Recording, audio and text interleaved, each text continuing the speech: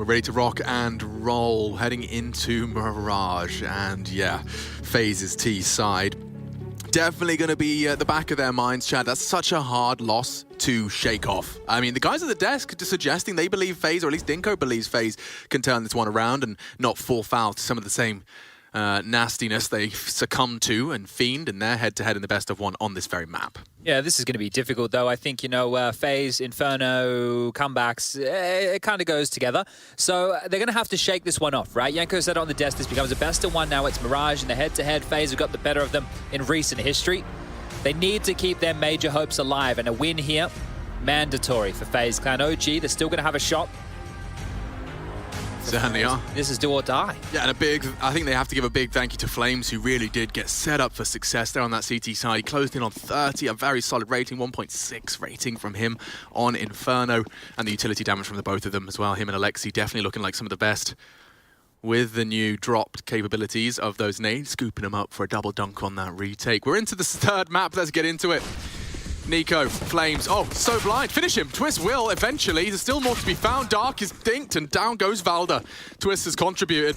This is quick as well. And Mantu through the gap in the smoke will find Twist. So this becomes doable now. Mantu forward, wanting to find another. OG have not won a pistol. Let's see if they can find it here.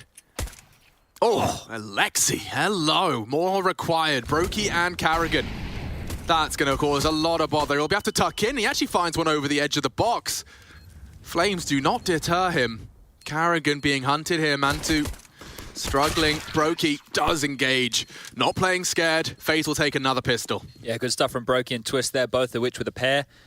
Nice shots at OG, though, to at least make it competitive. And nothing better than a USP crispy one-tap to the dome. But yeah, this was quick, right? They were out ahead of the util there, so the flashes really enabled this. The smokes were blooming just a couple of seconds later, but OG, we're going to have to take a little bit of a look here at what they want to approach with. It looks like it is just going to be the conservative scenario. Starting on the T side for FaZe as well, so elusive rounds in the previous, now getting off to a flying start. You think that helps them? Like now that they know they're picking, okay, the T side get it out of the way. Yeah, and that is the first T side round they've won in 12. Oh, yeah. Yeah. Yeah. So that might even, find a couple in a row. Exactly. If they convert this, which they very much should, OG continue to go for this approach where they will not force buy, right? I think on the T side, maybe that's if they don't get the plant. But here on the CT side, of course, you don't get the extra stimulation of the economy there. So basically a full echo.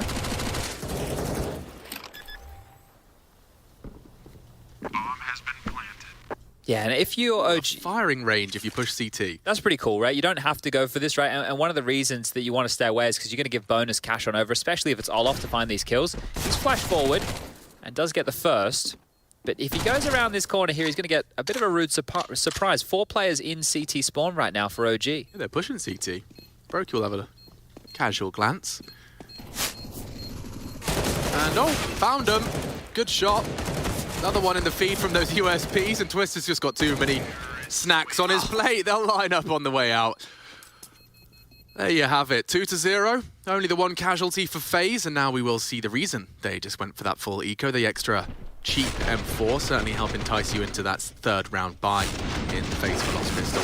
Yeah, Olaf actually has given his Galil over to Brokey here and equipped himself with an AK. I think in earlier games in these type of scenarios, Olaf would have actually just gone for a MAC-10, so we might just see a standard round here. And on Mirage, for both of these teams, they've gone for quite slow defaults in a lot of the games. So let's see if we buck that trend here today and things pace on up a little bit, as it's a heavy B lean for FaZe out the gate here. And it's a push from Volder. And it's a frag from Olaf. Valda down.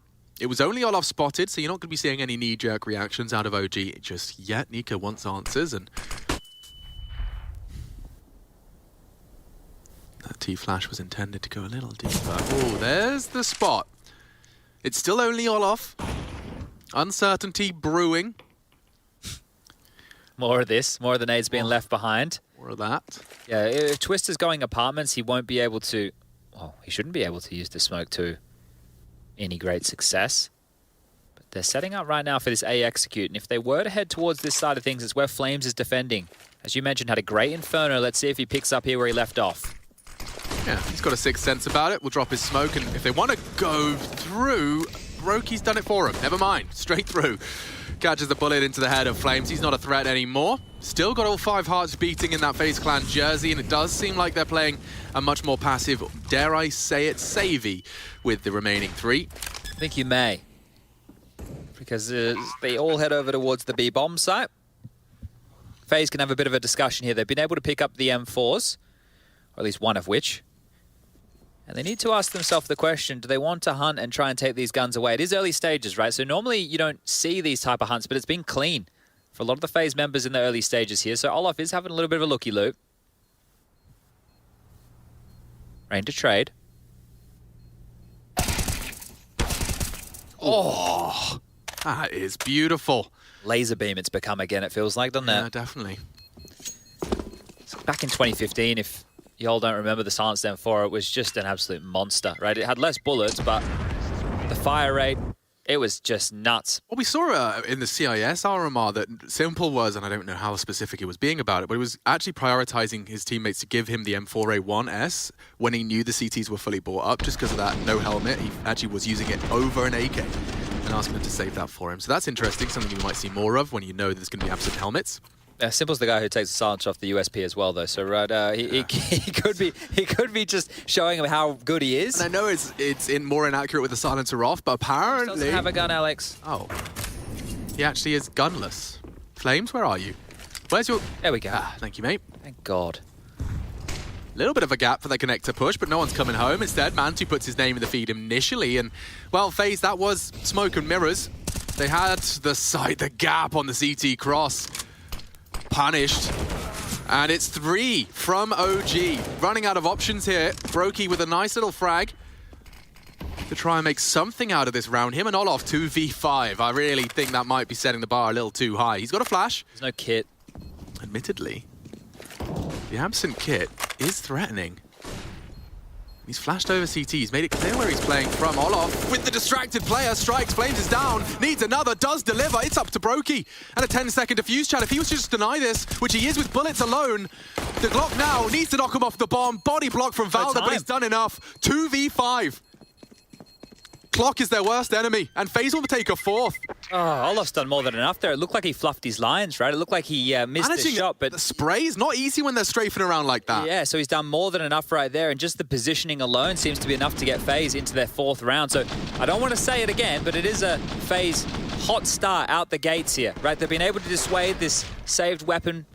And you could see how Brokey, he kind of suspected that the absent kit, all his priority was just making sure he could confirm. If anyone did fancy their chances on that bomb, his stray bullets would have caught him, and Alexi head in hands. They can't go down again to these 7-0, 8-0 starts. That would have been a difference maker, right? You don't want to have a hole of a comeback like you just had there on Inferno. Had 3, Chad, 3 opening kills.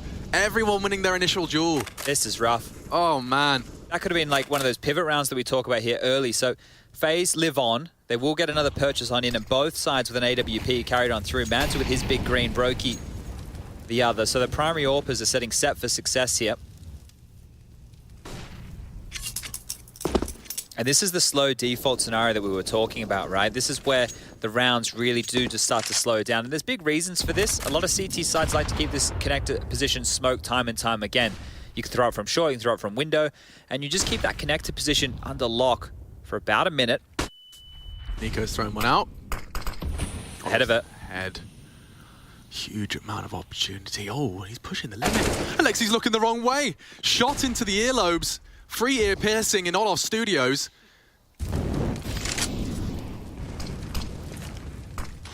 Now a T-Smoke arrives, and that's for him to get through to the stairs. Mantu tracks him. Nice find.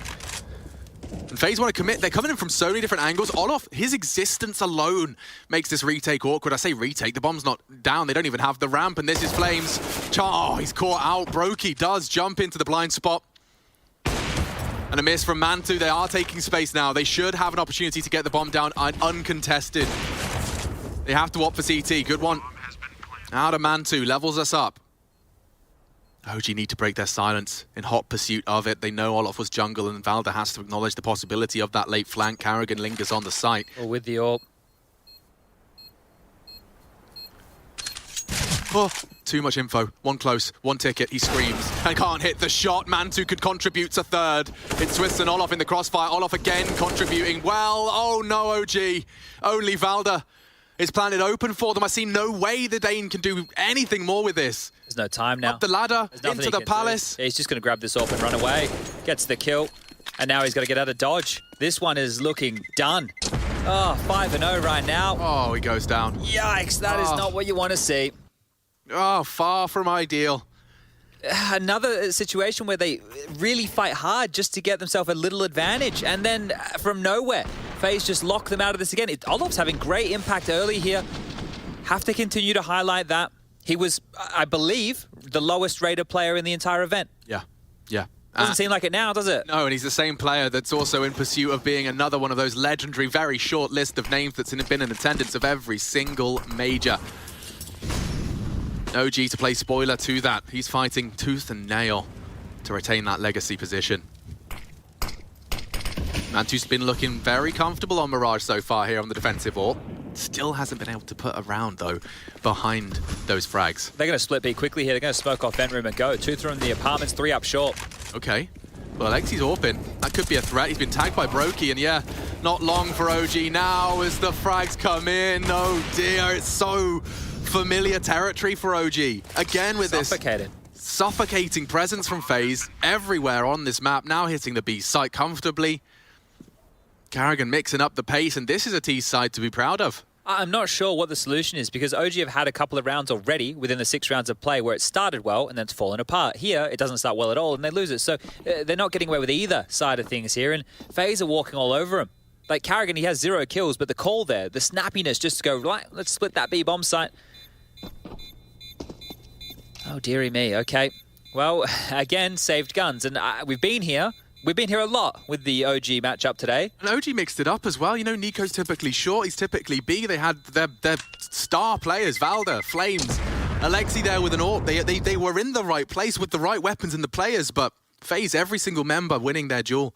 If we want to break down and start looking at the finances here, Nico and Mantu could both drop across rifles, and then one player could just invest in the Slank Light. But Valda went into Kevlar with a CZ immediately here. So that tells me they're going to do a bit of this double dip scenario that happens with the economy where they don't invest a whole lot. Next round, they get the 3,400 regardless, and they can have 2 back-to-back threatening rounds instead of putting all their pennies in and then maybe walking away with nothing. So they've already had a saved round or some saved guns that almost got them around. So let's see if they can do it again. Mantu elevated into the vent room. The AWP won't find anything early mid as there's no FaZe presence.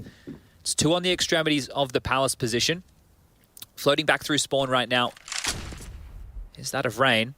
And they're just waiting to see what aggressive maneuvers OG have to offer here. If nothing comes their way, Karrigan is going to have to start working on a bit of territory and calling out the late to mid round. Yeah, they know there was a saved AWP. That'll definitely be part of their process here, is to try and identify its position. If Twist was to jump across, if Mantu was to miss, they get that info for free. He's actually just averted his gaze as they advance. Good timing. Oh, what a flash. Twist still pulls the trigger, bests them. Mantu running out of options, running out of chances. Rain, 2 on the entry. Something for OG in the form of Nico, but yeah, this stinks of a 7. Good flash. Twist sets up Karrigan. Nico holding the W key with a white screen leads to his death, and now just Valda. Ooh, the flip side of this, right? OG, they've already shown that they can come back into games, but this time they're on the CT side. Right, so I've said this in all 3 maps so far. At this point in the first half, it has to start now for OG. This comeback has to begin. They need to put rounds on the board, and they will have an opportunity with a gun round. Maybe even an AK-47 here. Karrigan goes down. Valda does take that off his countryman. Position noted with that smoke, but here's the thing, right? This works twofold. OG believe that they can start a comeback, but it would need to start now. And if FaZe find themselves in such a lead, they also know they struggle to close. So who's going to come over that mental hurdle first? That's the real question mark for me. Mantu back into the AWP. Alexi not opting to do the same here. And that timing of the flash, if it was a second or 2 earlier, maybe, just maybe, they poke their head into Palace and they get a kill or 2 and the round could fall in favor. But nothing seems to be going OG's way here. FaZe are doing everything and more right now. Yeah, and you know, I have to kind of correct myself. I thought FaZe would be really lingering on Inferno. What a brutal comeback to stomach from your opponent. But flying out of the gates here on Mirage in hot pursuit, more reminiscent of Ancient than it is of Inferno. Chad's already highlighted the differences in terms of the slow starts from OG and how they contrast with that incredible CT comeback. CT comebacks would have to be happening about now as well in this half. OG, 8 rounds left to be played here on the defensive side and still sitting on that goose egg. Doesn't sound comfortable. You're just going to be frustrated at yourself, FaZe, as well. Imagine if you come in here and you keep OG to single digits. Imagine if it's like a 16-5 game. Why did we guys, did we have to be here? Couldn't we have just closed Inferno?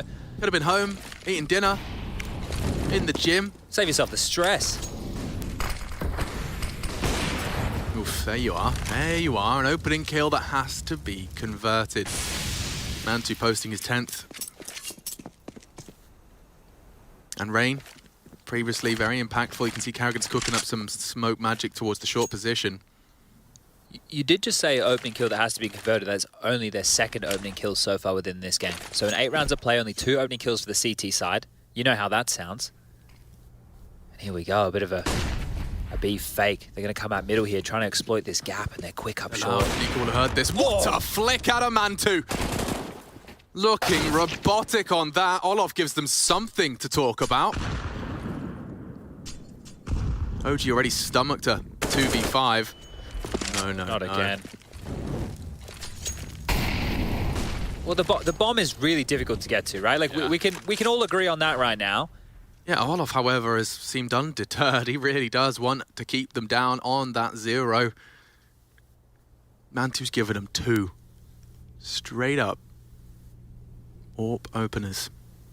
And now Brokey and Olof still trying to chip away at this OG defense. Nico responsible for the catwalk position. He'll have to use his own judgment as to when to strike. Information to be gathered from Flames. Little cursory glance from that triple box. They don't molly Nico out. Still threatening. Have to go away. There's only 20 seconds. Oh, they know he's there. That's some info. Gets the AK going. Hunting. 15 seconds. Brokey wants your blood. Brokey finds some damage. That's and enough. All done for this one. 9 seconds. No time for Olof. He will fall. The threat is over. And so is the streak out of FaZe. OG will post 1. Yeah, all right. Well, the game really starts now because this is where OG have to post a consecutive. And if they don't, then it's just going to be more one-way traffic for FaZe here because 1 round on the nose and this could continue to spiral out of control. But that second shot from Mantu was fabulous. That was wonderful just to see the flickiness of that. Nico did great there against Brokey as well. He didn't opt to take the fight. He made sure that time was soaked off the clock while he was being chased on down. So good heads-up counter-strike there. Well, this is a bit heavier towards the mid-control early. Yeah, Rain's looking over the smoke and inflicts some heavy damage. I think he suspects Alexi might have been short. Some silence bullets thrown through the smoke. Mantu lucky to still be kicking around here. 5 HP from that spray. Look at the setup right now from the CT side, though. It's very heavy towards mid and the A bomb site, right? You've got Nico, you got Flames. They're up close and personal. Mantu, the walking wounded on the AWP, overseeing business from jungle. And Alexi, well, he has a tall task of holding window and having to deal with the boost, having to deal with the short play. It will just be the man, Volda, over towards the B bomb site. And that's where Karrigan is starting to have a look. Now, Karrigan, he could actually press the issue here as a bit of a fake for the team, just to try and see really what's going on. The flash through, the pressure is there. Is anybody going to rotate the Hulk Volda? Oh, twists, checked. Good crossfire, works wonders. They were planning to pincer through that connector smoke, but it seems like a change of plan. Karrigan feels like the B site's the call. Who's going to get the info? Window's still smoked. Oh, I say that, it fades. And he does catch a glimpse of Rain enough to convert. Now 2-man disadvantage for FaZe. Oh, there's gone. The B bomb site's open for business. Problems now. Alexi doing everything within his power, but the bomb will be planted uncontested. Bomb has been planted. Mantu's in early. What a ballsy push. Missed his chance. Alexi's fallen as well to the flames. Olof kicking and screaming his way towards an 8th. OG need to string these together. They need 2 consecutive. This is just 1 kill away, 1 bullet away. They're lining up. Olof! They can both down. The Swede does not quit and kicks him right in the groin. OG in jeopardy. That was supposed to be theirs, Chad. Again, another round that's starting great. They fumble in the mid-round there. FaZe through the smoke. They go down, trying to cross mid. This is it. Alexi B, you think, okay, so much pressure right now. And they get onto the site in the 2-on-4 situation. Oh dear, this is vintage Olof right here. This is the player you want to see showing up in the server in the matches that matter. The 18 HP 1v2. That's 2 impactful rounds out of Olof. Don't forget the pistol rounds he had on Inferno. Both pistol rounds you can attribute to Olof there, and you can see what it means to the team. Everyone getting fired up. Yeah, they want it so bad. That's definitely a timeout moment, no doubt about that. Oh, OG keep getting handed some heartbreakers, but you know, we were in a similar mindset in Inferno, Chad. Difference being, this is on the CT side. They're getting battered and bruised. FaZe already looking set for success. 130 ADR out of Major Legend Olof. Jeez Louise, alrighty, well. The reason I think 2 consecutive was important was because Alexi could start to change the flow of the game, right, with his calling. But now that they've lost another one, FaZe, Carrigan specifically, really gets to set the driver's seat in where they want to hit. And this is great for him in the mental puzzle. Rain's ahead of the smoke as well. He can use this against them. He will. Spots out Nico. Can't quite manage the spray, and Nico does knock him down. Another opening for OG.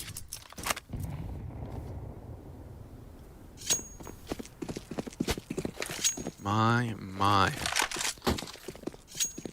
Well, back towards the A bomb site here. They're just going to park Olof, the absolute hero, top mid. He's missed his windows smoke by a country mile. So that's not going to aid him in the way he wanted. Hiding behind it in mid right now while the rest of his team work on this A bomb site. Now again, Flames is over here, but only had very limited kills so far. Here's them rampant. Their lurky smoke will get him out Tetris. Now Flames has got some thinking to do. Oh, and caught out by Twist. That is magic. They're suddenly back into this in a 4v4. And the smoke's starting to land. You can see the incendiary forces his hand. Mantu has to respect them. Alexi flirting with a fight. They're out of nades now. Towards this Palace position. Brokey swings in, and it's a hard shot to hit. Valda strikes as well. All of them connect in unison. And it's exactly what the CTs need more of. OG2.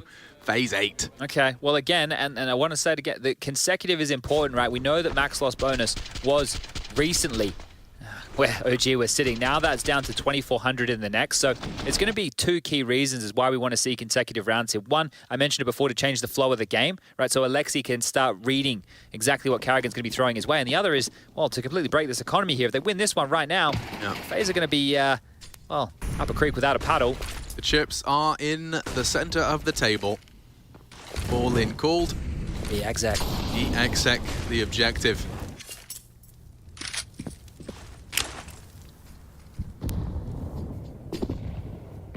Valda has the support of Mantu here in his AWP. Can't be pulled around with the Carrigan jiggle.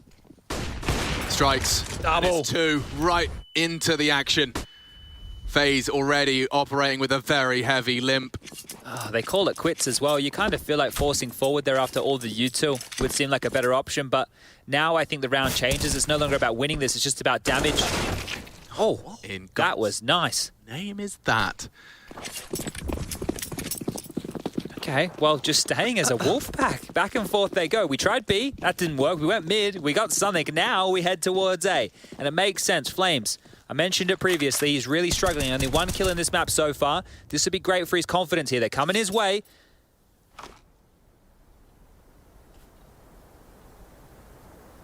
They're letting him in. By design here from OG.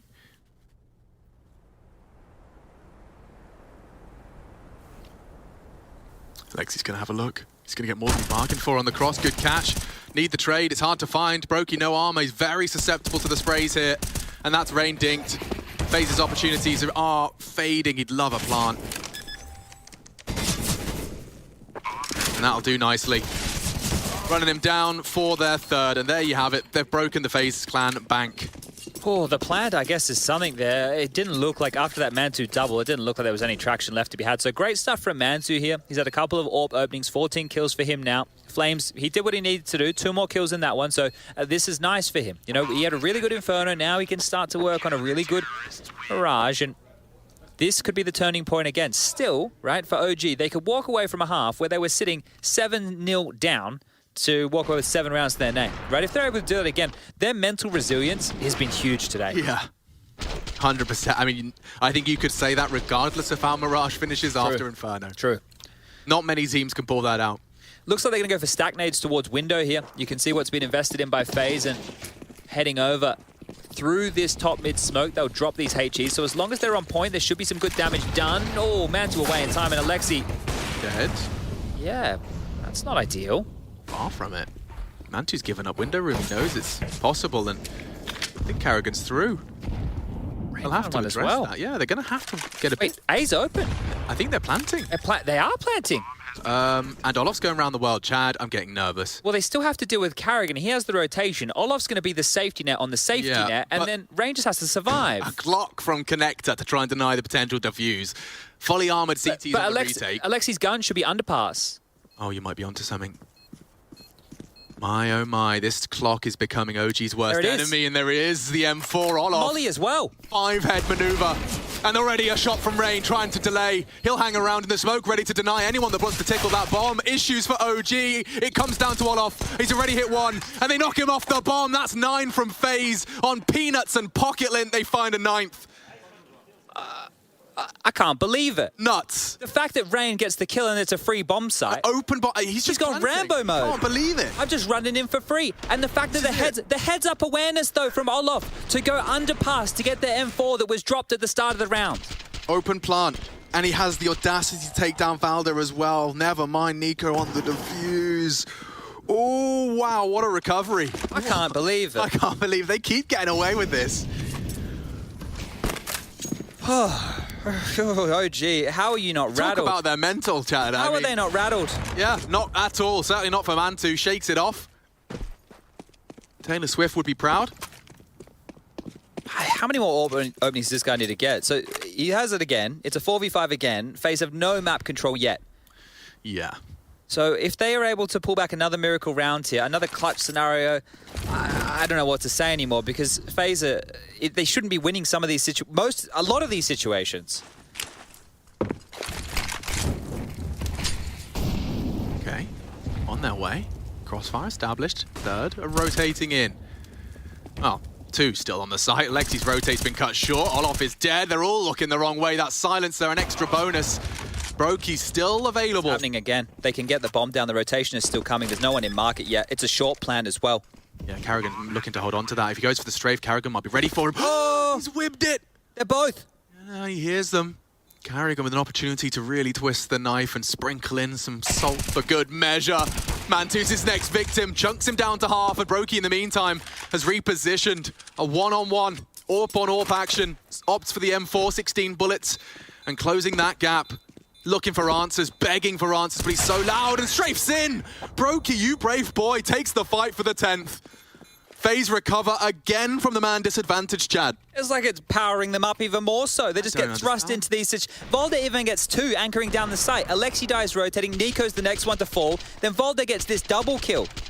But as soon as Volde goes down, there's no rotation. The other 2 still completely on an island of the A bomb site. It was Brokey with both of those. Never mind the 1v1 close. He's the one that knocks down Valder. And yeah, tut of the tongue. Fist bumps exchanged. It looks and stinks like an 11th here for FaZe. OG, despite the heroics on map 2, getting beaten up here on the T side from FaZe. Well, Brokey knows that this push is possible here. If Flames keeps going, he will just die, right? Walking into this doorway, instant death, and that molly, well, everybody knows where you are now. Twist through the palace, will find one, and I think it's just a cleanup on ILA. In they run, the mop and bucket. Everybody wanting to clean up this mess. Flames is dead, and it is just Mantu. He's done great. He's the only player in double digits so far for OG on this CT side, but with only 3 rounds to boast, 4 being the max, it's going to have to be another gargantuan comeback. Bomb has been planted. It's going to have to be quite the pistol. Think it's important? Yeah, you know what, dare I say it? Really important.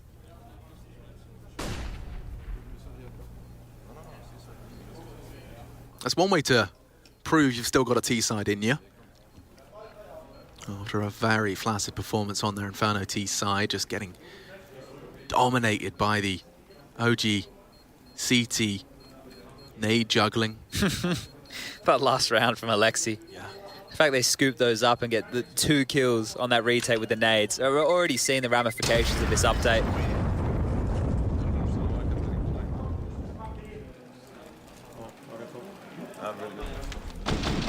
What a performance from Olaf, right? Like, he knows what's on the line here, right?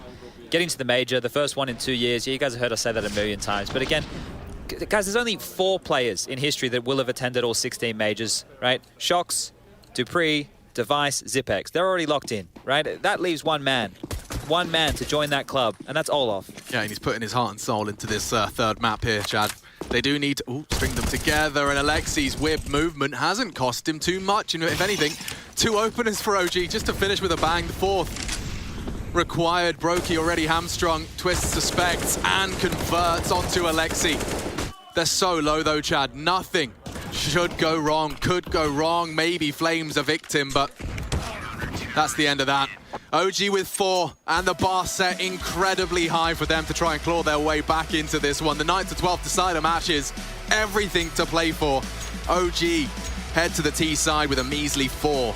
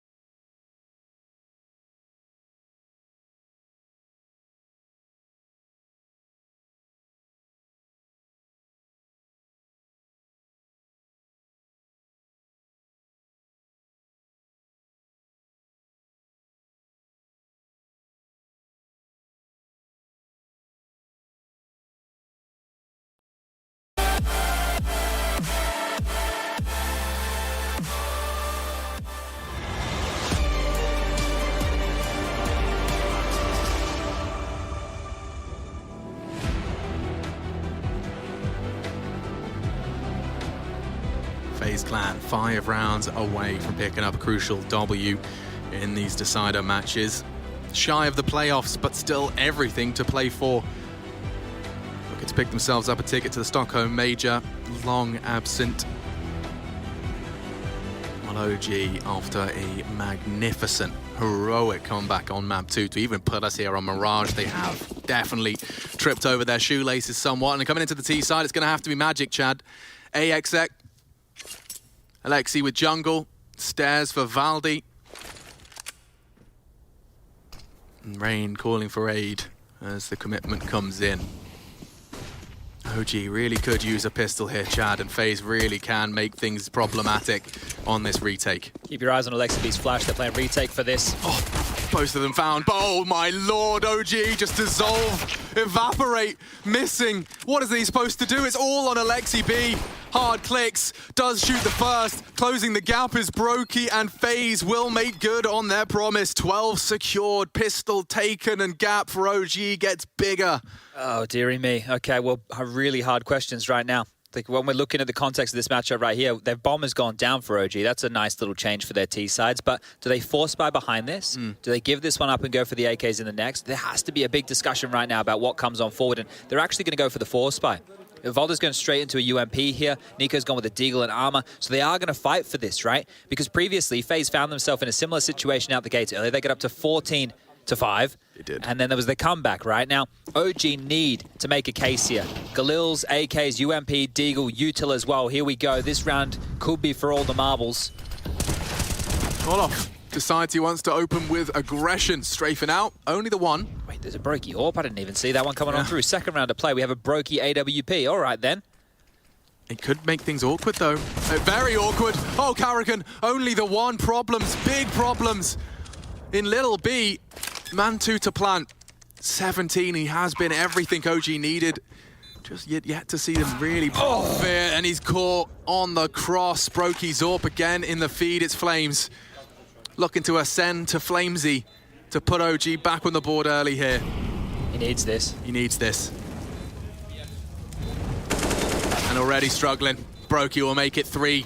Delivers on that AWP, 13, and they put all their marbles into that one, Chad. Oh dear, I'm having a little bit of a read right now on OG's way of guaranteeing a spot, right? This was their options. There was three ways OG could possibly qualify for the major. Option number 1, winning the 9th to 12th decider bracket. Not possible if they lose this matchup. Option 2, beating FaZe. Not about to happen, but then they would also have needed Big to finish 12th, or one of Fiend, Copenhagen Flames, and Movistar Riders to finish 8th. Whoa. Then the last was placing 11th and Big finishing 12th and FaZe finishing 10th. Well, right now, Big are up 12-9 against Heroic after winning the first map. This could be the end for OG. End for OG. Their major hopes hinging now on a T-side comeback like nothing we've seen in recent memory. Oh, Brokey. Indecision. Indecision, yeah. It's coming back to get in. They're closing the gaps. The flashes are brilliant, and so is the opening kill, but he's gone unchecked. Rain has a chance here. A chance to cause chaos and pandemonium. 2 of the 3 required. Danced with Alexi, living on as best he can, holding on to what he's got. 8 HP, and that's the punish. Oh, Valda's supposed to have it. And instead, Alexi's thrust into a 1v2 with only a sidearm. How would a FaZe throw this one away? Full util kit. Everything he needs. Olof coming in from that connector position. Lexi will hear it. Tetris looking to strike.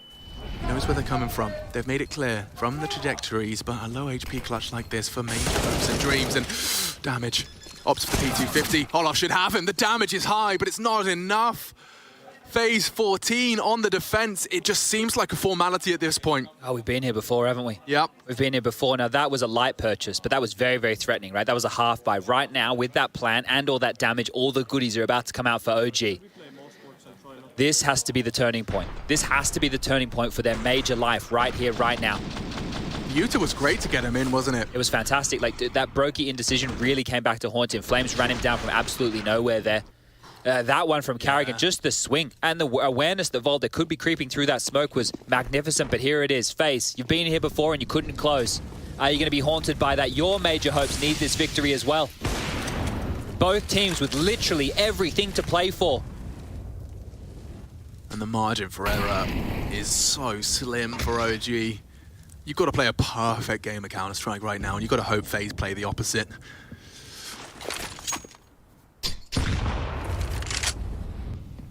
Passive on their B presence. Valda's not too deterred by that nade out of Carrigan. See quite an active pursuit of information, which could definitely be threatening if Mantu forced the issue. Brokey's going walkabouts just as Mantu throws out the nades, trying to set up his teammates or park Valda here. It's been established from the very start of the round. Broky's not going to succumb to the greed.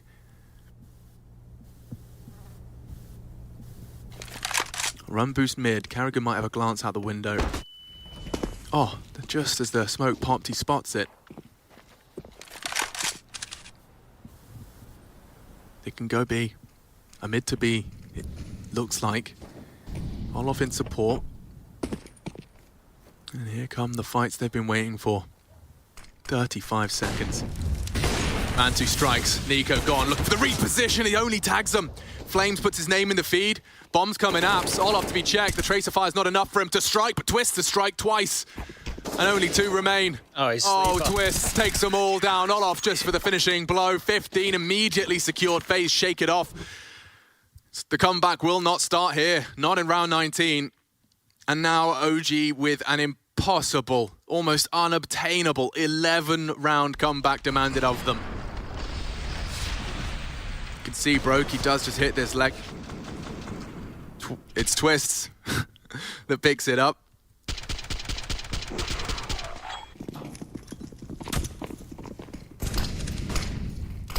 Well, they weren't here on the last map, were they, FaZe? They didn't quite make it to 15. Yeah, they'd never before seen.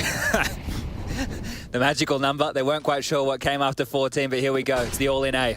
Learn to count, and well, 5 could be the magic number. Just looking for 1. There it is. Here's 2. Nico falls and forced to watch as OG, their major hopes and dreams, perhaps hinging on these fights. He's doing it all. Twists with everything. And that's 16-4. A dominant finish from FaZe. They truly do not care about your comeback. They come in absolutely kicking and screaming into the 9th to 12th decider. More to be played for, and OG now watching intently at that heroic big result. If Big find 2 more rounds, their hopes and dreams are crushed.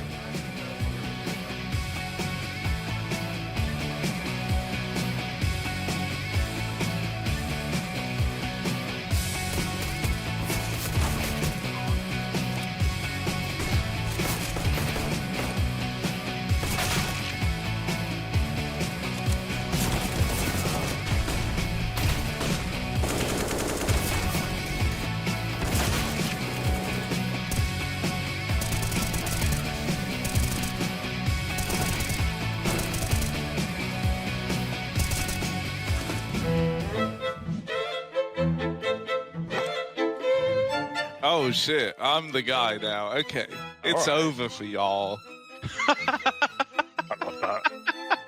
I'm screwed, man. I'm gonna have to ask who's running through that. Never mind. That's just... I'm in pursuit of a fence. No.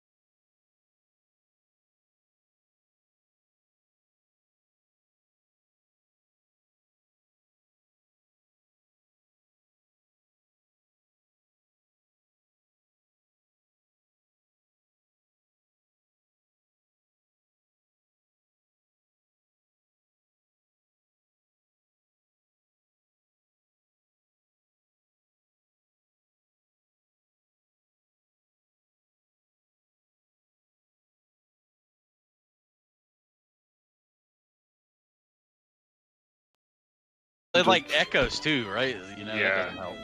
It sounds like it's right here. Well,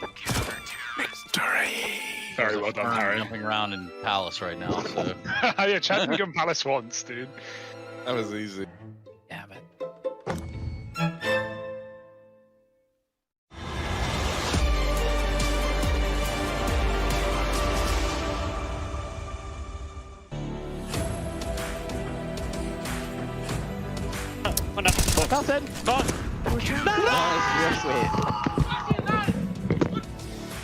And I'm unwilling to bet that I had more fun on Prop Hunt than OG had here on the last map of this series. Of course, that means that FaZe have done it. They have secured themselves a spot within that ever-coveted major coming up at, well, it'll be November, I guess.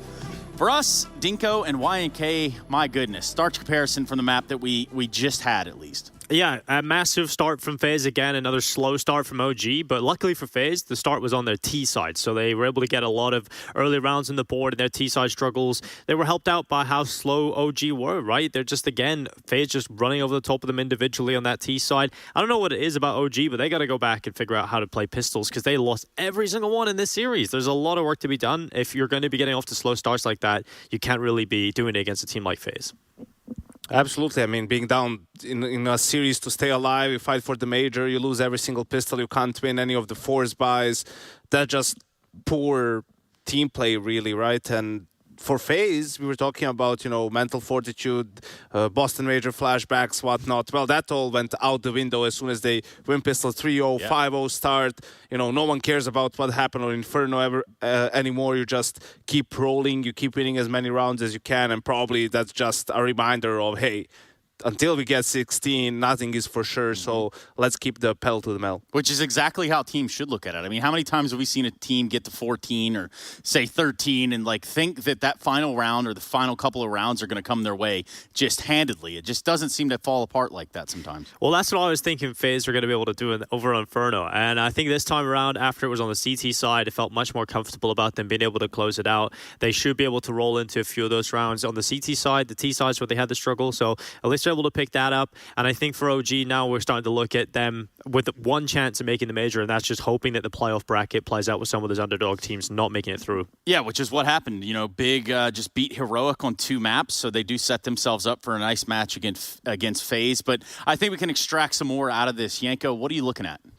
Yeah, I mean, it was a very dominant win, but one of the rounds that stood out really in the first half was round number 12. This is where FaZe was even on an eco. Finally, OG managed to get some control in that first half, and you're thinking, okay, maybe they can make this sort of respectable. You can see the score is 8-3, right? If it's 8-7, obviously a much closer game. Anything can happen. FaZe just with a couple of HEs in window, trying to basically swarm mid. They get a kill there on Alexi. The round now gets a little bit weird. Flames dies close towards the A bomb side, and it's a 3v3 situation where OG doesn't have any control left. The bomb goes down, and you know, it just goes from bad to worse really from OG. You see how they're worried about all these positions. They don't have control of jungle, anything really, just CT spawn. And despite FaZe not really having any armor or weapons, they did, I think all of picked up an M4 in lower B. It's still just such a difficult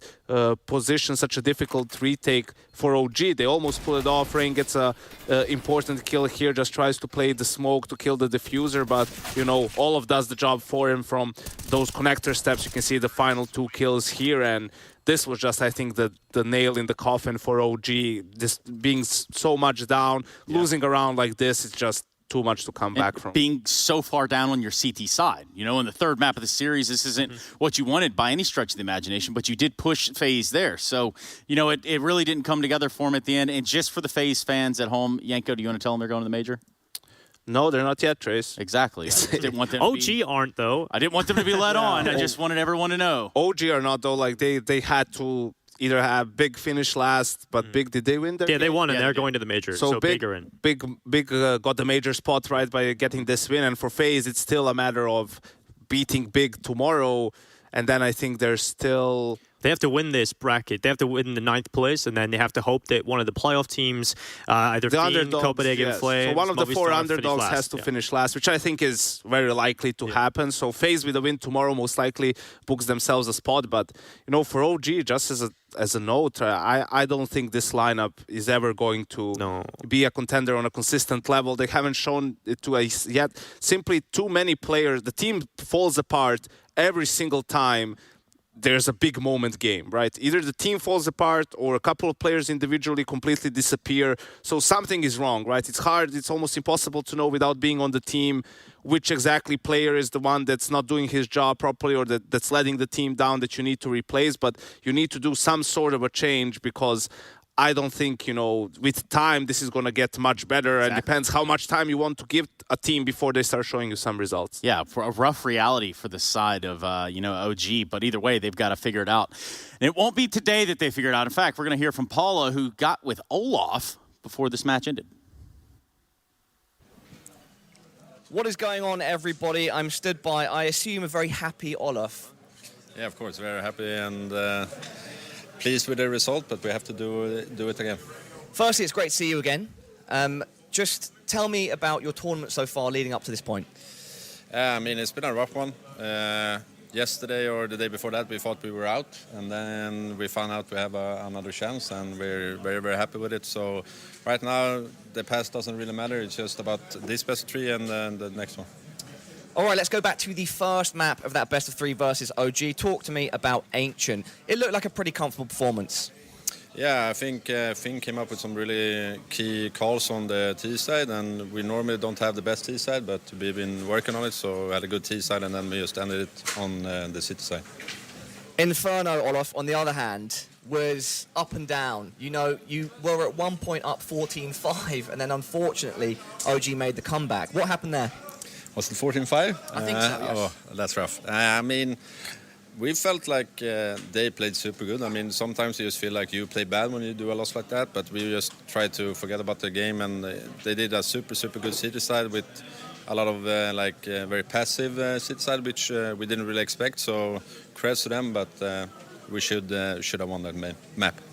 Moving on to the final map, Mirage. You guys just went all out. It was a fantastic performance. What was the approach going in, and did it play out how you thought it would? We just said it. We have to win this. We give it all, and hopefully it goes our way. We had a plan, and we executed it very good. So yeah, very pleased with the Mirage map. It looked like Finn Carrigan was making some crucial mid-round calls. Can you tell us a bit more about them? He just reacted to the information the other teammates gave, and we went with the flow. We had some really good rounds and some key rounds that went our ways. Talking about key rounds, final questions, Olaf. You had 2 big 2K rounds to clutch up. You weren't Boost Meister today, you were the Clutch Meister. Can you talk to me about those? The 1v2, I think on B side, I was very lucky with the timing, but there was something I gambled on, and that was a good spray. And then the eco, Alexa. That eco was amazing, Olaf. I don't mean to interject rudely, but the way you did the round the world, you went into underpass, you picked up a CT gun, and then you closed it out. That was awesome. Yeah, please continue. Yeah, on that round, I heard we were getting the plant down, so then I knew that the gun was down under window, so I said, I'm doing something, just wait, and the gun was still there, and went good for me. Well, Olaf, your tournament life is still alive, it's still going. How do you feel your chances are going forwards? It's the same today. It's going to be a tough best of 3. I think it's against Big, so we're just happy we have it in our hands, and it doesn't really matter what the other teams are doing. So hopefully we can win again, and that's our goal. Awesome. Well, best of luck. It is truly fantastic to see you again, Olaf, my bro. And we will now head back to the studio. Paula Geroyson. Oh, goodness. Anyway, Yanko, what'd you take from that? What do you hear from Olaf? Yeah, he's just keeping a cool head, really. It's a big win, but the job's not done yet. They still have to repeat the same tomorrow. And, for Olaf, he's not going to care too much about how he played up until this point, right? He played a great game, and also he knows that doesn't matter really. The only thing that matters is if the team wins or loses. Like, he could have 100 kills over the course of a series and the team loses, and it doesn't matter for anyone, really. So, yeah. Yeah, that is kind of the reality of our situation. You know, of course, we're still in deciders, and what's actually coming up is a little bit Bad News Bears versus Team Liquid. You guys ever heard of them? Yeah, I've heard the Bad News Bears. Don't know the Team Liquid side, though. Okay, fair enough. Any shout out to Jason Motul in here? Why? I don't know. Why not? He's probably listening and watching somewhere, so just figured I'd give you the shot. But if you don't want to take it, that's on you. And if, like Michael Scott said, you miss 100% of the shots you don't take, Michael Scott via Wayne Gretzky. We go to a break, we come back, and it's the NA Fall RMR.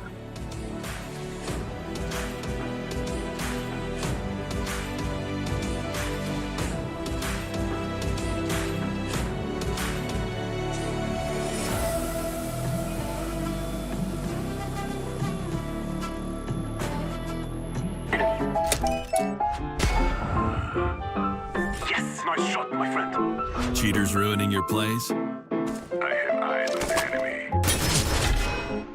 Bad servers stopping your shots?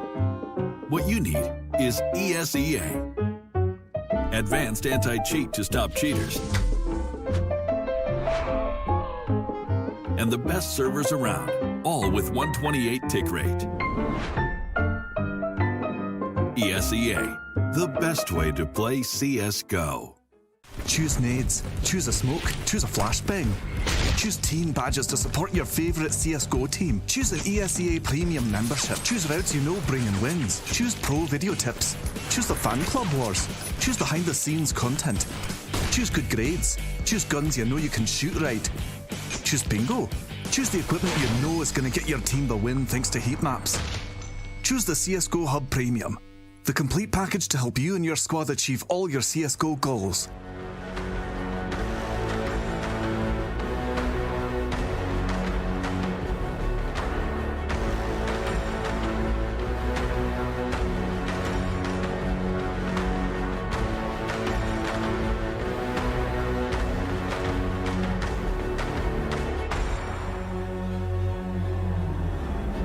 Hold on to what you found.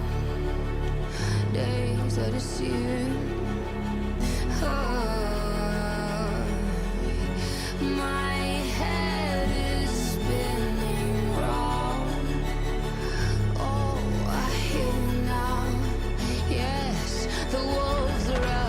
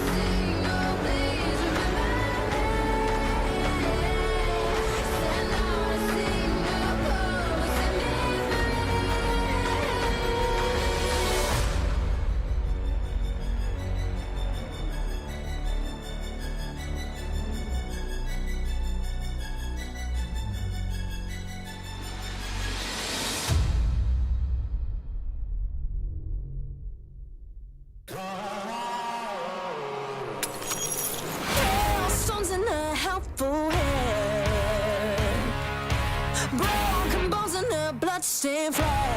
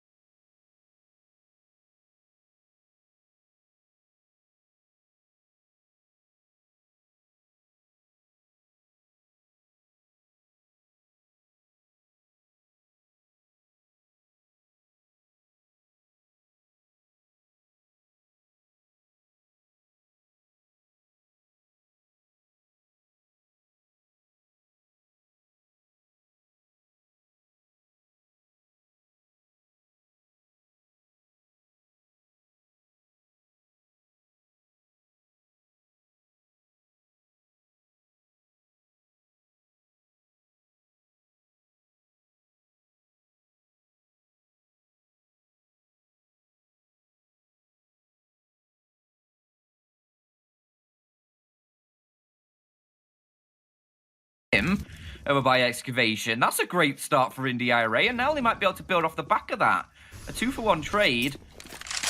Instead, doing a lot of damage, and now X5 steps into the fold. He's going to be able to find one, look for more in the site, and he's going to double his money, make it triple. I was going to say a single smoke could derail this donut defense. Instead, it'll be the flashbang that lines up Davkos and forces him back. Still got Railway in position now. Do they expect him? They do go for the first clear, but Railway still finds a shot, trying to deploy his smoke to keep himself safe, but he just can't get it down in time. He will get gunned down. Davkos now needs to try and hold the line towards his temple, towards his A site, and try and buy time for the retake. But it might not even be necessary because his teammates aren't having most of the success. Davkos, hugely impactful kill, catches some Die Young as he wanted to go for the plant, but the utility just about subsides and removes the obscurity from his vision, leaves Dexter alone in a 1 versus 2, and Davkos just gets the perfect timing with the AWP. Oh no, it looked like he surely had the drop to at least get one free kill out of that. The nade will be good for the trade. And well, Davkos holding strong with this AWP from the back of the bomb site, smoked down. Does force him back out of position, but for now it doesn't really seem to matter. His teammates have dealt with everyone who's already crept forward. There's only Dexter left on that lurk. He's only got a Tech 9, and well, he should be, I was going to say, spotted pretty soon. There's a smoke down for now, so quick risk, as you can see, at least being cautious, though. Not, I was going to say, giving too much over, but he ends up taking a little bit of a swing, cop at a Tech 9. As well, going forward past the site, some Die Young.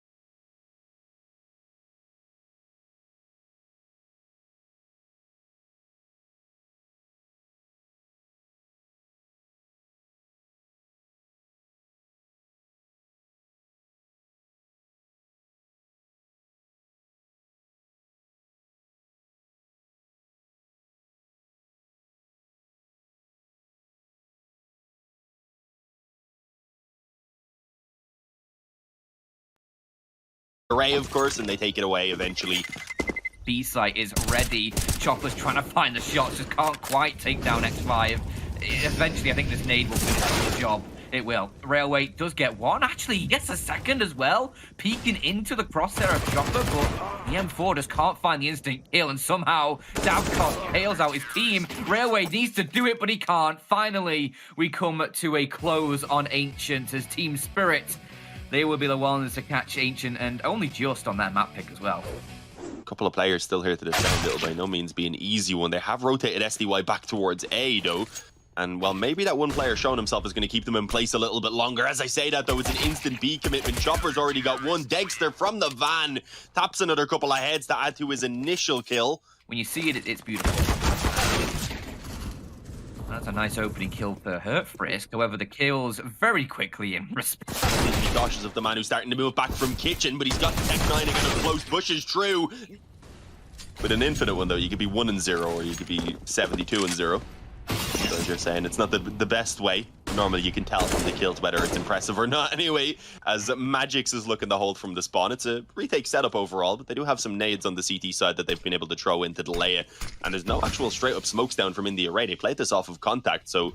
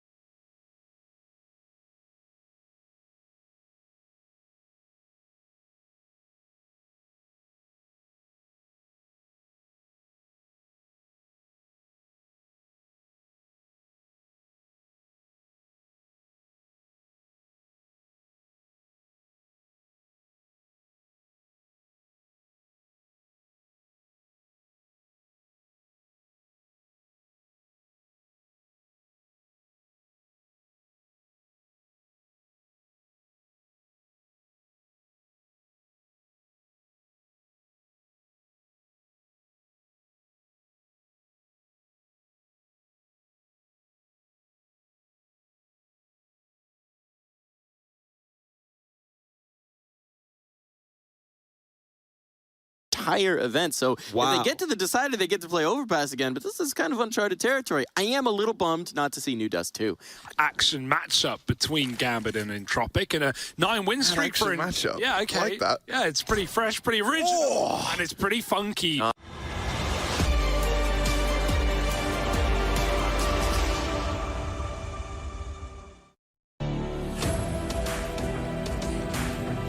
A new day dawns in the Intel Extreme Masters Fall, and this day it dawns on NA. It's time to get into the North American Regional Major Rankings event, the last event before the major, and there is everything to play for. 5 spots completely up in the air. Nothing decided at this point. Everyone has the possibility of going through to represent North America at the first major in 2 years. The most prestigious event in Counter-Strike. So much to do over these next 6 days of broadcast. So much to be decided, folks. I'm Darth Mike. I'm joined on the desk again by Hawka. We kept him from last week, and then we've got a new FaZe here. We had to deport Wolfie, so we brought in a replacement for him. We went to Canada for it. It's Laz. Laz, welcome to the show. Thank you. Pleasure to be here. Very happy to be here as well. It's nice. Your mustache is just so brilliantly twirled. You know, it takes a little bit of work, but you know, we get it going here in Canada. So magnificent. We had to up the style quotient, so we got rid of the beard and brought in the mustache, changed things around here, get a little bit more flair. Hawka, how you feeling now? A week into the RMRs. I'm feeling good. I am actually excited for NA here because you guys have still got 5 spots and your teams are going to have to prove that they can keep those 5 spots at the next major, Mike. You've got to have some good results from some of these guys who maybe haven't been having as good results. You're saying they're going to take our spots away. Maybe. You're not just saying who's going to get in the spot. Oh, I'm being attacked here early here on this desk. No, if you're outnumbered major, You're outnumbered now. We've got more saying. NA boys on desk. We can fight you. So here's the RMR points as they stand, folks, coming from previous events. There is only one scenario, though, at this tournament where it won't just be the top 5 making it through. If EXTREMUM end up out of the points and a team with 0 points in this event, say like a Godsent, end up in that 5th place spot, EXTREMUM will still make the major by the slimmest of margins. But that is the only specific scenario where it won't just be the top 5 from this event. What will be up in the air is that legend status here. Absolutely. The top 3 teams trying to make that through. I also got to say, rest in peace, Gen G, who are still on that graphic with 60 points in there for no reason. I feel bad, man. I remember when Som was breaking onto the scene. I was so excited, and then for some reason that didn't go too well. That was the last North American LAN event. I know, right? Before the pandemic. Everyone was so excited for that Gen G roster. Everyone thought that Som was going to be the next big thing, and then he left for something else. Something entirely different. But speaking of predictions, things that no one could have seen coming, we're going to have to make some predictions here of ourselves and see how good we are at seeing into the future, because it's time. Oh, it's time for my favorite time. It's the 1xBet prediction time. We've got our magic 1xBet box here. We've all made predictions. We put them in these nice little envelopes. We're going to chuck them in the box, and we're not going to check them up until the last day of the event. So I'm going to go ahead and slot mine on in here. I'm feeling confident. I've just realized you have to put it in sideways or it doesn't fit. Good to know. We'll see if our predictions fit with the future. Put it in. Yeah, you're figuring out the same thing I did. Okay, I'm going to put my prediction in the way I think the team is. I'm not going to throw it in. Are you kidding? Go for it. There's no way it makes it. I'm going to put it in like the team I picked are going to play. Ready? Very aggressive. Very aggressively. Somewhat of an indicator of what this might have been. There's a few teams. Let's talk about some of our other predictions here. We've got 2 very handsome lads. We've got a bit of a telltale heart thing going on here. It's Harry and Hugo. Harry, Hugo, how you guys feeling about your Preds? I think everyone's gone for Liquid, right? Maybe Hawker's implying some Fury-esque madness in there. But, I think that they're the safe bet for this region right now. Would you say they're a safe pair of hands, Hugo? I hope Grim's got nice firm fingers. Right? Yeah. I certainly hope so, because we've seen Liquid take uncharacteristic L's before. We were all there when we witnessed that heroic breakdown. Let's not talk about it, Harry. But I really hope that we get to just see them show up here and looking good. Mike, you feeling better about their chances? I am. I know we've had some heartbreakers here. I know we've had some gut wrenchers, but yeah, I feel like the boys coming back to their old stomping grounds, coming back to the small pond, they might just be all right here. There are some nice potential underdogs here, some potential dark horses. Teams have been doing really well lately. Godsents, paiNs, a lot of the Brazilian squads have been showing nice form lately. Anyone you think that could maybe shock the whole desk? Godsent are the ones that are really in form right now. And even though I don't know if they have a massive amount of structure, they just have a lot of skill throughout their roster. I'm sure we will dive into that shortly. But look at all these Brazilian teams, man. Even on Liquid, you've got Fallen there, having a little bit of Brazilian representation. And even ATK, I mean, that's not an NA team, right? I mean, South Africa doesn't have their own region, so we'll just claim them as ours, right? There's one NA player on the team, so they're NA. This is the VOO argument that if a Brazilian team lives in NA for long enough that they are now claimed as NA. Oh, I also take that. We're a nation of immigrants. You spend over a year here, you're ours. It's just how it works. I don't make the laws, just enforce them. Brazil is NA, NA is Brazil. I mean, look, as soon as Fallen's in Liquid, we've had Taco in Liquid too. Like, Brazil is NA, man. It's just, we're all one big happy family out here. Definitely never any conflicts between the regions. Never, Laz. Never. No, never. I mean, it's pretty incredible, though, to see so many Brazil teams in the division. And honestly, they, like you said, I agree with you, Haka. Like, there's been a lot of impressive showings. Godsend has just been an absolute terror lately. They've been able to put up some big victories through a variety of tournaments. And as well as paiN. This is a team that I've been following for a very long time. And the fact that we're still seeing another team like this just pushing their way through the rankings, it's quite incredible. Well, let's get into the meat and potatoes of our matchup here, because our first game up on the desk is going to be the Bad News Bears taking on Liquid. We've been watching some beautiful highlights of that handsome ad there. The professor, he's Presente. I'm never quite sure how to do that one. It's Fallen, who's been rocking it in Liquid. They've been looking, apart from some very catastrophic losses, kind of good here, Haka.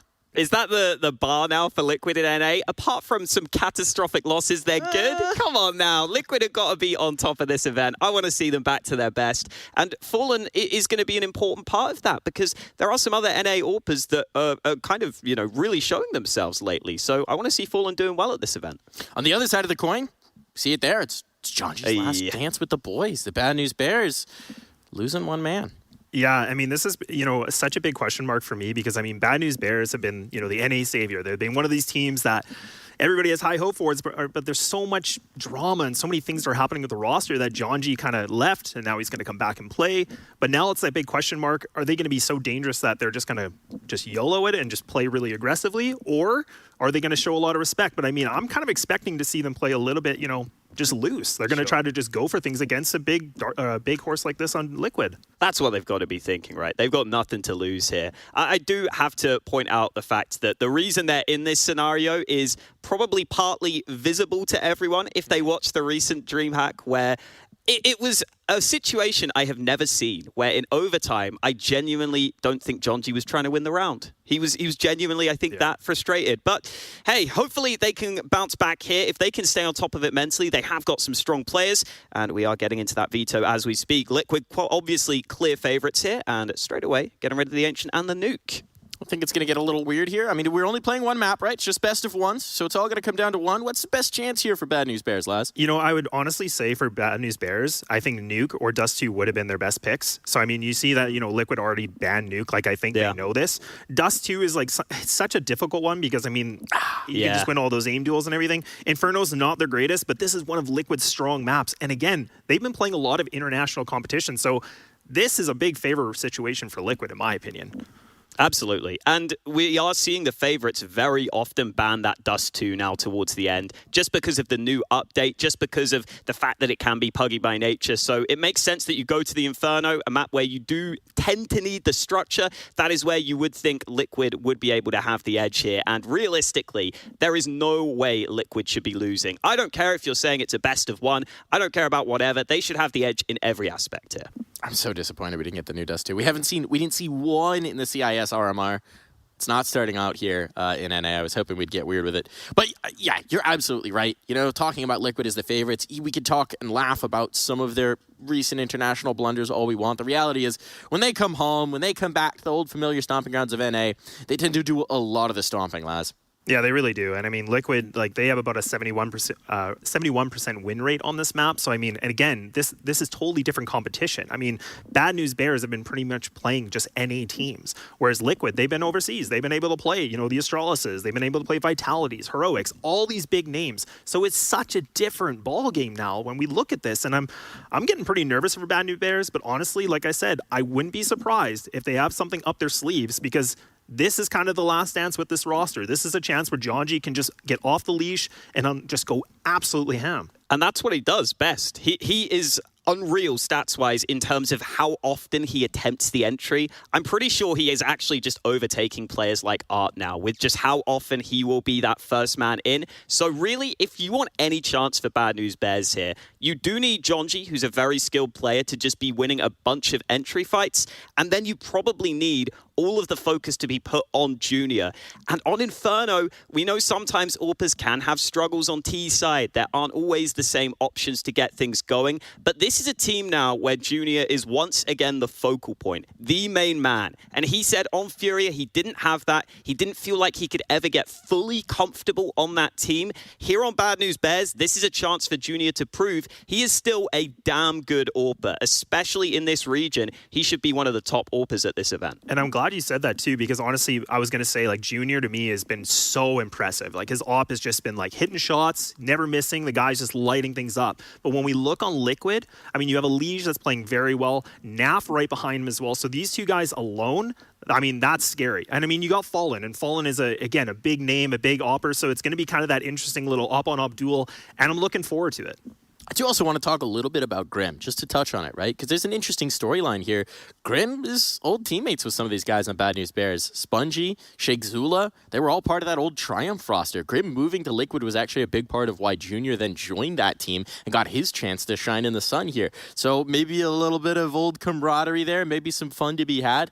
Definitely, I know there's a lot of love between those two sides in that regard, so I'm curious to see if we'll see any of it shine through in the server. I also always get the feeling that whenever Grim comes back to these NA events, he is just even better than he oftentimes can be against the EU teams where maybe he isn't always able to be as much of a standout.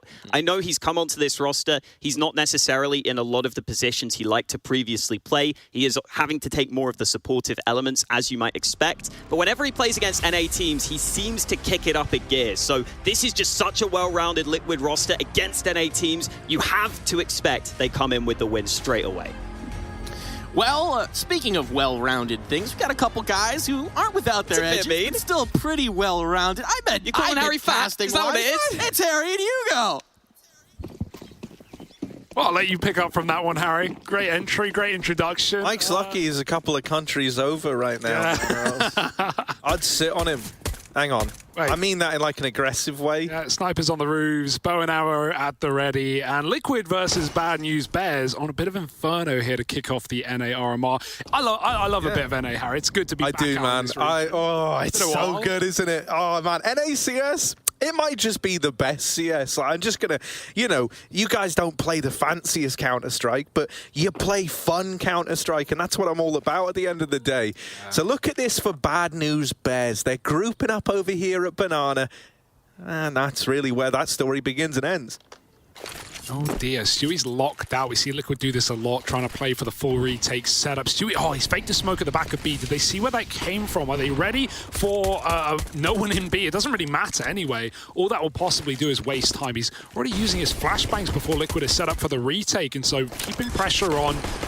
And those Bears go back to Banana. Junior, some missed shots. It's a Liege to bite down as Liquid come in with 4 on the retake from one side. Yeah, Stewie moving in through CT while the rest of his team flood through Banana and into the site. Jonji only good for the first. Oh, Sheikh Zula, that's a little bit ugly. And now it is just Spongy left.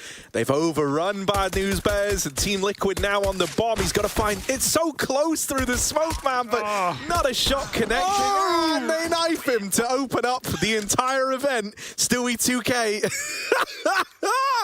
Well, Stewie... Well, Mr. Stu. NA's back, baby. And this is why, right, look, if you want an official tier list of, like, I'm going to leave some regions out, right, obviously. I'm just going to focus on, like, the 3 that everyone's really familiar with. Tier list of Counter-Strike regions. NA, number 1, right? Number 2, EU. I got to give it to them. Number 3, CIS, even though they're the best right now. That's the official tier list. I'm sorry. Yeah, pandering's great, Harry. They are endangered, so we need as many as we can get, as much as we can do. And right now, Liquid are giving us one hell of a show. And that's kind of what we expect. One hell of a show, just 1 round in. Yeah, exactly. You know, what more is there to come? A lot, I'm sure. Naf, he's going to get tagged down at B. He's got to back out. Jonji's trying to hunt him down, but Bad News Bears won't stop Liquid from escaping with their life. It's a bit of a weird, wacky force buy. I just saw the camera quality that Elige is working with as well. I hope we can bring up the player cams at some point, mate. Elige, such a smart guy. He's invested in this setup as well. Like, God, I've been here for 1 round and already I'm just... You know, keep it in your pants, yeah, dude. Like, we're Team Liquid right now, man. Like that's what it feels like, right? Look, here they are, Bad News Bears stacking up for a little, a little A play, and Fallen on the angle with the scout, going to take one to the dome, but it feels a bit misleading. You hear the tag and you go, yeah, he's low. He's like 10 health. He's not. He's actually looking all right as Fallen, and they've even called for this early rotation of the third man back from this B bomb site to pad out A.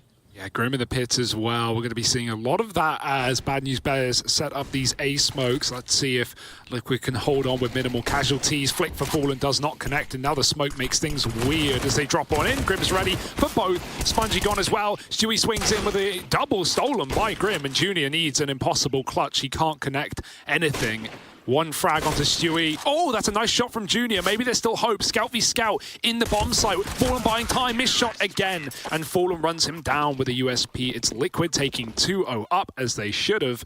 And the force buy goes nowhere for Bad News Bears. Going to have to be a little eke now as we squeak our way through into the gun round. Yeah, you know, out of all the initial matchups you could have got if you're Bad News Bears, you're probably feeling a little sour as to this is the one that you would doubt. But, you know, you had to play them at some point. Why not get it right out of the way? Sure. It's like when you're eating, you know, a meal, you always start with the veggies and then you save all the delicious stuff till later on. I can get behind that. Liquid, they're quite the portion on your plate, though. Are you going to have much room left after dealing with these vegetables? Grim turns Jonji into one. It's a 4-on-5, and Bad News Bears just grooving in apartments. Yeah, man. Cool. Yeah, that's pretty sick. So now, like, just these Deagles, you know, trying to find a way in the world. Aren't we all? They're just waiting around, you know, waiting to die.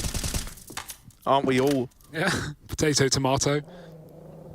No, I don't like it. I can just feel something weird's going to happen. I can feel it in my bones. Yeah? Nah, not anymore. The feeling's gone.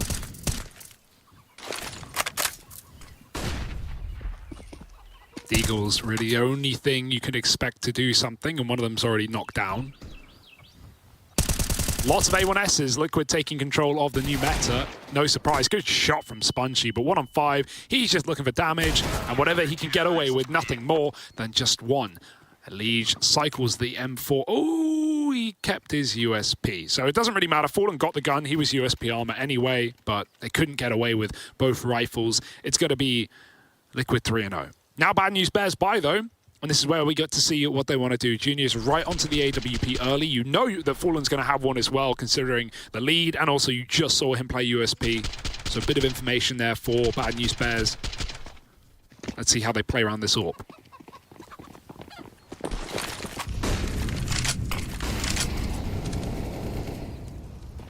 Yeah, AWP v AWP from the get-go. Oh, Fallen, it's a good thing you didn't take that peek.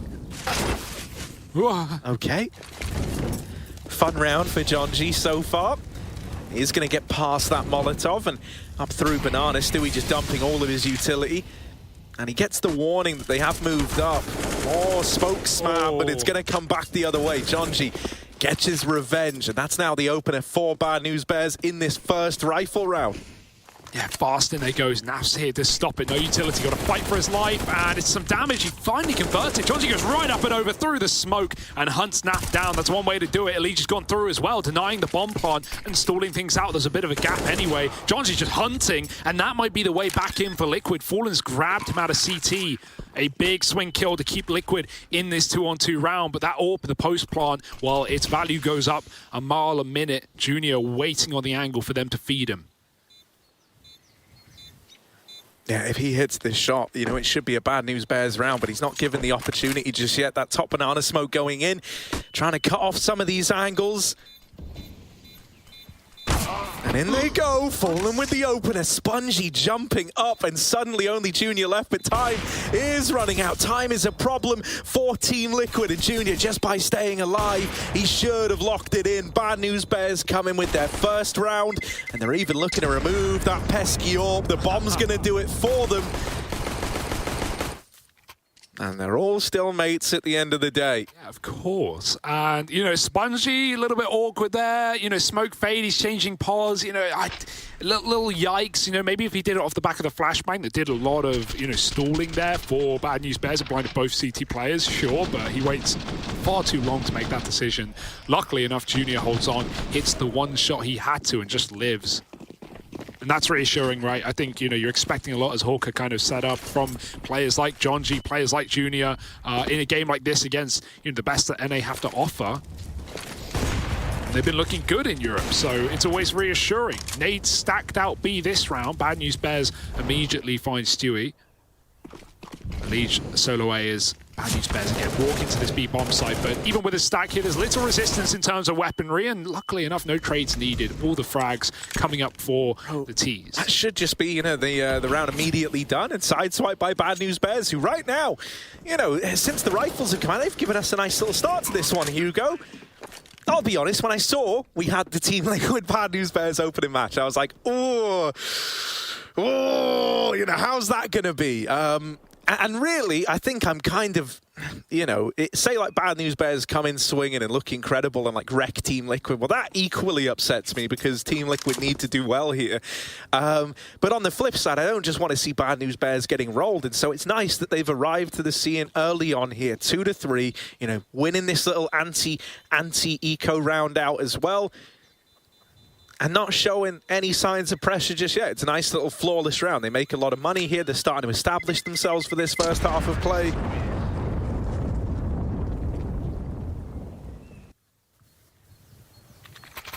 But now we do have those guns coming back through for Team Liquid.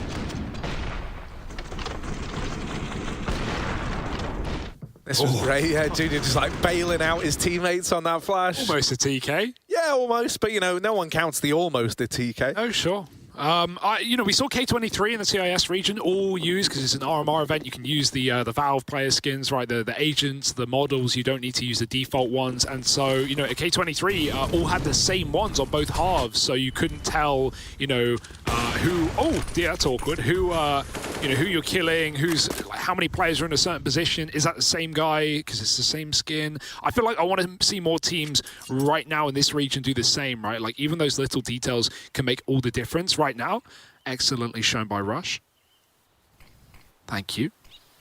Oh yeah, wait, I forgot. So we have Rush? Yeah, only for this map. And then we go on to Efren, major observer. Nice. It'd be nice to have him as well.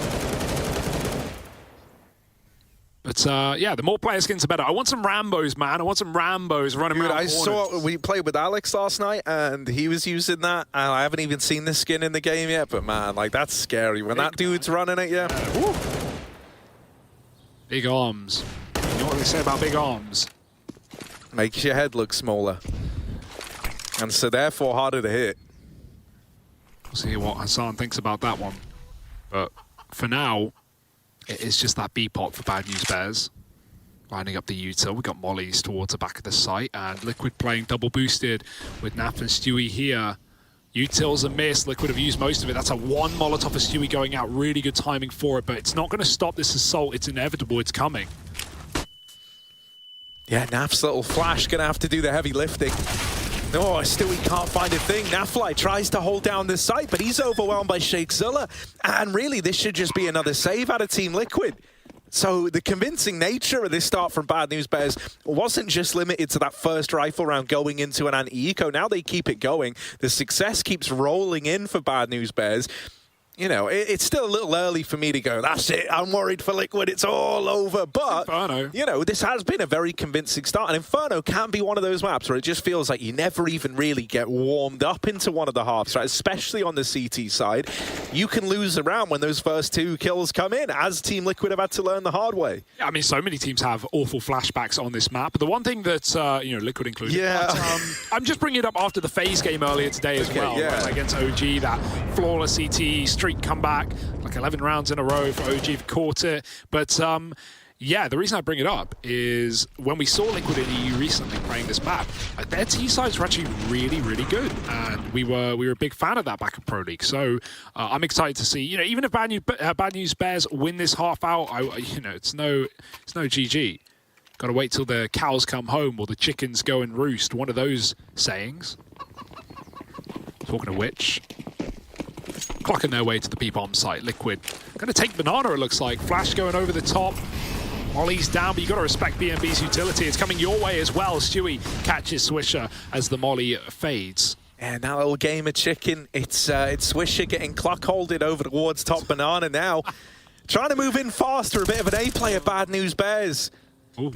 But Elige doesn't want to let them in. Well conceded top middle, and so Bad News Bears have at least established this bit of map control. They don't have anyone else over at Banana, so there isn't really that, you know, lingering option to go back. You are committed to A here. Elige with the swing and the flash from Fallen is just perfect to set him up for that double.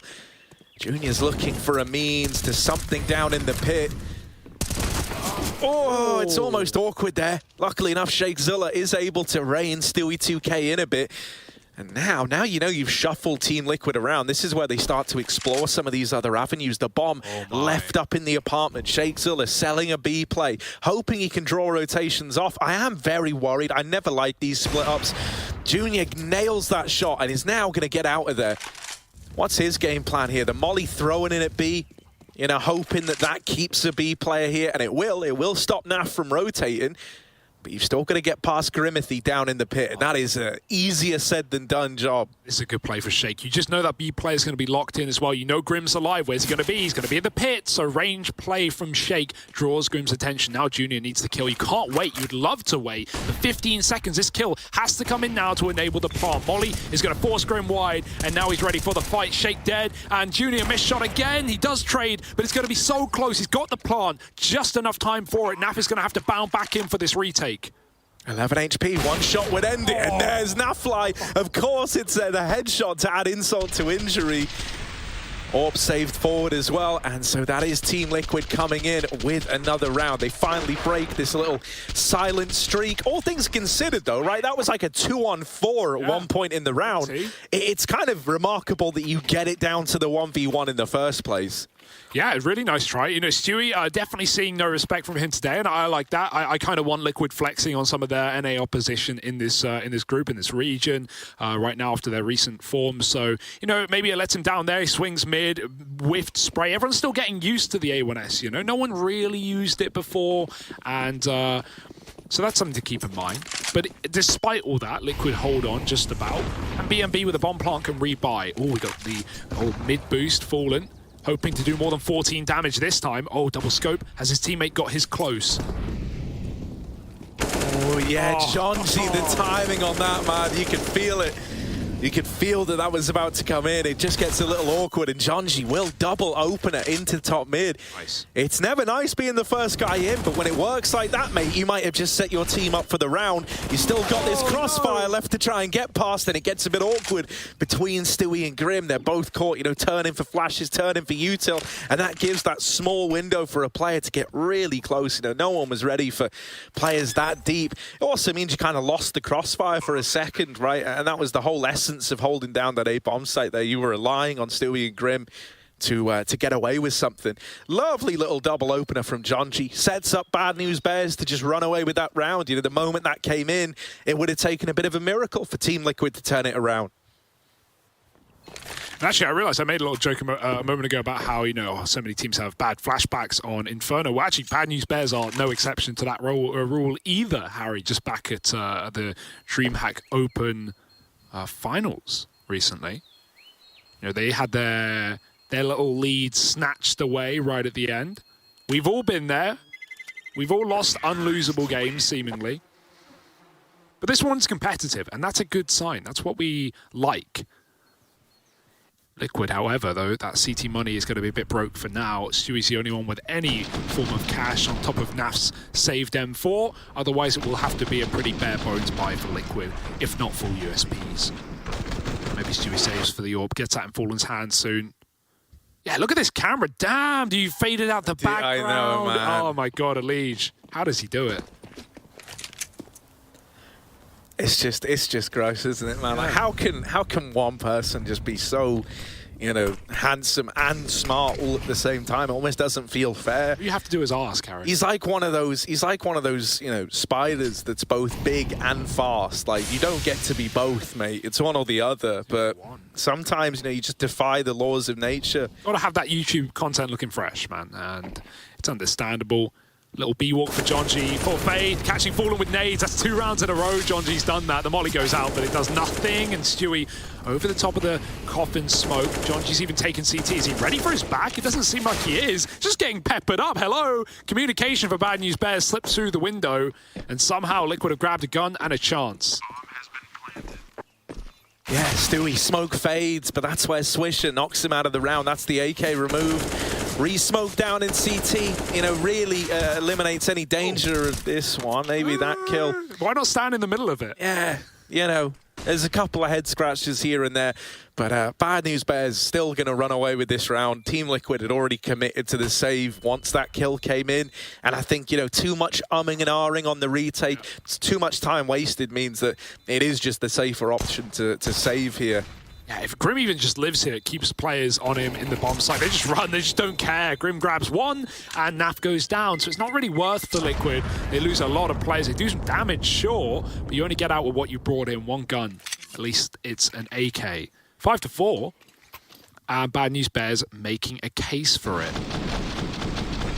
Jonji, yeah, these little contact plays from him right now have been good. Hawker said we needed entries from the man, and he has delivered on those fronts. Was it Hawker or was it Dinko? Was it Dinko? That's a great question. Yeah, Dinko on this NA desk has been really good. He has. And Hawker over on EU, man. I knew he'd nail it. That's a good meme. Bit of a niche meme. Yeah, a bit of a niche meme. Shout out Parlo one time. Happens to the best of us. As I'm sat here with Henry. We both get called Henry. Yeah, just at random, just at will, like. We all get called a bit of everything, you know. I love the two Henrys, man. They're my favourite duos. Right, so look, Naf's holding down the long side. Junior scoped up, waiting for someone to give him a peek over at short. He'd love this opener. Fallen has been left to anchor B. But Jonji's been a menace with these openers. Got a bit nervous there on the jump across. And like, there comes a point where you want to try and get this mid info. You know, that's what Stewie gets flashed in for there. But actually, it was very deceptive information. He gets flashed out for the peak. They're hiding on the flash. And so he never even saw how many players are in top mid. Not even the guy up close, tucked in behind the pillar. At least it's only drawn him back to B to keep 2 there. Liquid still have numbers, and Elite just dropped one of Bad News Bears. Spongy on the Apps play is now decapitated, and the rest of the Bears have to come up through short and long. Majority on the former. Bomb up, 25, and Elise has got another as Grim now has a one-way in the pit. It's not going to get easier. In fact, it's quite the contrary here for Bad News Bears. Grim trying to get info, Elise trying to get frags, and Junior finds him as he gets aggressive, and Grim now overwhelmed in the pit by Jonji. It almost felt like a lock-in for Liquid. They had time on their side, they had numbers as well, but Bad News Bears have beaten their way back through this bullish market, and now they've got the site. Yeah, Stewie trying to move in, trying to turn the tide, and Stewie 2K, he's doing it to him. Sheikh Zula now all alone. This was a 3-on-2, and Stewie has carved a path back in, damn near single-handedly. Sheikh Zula, they don't know about him. He's playing the mind games, and there's the first. Stewie is sticking it, though. Stewie is still on the bomb, and so he's going to win it with the stick. Even though Sheikh Zula gets them both, it is still Team Liquid snatching that round away. And, you know, even though like a good few of the individuals have looked kind of underwhelming so far for Liquid, still early days, right? Both in this game and the entire, you know, this is the first game of the NAR. It's over. Shouldn't take a genius to work that out. But the point I'm saying is like Stewie, he has looked his normal confident self right from the get-go, right? Going for a knife in the pistol, now sticking the bomb in a 1v1. And Elise was never even worried, mate. Never even worried. Yeah, that was really scary for a moment for Liquid, but ouch, that's an awful way to lose the round there for Bad News Bears. Not going to be happy with that one as they continue to buy. That's the benefit, right? The T-side money is nice. They have been trading rounds. They have been getting a lot of bomb plants and a lot of, you know, close clutch situations coming out in favor of either team. That's only going to favor the Ts in the long run. Liquid can buy, though, just about, if you want to call it that. 2 MP9s, a FAMAS, a couple of A1Ss. And 2 towards B to start. We have, you know, we've been comparing EU and CIS with, you know, this new utility dropping function, how teams have used it, especially on a map like Inferno. Na'Vi have been very good at, you know, dropping smokes out of B and then running back to A, etc. And, you know, teams like OG over in EU we've all seen the LXB nades on Dust 2 on CT. So I'm interested to see how NA is going to adopt it and what we will see. Yet to catch anything, but there's always time. There's always later. Stewie's right down B, but he took a beating through that smoke. And all this is time being wasted for either side. Bad News Bears have to wait out the smoke before they do anything. Because again, even seeing 2 smokes down Banana, as said, no assurance that that means there's 2 players there. That could just be one guy with quite the belt. And so, scared of an A stack, perhaps it is that app setup that Liquid is still looking into and yet to get given anything as Bad News Bears line up for B.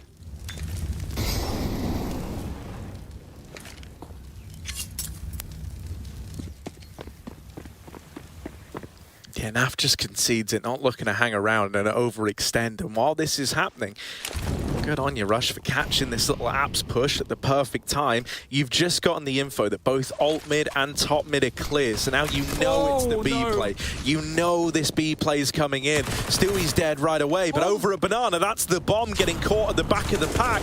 Team Liquid are holding on to it, and with the molly down, I don't think there's time for Bad News Bears. Naf! Oh, locking them out of the sight. Swisher just doesn't have the time of day to win this round, and so Team Liquid, they put a stop to it in a pretty gnarly fashion. Wow. Naf goes on to close out that hole with 3 and gets the kill after time. That is heartbreaking. Bad News Bears going to be devastated at that bomb. Look at this, right? Grim even delays the kill for a second or 2, right? At first, I wonder if it's to play trigger discipline, but then realizing the time is so low, right? He's just looking to drop that bomb as late as he can, bring the boys up through Banana, and then they hold on to it. Obviously, Naf goes huge in the site, which helps as well, right? If he died immediately and everyone was able to turn their attention back round and play for the bomb, maybe there was still a chance for Bad News Bears there, but that was never the case.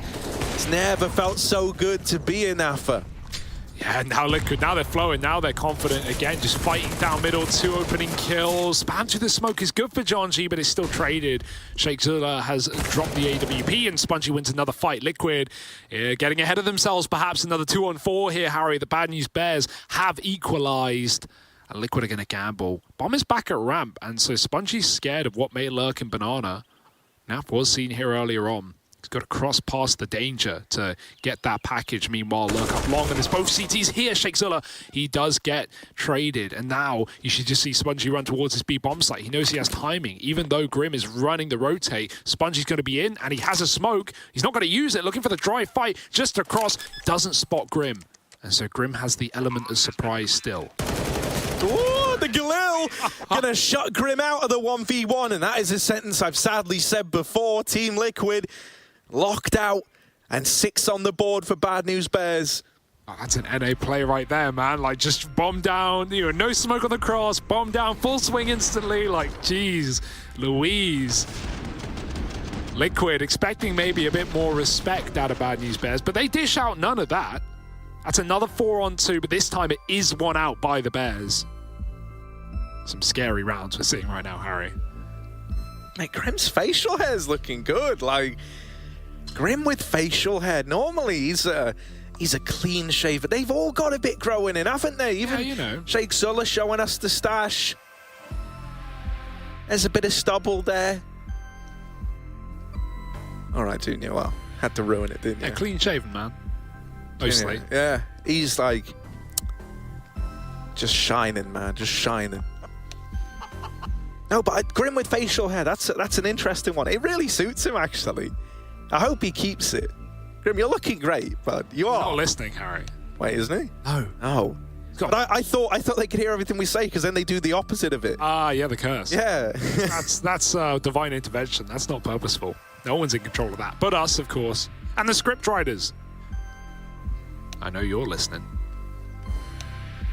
This is a pretty banging game to start here, though, Harry, right? Like, Bad News Bears, yeah, okay, it may be that final run for Jonji, at least it's being touted as that, but like, there's a realistic chance Bad News Bears could be getting to this major. They've already got some points in the pocket, right, to lock them in for Stockholm, sitting at 570 right now. It's not exactly rich, right? It's not top of the board, but add in a 5th or higher placing, and maybe some of the top teams bomb out here. Suddenly, we're talking moolah. Suddenly, we're talking stickers. Yeah, and the thing that's so enticing for Bad News Bears that some of the other teams don't have is, you know, EXTREMUM sat at, like, I think it's 1880 points or something like that. If you claim 5th place, right, you get 1,850. You'd be 30 points beneath them. But because Bad News Bears have 7-5, I think it's literally 5 points below. Yeah, so it's like, you know, with Bad News Bears already having a couple, you know, to their name, they can actually, you know, rise above that anyway if EXTREMUM were to bomb out. EXTREMUM kind of an interesting squad as well. Like, we don't really know where they're at. These guys don't really play officials, so it has been it's been an interesting one. You know, I can't imagine how teams are getting ready for that game. Yeah, that's exciting. There's a lot of storylines in this region, especially with EXTREMUM coming out of EU. You know, I'm sure they're fairly well practiced. You know. But flying back out to NA, when did they get here? How long have they been here? Are they ready? You know, these are all questions we're going to get answers for, as we have so many matches, so many BO1s in these first couple of days to acclimatize ourselves. Smoke down on B. Stewie will keep them locked out for now. Okay, that smoke spam, it's netted many an opening kill for Bad News Bears. Still defaulting though. Pop.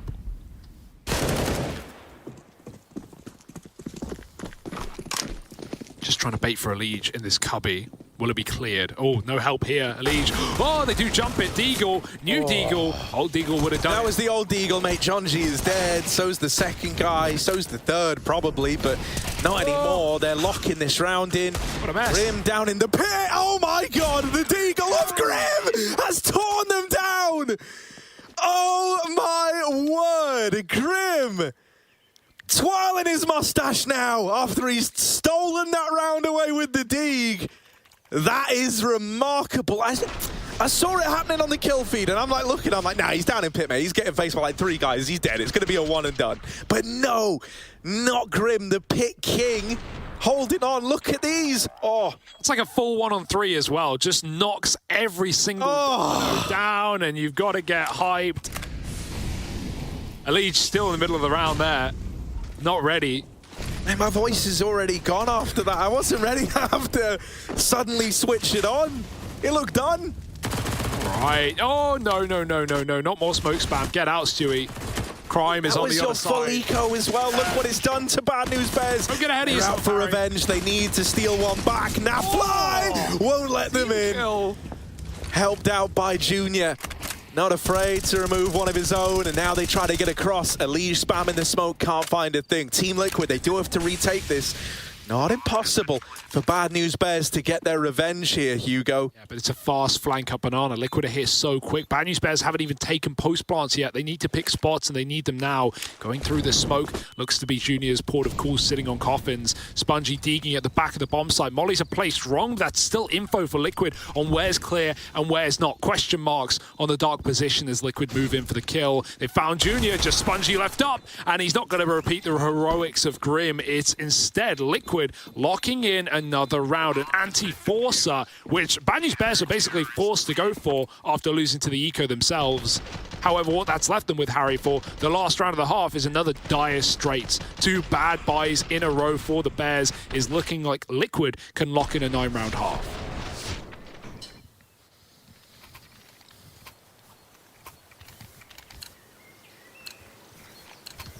Yeah, you know, that said, you know, he didn't really have... little collection. Retake nades, nades. Cool. Saved for later in the round. Yep. You know, when we did CIS, there wasn't really a great example of, you know, like some interesting nade Just stuff all too much. Yeah, Na'Vi were the only ones who did it, and even then it was really only simple. Yeah, there was some Inferno stuff where everyone would like drop their smokes.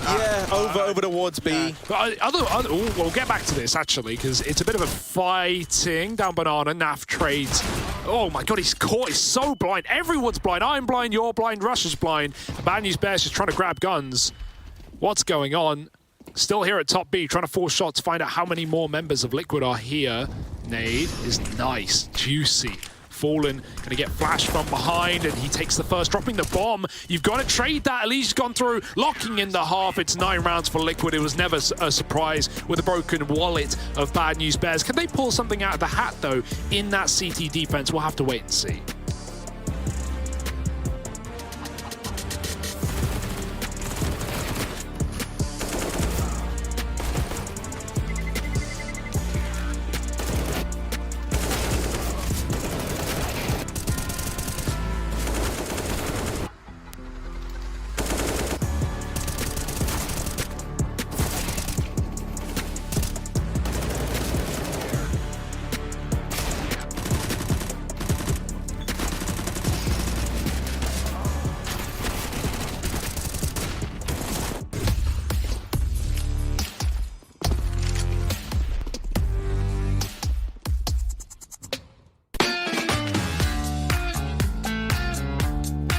Hey Future Pros!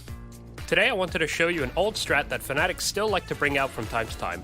This execute is an alternative method to take the B side on Inferno, utilizing a wall of smokes. As with any great dish, executes, when you have the base locked down, you can start adding in other ingredients. Grenades.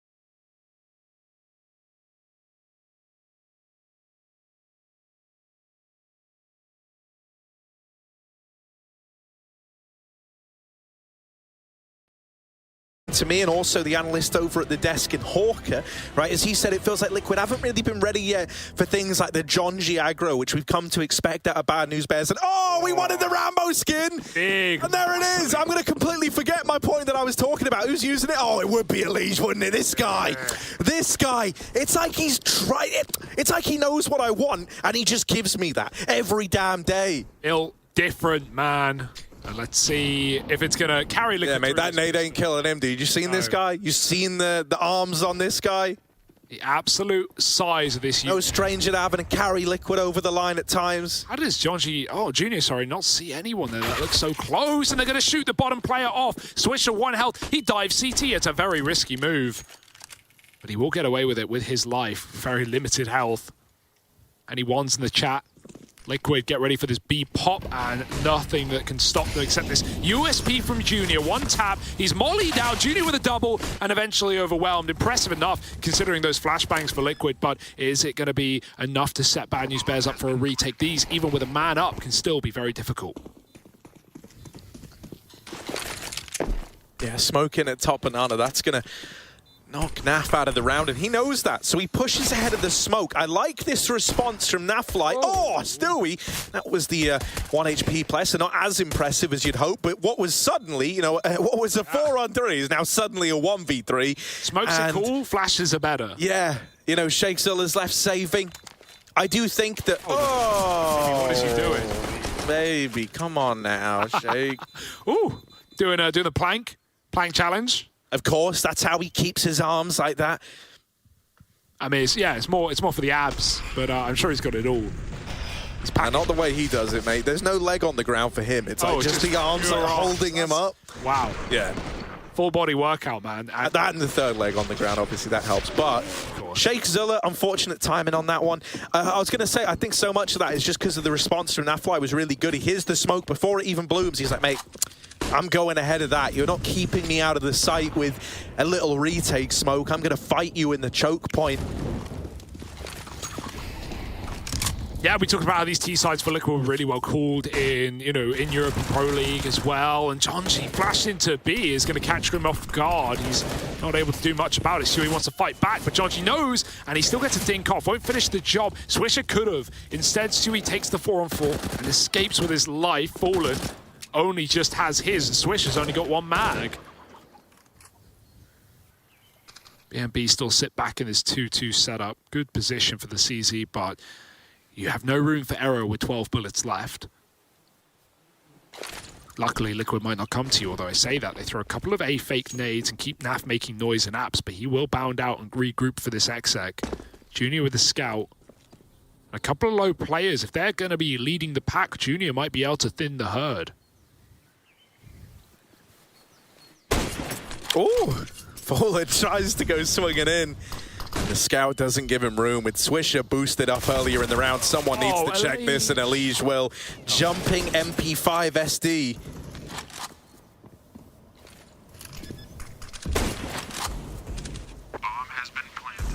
Yeah, good luck here.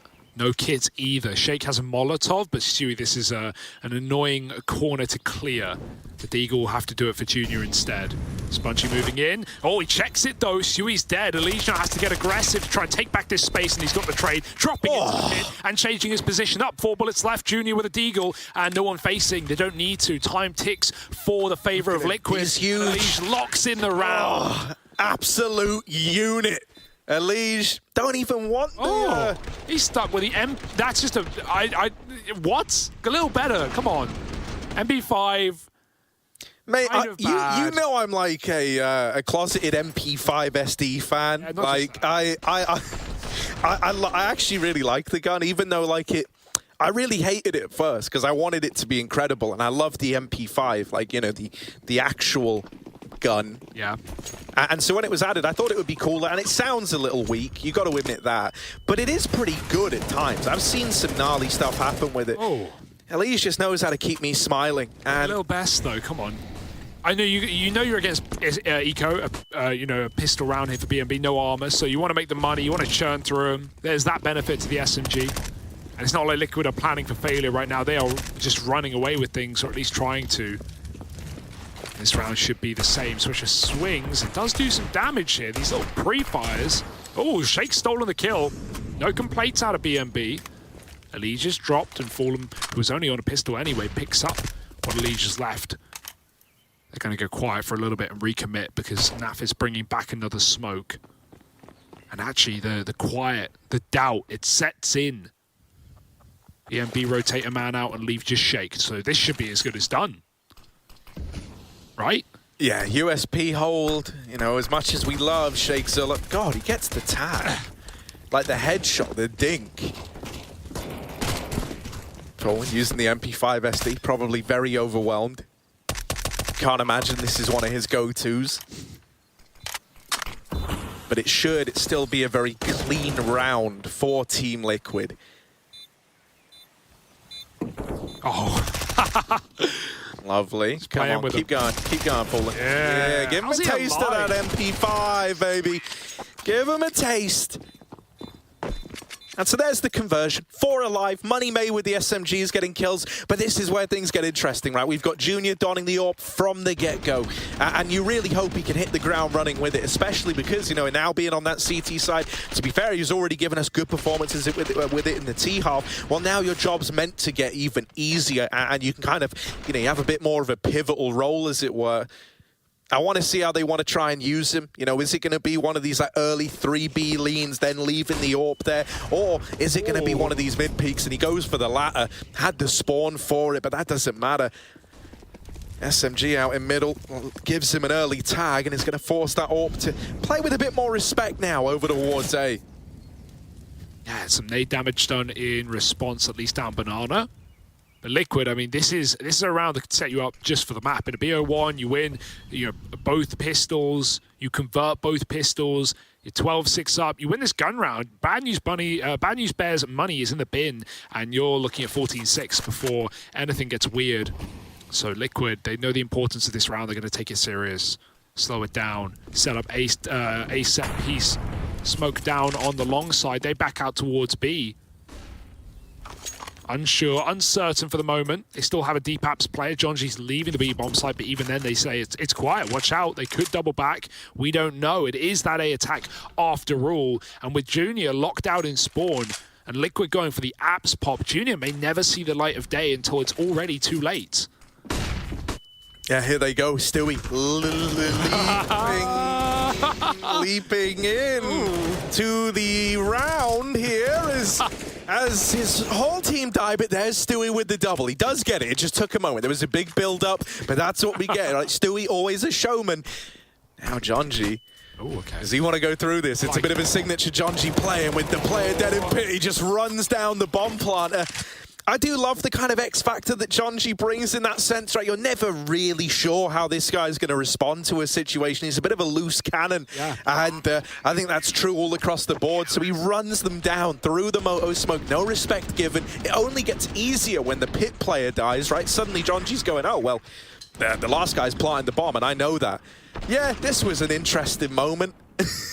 It happened. We all saw it. Yeah, no, nice anchoring for Spongy as well, right? He's had a very quiet game, and him and Swisher, you know, not been too loud and proud, but that's a nice multi-kill back in pit to keep things going for Bad News Bears. And like I said, a must-win round to keep this money good, not let the scoreline blossom out of control. Liquid now come back in with guns, but this is where the flop flips the other way, Harry. Their money can be snapped back as well. Junior going for apps plays.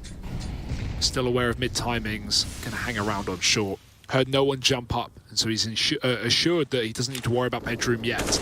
But on a fight for Jonji, locks in the kill to Stewie, quite the head-to-head, and he escapes with his life for running through the Molotov worthwhile. Even boosting it back a B. This boost is lovely as well, because if people flash the common, you know, God flash or the CT flash, they often are quite high up, and so Jonji is protected from that utility, and he's not going to get blinded. Molotovs are a problem, but he's got his teammate with him. That smoke, however, has gone out. Sheikh Zilla on early rotate. Liquid aren't committed yet, though. Naf is still lurking alt mid. But throwing a smoke isn't going to do much with Junior having this mid angle. A lot of info for him, flashing him off. Junior goes back. Missed shot.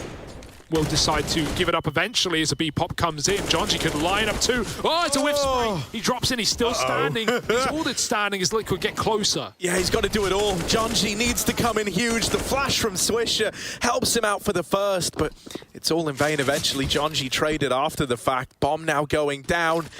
Oh, Spongy, if only he had his gun out, man, that would have been a kill. And instead, Nafly goes back into the danger zone. Oh, wow. Bumped out by Spongy. Once. Now the molly going up and over.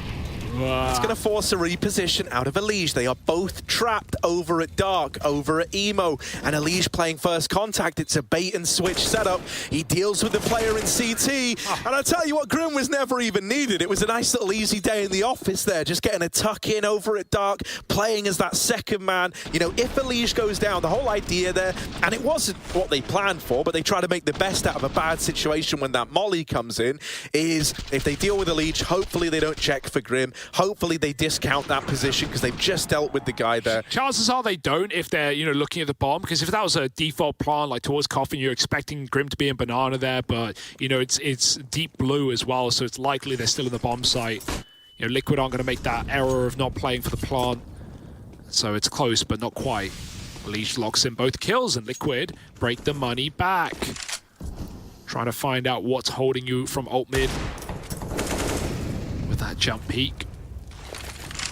EMB take Banana. They do get that for free, but cost them some utility. They give it up eventually. Go back for a gamble, and actually like this call for BNB, right? You've not seen anything on the Banana early. Liquid are making a lot of noise. Your back's up against the wall in this game. You've got to make a gamble. You've got to make a read, and this is one of them. Let's see if Liquid commit, though, because if they don't like what they see, Grim's got the bomb down on ramp. Good grenade, but we know Jonji likes to mash that W key. Let's see if he goes through this smoke on the fade. Oh dear. Yeah, he's wanting to go through on the reload. He hears it. Jonji gonna lock in that trade at least. Shake Zilla, Mag 7.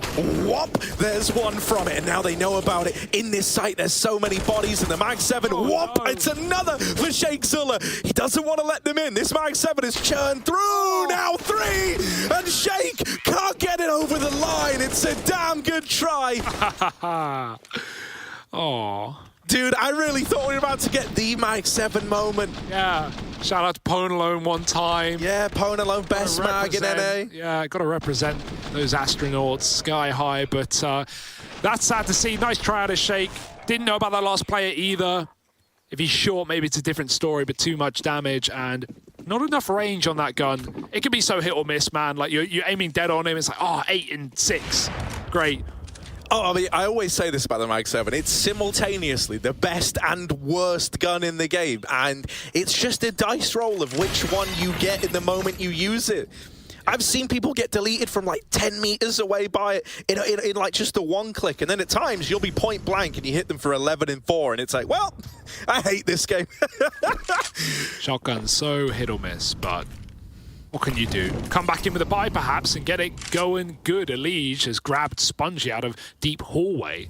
Junior's now posted on it, but that's drawn him away. And in fact, Jake Zula is running a rotate as well, desperately trying to get back into that A site, while Grim keeps him at B, but not for long. Sending Jonji to the grave has opened up a pathway for Liquid, and they just walk over the red carpet.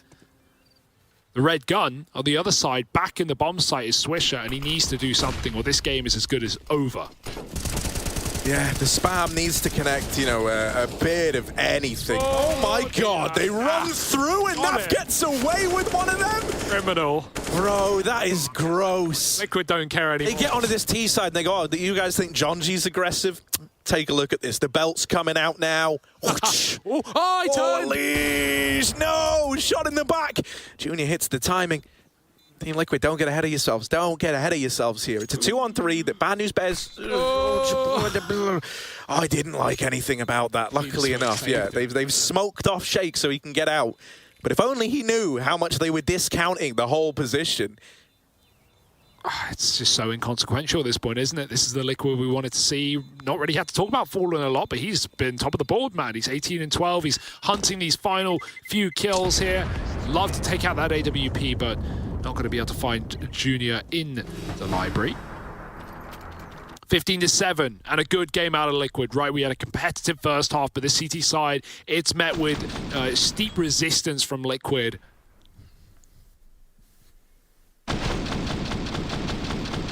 More of what we want to see out of the Liquid boys, and let's see if they can close it with ease here. To kick off the RMR, I can't get over that. Because, like, no one in CT is expecting that maneuver. And, like, even if you are, you're thinking, well, if he smokes walks, it's like, you know, we've got that locked in. But Nafly, he sees in, like, half motion. Slow motion, as it's also known. Half motion. Yeah, half motion. Slow is actually just half. Yeah. Directly. There's only one form of slow. That's half of normal. What is normal? That's double slow, obviously. It's like algebra. Junior. Ooh. Junior's had a good game. Let's bring that up as well. Like, he's been the subject of criticism a lot, and yeah, okay, no one's saying he lived up to expectations in Furia, but at least here to open the RMR, hopefully this is some confidence for Junior that he can use to run through, you know, some of the other teams in the group. I don't think many people were expecting this upset, but there are plenty more fish in the sea, Harry. There are plenty more teams in the group. More fish in the sea, but not too many left in this viscous liquid. Naf, good for the opener.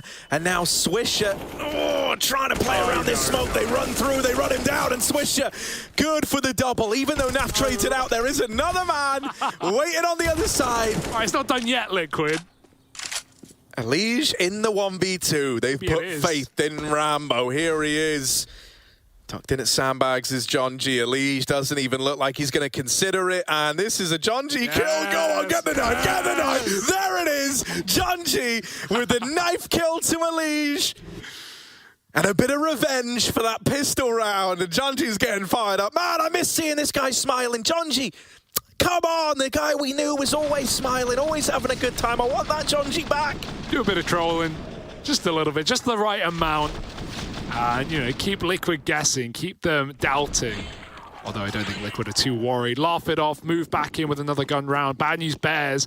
They do catch them by surprise and put Liquid on pistols, but they have a nice little lead to fall back on. Double AWP as well. John G going in big, going in massive, perhaps. Jumps over the smoke and tries to take down Grim. Won't get given that chance. Meanwhile, Junior sat back on long side still, with mid smoked. Only D's for Liquid, and don't win around like this, boys. Just give them something to believe in. Give them a hope in hell, a chance perhaps, but missed shots make you scared. Grim's opened up on B to Swisher. There's only John G left down alone at that bomb site, but Liquid don't have utility. They've got to win it on fights alone, and Elige just dropped. Shakezilla trying to back up, change position, as Liquid won't recommit into the bomb site. That will make it so. Smoked off is fallen. Oh, nice shot from Junior. But they're actually peeling out of A. Junior now needs to hit these more than ever. Oh, and Stewie actually wants to go and face the AWP, wants to go and try and remove it from play. Oh, the bait on the jump across for Grim. It forces Junior back even further. Now nailing the shots onto the USP, but he cannot convert onto Stewie 2K, who's now armed himself with that AWP. Stewie not want to be slapped on with this AWP. Never ready to write a round off, especially with this big ticket item in play. Fallen might have died on the short side, but Stu ready to deliver death at the drop of a hat. It's now the 1v2 for Stewie 2K. It's literally in the name, for crying out loud. Can he get this clutch over the line? 10 seconds, he taps the bomb, hoping that's going to bait a peek, and it has. Stewie, now just one man left to find, but he doesn't know that Spongy's over at long. Oh, it's heartbreaking. A damn good attempt at a Stewie 2K. So I think that was all the Eagles as well, right? Like, that one really shouldn't be coming in for Liquid. Nice try. Great shot out of him. And the hunt on the AWP, all worthwhile, worth its weight in gold perhaps for Liquid, but it's silver medalists in this round at least. Bad news Bears hold on by the skin of their teeth. And yeah, a bit of a misread, sad to see. But you can't win them all. Oh, we see the new tat as well for Stewie. It's pretty nice, don't know if you've seen it. Catch it on his Twitter. It's got a clock in there. And a big part of me likes to think that's about the time. You know, look at it. Yeah, of course. I mean, that's one of the most legendary moments of Counter-Strike. It makes sense to get that immortalized. Yeah, Simple's done it. I don't know if you know, Simple actually only has one button on his mouse. Oh, right, yeah, Dan. One button. Yeah. See, it's kind of sad because for me, if I got like a tattoo of my crowning achievement in Counter-Strike, what would that be?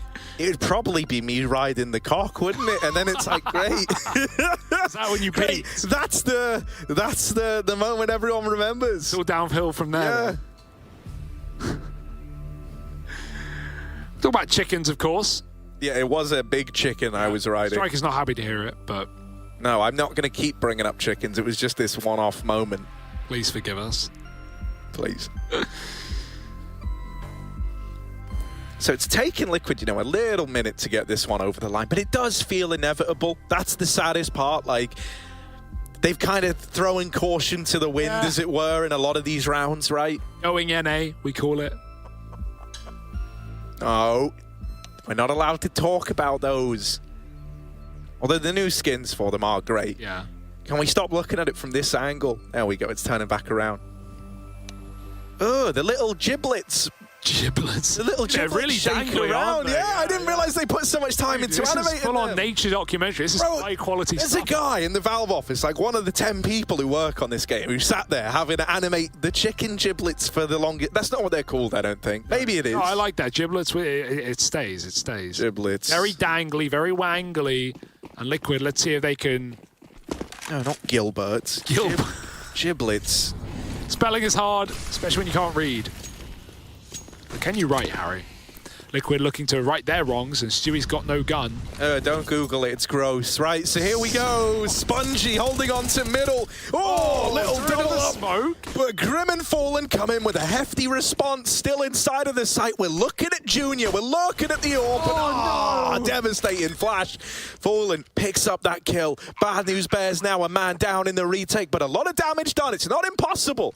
Swish is hit quick as well. He's looking to keep this game going, but he's all that stands now, and Liquid will have the manpower to check his position now with an easy shot. And Liquid, they continue to run through smokes, and to the betterment of it, they close 16 rounds to Liquid, and starting the NA RMR with a bang. It's always what we wanted from the #1 in NA.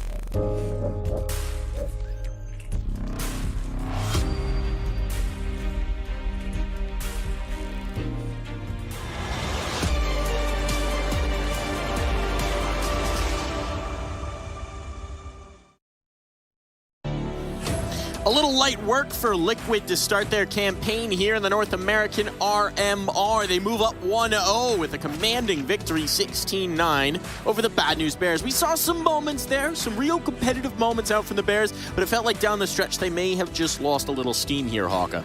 The result is as expected, but I am glad we saw those signs of life from Bad News Bears that they may be able to get some things going in this event, especially in that first half. There were quite a few rounds where Liquid were really caught off guard by some of Jonji's aggression, by some of those faster plays. Junior had a solid game, so some good signs, but let's be real. We all knew Liquid were big favorites here, and they showed up, and they even had some spice with some knife kills in there. A bit of a back and forth there, actually. A little bit. And of course, Liquid would never have an unexpected loss. That doesn't happen for them. Let's talk about this, though. Some of the good signs that we saw, one of the big question marks we had coming into this tournament was what would Jonji look like, Laz? Yeah, I mean, we were kind of expecting, Jonji to be kind of that, dog off a leash. He was going to run around. He's just going to frag out. And I mean, that's what we saw on the T side. This is a side that Bad News Bears just completely just hit the gas pedal and just kept going. They were able to put some pretty good rounds pretty much back and forth and bring it really, really close. I was really impressed. But Jonji, honestly, just winning those opening exchanges, that was a really big thing to know. He's part of our Aim High Air Force head-to-head. 94 ADR, considering the losing affair. That's a pretty bonker number there. Pretty solid game from Jonji, but Grim on the other side was someone we pointed out in the pre-game as potentially doing well against NA opposition, and that definitely was the case here, especially early on CT. He had quite a few impactful rounds. Yeah, I mean, put Grim in the pit. I mean, the guy just absolutely just destroys everybody, but you got to give your hats off. I mean, he, like you said earlier on, like when he plays NA teams, it's just like he gets better and better and better. And this was that huge round with the Deagle. 1, 2, 3, easy peasy. Did feel like he had some monstrous moments from the pit. But speaking of some of the monsters here on Team Liquid side, we've got one of them here to talk to us. It's Stewie2K. What up, guys? How's it going? It's going well here. Congratulations on the early win. Coming into this event, right, you're back on home soil. You've had some European campaigns. They maybe haven't ended the way you were hoping. You're back in NA. You're playing in a team in an event where you know you're the favorites, right? You know you should be qualifying through here, and a lot of teams are looking to you guys to lead the way. How do you prepare for this kind of an event where you know everybody's gunning for you? To be honest, I think we're just focused on our game, making sure we're running the fundamentals strong and making sure we're punishing mistakes. We started off a little slow against Bad News Bears. Jonji was just running up, honestly, full W and killing us, so that's a little sad to see. But, in the end, we are the better team. We should be coming out on top even if we're playing one of our worst games. So, I'm glad we pulled out and we got to finish off 69. I wanted to ask you about the new patch quickly. We saw you guys leaving some nades at spawn on the last round there at CT side. I also know Fallen has some really high flash stats for you guys, and there's also the new M4 to talk about, which you guys are switching to. So give me some of your thoughts on the new update. How are you guys feeling about it? Yeah, we're not all used to dropping nades yet for your teammates, and at the same time, it could cause you some timings because you are wasting a few seconds, and it could mess up your start of the round or even mid-round, catching you off guard with some pushes or anything like that. But it does help a lot with the end game, and it helps, a player like Grim or me who's going in first, and you want someone to support you. You can drop your flashes back to Fallen real fast, or someone behind you and they can support you. As for the M4, I think I'm not a big fan of the A1. I'm a big fan of the A4. But everyone says that the A1 has got buffed and it got better, and it's just about adapting to the new updates and adapting to the new metas and trying to get used to it. Well, we'll be looking forward to watching you continue to adapt as the series goes along. Again, congrats on the early win, and hopefully we'll get to talk to you again soon. Thanks for having me. Well, that is going to take us into our break, folks. We've got another game when we come back.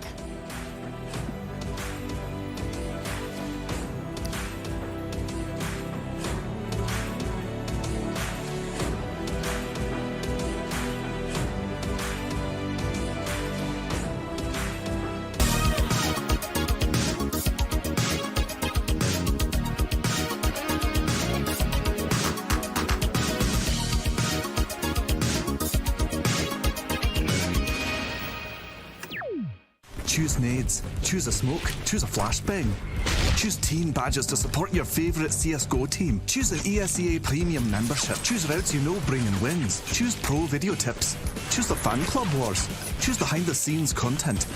Choose good grades. Choose guns you know you can shoot right. Choose bingo. Choose the equipment you know is going to get your team the win thanks to heat maps. Choose the CSGO Hub Premium, the complete package to help you and your squad achieve all your CSGO goals. 5 years, the Lanxess Arena of Cologne has been the about competitive Counter-Strike.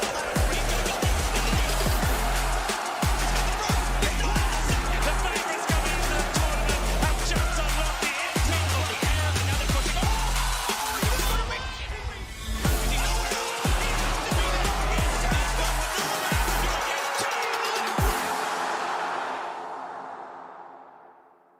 I mean, I think that we just need to put our head down and really grind and focus a lot on ourselves right now in this time domestically.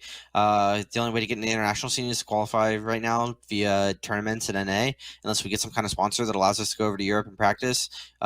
It's pretty much just going to come down to us utilizing our time more efficiently and finding more creative ways to practice and get more out of ourselves, and then winning tournaments domestically, and from there, getting the chance to compete on the top stage. Honestly, playing against these good teams like in IEM Fall, we're going to be playing against Liquid and Extra Salt and all these higher teams, top NA teams that are usually in Europe. So these games here and these scrims that we're going to be getting in this next week are kind of invaluable for being in North America, because usually they're in Europe, so we don't have them to scrim. So honestly, these next week is going to be really, really productive for us.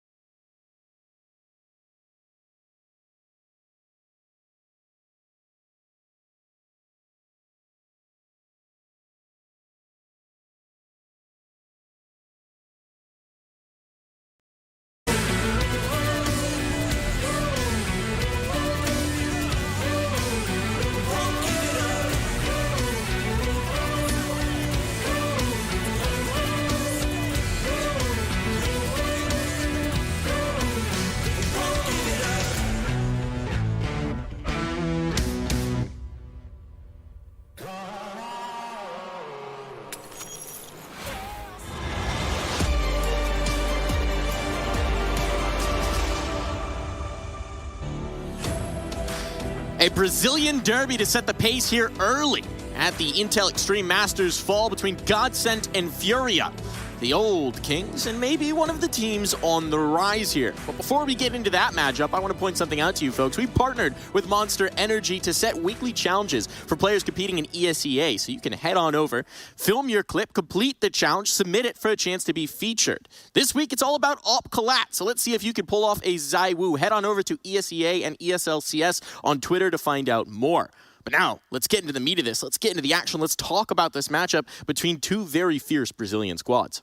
And two teams that coming into this, you would think Furia have the leg up, but look at some of these results for Godsent. They've been doing great lately. They won the DreamHack NA against some of the better NA teams that are out there. They have been winning some really solid games, having some really solid results. There's a lot to like about this team. Yeah, I mean, honestly, I'm very impressed with Godsent. I think their map pool has even gotten better as well, and we're kind of seeing it here, right? The results are there. They're able to have some good showings, whereas before, it was a little bit of a mixed bag.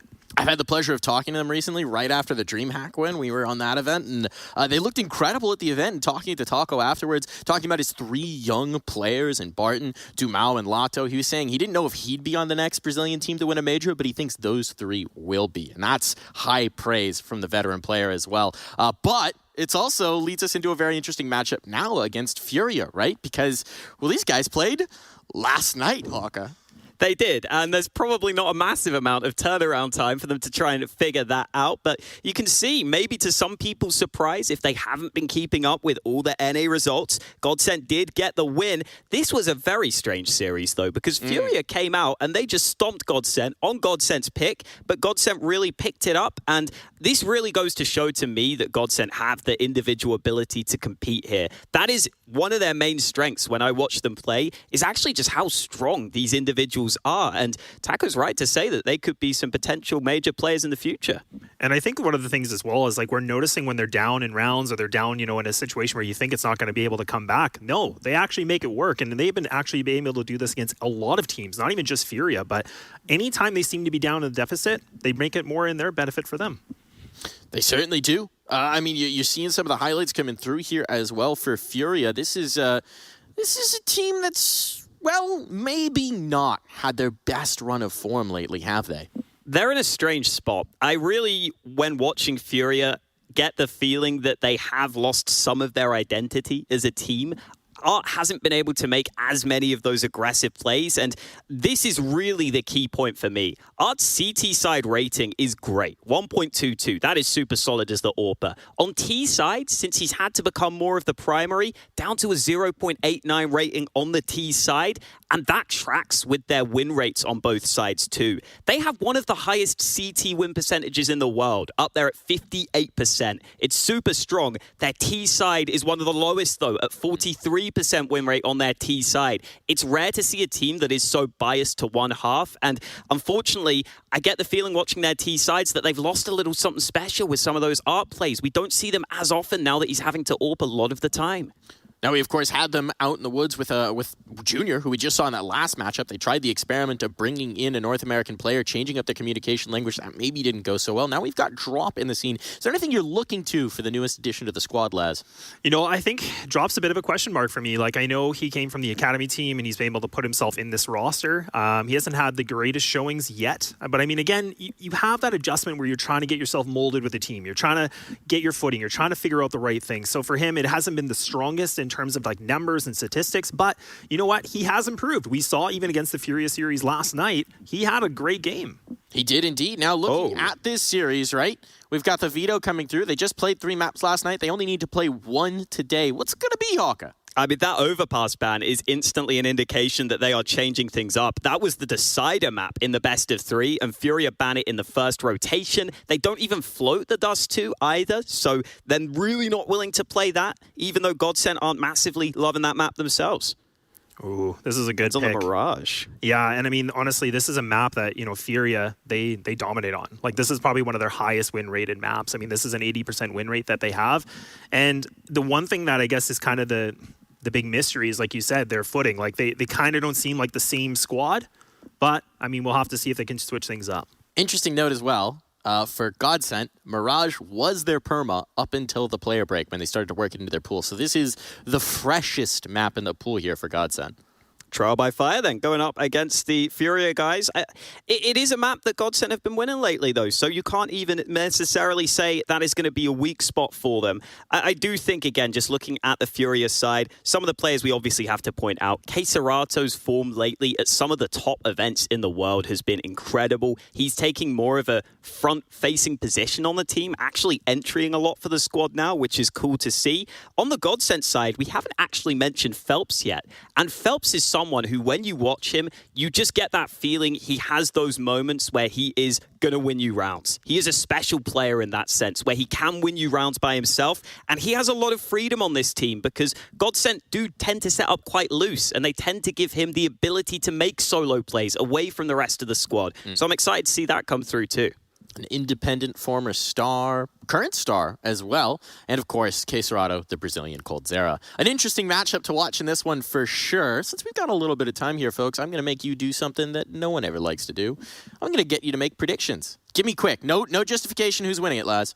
I'm going to say Godsent. Who's going to say Godsent? Furia, 16-30. Yeah, it's close. Furia? Yeah.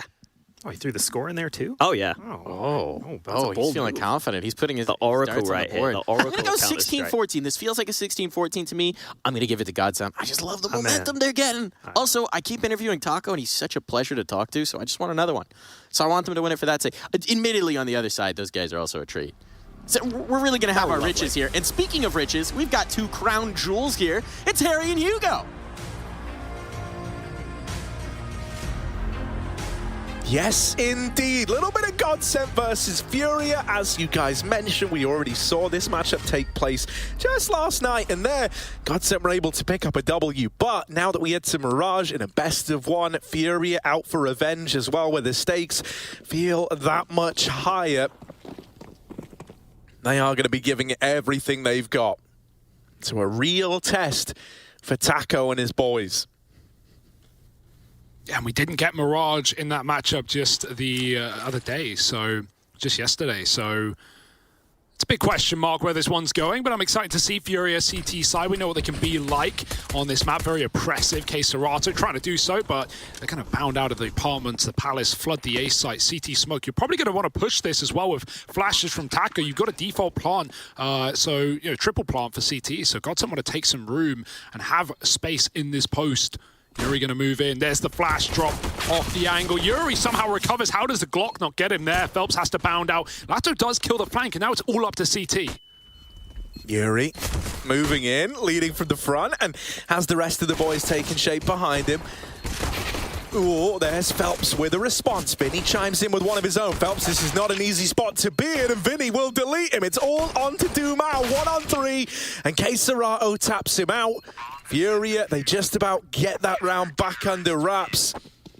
And, obviously, there's a lot to be taken into account with Furia, right? We all know drop story coming from Furia Academy, being someone to plug this hole in the team that's present right now. Really, been a hole in the squad ever since Henny's departure. It feels like, they were never able to find that fifth man drop. I think they even said publicly that he's not going to be around forever, or at least they weren't anticipating that.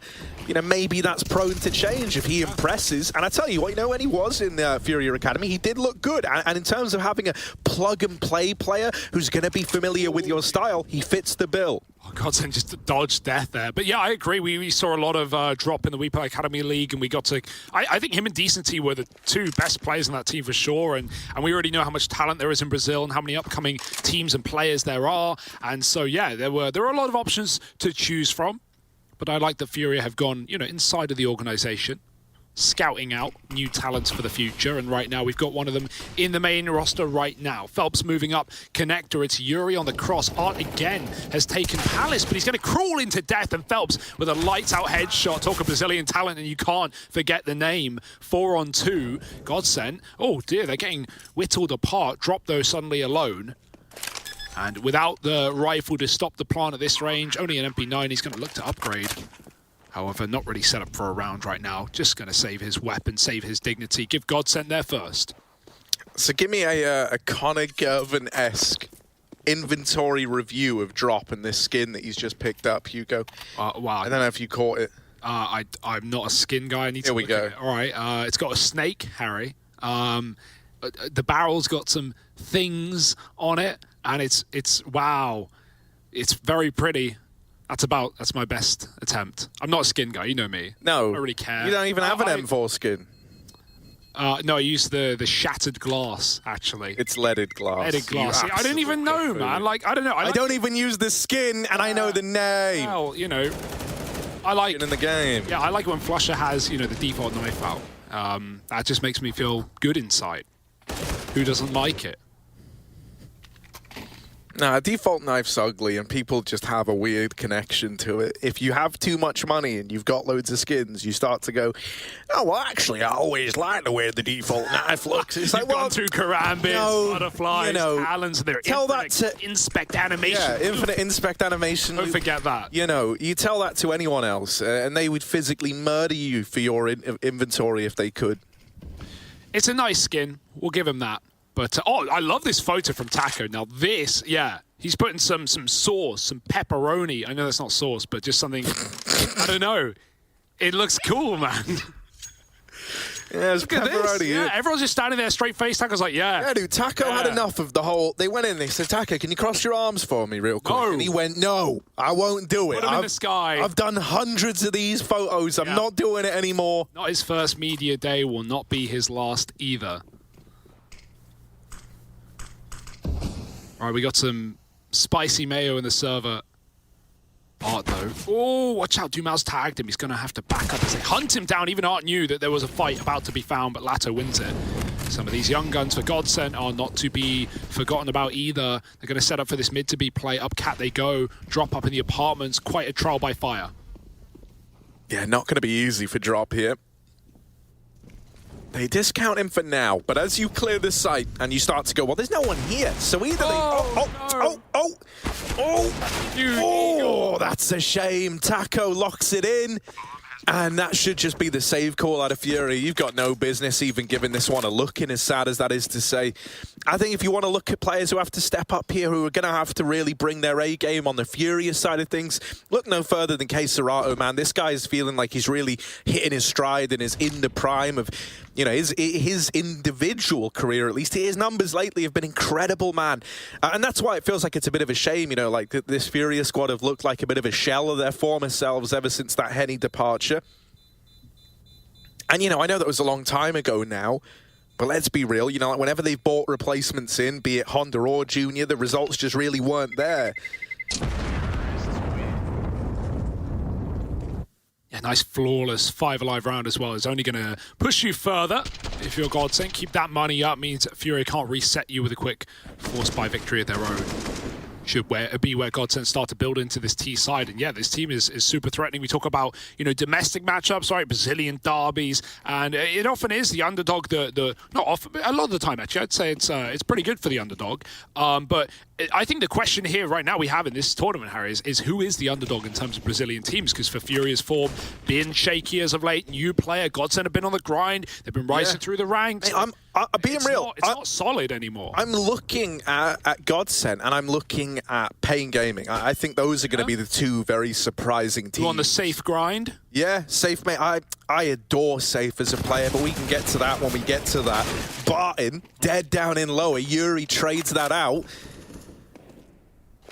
Then he tagged up in the window, but he at least gets the info that mid's being taken by Godsent. Phelps moving in. He's been a real cornerstone of these rounds that Godsent have to their name right now. It was him getting that double in the little force buy that made it all happen, but this time he's been spotted, and paiN will lock that kill in. Yuri has even continued on this aggression, and so he arrives and he shoots Taco in the back. It's all on Dumao.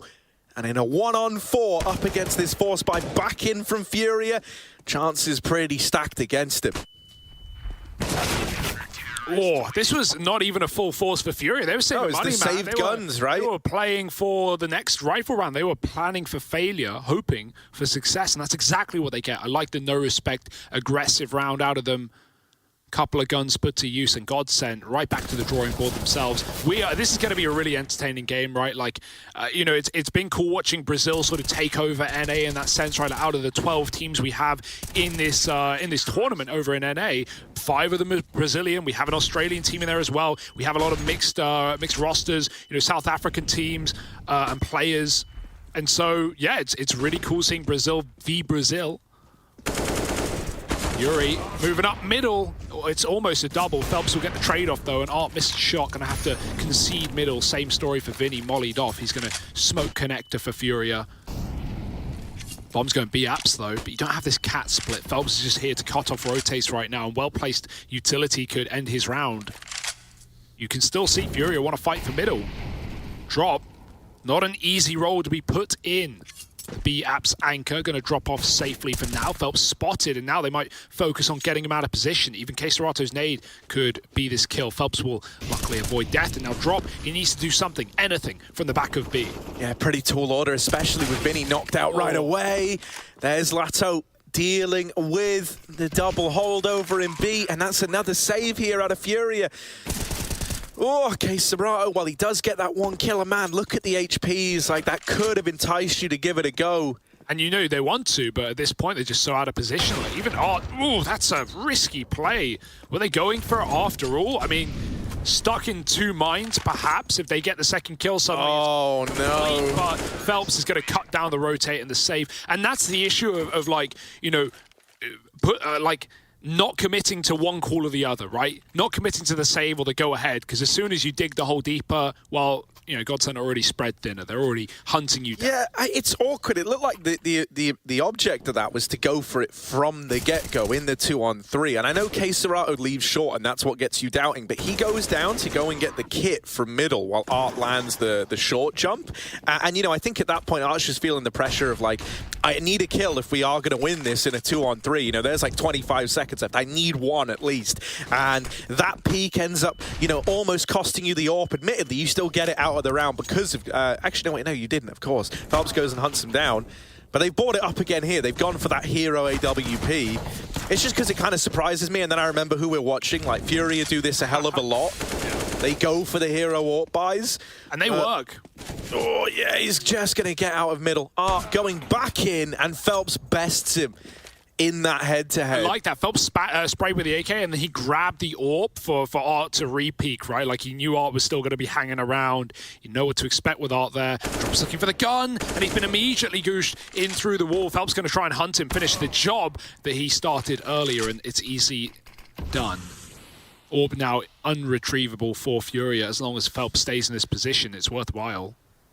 Just to make sure Furia get nothing out of this round. Godsend one to finally break that money. It's been a bit of a back and forth, a tug of war, a tussle, but Godsend winning it out, so it seems. Smoke fade. Yeah, Yuri's the only guy who could make this round weird, but even then, at 10 points of health, man, like you know, you could get away with one. I don't see you getting away with more than that. K-Serato is coming back, and oh, they're going B. Of course, it's always the way. It looked like for a moment, you know, you might have kind of stacked your chips on the right side, and at the last second on that roulette wheel, you know, it goes from all in on black just like you did to suddenly, oh no, it's landed on the green, hasn't it? That's like a case opening, man. You fly by the red, and you're like, imagine if, you know, really, well, you're never going to get the red. I always have a theory with cases. You're always going to get the blue. Yeah, what's your theory? My theory is, and hear me out here, because this sounds like just straight hopium, I'm sure and it definitely is. I'm sure it is. If you see a red and you go past it, then a knife is coming. That's such a bad take. I think. That's you're the problem for gambling. You're the reason kids are about to go and waste their money right now. It's all your fault. You should feel ashamed. Don't bet where you can't afford to lose. I think is always the safest way. Do Valve get messages from, like, because you know like when players play a game and you know someone like loses all their money and then the players, you know, get some very totally reasonable and not unhinged messages. Yeah. Do Valve get emails like, I spent £200 on cases and I didn't get a knife? What's happening? I mean, well, that's the thing. All you have to do is look at the odds, really. Like, you may as well go and put your money on a roulette wheel because it's at least that's 50-50 at times rather than, you know, the 0.0000001% chance of you getting a knife. But who am I to say what to do with your money? Spend it how you want. Right now, Fury don't have any money to spend.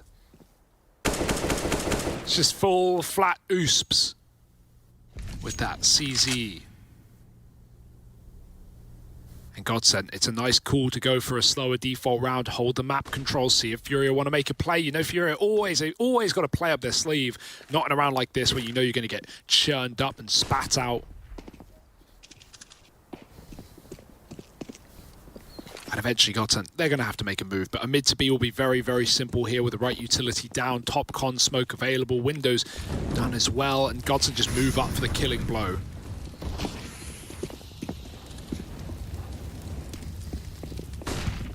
Yeah, you know, I found following Taco's story in this team very, very interesting, right? This idea of him trying to become that leadership figure.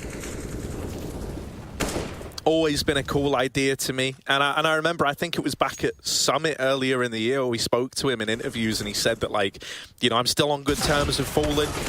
I talked to him about, you know, what I should be doing, how I can try and, you know, learn a little bit faster and whatnot to give ideas. What? You're Barton, man. He just cycled the AWP out of there, throws it down, and then 180s to go get his AK, and then one taps art with the Glock. Dinked. Does not matter. Sorry, you're making a really good point there, Harry. But, wow. It's fine, mate. You had to cover those, you know, pistol kills. I get it. Very important. High impact fragging. But even keeping it clean here is nice for Godsent in the long run. As they say, you don't know what you had until you lost it. Suddenly you're sitting there with 10k and you're thinking you're invincible. Next thing you know, you're on the eco. Oh. Yeah, Phelps is looking crispy. Something that I always think as well, you know, I just spoke a bit about Godsent, so I'll talk now, I guess, about Fury. It's kind of how you do it. Like, you go like back and forth so it doesn't get too stale. With Fury, I still think they're in an interesting spot, what with Drop being here. I know that in times gone by, we've had, you know, guys like Coach Gary saying that Fury are never really feeling like themselves when it's Art on the main AWP role, right? They prefer having him as that secondary AWP player who can don it, and does don it a lot, but isn't the guy having a go for a lot of, you know, the AWP-esque early peaks. It's always weird because Art is fully capable of doing that, but it does kind of change Fury away from the style that we know them for, right? And I think he kind of gets away with a little less when he is using the AWP as the primary weapon for this team. So, you know, my understanding, at least based on how it used to be, was Fury is still in the market for a strong, capable BR AWPer. Art's dropped lower in this round, and Yuri smoked off in the window, means that they are creeping up the short side now. This is info that Vinny could grab. Oh my god, they're just committing into B. That's the bomb, right? It's already out in the site. The bomb is the first guy in, and Lato doesn't care at all, mate. He's like, yeah, I got the bomb, and I got the entry. Say what you will, but it's worked wonders for Godsent here. Fury were not ready for that. It wasn't telegraphed at all. Yeah, Drop barely had his gun out in time. He was quick switching. He was thinking about grenades. You're not going to get given the room. And, oh, massive kill for Vinny. The smoke fade. He comes in on short, clears Barton. Two low players. Vinny trying to finish the job. 10 health on either. There's the cap flag whiffed. Oh, my goodness, Vinny. Pistol out now, and it might get the job done. These guys are so low. Grenade can come in. Phelps gets a kill, and the nade does finish the job. It's a 1v1, and Phelps swings out to the betterment of K-Serato. What was that turn on Cats? I don't know how Fury ever win that round. Dude, that is like a vintage Vinny power gaming gauntlet moment, man. Like that is smooth on the mouse pad. It's the, you know, no friction, no burns. He's there right into your DMs, man. Oh, that hurts for Godsent. Dumao not going to be feeling pretty after that round either. Wow. I do love these X-ray shots, right? Like, very smooth. Not quite as smooth as the flick. That will get another CT round on the board. Furia keep their money for now. It's not just buy eco, buy eco. Oh, he's throwing himself right into the kitchen, but it's going to be a cook for Phelps. That's, yeah, botched it, but... Yeah, there was some there. Win you know, some, you lose some. We saw the pieces of the line. Just... And now the delivery. Well, like here, we are in Sweden. Build it yourself. Yeah, you know, we'll give you the components to make the joke happen. With that opener found, once again, man, it's Phelps to do it. He's just doing it all right now, for Godsent. It leaves Fury lacking and likely to try and push other avenues of the map, right? If you look at K-Serato, you can see he's getting activated over towards ramp. He's pushing up, just trying to get this information and have a little bit more, you know, say as to what's happening over on A. Try to have that early read. Godsend are going back to another one of these mid to Bs, mate. This has really been, you know, the essence of this T side so far. Maybe trying to exploit Drop, but that's the bomb up in the apartments alone. And now Drop has got it. Everyone on Godsend is looking into Abs, trying to figure out how to get this bomb back, and that lets Vinny get away with a nasty little double.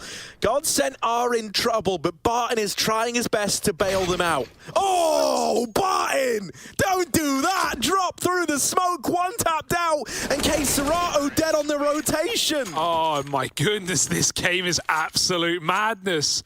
Poor Drop, poor guy, holds the bomb all round. It feels like that's the kill that's going to win it, right? Solo bomb and Abs for Taco. The one counterplay is the push and to drop it in no man's land. And then he gets smoke spammed. The second he 180s, just eviscerated. Vinny, all his hard work in B for nothing. And look at this shot for Barton. Nonsensical. Godsend bringing it home for Furia, or to Furia right now. And we haven't really even had to see A takes, right? Not since the pistol. Godsend are going for it, lining up that util. They've had a lot of B-focused rounds, a lot of mid-takes. Now the nades coming in. K Serato going to get burnt. Very, very careful. Down to 14. Still another man under, but you could still molly that if you're Godsend. They're making use of utility and art. Okay. Absolute screamer up into the palace. Takes down Phelps. Taco will spam out a double in the meantime, and still in with a chance of doing damage here. K Serato playing in the site, playing this ninja spot, in for the long haul with the USP. You can't deny that bomb plant. It is still going down. The ball's on Taco to just stick that, and oh, he's in for a third. Taco is locking in this anti-eco damn near single-handedly. Yeah, he may have Zeused Phelps, but you don't have much else to celebrate in this one for Fury. And drop dead as well. K Serato would love, it's a great position that doesn't often get checked, especially with so much attention being drawn by CT players. And K Serato would love them to swing past him, you know, try and chase jungle, try and plant triple. Instead, they go for that crazy plant. They just back up to ramp. K Serato's never given a kill on the cross. He has to go hunting for them. This is insane for Art. Jumping Zeus. It's one way to do it. And Godsend building into this T side fluidly. 7 rounds now. Fury have a full buy. Again, even with that, they've not had all the trimmings, Harry. They've not had, you know, when we've seen Fury struggle typically on CT sides, this has been a team that have not been inclined against pulling in the triple AWP and getting weird with it. Definitely been done in the past. Obviously more so when we had Henny in this roster, but you know, even with Junior, probably less viable now, but you know, not even having one. Art's been running Augs most of this game. He's had a couple of chances, but Godsend, they don't need a sniper. They're just running wild. They're just keeping it loose.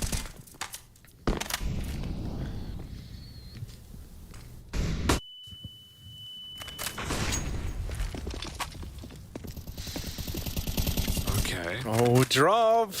Oh, I don't love it. They're going to shoot you through that smoke. They wanted to molly it, and now that the smoke's down, they're like, well, look, we can just wait this out. And I tell you what, if he hangs around, mate, if he hangs around up in the apartments, that's when we get him. Drop in a position where he can get out of danger. The bomb for Godsend going through lower while the rest of the gang head back through T-spawn.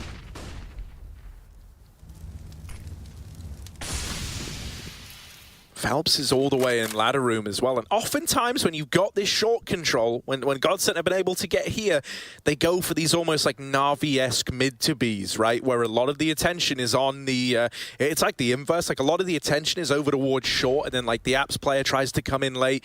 I almost wonder if we're just going to have them poised for that again. The bomb is still down in lower. That's the one part that gets me doubting, but it is easy to, you know, root that out of there and head back into a B play. Oh, one smoke in. Yuri's fighting over the top of it, and it's all getting a little bit weird with the gap.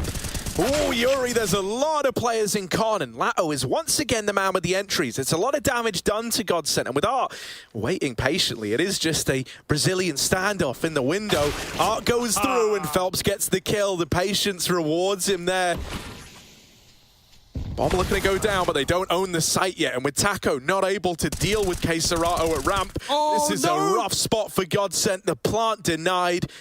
And Phelps, low on HP, out of position, cannot win this round. So it's Furia coming in with a 4th to their name and still showing that they've got skin in the game. Yeah, dude, scary stuff. You know, that smoke spam through Con as well. I'm so surprised Phelps is even firing back through it when he's up on catwalk, right? Like, at least the A1S, it's not giving you any idea where you're getting shot from. You know it's a smoke. Can't really find an angle. Phelps is still shooting back through it. So much damage for Yuri. And then even this shot from Phelps onto Art coming through the gap, just the perfect angle for it. Art doesn't even see his opponent before he dies. And again, Furia, even though they win rounds, it's scrappy buys back in, this time an MP9 for Art, just to get a weapon in control. Dumal's got his ult back as well. Vinny, oh, they're very close on catwalk, and Phelps has not been forgiving with these entries. This round is no exception. Trying to double up. Art does stop him from range with the MP9, but will that stop Godsend in their tracks? It doesn't look like it. Taco picks Art out of Palace. There's one more man back in the bomb site to find. K-Serato's got cover from Connector, but Taco's got an angle onto him with a wide swing, looking to open up, crack this A bomb site right open. 3-on-2. Godsend smoke off Yuri, and they can just stick the bomb again. Bomb has been planted. Yeah, not really much for Furia to do here. They're grouping up in CT like they want to give this a look in.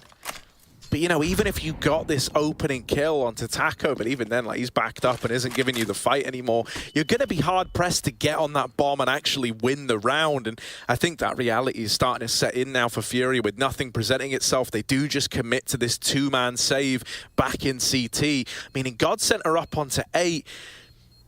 And, you know, this T-side has been very well put together out of Godsend so far. It feels like they're abusing the hell out of drop over towards B in a lot of these rounds, right? Trying to get in his head early on. Now, you know, like, put yourself in drop shoes. This has been a really weird game for you. You know, like, you've been getting dealt these B rushes a lot of the time when you're solo anchoring the site. And even if you get one, you've normally gone on to lose the round. Now, in, like, these last couple, you've been left in some undoable A retakes where essentially your round is running from B into CT and then committing to trying to save. It's a nice way to try and wage this mental warfare with Furia. Yeah, no, I mean, you mentioned this earlier in the idea that maybe Godsend are trying to exploit drop. Maybe they're looking to just take him out of the B side. They know he's the weaker player. They know he's a new guy. He's got a lot to focus on, the pressure and everything. And yeah, we have just seen no respect B rushes out of Godsend. Not just these like measured cat takes, Na'Vi-esque, but even when like Godsend have two players deep in apps, sometimes they'll just pop and drop into the bomb site.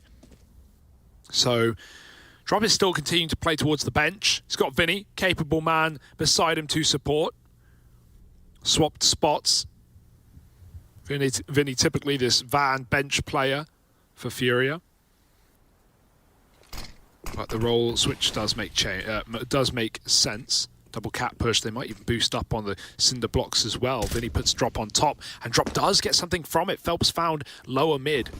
So 5-on-4 for Furia, and they can see, they back out, they give mid away. You've got to be careful because Art can get spammed, and Yuri's still looking like he wants to fight in this connector smoke as it fades. Art does drop the lurk player, and now everyone else is coming up through Con. Art doesn't seem aware. Lato came through the smoke. Barton hasn't been seen either, but Yuri just comes in and backstabs as the jungle smoke fades, and now Dumal wondering where his team went, why they left him. 1v4, no bomb. Furia looking to start to build into the half. And that might have to be the save. They're not left with all too many options, was Doom out. You know, away from the rest of the pack, it really hinged on Lato being able to give you some big openers, and with K-Serato, you know, tucked in at the A-bomb site, ready to trade, it doesn't end well for Godsend there. And they've won out of the half at a bare minimum, but you know, when you're up against Furia, I think you're really wanting to squeak as many past the keeper as you can.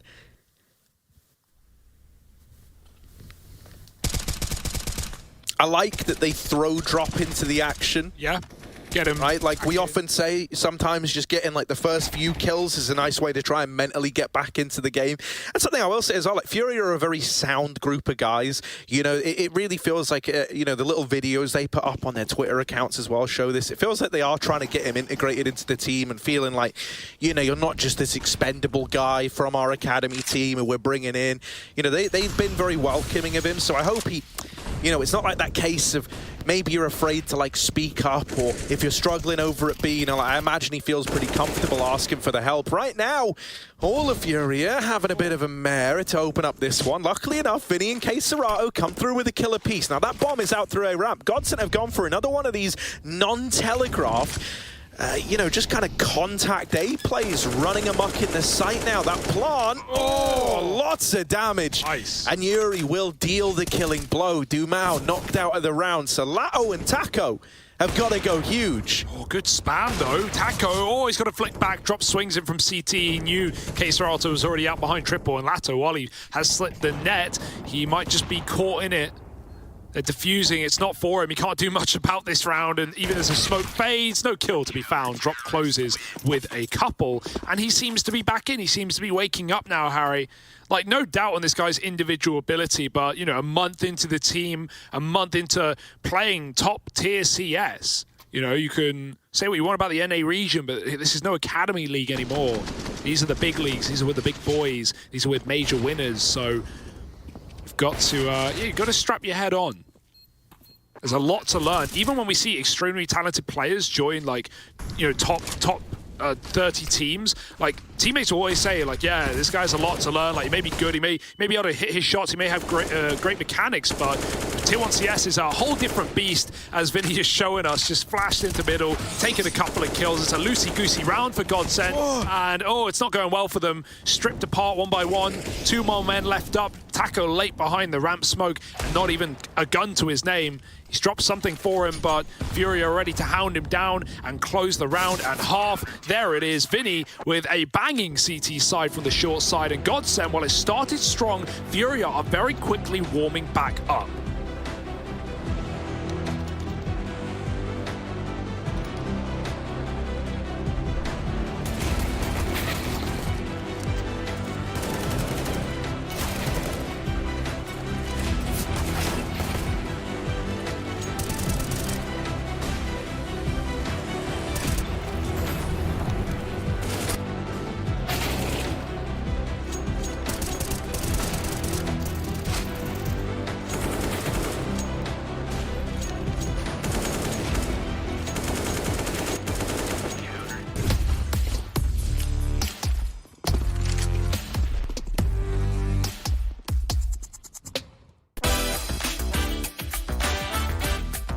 Hey Future Pros, you know the map, it's Mirage, and we're back with another smoke. This smoke, if thrown correctly, will land in the window on B side.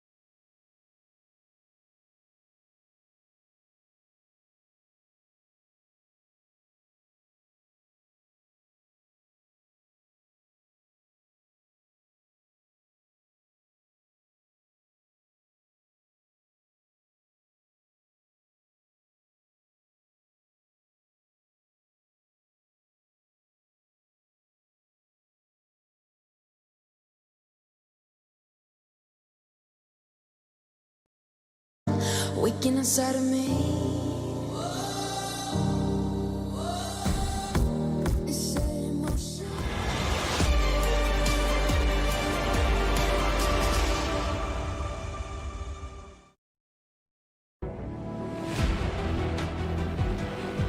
Well, Godsent might have been sat on that lead, but they've got to actually do it. They've actually got to get this one over the line. Furia start to grind their way back in towards the end. We start to get a little bit more out of them. Vinny especially gave us one hell of a show over towards the short side. Started locking it in, started coming into his own. And so now that Furia have risen to the occasion, it's now flipped back to Godsent to start to lay down some of that dominance we saw early on. Yeah, a lot of aggressive, quick B hits for Godsent. Furia, they flip the script. They go right into that A site. Double under setup immediately coming in. Godsent, they've got a lot to do here. Flash is going to be problematic and the smoke's down. Flash buys just enough time to lock Dumao out of the site. Vinny clears the smoke and Drop does as well, finding both anchor players. Oh, this is a done deal. This is a Furia pistol through and through, as Godsent already looking to save their little bit of armor. Try and get that cheap helmet in the follow-up. Dumao's here for some frags. He wants to warm in, but not going to get given the chance. Didn't have to see much AWP v AWP. I don't think Art had a lot of money on the CT side, and Dumao didn't really need to run the AWP, considering the rifles were working pretty damn well for Godsent. So, interested to see how that changes, as there's going to be no hesitation to pull out a CT AWP on this map. And I just love Vinny. I really do. Like, it's hard to not like the guy, you know, like, and that wasn't meant to be a double negative. I just repeated myself, but it's hard to not like the guy. He's such a talent as well. It's so often, if you need someone to come alive and try to rescue a game, you know, I'm either looking at Kesara or I'm looking at Vinny, and you know, you occasionally get some quiet games out of him, but it feels like they're few and far between, man. And it's like he's almost like this underappreciated character within the Furia lineup. Yeah, and we only get to talk to a couple of players out of Furia, right? We only get the it's Arts normally and the Art and so, Vinny. You know, and these guys are really great and charismatic in interviews, so that's always nice to get to hear from them. Hopefully we'll get some more, you know, the Godsent, and we get to talk to them, or the Destu, some more of the, you know, younger players, more inexperienced guys, because of course Taco, you know, he's plenty to talk about. Love to hear about the in-game leading of this team, but you know, let's put some voices to the faces, to the names of these other pieces of Godsent. Some of the touted talents of this team. Right now, this is not a fun round for Taco. Back at the bench, he's spent a whole career here. Obviously, that position on Mirage is what I mean. And it's not going to get better as the B anchor. Furia spread out to clean up the kills. It almost wouldn't surprise me if Furia tried to set up Drop to do some interviews. That'd be cool. Yeah, give him a time to shine. Don't know what his English is like, but... Yeah, I'm trying to think. Whenever we spoke to Furia Academy, who did we talk to? I think got a lot of ZMB, yeah. right? Was normally the guy. That's also something else worth mentioning, right? When you look at the team that Drop came from in Furia Academy, there were a lot of parallels that could have been drawn between the style that ZMB tried to both play individually and call for the team, as to how Art plays. ZMB being this kind of aggro, cooler IGL and also AWP player, which obviously with Drop being here is the role he is occupying. I think it's kind of interesting that, like, you know, I think out of all the players that I've seen try to replicate Art style, ZMB was someone who seemed very, very dead set on making that, like, his look as well. So, you know, kind of cool for him to come into a team where it all feels somewhat familiar. Ooh, quick B play, but it's a fake right now. Furia, they love to do this. Art's run in with all these site smokes. It's caused so much confusion, so much chaos, and it's drawn a rotate out of A, but Lato immediately doubles back. There's not been enough sold here by Art. As long as he can get some kills eventually on these smoke fades, that could do good work. That could set Furia up, as Godsent are doubting this A-hold right now, but it's an immediate kill out of Taco. The call is in, it's clear, it's clean. Dumao's going under, and now Furia basically just have to commit with nothing. Lato's ready, but he can't hit this shot. Phelps has been a beast and he needs to keep that up, but pushed out of the bomb site and no kill offered up. It's going to have to be a retake for Godsent with a flank from Dumao. Yeah, that bomb isn't even going down yet. They're just sitting in the site like mother hens on an egg. And, well, here come the whatever bird eats the eggs. Humans. Dumao looking to shut down and deny that bomb plant. And with Kesarato gone as well, that decision to slow it down comes back to haunt Furia. Yeah, I'm not sure what that was. I don't know what the call was. You know, maybe not enough cover for CT there, but a lot of smokes down, a lot of options for plants for Furia in that one. And this is obviously, you know, predicated off the back of Art just immediately dying on B. That's a shame. You know, the fake does draw enough out of B, enough out of A for Godsend, but you know, if Art's not given kills there, it's very risky to, you know, go running through smokes and hunting. He's just kind of hoping that the fade will favor him, and it doesn't. And so, yeah, at that point, you're just ready for an A play. Instant kill for Lato to kick off this round. Don't go through Art. Don't, yeah, drop the bomb first at least. Oh, what on earth? Art's got a gun. Phelps is right below him though. He's not ready. Oh, no one's looking. Phelps flicks back up to secure that kill. And these rounds are so wacky. They're so weird. Bomb has been taken back by kSerrato, but as said, those guns down on Tetris. Nothing to be grabbed yet. You've got to wait for Vinny. Oh, but he can't stop that CT spawn player peel out. The site is clear. Although Furia don't know it, they might be able to guess off of that bit of info Vinny's had. And he's got a backstab potential. Barton not considering. Vinny's got a frag. And now Furia can start to go. Yeah, Vinny's AK trying to make this round a little more interesting with the molly down to attempt to deny a CT peek. You're hoping that bomb can get planted, and it will come through for Furia. In with a chance now at stealing this round back and immediately throwing us into a bit of a, you know, force by war from the get-go. Phelps creeping in, creeping through, and there he is with the opener. Vinny holding for the cross. Oh, they do manage to get by, and the spray's a little ugly. Drop with the deagle. Bomb planted for him. Needs one of these to land before he can even begin to think about winning this out. And Dumao hunts him down. You know, would have left us in a very interesting spot there if Furia come through with the victory, but instead they're sent packing out of the site.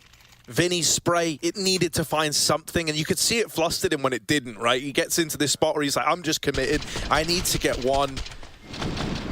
Phelps still proven to be instrumental over on this CT side. It was him and really Lato doing a lot of the openers in that T half. Well, once we've got him onto the CT side, mate, you know, he's been here for a lot of these closes, a lot of these high impact moments.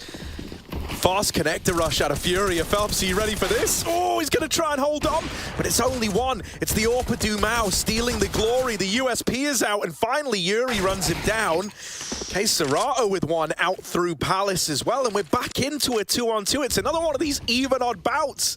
This is not a round Furia should be winning, right? Just a fast comp play that drew Godsend completely out of position, caught them by surprise. Now the retake's immediately on. Taco moving up on the bench, trying to take an off angle elevation to find kSerrato, who's crouched, and luckily so. If he stands, he's dead.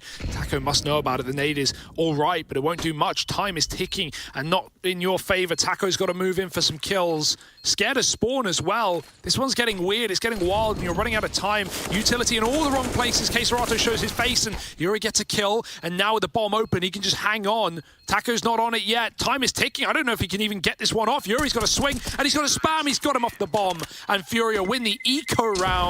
No reason to win that one. They had barely anything to work with, and look what they've done to the Godsend economy. That con rush, the last thing that Godsend expected. We have fast rounds from them on the T side, but that is just so disrespect for Furia. Through the smoke, pistols with nothing to lose, but everything to gain. Yeah, and that is where Furia can look their most dangerous, right? They're often very, very good at getting these kind of you know, low economy rounds past their opponent. As you say, that idea of not much to lose, but a hell of a lot to gain, that goes a long way when you're already known as this hyper-aggressive team. Stressful, right? We can see it on Taco's face as well. Losing a round like that, you just got yourself in control of this game, of the money, of the scoreline, and then you just get full eco'd like that. It's going to send you on a bit of a loop. Furia, they've been given an opportunity. Let's see if they grab it with both hands. I imagine Tac pause is coming out right now, because that's a bit of a blinder of a round to lose.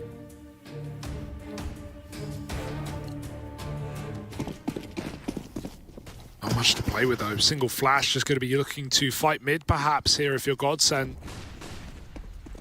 Lato playing it back in CT. Taco trying to get that mid info, but you're going to be hard pressed to win this round or even make a dent.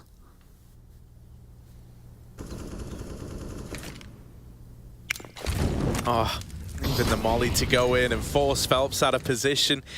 Once you hear that tag, you know someone was up there trying to play close, and you were right in that assumption. Slow round at a Fury and not wanting to let it fall apart versus the Pistols. You know, we mentioned paiN Gaming as another team earlier on to keep an eye on. Well, they actually took an L in their opening series versus EXTREMUM, but taking them the distance, you know, 19-17, an overtime loss. Respectable. And I do think they've got a lot more to show. Yeah, we have high hopes for EXTREMUM here as well in this this RMR, I would say. Not exactly sitting top of the board with points, coming in at 6th in the region. And, you know, needs to be in that top 5 to gain any more here at this event. So would love to get out of the group, but yeah, this team's had high highs, but also been on a bit of a downturn as of late. More of that later. Right now, it's just Pistols getting cream crackered and crunched on this A site. Phelps gets jumped on by a drop, and it's nice and easy for Furia. No casualties, all the cover in the world to take back the lead. 11-10. Look at the train just being run all over Godsend right now. They need a response and they need a round.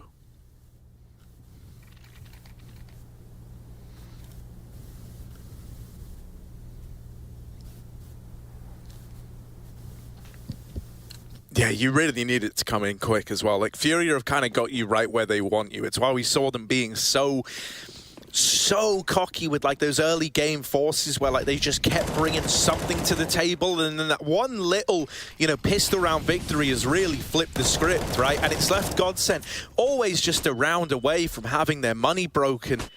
You know, that means that this game can very quickly spiral out of control, and while it might feel neck and neck right now, you know, all it takes is one rifle round to go against you, and suddenly Furia is sprinting towards the finish line. They're going to try a bit of a B pop. Godsend needs to hold on. They're blindsided by the short play, but paiN's Famous will step up with a double.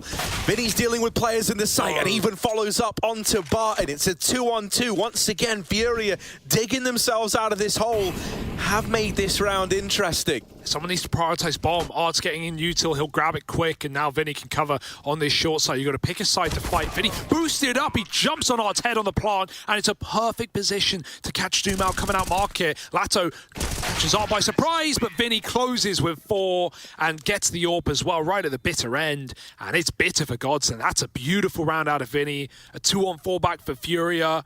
He was stuck up in the apartments. He still finds an angle to paiN, who, you know, felt like he did enough here just to stop the first couple of men in. And Vinny, smooth moves. Even that jump up as well. Yeah. Heads up play, because otherwise, you know, you're going to get focused on that short player, and Dumao's going to be out, and you won't even know about it. Yeah, that's 4 from him. 4 from Vinny. Like, having an incredible game right now. He was good first half, but now he's just really stepping it up. Yeah, you know, and that's kind of like a bit of the freedom of this T side, right? If someone is having a great game, like, all the fights are on Vinny's terms right now. He's not having to wait hoping that they come to him like he was on short. They trade this kill that Taco was able to get early.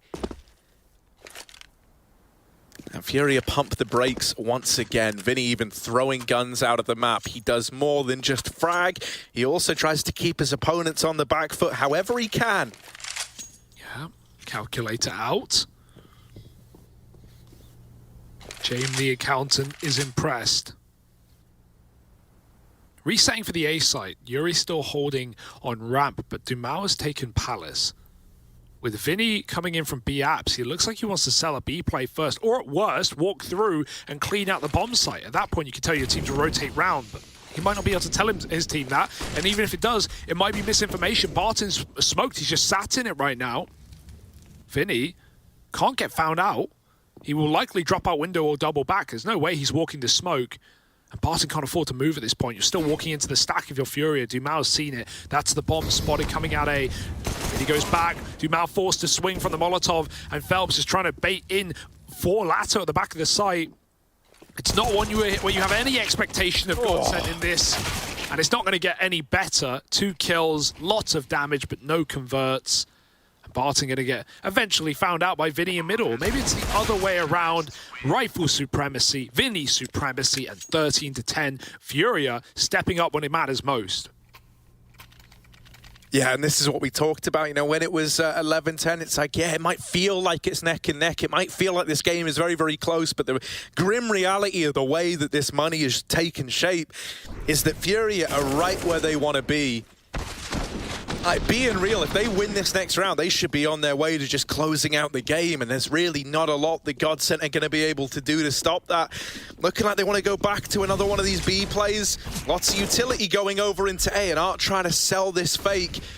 He has drawn a third man around to the A bomb site. It's just how many kills can Art get away with? They've got him trapped, and Dumao deals with him now into B. Drop, first man in, but it's Yuri to get the kill. Taco dancing around back of the site. They line up for him, and Taco's not ready to let B slip on by just yet. Big Vinny out with the AK and dead to the AWP of Dumao. It is just KScerato getting whittled down, spammed out, and everyone for Godsent holding down that B site. The ruse doesn't work. Taco has the reads, and then he gets the double. And at that point, Godsent were destined to find themselves in 11th.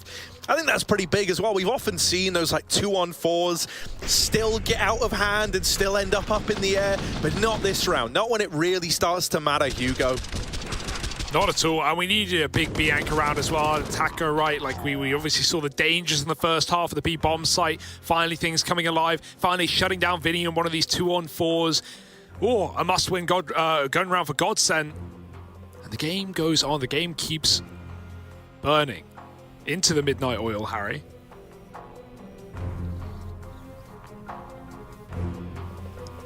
Keeping it hot. 13-11, and Dumao's AWP still yet to be met with much resistance from Art. He's just been rifling all damn day. First half more against his will. This half, you know, just T-side lucidity. Dumao makes that jump, lovely move. Gonna get into ladder quickly, but it's not like Furia are there to meet him in middle. It's just some util thrown by Art before he backs out, and the contact play for Yuri catches Lato by surprise. Phelps, he's not gonna get mollied here. Surely not. The molly's going deeper, in fact, and Phelps has yet to be found. They're gonna check him, and that swing, even if KScerato doesn't get that kill, the default player would have, and the default player is coming alive. Yuri locks out Godsent and forces the save within seconds. Yeah, and you still get those little, you know, there's little shining moments through where you get reminded why Furia were dominating NA for so long back in 2020. Like, even how they deal with Phelps there, they use that Molotov elsewhere, right? They decide, well, actually, you know, maybe it's more important to put a stop to someone swinging us at bench and coming to help him out.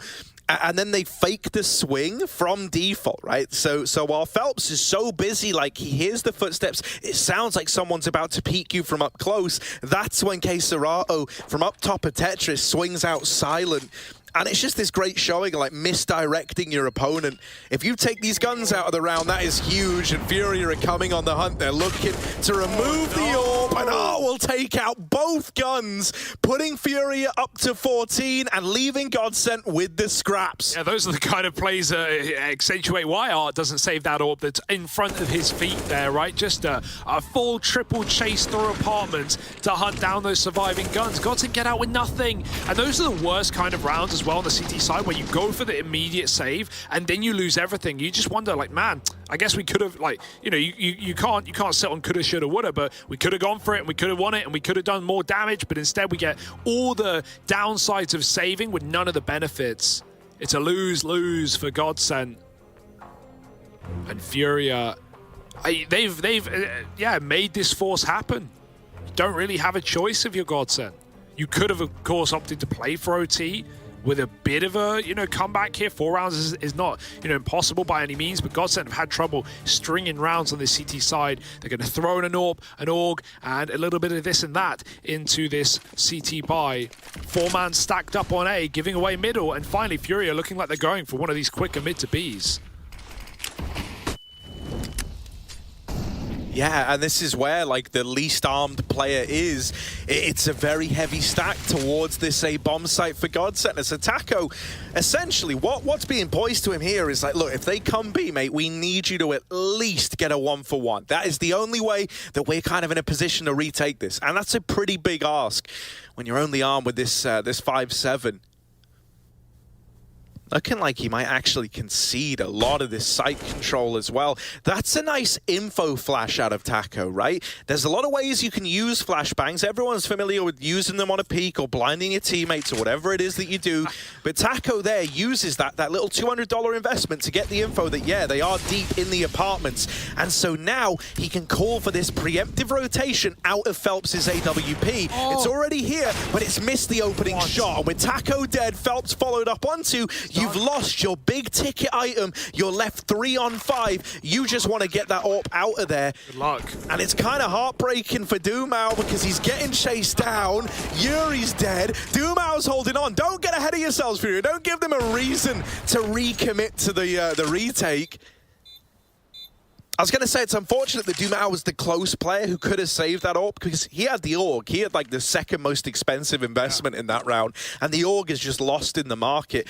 So you're getting out of this with the AWP, the FAMAS, the MP9, and while you can drop guns into play and like have a full buy here up against 15, it's still going to come with its fair share of limitations. It's starting to feel like Godsent have kind of missed the boat on this one, and that Fury are now running away with this game. Yeah, don't get me wrong, the exits are nice for Dumao, but it's nice to see Fury looking measured there. Like after they throw 2 guys into CT, and just after the bombs go down, you don't know if Godsent have kids. Fury are very quick to realize, all right, not worth it. Let him have the AWP. You know, we're winning all the gun rounds. We're winning against the AWP. Not a worry. Let's just not blow this lead and blow this opportunity. We've got 15 now. We're sitting on a comfy nest of overtime at a worst case, and there's no way Fury are thinking about that. They're ready to close here and now.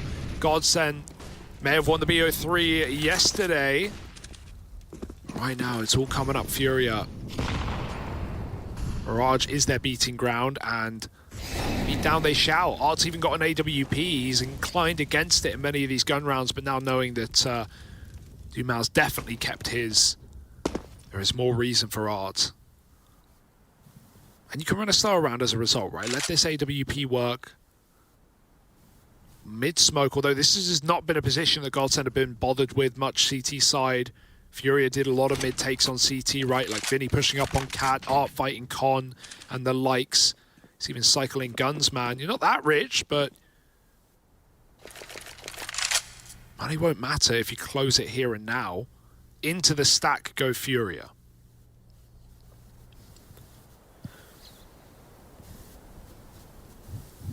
Yeah, for God's sake, like if you can't hold this when they do come into the stack and they do kind of play right into your hands, then maybe this was never yours for the taking. It's a very, very standard little A take here out of Furia, right? Just the stairs smoke, the jungle smoke, and CT as well. This is something you would literally see in matchmaking. So Godsent, they should know the hand they're getting dealt here. This double underhold is pretty interesting. Will they be ready for the second man? They don't look like it. Barton has got to capitalize, but he gets run down from just too many different positions. The AWP Dumao trying to exploit the gap in CT is blinded off the angle. Taco coming in up the short side. A little far removed from this round, so Dumao's really feeling the pressure. They do need to get that tonight with this.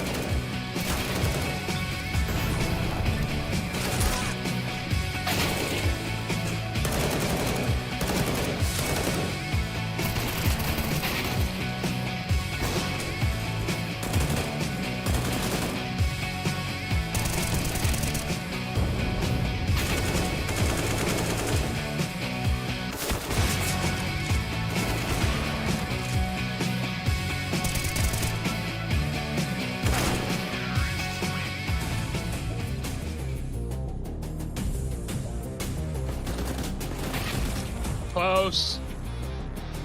That's true. You did the dog player. Oh! Nice calm on the flash.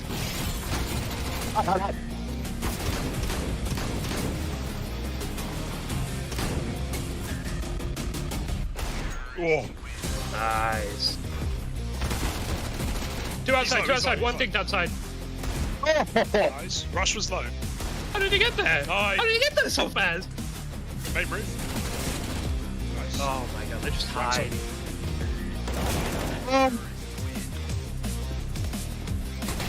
No, he's just... Knocked out with Warehouse, could be chasing me.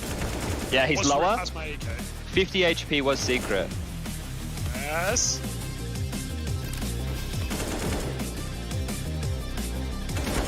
Nice, Harry. No, he's so fast down there. Nice, Brad. This is the comeback. Oh my god, both outside, both outside. Hell, Harry. Nice. Hell. Oh. Nice! Let's go! One up. Both outside. Double spray down from Rush leader. The spray down. Right, come. Nice. I'll tie already, on it. Oh, you've let him get in such a sick spot now by not sticking it. Oh no, Nice, Harry. Get him out. One main. Actually, roof, I think. Heard a ladder. Got him. They're just sitting outside. Sitting. I've gone around the map. Nice. Unlucky.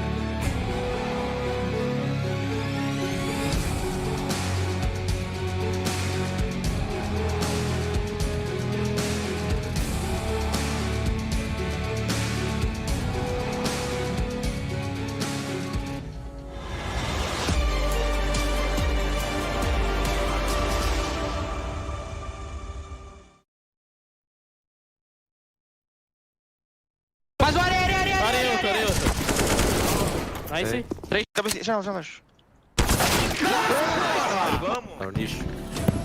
A nice performance indeed coming through from Furia there. Always a scrap on Mirage, but this time Furia does emerge triumphant. They take the dub, giving themselves a nice early lead here in this group. But we saw some good things from both sides here, Hawka, didn't we? I do like that clip at the end there. I feel like that sums up the game pretty nicely. Very loud, very boisterous, exactly. Very much a game where it was down to a lot of scrappy rounds, a lot of fragging, just a brawl between these two teams. But that's exactly how I wanted to see it go down. And I am glad we get to see Furia coming out on top here. We said these teams played recently, didn't go Furia's way. Switching up the map this time, getting into the Mirage, and Vinny was a real revelation for them here. He was. I love Vinny. I've always loved Vinny since he dropped 40 on Train way back at the Global Challenge like 2 to 3 years ago. I'm not even sure how long it's been, but he seems to be shining here, doesn't he, Laz? Yeah, he honestly had a great performance. I mean, the guy just popped off. Like, he hit 26 frags, I think, at one point, and I mean, that's just something to note. I mean, he looks like he's just getting a lot more comfortable, and you can see some nice highlights here that are coming in, and he's just picking up these impact frags time and time again, and that's just honestly what just allowed them to get a lot of control of this game. It is cool to see a player who maybe was relegated to, shall we say, some less glamorous roles get his time to shine here. And shine he did. Shine he did indeed. Shone very bright, and that's actually going to put him into our Air Force aim high head-to-head matchup here up against Phelps.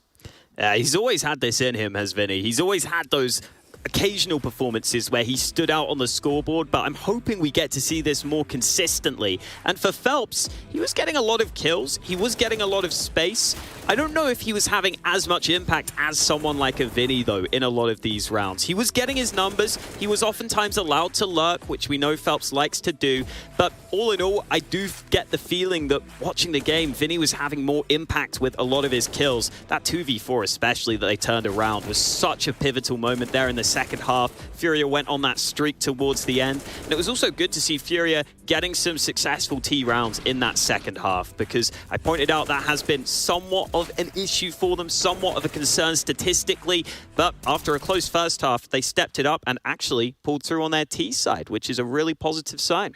Well, we are going to get a chance to talk to the man who was a monster on that map. It's going to be Vinny. Vinny, congratulations on the win. Hello, guys. How's it going? It's going great here. Monstrous first map for you. And I want to ask you about this matchup in particular, because obviously you played them literally last night. That one didn't go your way, but this time around a little bit better. How do you prepare for a player or an opponent that you've just gone up against? I would say that tournament was more like a warm-up for us to feel what we're feeling gonna play against here in A, because it's just such a long time, like since the last officials. So I think you're not 100% yet, but we're figuring out some stuff, and today the preparation was better. Vinny, congratulations. I mean, I got to ask you, like, what did you have this morning? I mean, you look like you've just been playing absolutely phenomenal, but in all seriousness, you know, it looks like you had a lot more space. We're kind of seeing that vintage Vinny. Like, what's changed? What is adapted now from all these games playing against these guys? I would say personally, just I'm trying to be more consistent in this, personally on my T side. I would say on the CT side, we just struggle a little bit as a team to control the middle, but I think on my individual, I was on point since the beginning of the game. Vinny, you guys have recently brought up Drop from your academy team. I feel like you maybe used to play some of his roles, and that is obviously a tough thing to do coming up from the academy squad. So how's he finding it, and are you helping him out in some of those roles at all? I would actually, the roles that he's playing, he was playing on the academy as well. So I think it was the most comfortable for him, like playing beat Mirage, being on Nuke, stuff like that. So I think we're just putting him in the best position for him and just, you know, play around that. Well, so far it's looking pretty dang good, whoever you are playing around. Congratulations again on the early win. I'm sure we'll get a chance to talk again. Yeah, we're going to face PNB, I think, but see ya. See ya. Awesome. All right, quite the showing there from Vinny. Quite the good interview questions and answers as well. Now, I think we got praising us. Thanks, Mike. Yeah, you did good. I appreciate it. Good job. I'll give you a little head pat after the segment. But I think speaking of some analysis, we've got a little bit of a clip here you wanted to talk about, Haka. Yeah, we do. This was probably the turning point of the game, in my opinion. This initial hold from Barton looks brilliant as they're jumping out of the apps, but Vinny and Art somehow turn this round. It's this moment in the 2v2. Vinny, so smart to jump up on the box in a post-plant scenario. You sometimes see CTs get boosted into that position to try and get some impact from an unexpected angle, but I very rarely see a team that are so quick to realize we can actually use this on the T side. We can boost up, we can find an unexpected angle over towards Kitchen. You see that CT player getting caught completely off guard, and that was the point where from there on, Furia went on a good streak at the end of the game to close it, and massively thanks to Vinny and Art playing that 2v2 beautifully. Well, we are going to take a quick break here, folks. When we come back, we'll see if the Bad News Bears can turn their news around or if they'll be assaulted.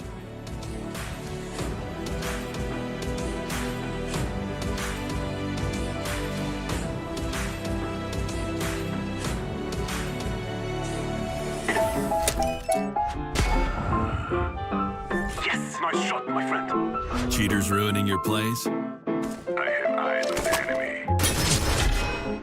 Bad servers stopping your shots? What you need is ESEA. Advanced anti-cheat to stop cheaters. And the best servers around, all with 128 tick rate. ESEA, the best way to play CSGO. Choose nades, choose a smoke, choose a flashbang. Choose team badges to support your favourite CSGO team. Choose an ESEA Premium membership. Choose routes you know bring in wins. Choose pro video tips. Choose the fan club wars. Choose behind the scenes content. Choose good grades. Choose guns you know you can shoot right. Choose bingo. Choose the equipment you know is going to get your team the win thanks to heat maps. Choose the CSGO Hub Premium, the complete package to help you and your squad achieve all your CSGO goals.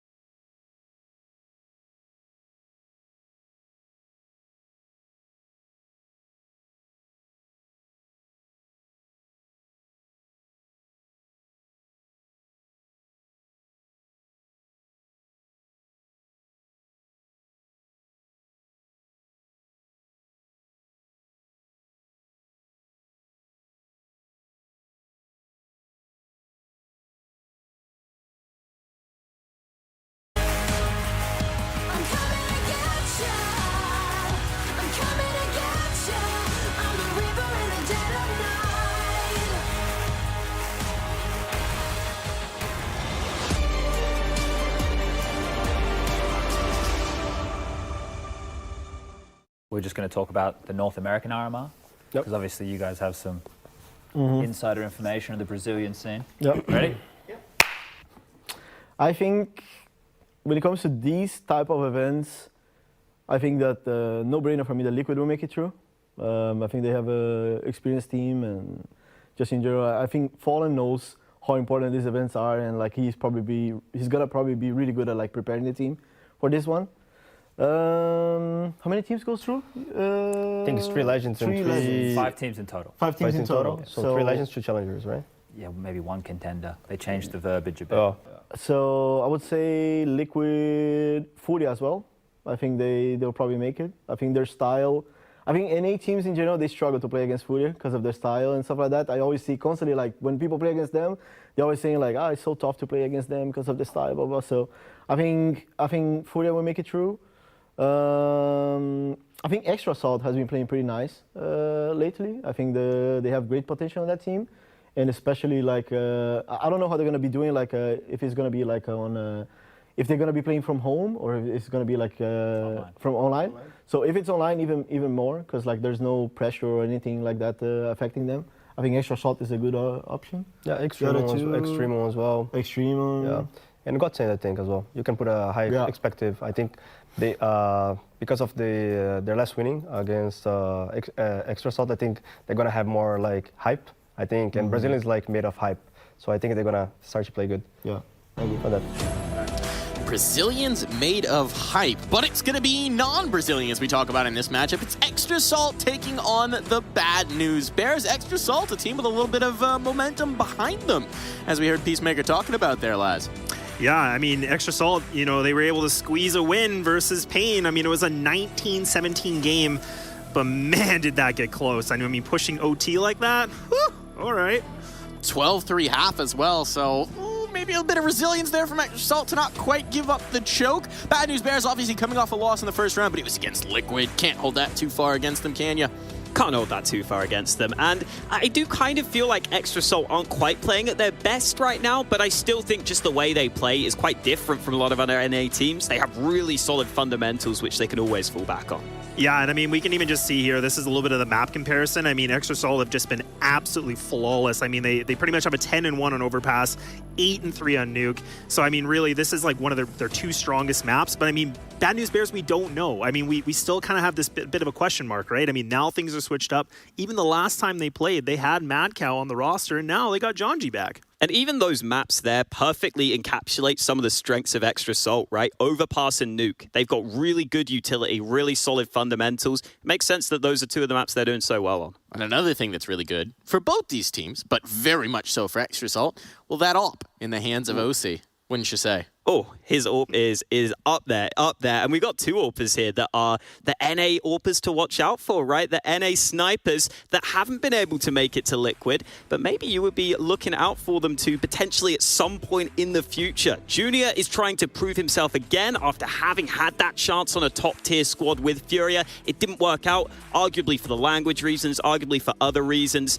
OC has just been so consistently putting up unbelievable numbers here for this Extra Salt lineup. He has a 1.41 rating on CT side in the last few months. That is absurd. That is absurd to have that sort of rating. He has so much impact for this squad, and I'm sure we'll see it come through here today. There's a reason we call him Opsy in the scene, you know? He's just incredible. He really is. He does feel like that next major star emerging from the scene, and Junior as well had that groundswell behind him. It's building back up to it, and we did see that AWP hitting in their earlier matchup.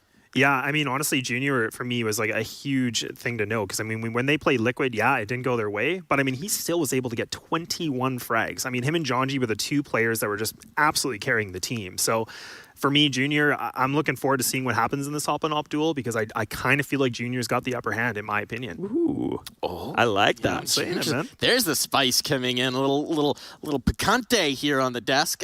Well, I mean, that gets us into it, right? We're undoubtedly going to have a duel between these 2 players, our Air Force Aim High matchup, and now we're going to find out what map it's going to take place on. So, will it be an Opper's Paradise here, Hawka? That is the question. That is the question. We will get to see Vertigo and Ancient out of there straight away. Okay, no Dust 2. They're not liking the Dust 2s, man. No one's liking the Dust 2s right now. It goes down to that Nuke, though. Okay, I think Extra Salt will probably be pretty damn happy with that.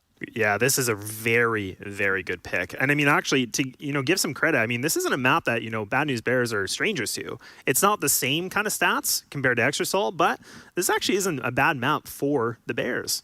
No, not at all. They love to play it. I mean, back in when we were doing Fragadelphia on land, they were saying they didn't think any team there could take them on Nuke. They've had some really good results on it, so this one should be a spicy matchup. It's pretty even ground, which is what you hope to get here in the BO1s. If I remember correctly, didn't Extra Salt beat Bad News Bears on Nuke at that Fragadelphia? Or am I remembering wrong? At that Fragadelphia. Well, they clearly didn't. Someone might have beat them. Someone might have beat them, but that is clearly my brain not doing good things. Too much NACS might do that to you. Yeah, I mean, my brain's pretty much sludge at this point. I'm on a steady diet of NACS. They've just battered my last few brain cells into the ground. But, I just raise the flag on high and be excited that one way or another, an NACS team is definitely going to win this matchup. And I think one of the things that I want to know too is like Extra Salt, yeah, they had a 19-17 win. I mean, totally different map. But the thing we've kind of noticed with this roster is they have been struggling to close these games out. I mean, there's quite a few examples where they had a big lead and either they barely win it or they lose it. So it kind of seems like when they get close to the finish line, they just can't take that extra step. That extra step? If you will. Well, I mean, yes, it has definitely been the case where they've cooled off a little bit from that ridiculous form we've seen. Still, I think there's a lot to like about this Extra Salt roster. Yeah, absolutely. There's a lot of skill on the roster, actually. Even JT has been stepping up fragging-wise lately, which has been really cool to see. They're always up there in flash assist stats and utility stats. They almost kind of remind me of Big in that way, where they just always seem to be putting a lot of prep time into those nades. And for Bad News Bears, you don't expect them to have that same level of prep with the situation they're in. That may be an issue on Nuke, but we'll wait and see. Well, here's two guys to take you through the commentary who have somehow fallen in just about as much love with NACS as I am. Oh, yeah, man. No, it's hard not to love it. It just grabs you by both sides of the head, and it demands respect. There was something there. Look, here we go. Bad News Bears versus Extra Salt, or as the name at the top of the screen is, where it's all short, just regular Salt. It's all caps, Harry. You got to shout it. This team is so exciting, and we'll get into reasons why soon as we wait for this contact pop into the A site. Marky is going to spot them, but can he drop them as Spongy's already found an entry? Marky needs some defensive kills. It's not looking good for the Salt side as Bad News Bears bully their way into A. JT's forced out by the Molotov. He's got to fight. He's got to try and stop that bomb, but he does at least kill the planter post. Sonic in from the lobby, and both players spotted at the back of the site. Sonic's got the info. Has he got the kills, though? Easier said than done. Double facing. They're lining up for him, and this is a nice setup for BNB. I love that play. They realize they can't get out of there. They may as well just hunker down and commit to the gunfight. Swisher starting with a 3K, and he was very quiet in that Liquid game. He was a one loose cannon. Actually, loose cannon's a good thing. He was a one, weak point for BNB in Inferno. So nice to see him start strong. And let's see if that does anything here for BNB on their T side. Yeah, man. I mean, dude, it felt like if you got a bit more mileage out of the guy, right, suddenly that Liquid series becomes a lot more enticing, a lot more interesting. I mean, thus far, Bad News Bears have shown they can push, their opponents around. They can give as good as they get.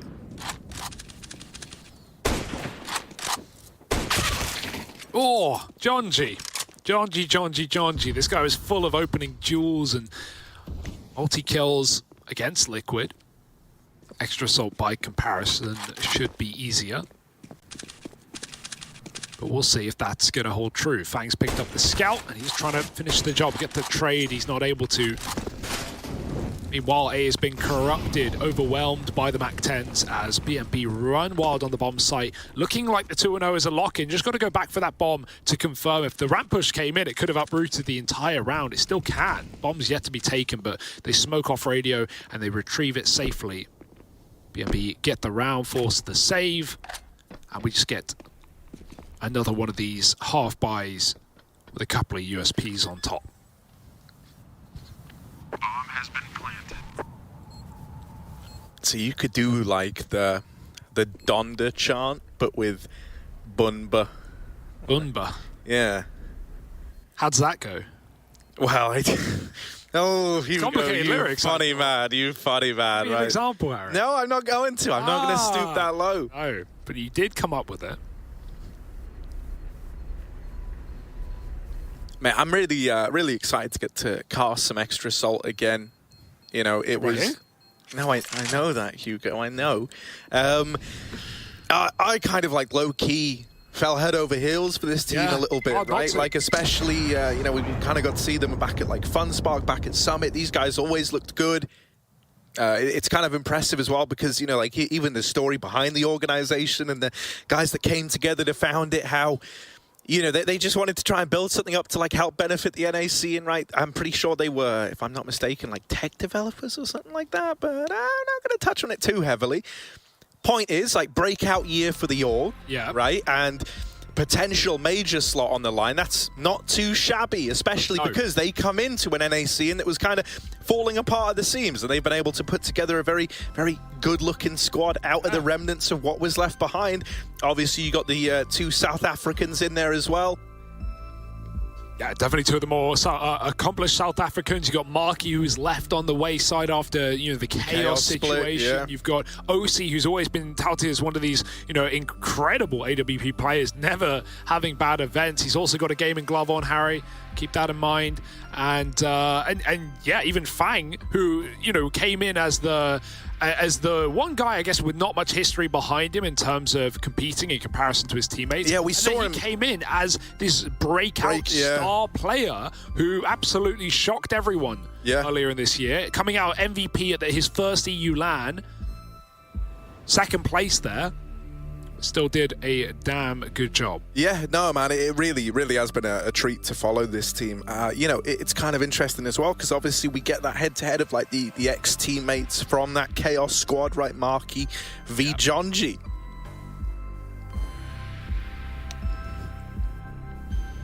Still missing the Chaos squad, man, till this day. Too late now. To this day. But they're doing well over in Valorant, and I couldn't be happier for them. Yeah, it's just a shame. It's the what ifs, man. You know, we've had a lot of what ifs in the NAC. A lot of rosters and players where we felt like they probably could have gone to new heights, but extenuating circumstances always seem to get in the way, don't they? Reality hits hard and hits fast. But all the doom and gloom out of the way, all the sadness aside, Extra Salt is certainly in a position where they can make it to this major. Yes, indeed. Already sitting on 1,200 RMR points total right now. It's more than Bad News Bears at 570. You know, obviously every team here can do it if you have a run, but you got to remember these groups, they're pretty lethal, Harry. There's 6-team groups. Only 2 teams go through the 3rd fights for that 5th place decider. And inside of this group already, let me just run through it really quick. Liquid, Extra Salt, EXTREMUM, 80k paiN, Bad News Bears. Well, the big one obviously is Liquid. They almost feel like a shoo-in through the group. And then the second one, well, you know, you could make the argument, okay, the favorites are Extra Salt or EXTREMUM, who are a massive question mark and always seem to be. We go months without seeing this team. That's the crazy thing about them, man. They're almost like this, they're like this masked figure that just show up out of the blue, like, you know, give me a wallet, who even are these guys? And then suddenly they're there. And then they do, like, you know, they always kind of try to go above and beyond the expectations that maybe, you know, you lower them a bit, you taper them off what we're never really seeing them play. Their peaks are good, man. Like, their peaks are good. Their peaks can take on top-tier EU teams, but, you know, at the same time, they're not always peaking, Harry. Sometimes they haven't even begun to peak. Are you peaking right now? Yeah, man, Jigger left and right, ADing all over the place. Jitterbugging. Also, you know, just want to do, you know, if Vanity, Zephyr and Leaf are out there listening in, love you boys. There you go. That was always simping. Yeah, man, always. Got to get it in. You know, it's hard. There's so many great, like, NA personalities and figures, man. You know, that's why it's kind of upsetting to see the trials and tribulations that North American CS is facing. RIP, gone too soon. But on the up and up, back and looking. You're sending me really mixed signals here, you know, you've got to remember, it's not done until it's done, and that's why it's still going, Harry. So talking about, you know, players to keep an eye on for Extra, so obviously you talked about Fang. You know, I think Marky is another safe bet. FaZe had a recently. FaZe had some rough games, had some rough matches, tournaments. So I feel like that's going to be the big question mark for Extrasalt in this group. Like, if they are going to get out of the group, if they are going to, you'll be locking in wins against teams like EXTREMUM. Those head-to-heads are especially important against EXTREMUM and Liquid here for Extrasalt. You know, Fang, I hope we get good games out of this guy because, you know, very young player, very inexperienced when it comes to top-tier CS, but this guy's a real talent. And when he gets going, oh, do you know about it? And obviously OC it's always presumed this guy is going to be fast flicking.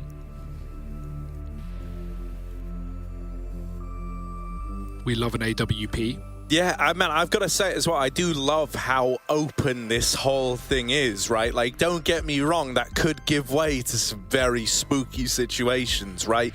Like, we've seen how, especially in BO1 groups, things can surprise, things can upset and go against the grain. And, you know, no one feels like a safe bet. Like, Liquid have shown they're not immune to messing up here and there, right? And when you're in a format like this, man, all it can take is like 1 or 2 fall downs and suddenly, oh no, you know, there's something in the water, all right.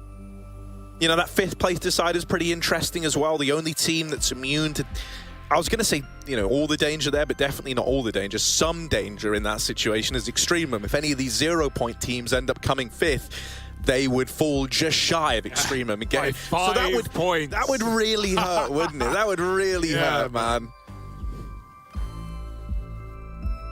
Yeah, it does feel like, you know, Group B is a lot more open as well, right? If we're trying to run through the 2 groups. I'll read off the list in case you haven't got anything handy. Furia EG, Team 1, OO Nation, Triumph Godsent. So 4 out of the 5 Brazilian teams in one group. Pretty cutthroat, Harry. We'll say that much, right? Yeah, you know what, we're on the topic as well. OO Nation, pretty interesting squad there, right? Like, obviously, we got to see them back when they were O Plano. They really did surprise us, you know, and that was back at Summit. I went into that, you know, feeling I wasn't really sure we were going to get out of them, right? And obviously you've got some divisive figures in this squad, and yet still guys like KNG trying to build up this kind of redemption arc storyline, well on his way to, you know, trying to do that within this OO Nation squad. You know, the major would mean everything to these guys, and they've got a very, very like passionate and invested fan base in their storyline. Characters there like, you know, who have been around the block. Leo DRK, I think he dropped the drunky part of that. Good idea branding wise. Talk of branding, OO Nation's really cool org as well. Really interesting thing to talk about. But, well, talking might hold off for a moment. I feel like we have a bit of a tech pause, guys, so we'll be throwing it over to a break. We'll be back as soon as we can be with Extrasalt taking on Bad News Bears. Stay with us.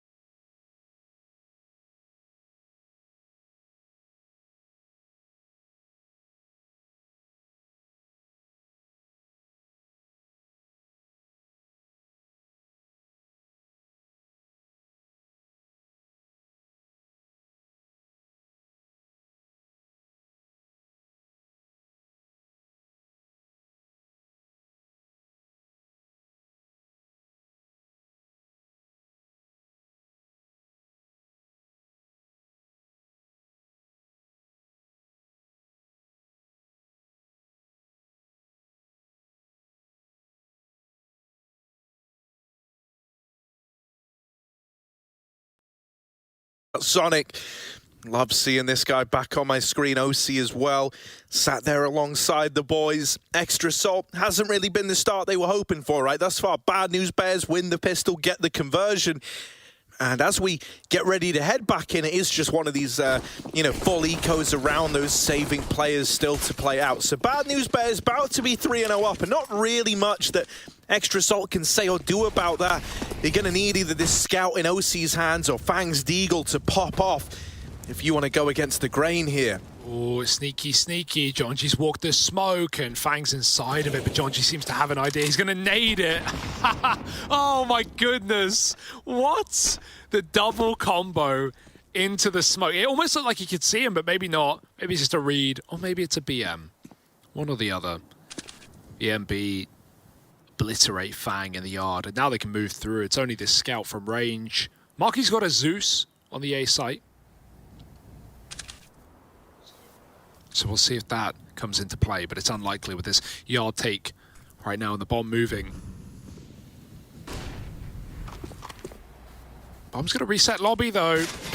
Looking like an A split. You want to try and wrap Heaven or get into main, and OC, he's going to start to tag him up a little bit. Jonji down low. OC goes up, and Marky waits patiently. Oh, he almost moves, but this could be around for a Zeus. It's looking like that top hit, rather. Come on, Ollie Marky. does nothing. Come on, Marky. Give him the Zeus. Give him the beans. Let's see. Oh, they've gone right by him. They've gone right by him. He drops into the Molotov. Oh, my God. And then gets domed by Swisher, who's already down. And in this B-bomb site running amok, Sonic with the MP9. And OC Scout gets a kill. This could still get out of hand, especially with an earlier tag onto Jonji, leaving him down low. That bomb only just getting planted with seconds to spare. And luckily enough, Jonji and co have been able to dodge any danger represented by these saved up, SMGs, pistols, scouts. They find the 3-0, but now the big guns come out for Extra Salt. That was just the hors d'oeuvres. That was just the appetizers. Now we get into the main course. What are hors d'oeuvres? They're like canapes, I think. What's that? Like finger food. Okay, yeah, thank you. Sorry, man. Like little bruschetta in that. Yeah, like, is the bruschetta an hors d'oeuvre? No, like a small one. Like, we're talking real small. We're talking baby size. I don't know. Hors d'oeuvre's an American term. I'm not too sure. I'm pretty sure I'm right. OC, he's right on the money. Quick shot. In fact, as the bomb is tumbling down the ramp. OC, he set up the Salt side for a round, and JT has a response as well. Drop Shakezilla going hell. I mean, you still got to worry about that bomb, but you're just looking for whatever you can get, whatever kills you can muster in this round. Is mustard an hors d'oeuvre? Yeah, anything can be if it's the portion small enough, if what you're telling me is true. Out through the double doors. Man who's not used to small portions will get a... Are you okay? I can't think of any way to take it. Right, Just Junior now, 1v5, but he's got it into the 1-on-4. That bomb dropped at the bottom of ramp ever since the start of the round when OC went on that little double kill tear to hold on to the ramp room. Yeah, there you go. Have the bomb if you want it, but you ain't going anywhere with it. Backing up is dangerous at best and fatal at worst. Junior might have to recommit to lower. He's even being wrapped now from lobby side. OC waits for his third in the round. Ball set up in window. It's not getting any easier to get through. Junior doesn't know what the hell to do. No utility. He knows. Yeah, he knows what's up. He knows what the AWP is, but he can't do anything to stop it. Kill would have done, but second man catches him by surprise. And so Fang will take the AK and take the round there for Extra Salt on the board, and it was about time.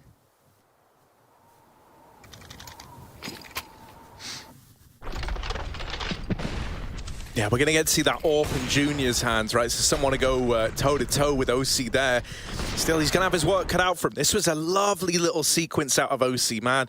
Oftentimes, like, even taking that first, like, they can get down the ramp in time to chase you. And OC, fully aware of that, just absolutely ruins their day. So now Junior wants his chance at revenge. Is he going to get it? Yes, already on the angle. OC walks right into him. He tried to smoke the molly, but it didn't go out for some reason. Oh, he's smoking something. All right, here we go. It's a 5-on-4. And Spongy out at ramp, just going to tuck himself in. Now plays the waiting game. Yeah, it's the waiters who bring the hors d'oeuvres. Pass them out by the plate, by the tray. Oh, Sonic, that's so unlucky. Changes spot as the smoke comes in and gets spammed while doing so.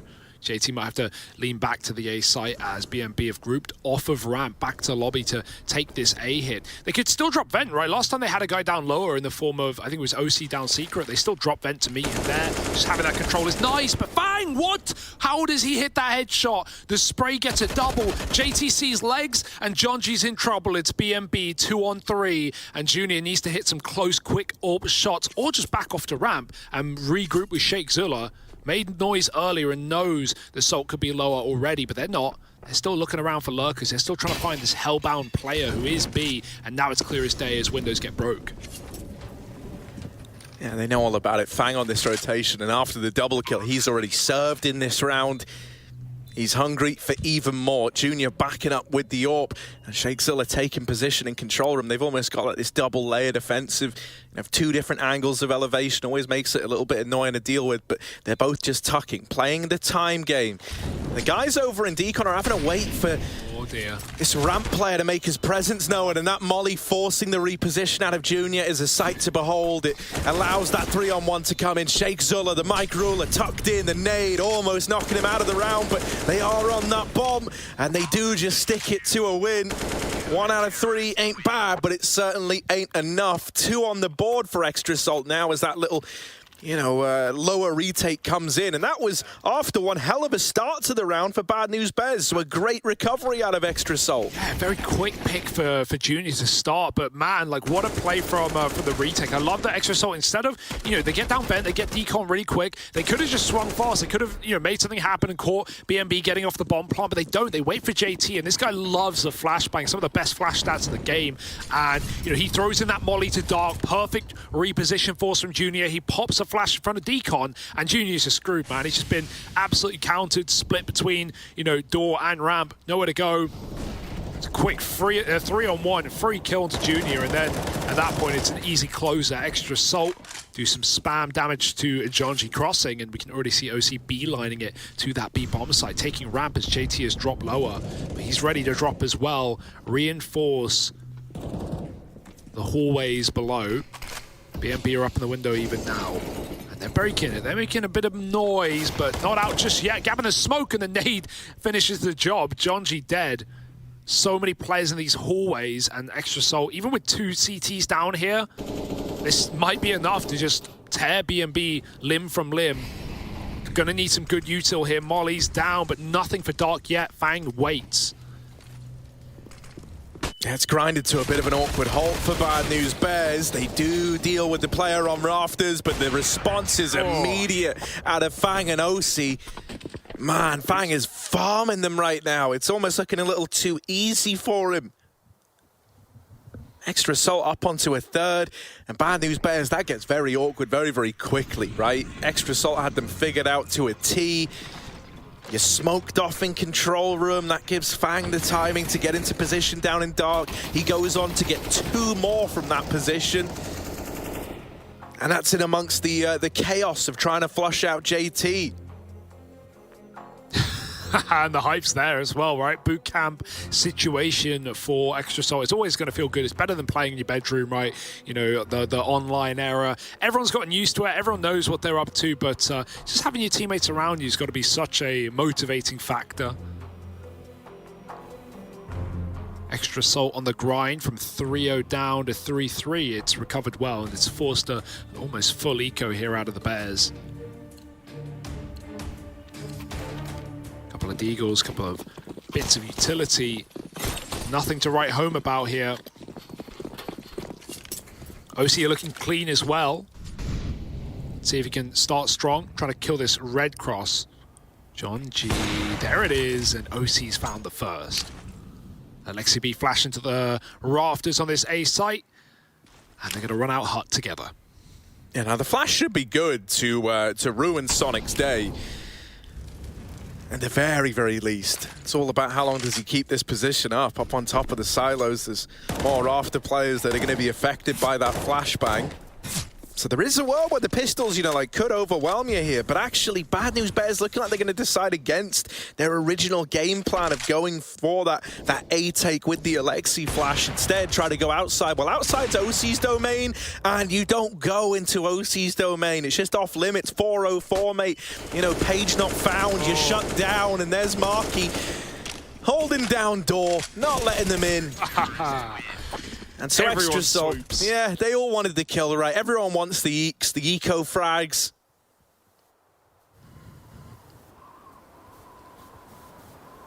Can't blame him. Always good for the numbers.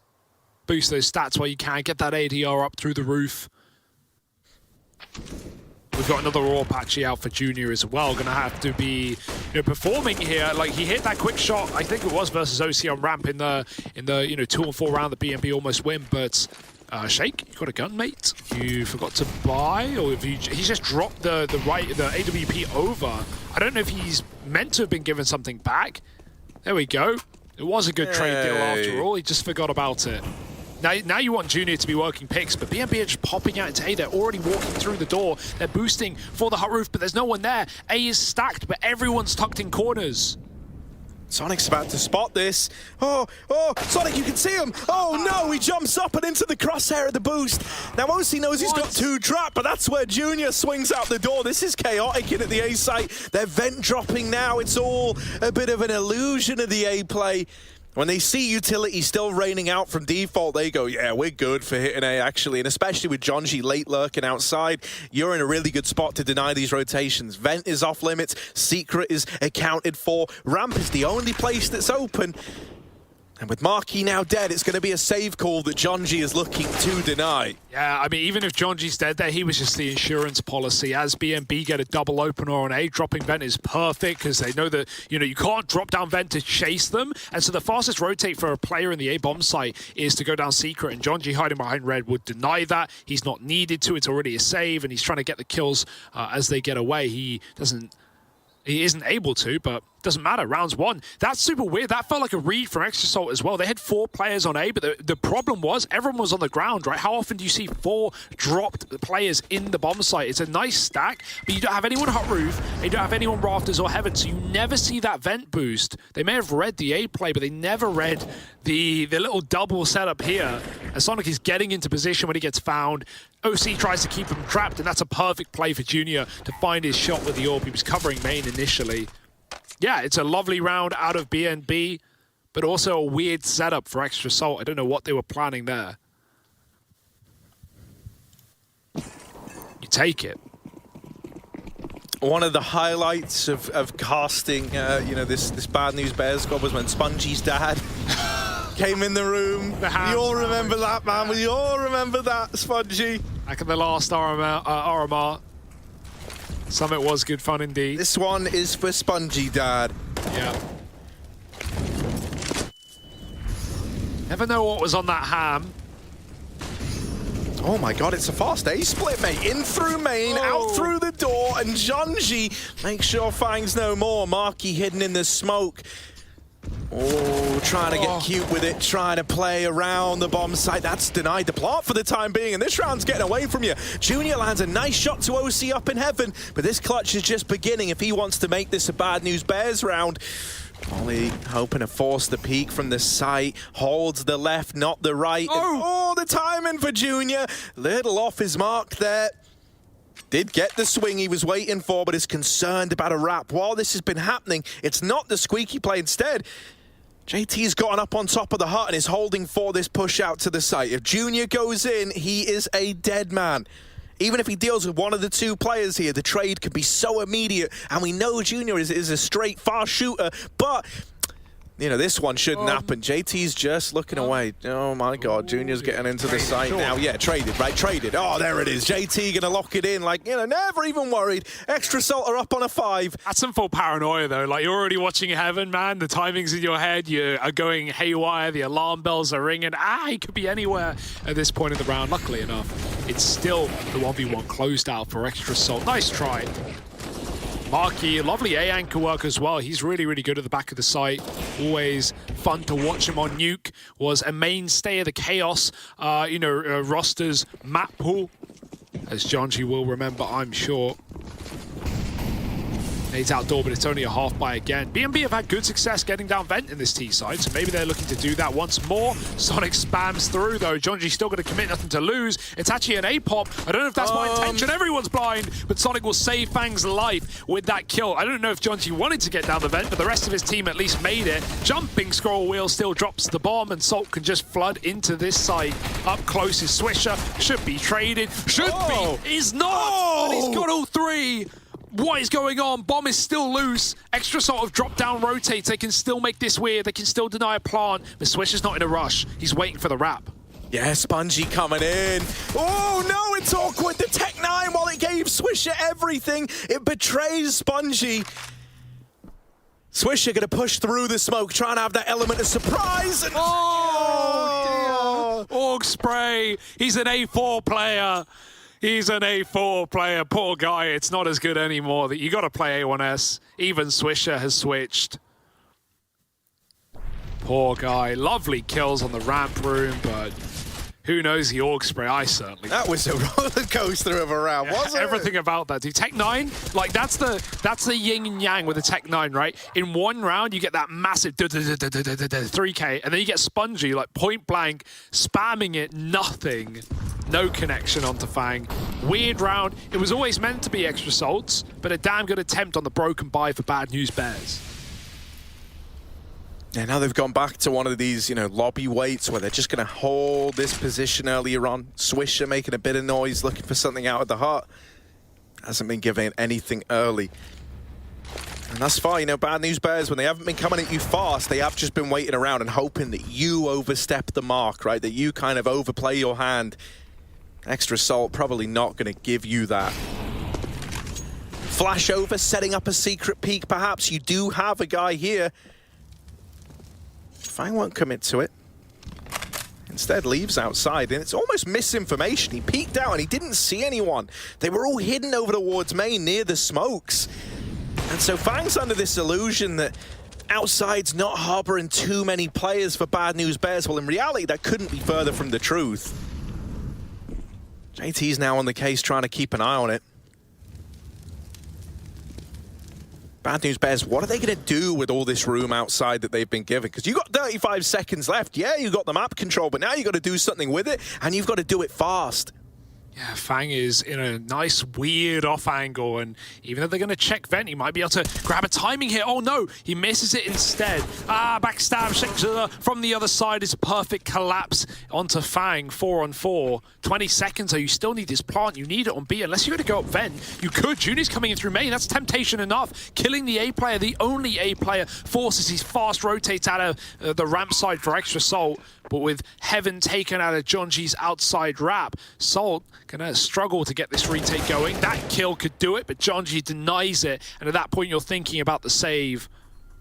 Big lurkers of Junior and Jonji coming back up when the B site did not look as tantalizing.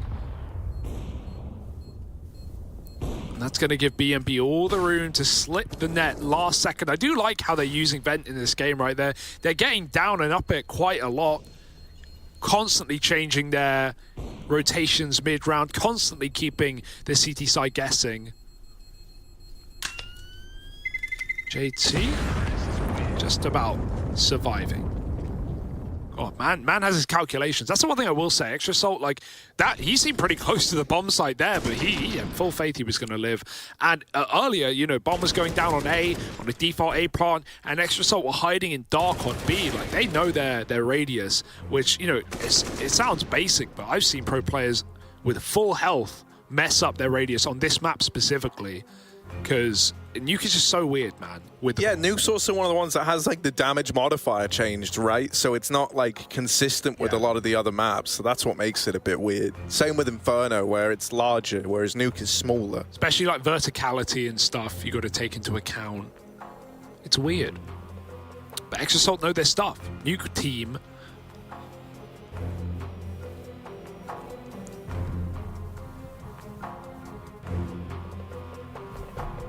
Oh, a little pause back from Bad News Bears. They go, well, we see your pause and we raise you a pause of our own. Shakezilla having a bit of a chat with the boys, trying to figure out how they want to approach this follow-up round.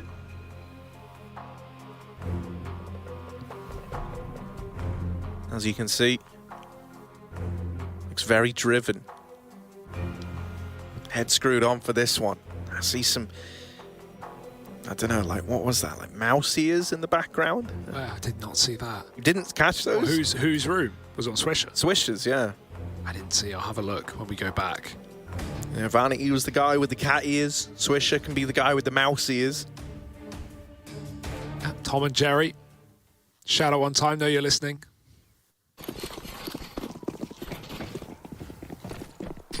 But here we go, right back into the swing of things. Bad News Bears, a week-old bye to go up against, and if they win this, you know, they are slingshotting themselves up into the lead. Junior's AWP fires off for the opener.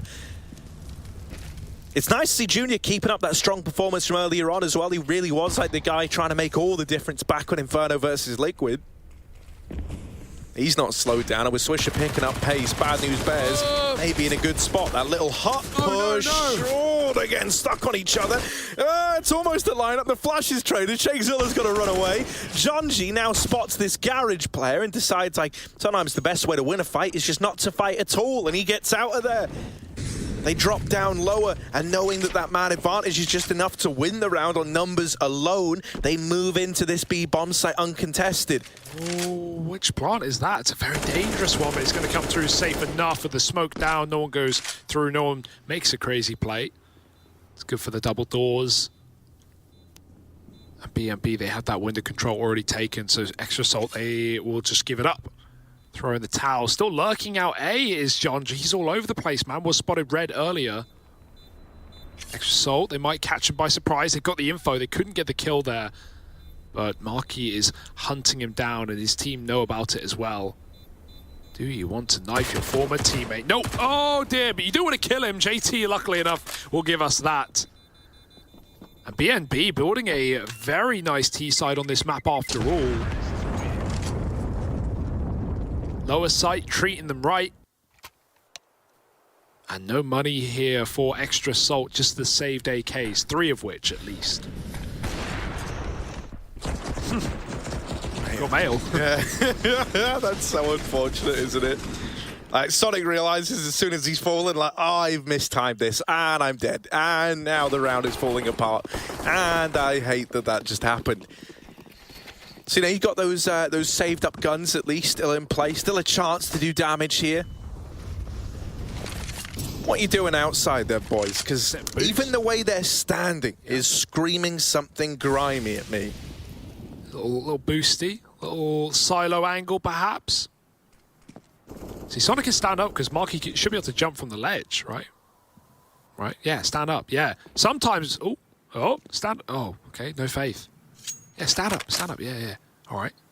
Watch. Nice. Parkour. Right. No, don't worry. The parkour is coming because now they've clearly sorted out that communication problem, which was, don't crouch, Sonic. I can get on your head, bud. Hate it. Some people. Yes, look, parkour. Oh, it's so cool. Smooth. Marky's hit them with the ground tumble and a little up in the air now. Yeah, man, that was all. It's like Mirror's Edge. It's like Mirror's Edge, isn't it?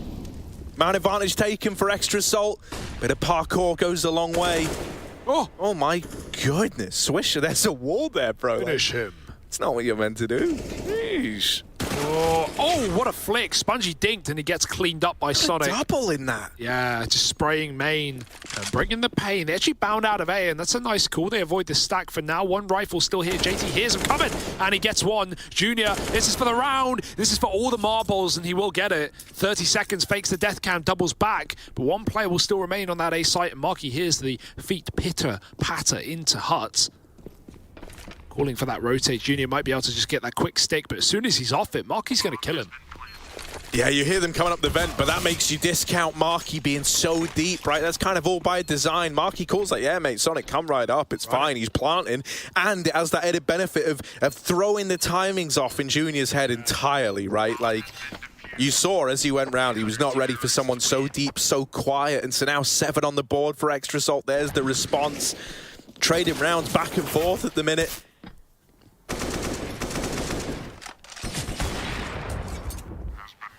Yeah, we're still getting good game out of Junior, right? Like, okay, yeah, loses the 1v3, sure, but still hitting the shots that, you know, he needs to on these 1 rounds, getting those R-dubs, I guess. And we got the same back in the Liquid matchup as well. If you did catch that one, Junior was looking lovely. Spongy quiet here. Shake Zilla the same, but obviously a lot more leading required on Nuke, a lot more rotations. And BNB have been all over the place, changing plans on the fly. Popping down vent, doing smoke secret to B. This time mollying Marky. They're going to run out door again, and they've got him flashed up in the face. Jonji swaps sides. Marky's jumping around in the smoke. No one can see anything, and Jonji somehow recovers that kill. Saved by the Bell and by Spongy, but the AWP will cause problems, and there's where Junior comes in with a trade. They were trying to drop vent. Now they'll just double down and commit to A. Yeah, JT on this Heaven rotation. Right now, Spongy is watching it. Oh, the timing on that swing is a little rough. It's as Junior gets back into position. He takes the peek, and are they going to drop B? Nah. Yeah. Well, now they do, yeah. Taking a long route there. Yeah, that was scary, but it's fine. JT heard the drop, so he knows what's up. Going to start to make his way down, but waiting in decon. He does have a guy to go toe-to-toe with right away. It's Junior on this AWP holding, and he will nail the shot. So there's the kill that gets the round over the line for Bad News Bears. And this little, you know, combo, this wombo combo of Junior and Swisher, then you kind of factor in that you've got this, like, madman just to let off the leash in Jonji and take a lot of space for you. It's a pretty scary triple threat right now on the side of Bad News Bears. And the calling's been good. Like, they've not been panicking in, you know, Nuke's a map where you are going to make a lot of adjustments mid-round. You are going to be changing things. You are trying to fake out rotates and get those CTs in the wrong positions. And BNB have been doing a really good job of that. And, you know, not necessarily dying on a hill or, you know, convinced that something is the right play. Shake Zilla, you know, he may not be fragging, but he's making all the right calls right now. And BNB, this should be a freebie round with these openers outside, 2 kills, and not many weapons left to spare for Extra Salt. JT doesn't know they're in front of the smoke, and he's caught by that play from Swisher. And with that, the round likely falling for BNB. 5 on 2, they just wait. Kills come to them. Oh, careful. Marky swung, wins his fight, but both players on the CT side are low, and they have all the info, that being BNB. They know what's going on. They're trying to trap Sonic in like an animal in a cage, but that's when they can become most lethal, most aggressive. Sonic will not be ready for the flank, though, and 8-7, winning out the half on the T side. BNB looking good, trying to one-up Extra Salt here on Nuke.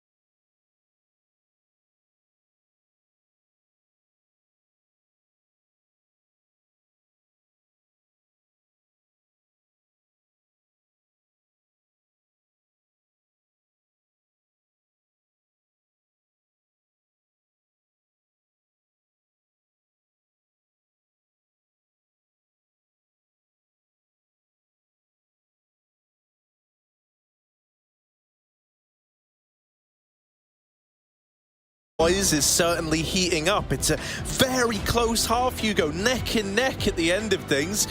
Bad News Bears ever so slightly in the lead at that 8-7 scoreline. Pretty exciting, pretty enticing in the grand scheme of this matchup.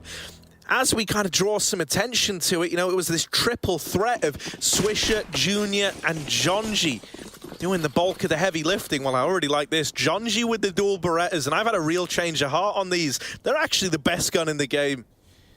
Well, they're two guns, they're not. But it's a cool take anyway. He even had, you know, 200 spare, and so he dropped to Junior a flash. Let's check out what Jonji's about to do with it real quick. He's about to end Salt's whole career. Let's see, let's guess, let's wait in the vent. But Salt aren't coming your way. They're taking that top site, or at least they're trying. Marky double trade back. Take a look at this, Hugo. Yeah, you about to show me something new? Oh, no, it's the Julies. They're trash! It wasn't really the Julies' fault there, though. Just kind of got deleted, didn't he? Marky on a round right now. Junior with the flash. Oh, and it's flashy, all right. Drop it in. Shake Zilla. USP lets him down, and Junior got to hit some lights out zingers here. But no spice, and it's all nice for Extra Salt. Yeah, so I've had a big change of heart on the dual Berettas. Used to hate them, and now I've realized, actually, it's not the guns that are the problem. It's the people using them that are the problem, Hugo. What could have Jonji done better there to really get the most out of those two weapons, Harry? Well, you know, I mean, well, his situation was just a little screwed. I don't think any gun would have been ideal there. But, you know, Jonji, if he wanted to be crazy, what he should have done is up the ladder like a speed demon, B-hop off the roof, with the dual Berettas, win the round. Yeah, man, just kill them. Like, yeah, come just on, shoot them. It's back in the vent with a vengeance. Swish has got the shotgun. Click, clack. All right, we saw a Zeus here earlier. This is one way to do it. Dude, I love it. I love it. Show us the Swish skin. He's got a nice skin there on the old. Is it the Hyper Beast? Yeah. Bit of a classic. Goes nice with the gloves as well. It's a combo, man. Yeah. You only bought the gloves for the Nova main weapon. It's a ramp take though, and it's free real estate because BNB want it to be. They've stacked B, clues in the name, 2 in the game, but they've got 3 down on lower. Oh, Sheikh Zula with his Deagle. Dead after 1. Jonji on a swing is now getting boxed in, and he runs into OC's bullets. It is a mow down for OC. Swisher, Resident Nova, every team's got one. Here he is, holding this little popper out into the open. Oh, he's pumped, he's feeling it, but the Nova is garbage. And so it's just Junior left. Is it any gun good, or are we just going to flame through the entire, you know, inventory of Counter-Strike? Well, let's go through them. Let's go through them as a list. And the Deagle. We don't have time for that, Harry. The Sawn Off, bad. Yeah, I agree, yeah. Nova, out of all the shotguns, there's situations where Mag 7 sometimes may be good, sometimes maybe, you know. Auto's pretty nice shotgun, I think. Auto shotgun is good. Out of all the shotguns, definitely top-rated one there. It's out of my sight. Thank you. And now onto the rifles. Galil, good. Yep. FAMAS, trash. AK, good. Kree, situational, but still good. Org, good.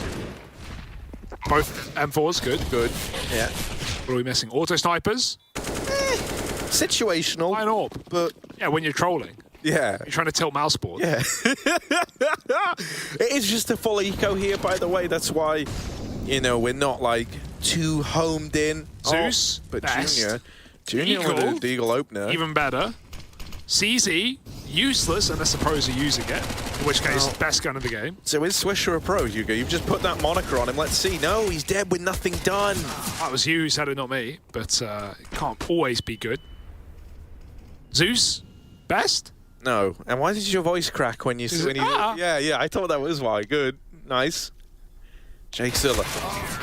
If he was using the Zeus there, maybe, you know, like the range Zeus. Not today, though. Nice cleanup rounds for Extra Salt, keeping them clean. And now, the big green. Junior's got it out. What are we missing? Any SMGs? I mean, no, we don't need to begin with them. They're all pretty good, but like also not that good. Yeah, they're fine. Still don't understand why the Negev is $1,600. Still waiting for that to get figured out. That's the next, weapon that we'll see in pro play. It's so cheap, man. It's cheaper than the Scout. You're telling me you can't use that. You're telling me there's no benefit. You're telling me you can't... Look at this. Look at this A-pop, mate. They get Sonic down through the vent, and that was the whole idea. This entire time was just the vent drop. It wasn't the A-play, even though they throw in a full volley of util. The Sheikh Zula's got to hold on to this B-bomb site. That bomb trapped back in Decon actually can't cross over, and JT has opened up with a kill elsewhere. They lose Fang, they lose Marky, and so this round is now up in the air. Yeah, they're sticking it as well. Just no way you can get there in time, especially not with that kill. JT needs a trade and he can't get it. Jonji slices and dices his way through the retakers. And I say retakers, they were the defenders. But like you said, it was the full A execute there for Extra Salt. They were trapped up on the roof and they were late to get down onto the B-bomb site. Just quick, while we got pause, here's a Mega Brain, right? Here's something. Run with me on this. Negev, 1,600. Don't get me wrong. Why are you pushing? Do you own Negev stocks? Maybe. I have all the Negev skins in my inventory. Thousands, in fact. I need to sell them to make a profit.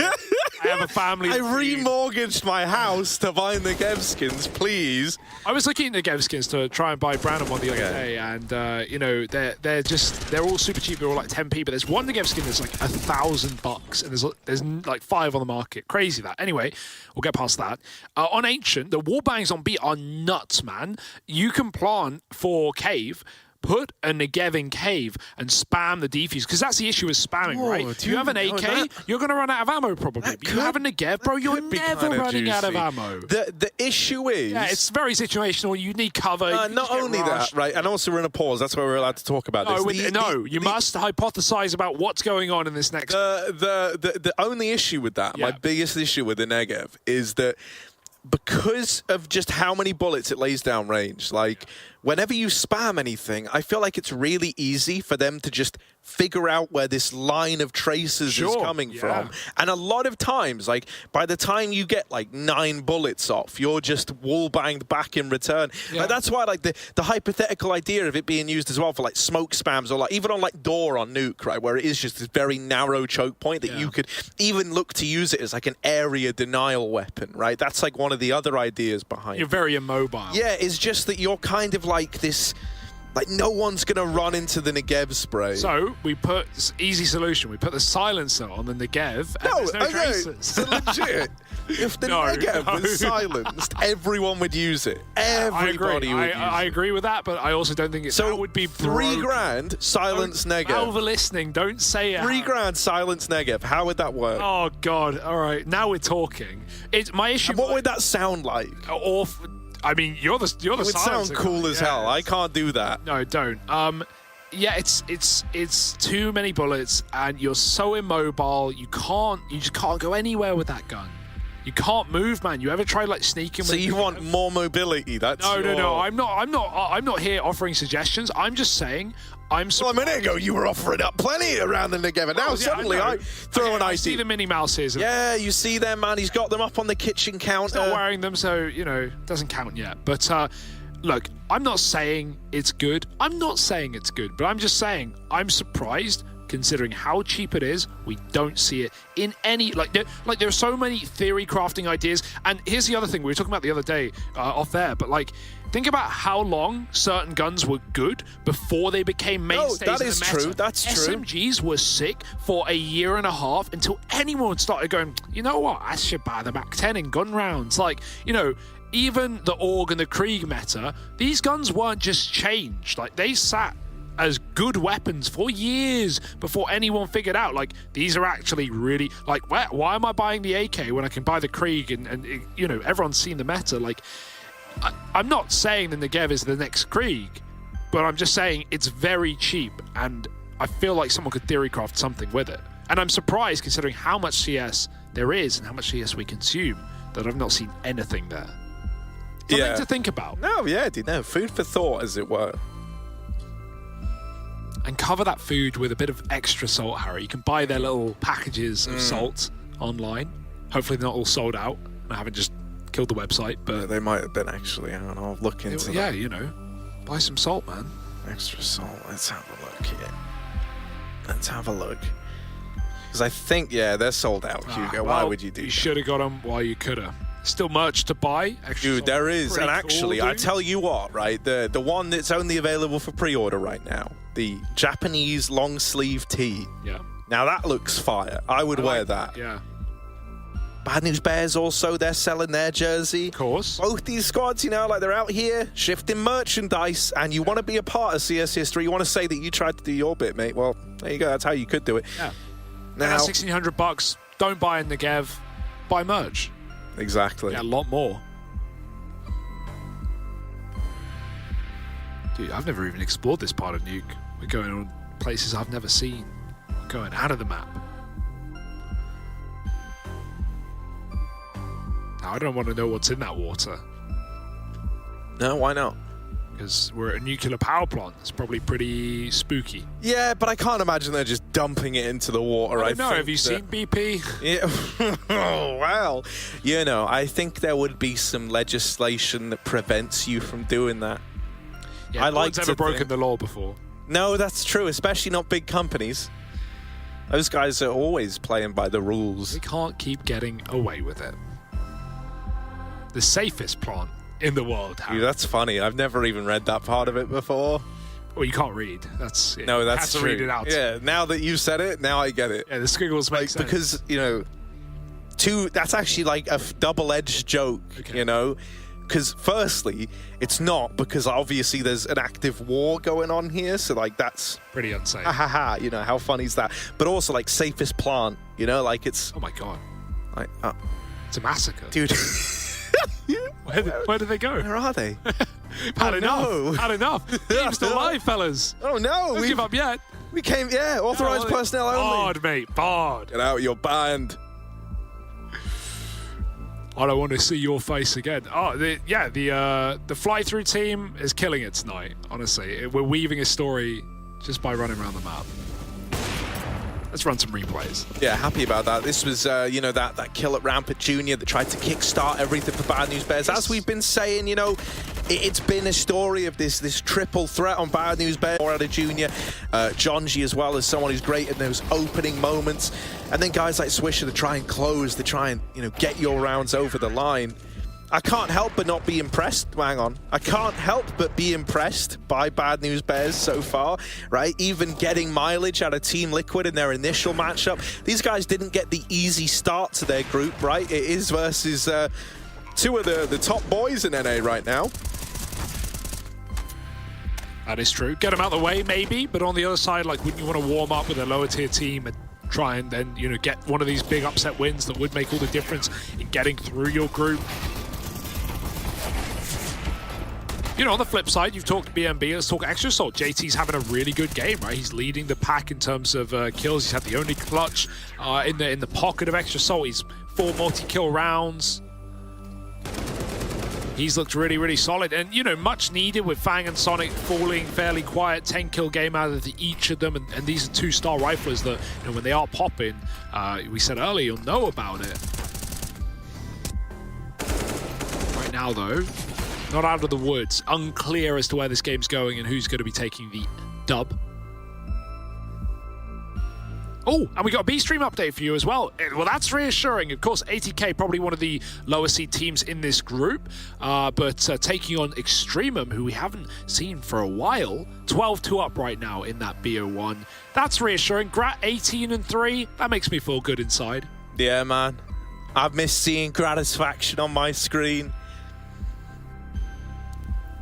Obviously, Buntet over in there as well. I do love how the whole EXTREMUM storyline has come together. It really is like lovely because obviously for the longest time, right, the 4 kind of incumbent players within this EXTREMUM squad, they were like and you know, obviously to rope Jacob into that's kind of funny. They were like these like faces of Aussie Counter-Strike. Yeah. And then, like, you had this other guy from the Asian region in Buntet, Indonesian Pride, Always looking good and always looking a level above the teams he was on. You always wanted success for him. Well, then he goes out to NA, plays for Gen G. That team dissolves, doesn't it, overnight almost.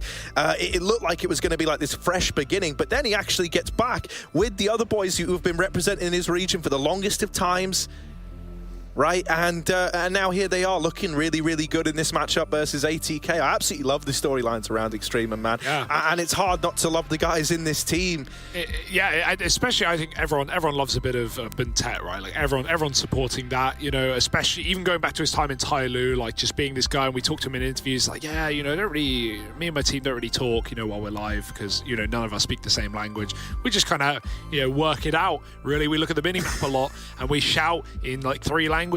Everyone was always supporting that and supporting paiN, and it felt almost wasted when Gen G melted. Hawker brought this up on the desk earlier, you know, Psalm on this team. Remember their first LAN, Harry? We were they won it, mate. They won their first LAN as a roster, DreamHack Anaheim, which was one of the last LANs before, you know, everything just disappeared in the, you know, start of 2020, and that was really fun to see. But paiN was looking cool in that team. Som was awesome. Dabs leading. Like, there were a lot of pieces of that team to love. Kusta's return as well. The Kusta arc. Yeah. What a time that was. Right. And then paiN goes from hold your thought. No. Yeah. Go on. And then paiN goes to that. It melts, and you're just thinking, man, this guy like can't get a good team. Tyloo, like, really, you know, he was the carry in that roster, and it felt like he was wasted. Finally get him in NA, and that he gets wasted there. So I'm so glad that he's found home ground in EXTREMUM. Yeah, they are. You know, I don't want to. And it's like one game, but no, but it's also like a roster. Yeah, it's a bunch of guys as well who can kind of relate to the journey he's been on, and like, you know, the pressures of having to. Obviously, less of a culture shock, right, for like Aussies going to North America, but I imagine there is still some element of that there. But, you know, that they can relate to this whole idea of like up and leaving everything you've ever known behind and taking it abroad, right? That's not an easy task. Everyone forgets about this, or maybe not forgets about it, but you don't pay it as much mind as it's worth. You know, like, you're up and leaving everything you've ever known in the pursuit of greatness in Counter-Strike, and that's, you know, don't get me wrong, it's incredibly cool to have those opportunities, but it's also a lot on the mental. It is, right? It's easier said than done. Everyone thinks like, yeah, I would love this. I'd love to live abroad, you know, 3 years in a row and never see my family or friends ever again. But man, it is harder than you know, it is maybe made out. A great example is Rush from Cole, right? We always talk about this when we bring that guy lived in a hotel for 18 months. Yeah, in London, like, while, you know, everything's going down in the last 18 months. Like, huge respect to that guy, still trying to grind back up to be the top. Could have stayed back in NA and, you know, and grinded MDL and, you know, done all this stuff, but instead, or Premier rather, but yeah, like, stuck in a top tier team playing in Europe. It's crazy. I was gonna say, so little Hugathy here, my good friend, my casting partner, Hugo B. Byron, because your middle name is Bronson, as we all know. Extra Bronson. You know, it's you've always been a little bit like nervous around the idea of like podcasting, right? Like, I've tried to podcast with you before. I've suggested the idea, and you're like, you know, maybe we should do it, maybe not right now. Yeah, but that's what I was going to say, Hugo. You've just bossed this. You've just bossed this talking away. I love it. I love listening to you. Talking. That's it's like you're good at it. I've done it before.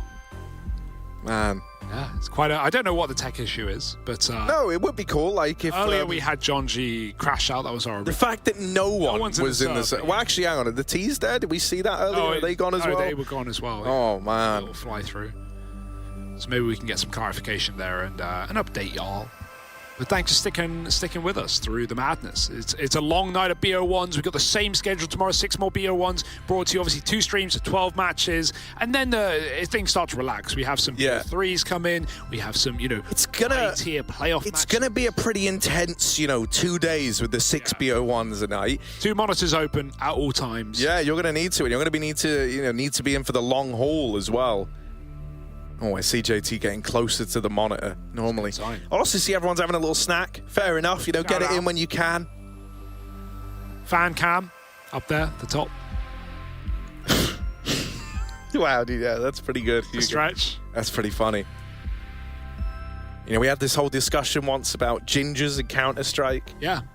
There's actually more of us than I gave credit for. Yeah, tweets came in. We could make a whole ginger team, all of us. We could be called the Daywalkers or something. What was the South Park line of that? That is what they're called, right? Sounds right to me. We've sat through the whole halftime break of Extremum 18. Still going, man. Yeah, man, Extremum. Do you wanna cast this, Hugo? I know it's weird. No, not really. No, just kind of give our it, disjointed thoughts. I like that. Yeah, it's more fun. I love a disjointed thought. Most of mine are, you know, like when I run down the train of thought, it is really like a train of thought, especially being from Britain. Like there's a bus replacement service on for a lot of the things, you know, I think about, mate. Fully off. All broken, you know, broken journeys, broken hearts, and maybe ATK fit into the latter category there. As Extremum look to deal them a pretty dominating game by the looks of things. I'm a little worried for ATK in this group, right? Like, obviously, you're never going to get a free ride, but yeah, it's you're wondering who they can beat, who they can take down. I mean, the motivating thing is going to be definitely playing against the other South Africans in Extra Salt. Like, that's really cool. Obviously, there's some relationships there. You know, Motum v OC as well. We've got some Cloud9 pieces, so. Yeah, there's some cool storylines there, but on the other side, ATK definitely going to be the underdog in this group. So I've actually loved just having this time to talk away and like hang out with all of you. I hope we've done an okay job at keeping you entertained, but I have received word that maybe this is going to take a little while to sort out. So we're going to throw this over to a break, but rest assured, when we're back, we'll be returning to Extra Salt, taking on Bad News Bears. Please don't go anywhere.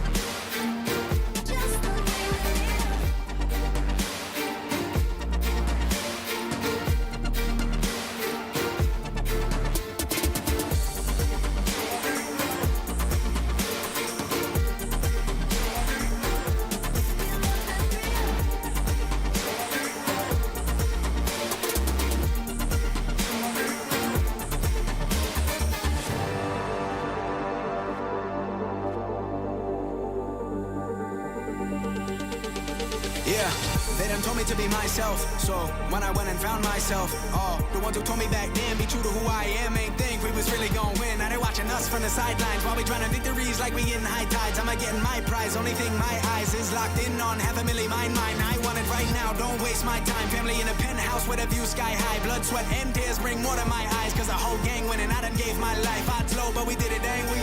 And we always moving, never on the same thing. Now our lives are highlight reel. We like the thrill. This life's ideal. The hype is real. We know it. It's just the way we live. We own it. Cause that we love the thrill. We know it. It's just the way we live.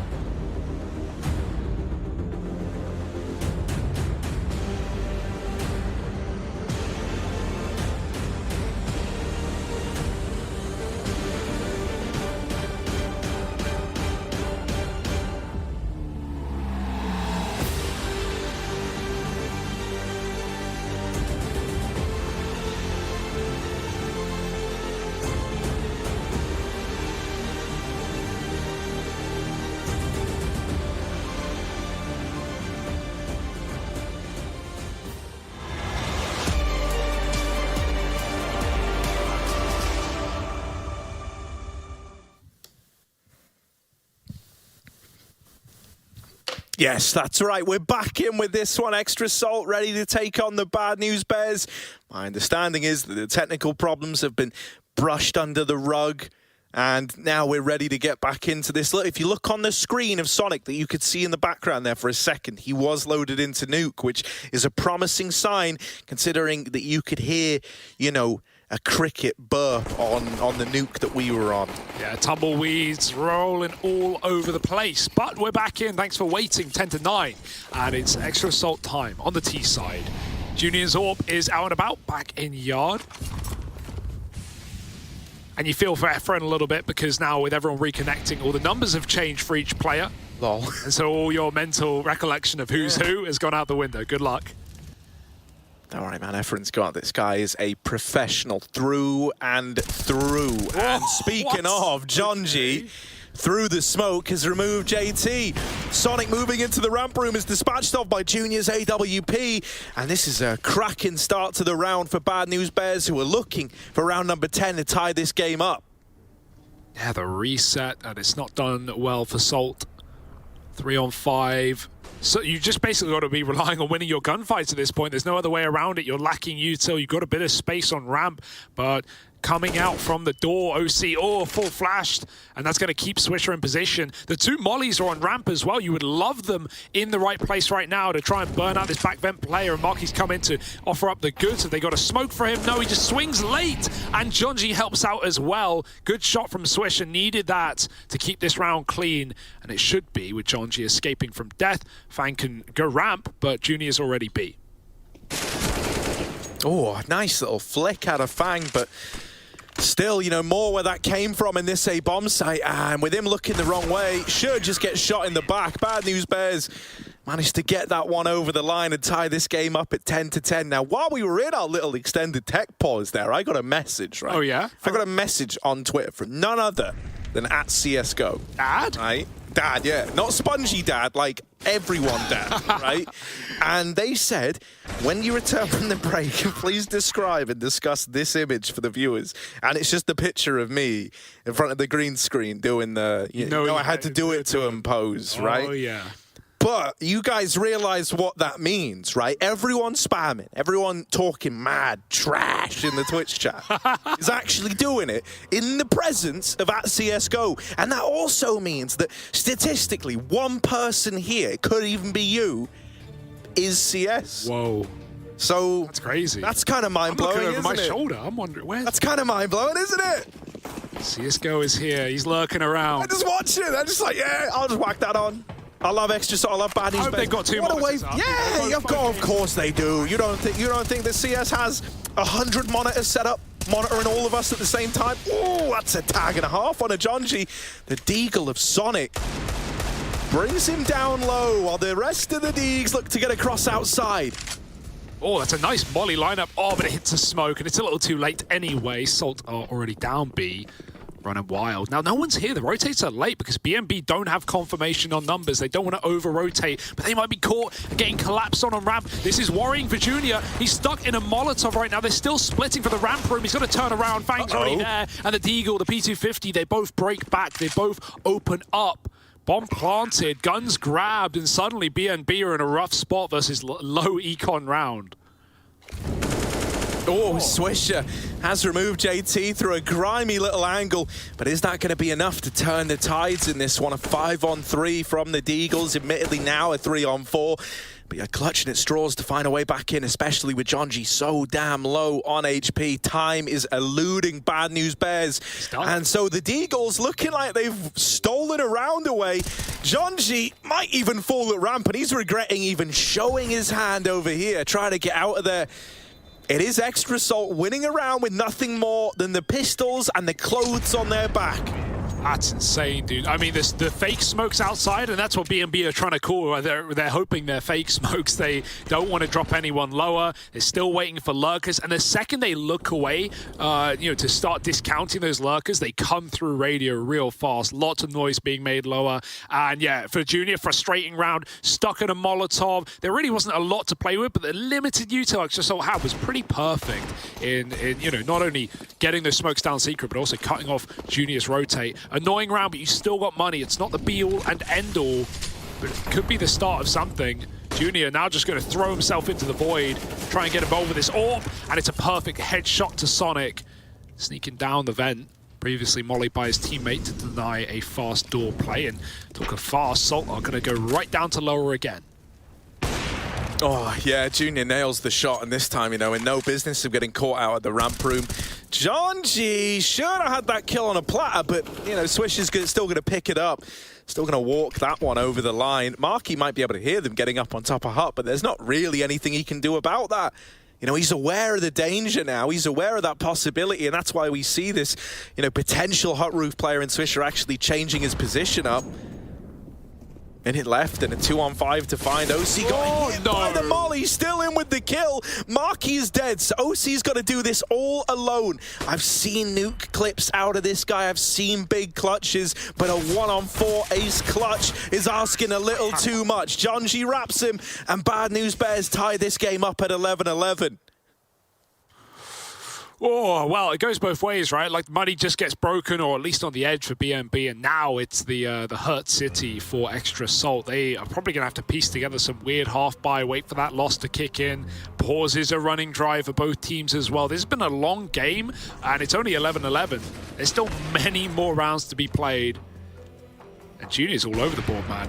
Good to see, you know, it's almost like the simple-esque, right? You just get reamed out one round, and that doesn't put you down, that doesn't upset you, that hypes you up, it pumps you up for the next, and makes you feel like you need to perform. Junior's been doing that.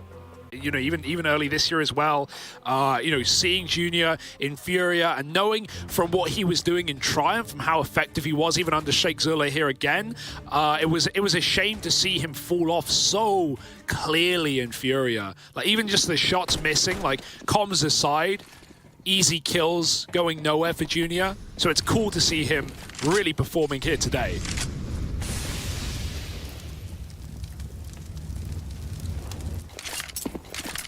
Also, if CSGO is listening, please remove the water on Ancient before the major. Yeah, I can get behind that. And honestly, it wouldn't even make much of a difference to the aesthetic of the map. You can even leave a little pool of it in T-Spawn. I'm sure the water fountain makes sense. But the sound bug is something that legitimately does get in the way. I'm sure the bug is hard to fix, but it would be nice to get the wall. We appreciate the wallbang fix. The wallbang fix is huge, CS, man. You nailed that one. We would love the water fix. Junior with this AWP. He's getting chased down again, not by the pistols. He doesn't want to relive this ramp nightmare of the AWP. Getting taken down. Instead, he's nailing shots onto Marky, denying that ramp wrap. Now, there is this close player, very close player, JT with the Tech 9. We saw Swisher shut down 3 with this exact gun in this exact position. How many can JT get? Oh, the reload, no! Now it's just Fang having to pull off a 1v4, getting wrapped from everywhere, and Jonji locks him out of the round. It's 12 on the board for Bad News Bears as they now take the lead over Extra Salt. This game is a wild ride, and I don't want to deboard. We're just getting started. BNB looking to lock in what would be a massive win again, especially for a team that is, you know, lacking in the points in comparison to the heavy hitters in their group, all the high RMR point teams like Extremum, like Liquid, you know, and like Extra Salt. Well, they're in the same group, man. That's all the more reason to be getting these head-to-heads and, you know, trying to get to that playoff spot. 5th place decider might not be enough for a team like BNB to get those major, you know, qualifications, get those stickers. They want to lock in playoffs at least. And a matchup like this would be massive. But Sheikh Zilla caught with nades out. They smoke the Molotov. A quick play out ramp for Extra Salt with a 5-on-4. And JT just causing disruption on rotations. They try and hunt him down. A team flash slows down Swisher though. And if that didn't come in, he might have had the backstab. He still could, and he does. But bomb getting planted on B. You have no lower control. It might just have to be the save. Yeah, kind of gut-wrenching call to have to make, but it's all you're left with after that fast opener comes in at ramp. Jonji then gets toppled as well, and it all just gets taken away from you in the blink of an eye. Extra Salt tying this game up at 12-12. It's anyone's game right now. You know, neither one wanting to let the other start to run away with this. So back and forth. And money on edge for both teams. That's why this save is so important as well. Obviously, Extra Salt keep 4 up. They're going to be feeling good after that. But BNB are certainly not out of the economical woods. Turn those trees into money. And keeping 3 guns will enable rebuys at least.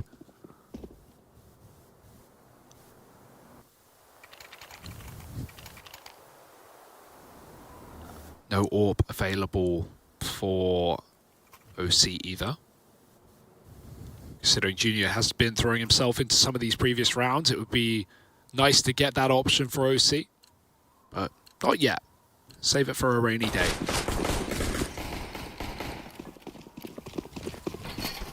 Windows breaking, keeping up that A upper hit conditioning, and full smokes outside as well. There's a Molotov down. Lovely molly out of BNB. That's disrupted the smokes outside. Now they can see there's a massive gap, and the worst part is EXTRESOLT don't know. They're not even sending a lurker out. They don't know that BNB have all the info in the world. They can pad up A. Junior's left outside. He said, I see it. It's clear. Watch your top hut. And they're already running out. EXTRESOLT trying to overwhelm A, but there's no question about this hit. Spongy's doubled up. A third through the smoke. Bomb is out in the middle of the site, and there's no going back. There's no bailing. There's no saving. Minute on the clock, and EXTRESOLT have to find something.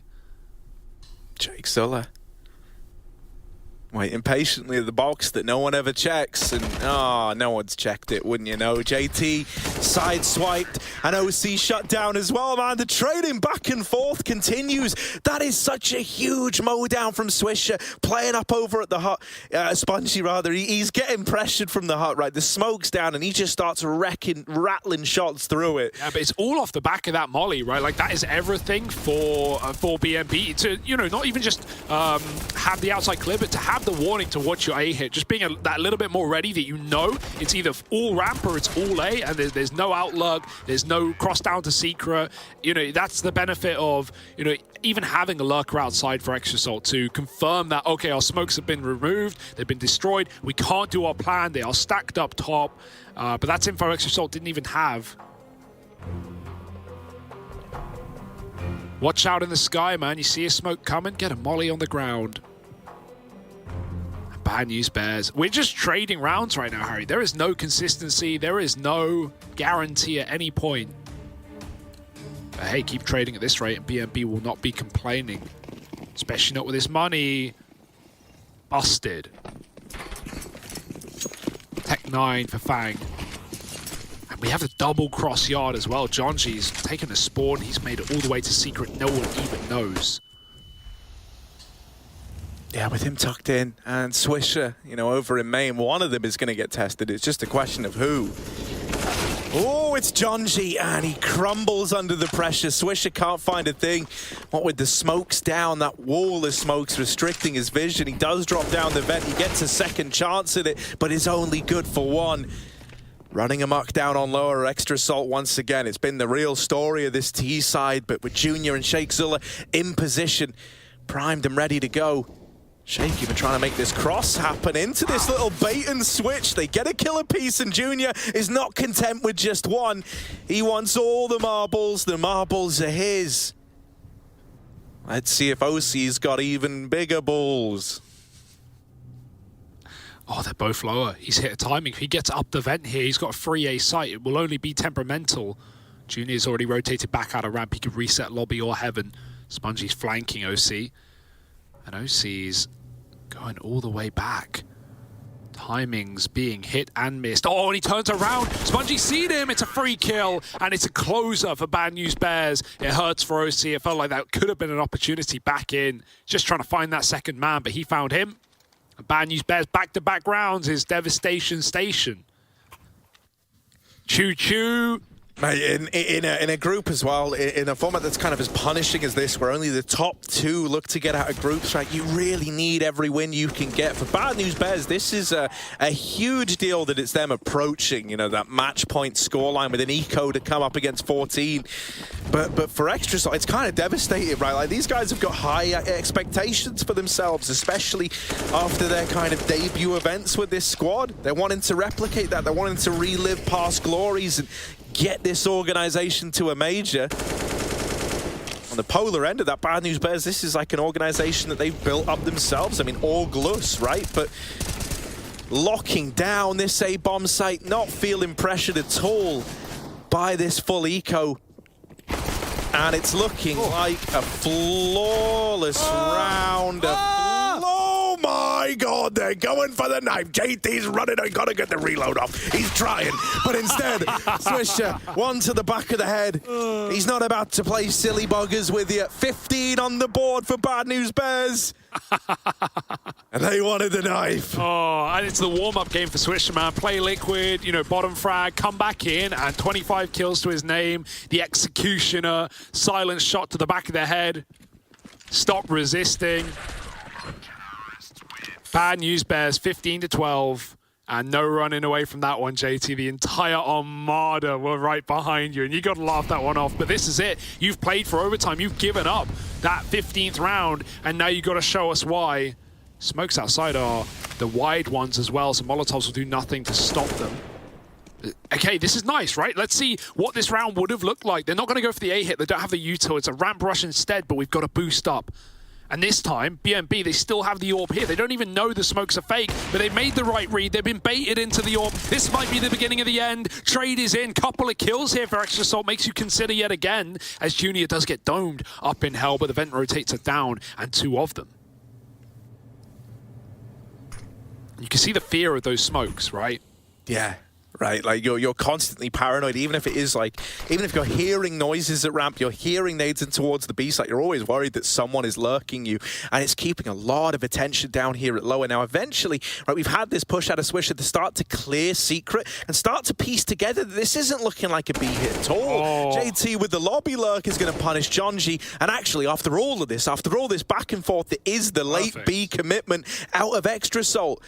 JT getting that kill is likely, just tiptoed this one over the line. Now, don't get too fancy with it, Extra Salt. They've pushed the bomb in through the window, but I'm imagining with Marky getting all this control into the site, they do just plant a B. Yeah, it's Marky not wanting to drop and stick the bomb to get the door swung on him. So OC clears out window, he clears out double door, and then when he gets one side of Secret under control, that's when Marky can commit with the plant. You don't want to just get caught by a Secret player. And there were a couple, like said, but those rotates back up and JT gets a kill on Lurk. And that only sells that this is a BNB just have to commit and, with the gamble. And JT, man, he's had some, you know, not only great calling here, but high impact kills indoor. Right, when we are seeing these outside commits, sometimes when Salt go behind the smokes, it's always JT lurking back lobby, sitting in Squeaky, getting frags on vent rotates. And right there, that kill into Jonji in the 3-on-3 wins the round after BNB seemingly made the right read. 13-15, and overtime is the dream for Extra Salt.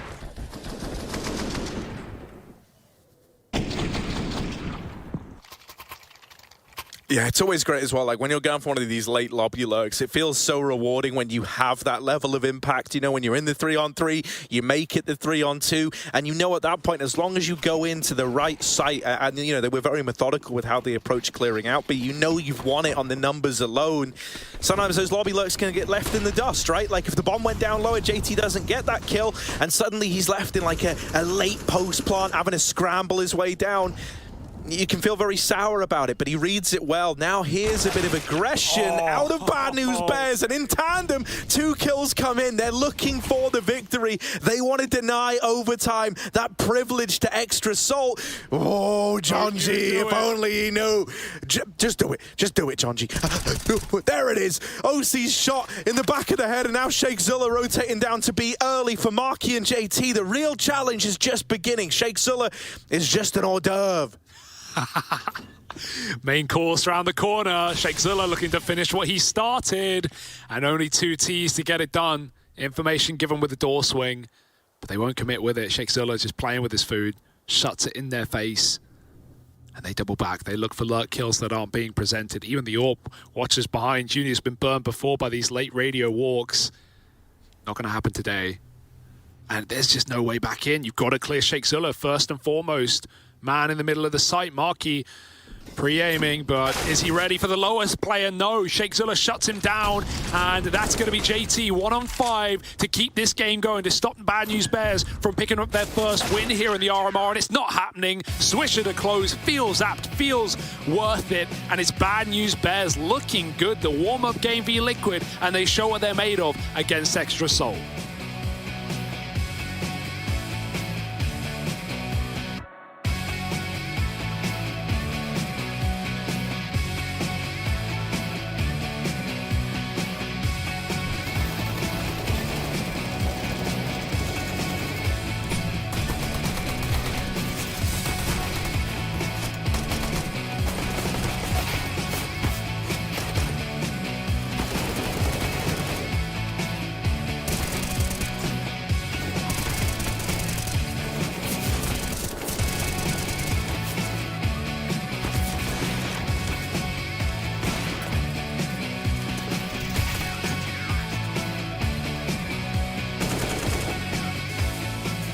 Where are they, bro?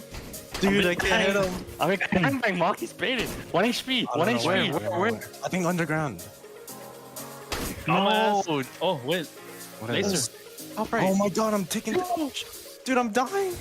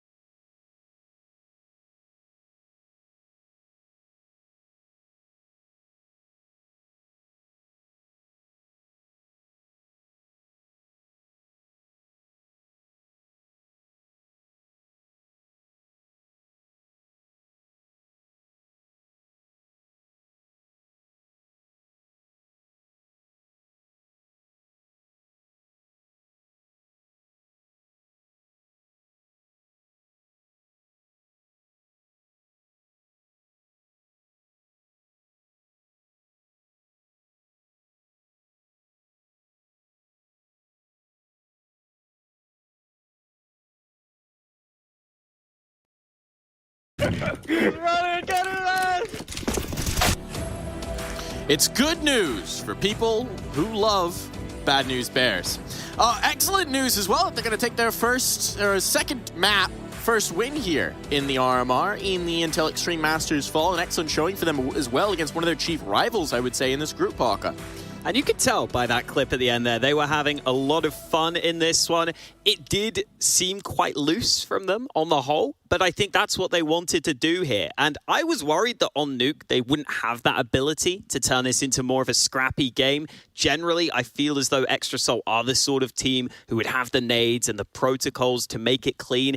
And there were a couple of rounds that looked like that for Extrasol, but all in all, Bad News Bears turned this into more of a brawl, and they've got the players to hang with the top teams, as they proved here. A scrappy T-side as well. Rounds taken down the stretch, kept it so close at the half here, Laz.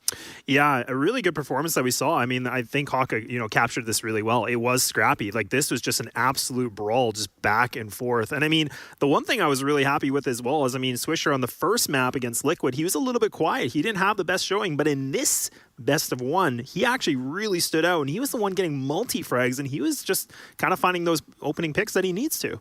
You also probably have to say that Junior got the better of the AWP battle here. OC had a pretty pedestrian performance by his standards, and you do sometimes watch Junior as an AWPer and you think to yourself, he has got that little something special where he'll get one more kill than you expect, or he'll get that flashy moment. He had a couple of just really solid rounds here too, where he was rotating into the right positions, but on T side, he definitely had some good impact with the AWP in some hard positions to play from. So I'm really glad we're seeing what Junior can do again, and he's getting that chance to prove he can beat some of the real good teams in NA. We would expect Extra Salt to be one of the teams coming out of this group probably, but maybe not now.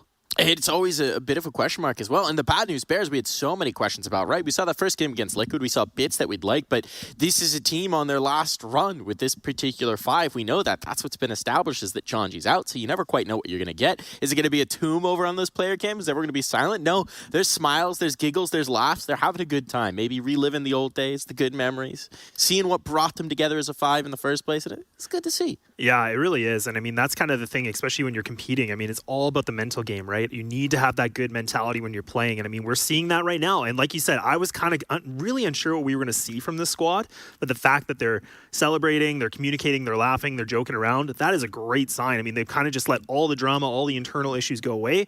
And they're just going to keep on pushing. Well, someone who can perhaps shed some more light on what's going on in the comps, what's going on in the internals, we've got Mr. Shangzula himself here. Alan, how you doing? Doing well. How you doing? I'm doing great. Taking the win here. 1 win on the first day. Go 1-1 on the day. Always a good one. I got to ask you about how things are going in the team, how things are going with the comm. Obviously, we know Chonji's out after this one. He's back for one last ride. What does that leave you with as a leader here? I mean, it's not like he's been gone for a long time, you know, so we still have a lot of the same stuff that we used to run. We still have a very similar style that we can run. It's not like much changes in terms of what we're bringing to the game. You know, it's not like a regular substitute, I guess you'd say. So we just are doing what we used to do. We're just playing off each other, and overall, we're just having a good time, right? There's nothing to really lose on our end. We're playing with a stand-in, somebody that we know is not going to be there after this tournament, and so there's no point in us not just going out and having fun and having a good time. You know, one of the things I was curious about as well is, I mean, you know, with Chonji leaving the team eventually after this run, is there anything that you're kind of expecting for like role changes, or is there anything major that you're going to be looking at kind of adjusting? I mean, he definitely has a big entry part of our team, and he's very aggressive. So we're going to need to make sure that we're able to pick up on that. I think I'm going to need to be more aggressive. I think Swisher's going to need to be more aggressive, and whoever we pick up, you know, also might have to be a little bit more aggressive. So we're definitely going to have to look at entry fragger role in terms of that. But I think our game will also change too, because again, he's a very aggressive player. So if in the future we're not playing as aggressive, teams might not have the same reads or the same opportunities. They might have to prep against us differently. So there's a lot of different stuff that, you know, will come with getting a new player, I guess. Shake, that game felt pretty scrappy watching it from our perspective, and the game against Liquid definitely had some of those moments too, where Chonji was getting up in their face, trying to cause issues for them. It worked out early. Is that what you wanted to do here? Because normally Extra Salt seem like the kind of team that want a nice, clean game, and you didn't really give that to them. I mean, we definitely have a lot of reads on like stuff that they do, so we're not afraid to just like play off instinct and play, you know, where you would play, I guess, more structured, or you would like pause in a moment. We're not afraid to like make reads and do things like that against them. In terms of just like it being a little bit more scrappy, I mean, yeah, again, we haven't practiced in like a week or whatever it is with John, so a lot of our stuff isn't as refined. We're kind of just coming in and playing with what we can, and you know, we're going to make mistakes and we're going to have holes in our play, right? So all that's to be expected, and we're just going to give it the best we can give. Well, whatever that raw energy is, it's looking good here on Nuke. Love to see it there. Hopefully we'll get to talk to you soon, and congrats on the win, Shake. Thank you. Take care, guys. One of my favorite guys to talk to in the scene. Shangzula always brings, you know, a little bit of spice to the mic. I like the awareness there too, where he does say, yeah, we're going to have holes in our games, so we're actually just going to try and use that to our advantage, basically, and use that instinct. And they had a lot of killer instinct here. Do like running through a hole, don't they? But, Hawk, I think there's a little something you wanted to talk to from this game. It's actually on the other side. It's Extra Salt you wanted to highlight. There weren't enough rounds like this from Extra Salt, but this is one that did look so much cleaner. Fang is rotating down towards this B side of the map, and look at this setup between JT. JT's not looking initially the right way. He just adjusts because he only needs one kill. And look, they're looking at JT up above. It sets up Fang for 2 really solid kills. Not much utility against them, and they even already had a third player in in that AWP of OC, rotated down to that B side of the map. So that's one of the rounds where they had a really good read, where they were ahead of the game, where they had players in position to set up those really solid fundamentals and those trade kills. But on the whole, Bad News Bears didn't let the rounds turn into that all that often. On the whole, Extra Salt didn't get many rounds that looked that clean. I love these crazy 3D X-ray replays that we're getting. I feel like I'm being plugged directly into the game, directly into the computer, being sucked into the Matrix. But while we try and retrieve me from this world of code, we're going to have to take a quick break and get ready for our next matchup.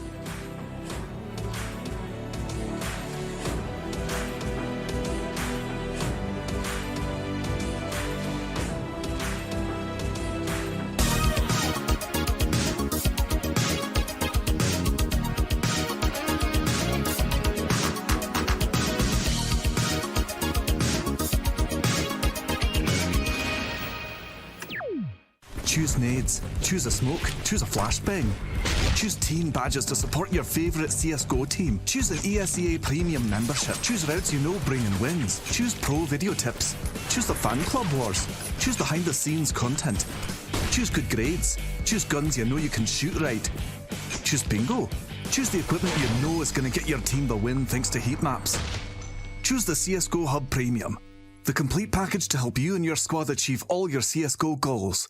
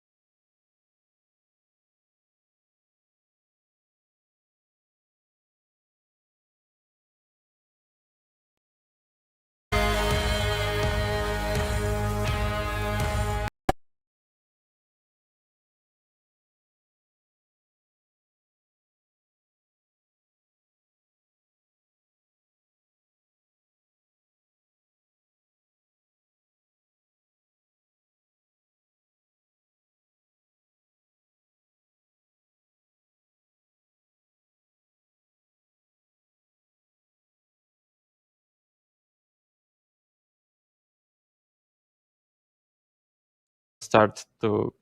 They just came before even the ESL Pro League, so it's hard to say about this tournament. And about the Blast Premier Fall, so we played with 2 stand-ins, and the first of them, it was Dubs, who's our coach, and the best player, Vince, didn't play with us. Also Stanisław, so we had no leader, so we just played on fly and we just create our default, and we try to play our default all the time and create some stuff during the round. So it wasn't easy versus the best teams. So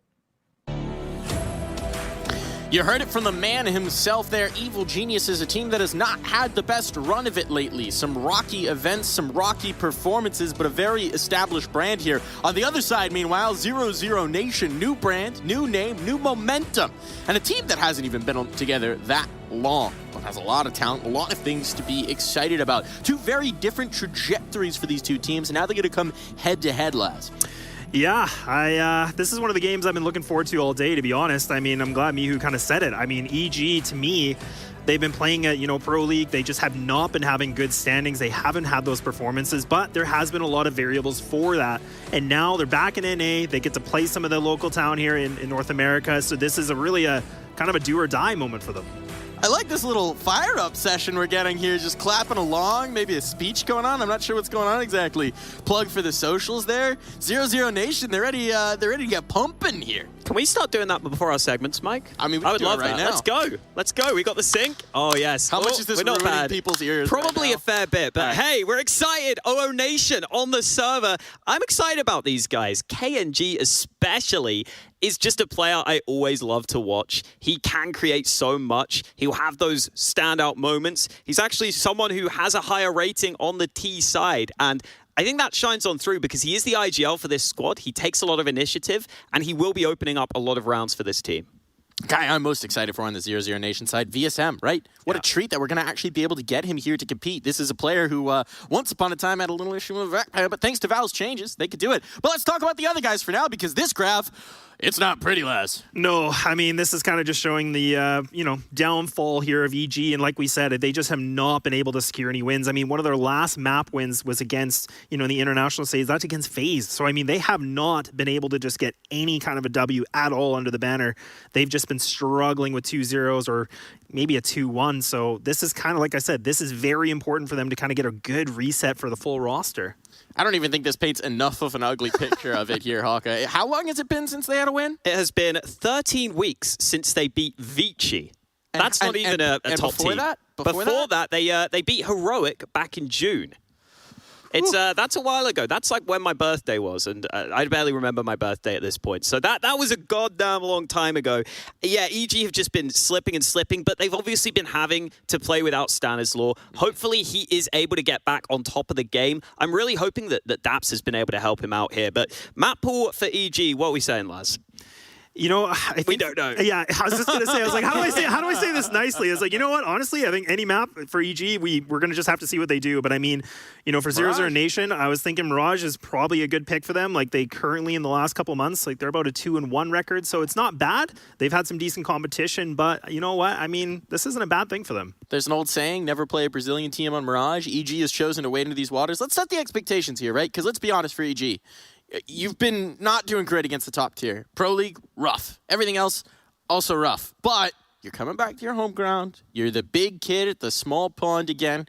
You really should be kicking some butt here. These are the teams that if you're the caliber, the prestige of team that EG is, you gotta be dominating against this competition. So, if they don't, where do we go from here? And I think too, and I'm glad you mentioned it because I mean I think Stanislaw, there's a really good article about him posted recently too. But one of the things for him taking a break and he's feeling refreshed, I think that's really important. You have your IGL, and if your IGL is not feeling it, results are going to show. And I think that really did happen for EG at the moment. So if he's back now, he's feeling better. We'll have to see how much better he's feeling because I mean they got a lot of work to do.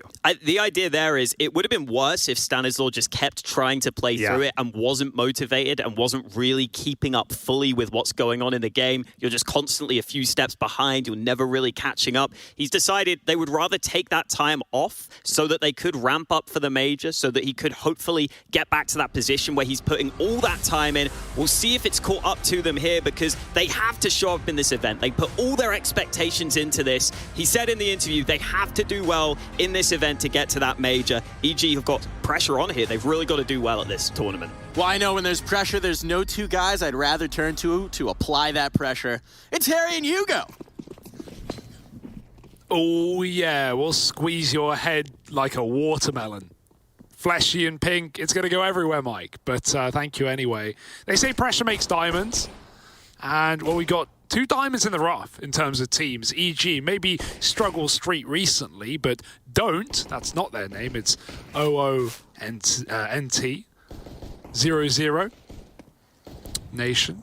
I'm excited to see these guys back. It's been a while since they were in the old Oplano squad. I've missed casting them, man. Yeah, they bring that same energy, man. Like, it was great getting to catch them back at Summit anytime you saw them on camera, bro. Like, VSM had the whole damn knife and fork gang lined up, mate. Like, these guys know how to play up to a camera. They know that, you know, they've got a big supportive audience back home, and they want the major. But EG, you know, this is an organization that should be there, right? Maybe not in the form they've been in, but when you look at the org and its history, oh, look, little couple of kills coming through.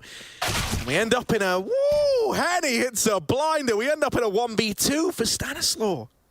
Yeah, he's got no kit, though. Quick kill has at least bought him some space. He can smoke the bomb and make things weird. I mean, once you see the smoke, if you're Henny, you don't know that he doesn't have the kit. The flash might be info, but at this point, you can't stick it. Really? You can't stick it, Stan. 10 seconds? You're just going to hold it down? 10 seconds, Henny has no idea. At a certain point, it's sunk costs. He can't find it, Stan. No! Not even a connecting shot with a 10-second stick. Welcome back, my friend.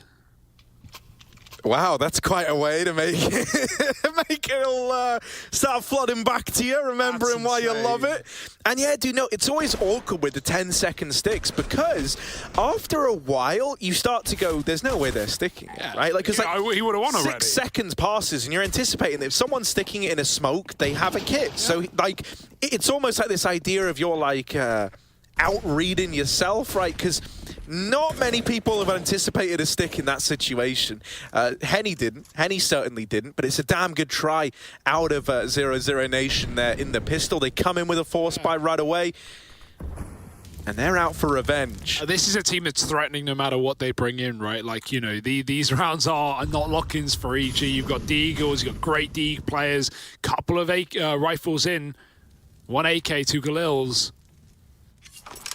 And so, definitely don't want to count these guys out of sneaking around past the keeper. EG, not giving away anything though in middle. 0-0 looking for those picks, but all there is to worry about is Breezy and Ladder, who's occasionally spotting for information. He's yet to see KNG tucked in a chair. The problem with these second round buys is lack of util, right? Like, you're not going to have those Molotovs. Even if you see Breezy and Ladder, there's very little you can do about it.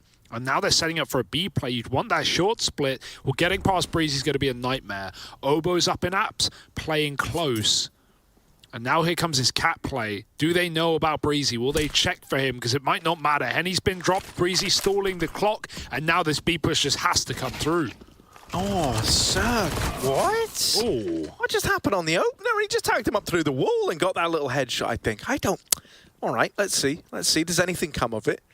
0-0 Nation taking that bomb actually back through lower and into Breezy. VSM, good as he is, can't win that fight out in the head-to-head. KNG on the ladder, and that's unfortunate. Lucas dead over in Palace. And EG get that conversion versus the Force buy. They only lose 1 player in the process. And now 0-0 Nation will just have to, you know, take a full eco. Yeah, this is, I really hope we get a good EG today and just in this RMR in general, right? Like, as said on the desk, it's been 3 months since they've picked up a win, and that's crazy. You know, obviously a lot of that is we've had downtime for this team. We've had time in Europe, obviously getting outmatched by some of the best teams in the world, and that's been a shame because the pickup of Mihu, he's like performed, man. He's had good numbers. He's looked pretty decent in this team, all things considered, and the slump that they're in. So, you know, if there were any time to turn it all around, to flip it on its head, to have a resurgence, it would be in the RMR, where remember, EG are sitting in 4th place already in points and pretty close behind Furia. So yeah, Major is not out of the realms of possibility. In fact, very likely. But EG getting through the group almost feels like a necessity to be there with some of the hunger that we're getting out of these squads. Oh, 6 shots against the pistols, and it was never going to be too difficult. Only KNG. Oh, Dink down, does take down Mihu. can't get the gun and can't go much further.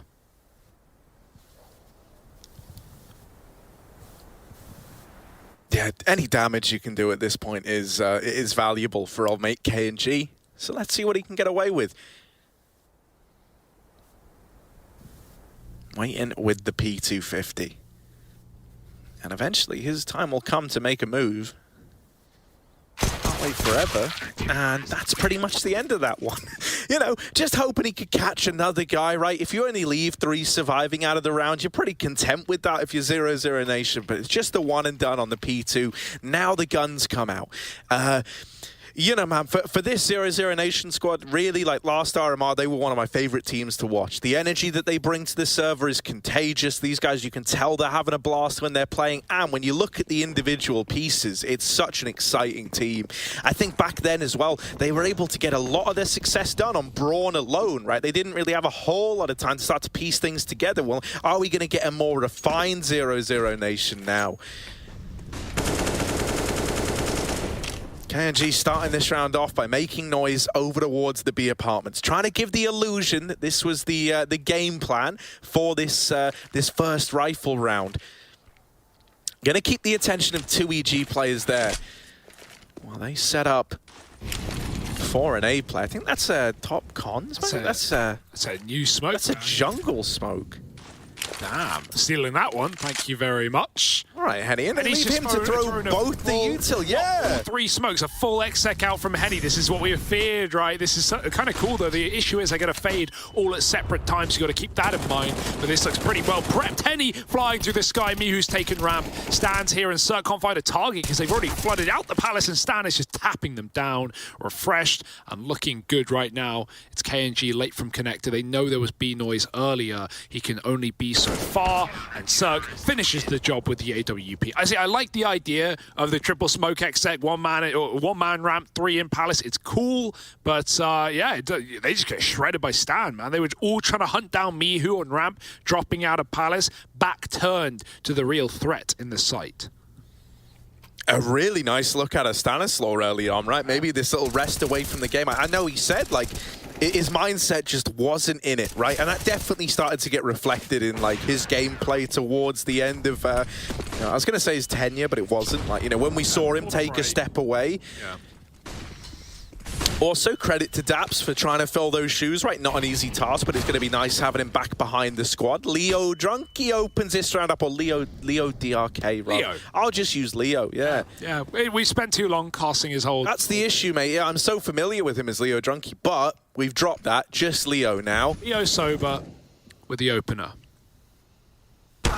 Sipping. So cold at that, mate. So, gonna extend this back in favor of EG. And Leo is now locked out of the round as well. VSM waiting with this Deagle.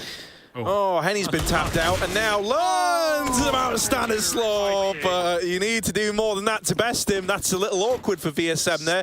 Yeah. Still waiting for the iconic kind of VSM moment. So often he was good for those, right? He is a bit of a wild guy with how you can throw him into a lot of situations where he shouldn't be able to get much out of it, and he will. And that's why it's so exciting that those changes have allowed him to even be here. This was like a storyline we were pushing a lot last summit, right? It's like, how great is it that someone who, yeah, man, okay, like when he was younger, sure, but like you move on from that. You move on for the fact that he has this back ban, and now here he is, you know, years down the line, tenured experience, and looking real damn good while he does it. Kids make mistakes, man. Exactly. And it's cool that those And it's rules... brilliant that he's allowed to amend for that and is now looking to make a major, which obviously for 0-0 Nation hinges on, as we've kind of been alluding to, locking in one of the top 5 placings. It can even be that 5th place, would be enough for this squad to get there.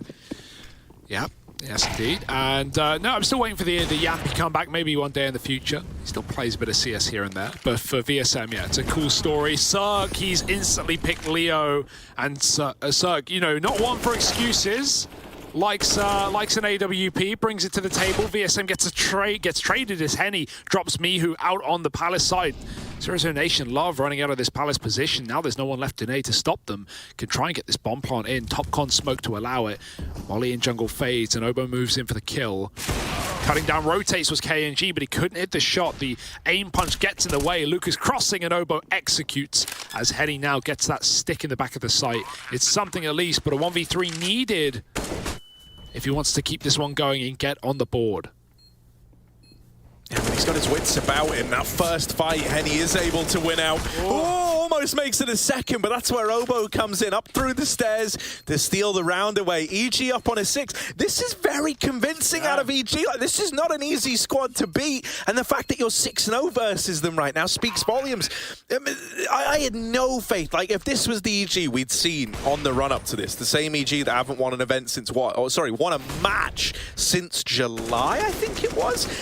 You know, I didn't really have high expectations. The fact that we're getting this look out of them early on, it feels like, you know, having Stanislaw brought back into the fold, actually get to, you know, play with the squad they wanted. No, I mean, looking reinvigorated. Yeah, not even ahead of ourselves, right? Like, you know, it's early days, but just coming in and you know, starting expectations were shockingly low. You know, coming in hot and, you know, Stan just taking space, like pushing top mid and gun rounds and looking really, you know, 8-1, like Cirque doing this. You know, EG have confidence. They look focused, they look prepped, they look ready to go, and there's nothing stopping them. That's a second pick opener for Cirque up at the B apartments in a row.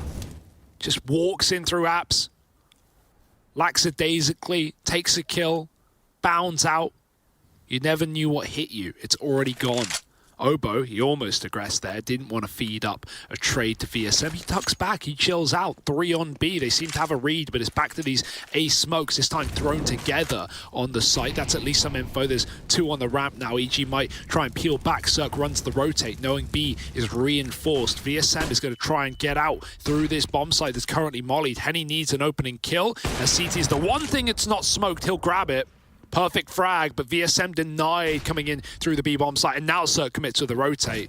Confirmation from Henny's pick, and at this point you should have all the info if you're EG. You've seen 2 smokes out and you've seen a Palace player. That's enough info. You know everyone's here. Drops up close. Bomb stuck sandwich going to have to be thrown over to a rifle, and Breezy luckily doesn't swing out wide. They're even boosting over, hunting him down. Henny, low health now. Cirque's picking players off from the CT spawn, and he's going to have to give it up now. He's low. Oh, but it's only Henny left. With this AWP, 20 seconds, time is against him. That is a beautiful shot. But now 2 players to find back in CT. One of those, the AWP. His AWPing counterpart in Cirque. He doesn't know about Stanislaw. He's paranoid about Palace, and that couldn't be further from the truth. Stan just swings through a smoke, man. This guy's feeling it, Harry. And, you know, you're welcome back to the game. You're feeling like this. Like, nothing's going to put that confidence aside. It's only going to build you up more. You're getting away with absolutely ridiculous, ambitious plays. Why would you give it up? Why would you stop? Cirque's just spamming the AWP, and it's almost like a bait. Cirque spamming is such a bait. Henny's just thinking, all right, he's drawing my attention for another player. Where is that other player? Well, he's behind you. He was there all along.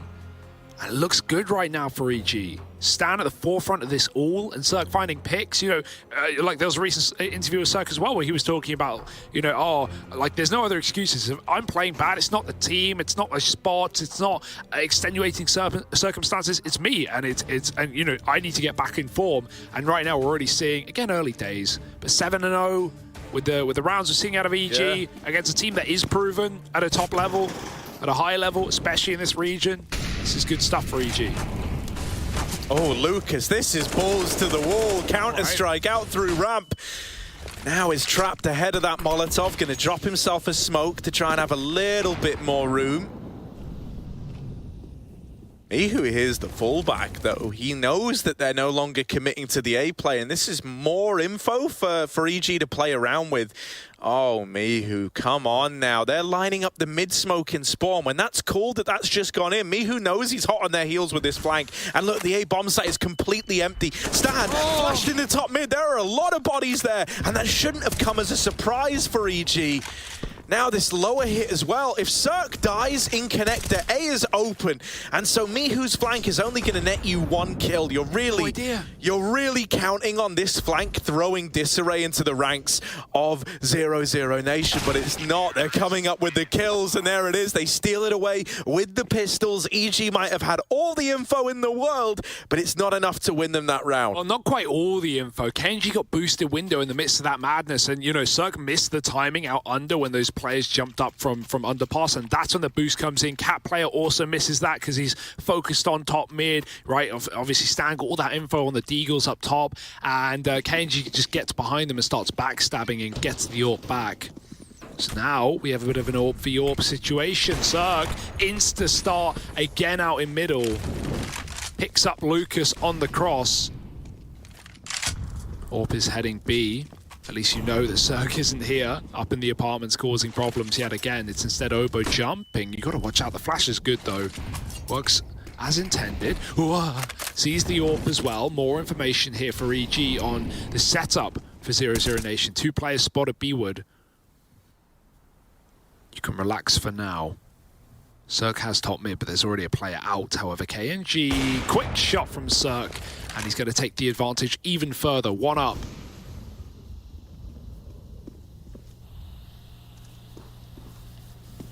They're still trying to take mid, but EG aren't selling it.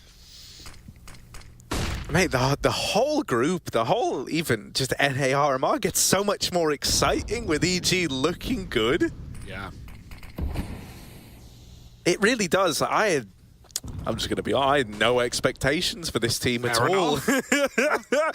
And, you know, like, seeing them deliver this, you know, part of me was originally wondering, like, how much can a little break do? But, mate, for Stan, as we're seeing, it's looking real good. Breezy with one. Can't quite get out of there. Leo's going to trade it.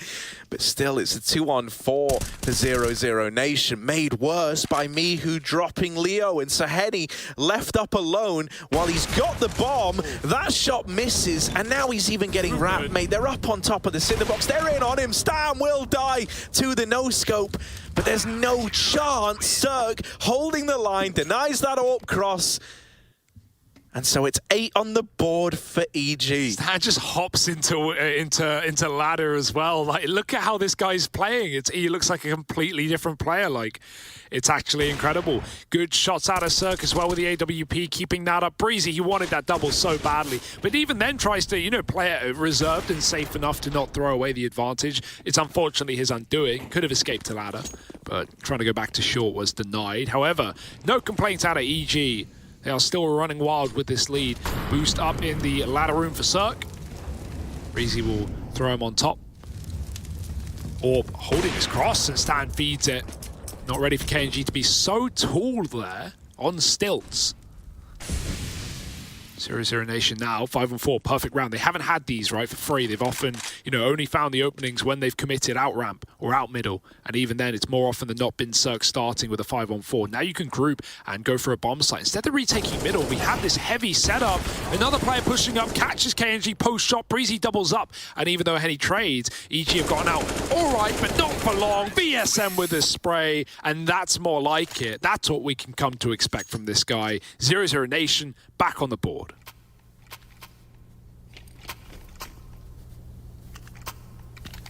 Yeah, you know, if we can look to get a little bit more mileage out of VSM, who has had a slow start to this game, if we can get rounds like that, you know, if you can get Henny nailing some of these aggro AWP shots, because Zerg has been, you know, looking lights out.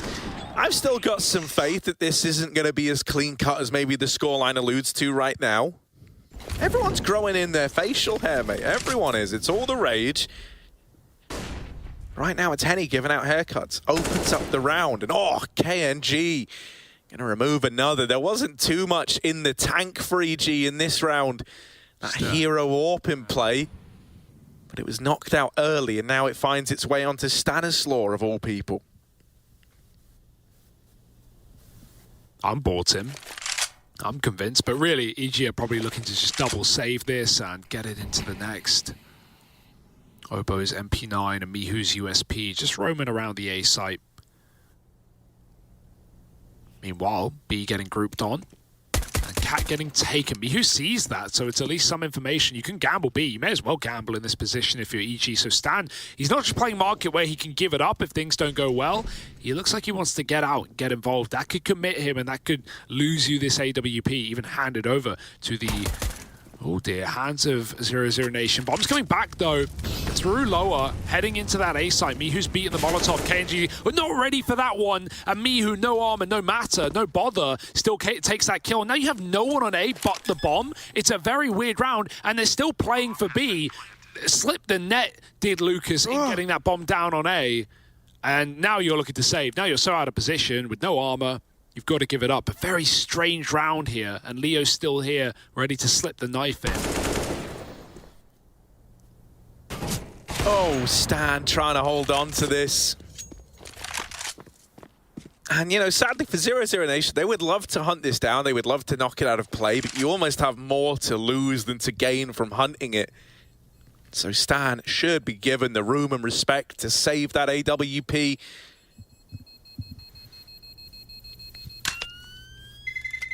Terrorists win. Yeah, he's going to get away with it just fine. Still, 3 on the board now for 0-0 Nation. So it took them a while to find their way, but now they are starting to amass some rounds over on this T side. They're going to have rifles to go up against again now. Very freaky and creepy round, considering the little that EG bought into it, but 0-0 Nation warming up, right? Slow to start, strong to finish. That's the aim. Another AWP for Cirque, thanks to Stan, and KNG going to meet him there. Cirque, he's starting somewhere different every single round, and he's always provided the goods. 2 up in B-Apps, 1 in the middle, and now starting CT spawn. So hard to figure it out, so hard to guess, but a good trade out of KNG, taking down Stan after a lot of damage in response. 4 on 4, the AWPs are causing commotion. Missed window smoke out from Lucas. Got to watch out because there's a ladder player in there as well. Can always drop cinder blocks, cover lower. VSM's watching though, and Breezy's going for the peek. He can't see him. Maybe they boost. Leo. No noise. No inclination. Breezy sees him though, and Leo wins the fight. The vents suck the bullets up, and that's going to hurt for Breezy.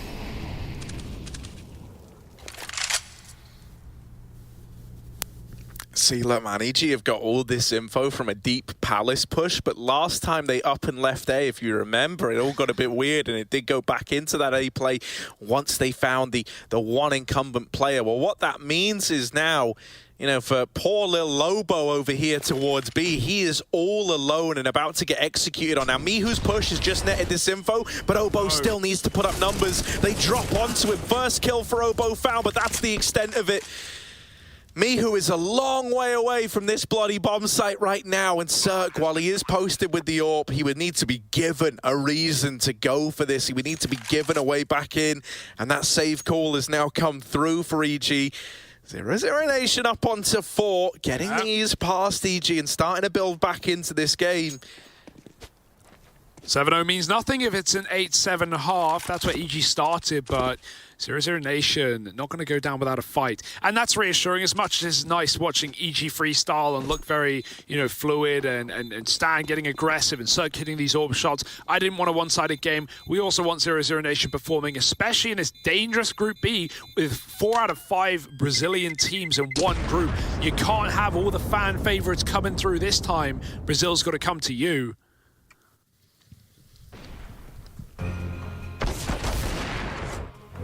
Yeah, another reason why I'm happy to see you know, this recovery coming in is the 0-0 Nation always do the most ridiculous stuff when they win. Like, they always have something planned, a little gag, a big celebration. And we weren't going to get to see that if they were, you know, getting bodied in their opening game. Might have put a bit of dampener on the old morale. So it's nice to see them stumbling back to their feet here. Also showing a little bit more depth in the mid-round, right? Like early on, we saw a lot of that kind of A play with the standard smokes down. And, you know, I think it's going to take a little more than that to get past EG.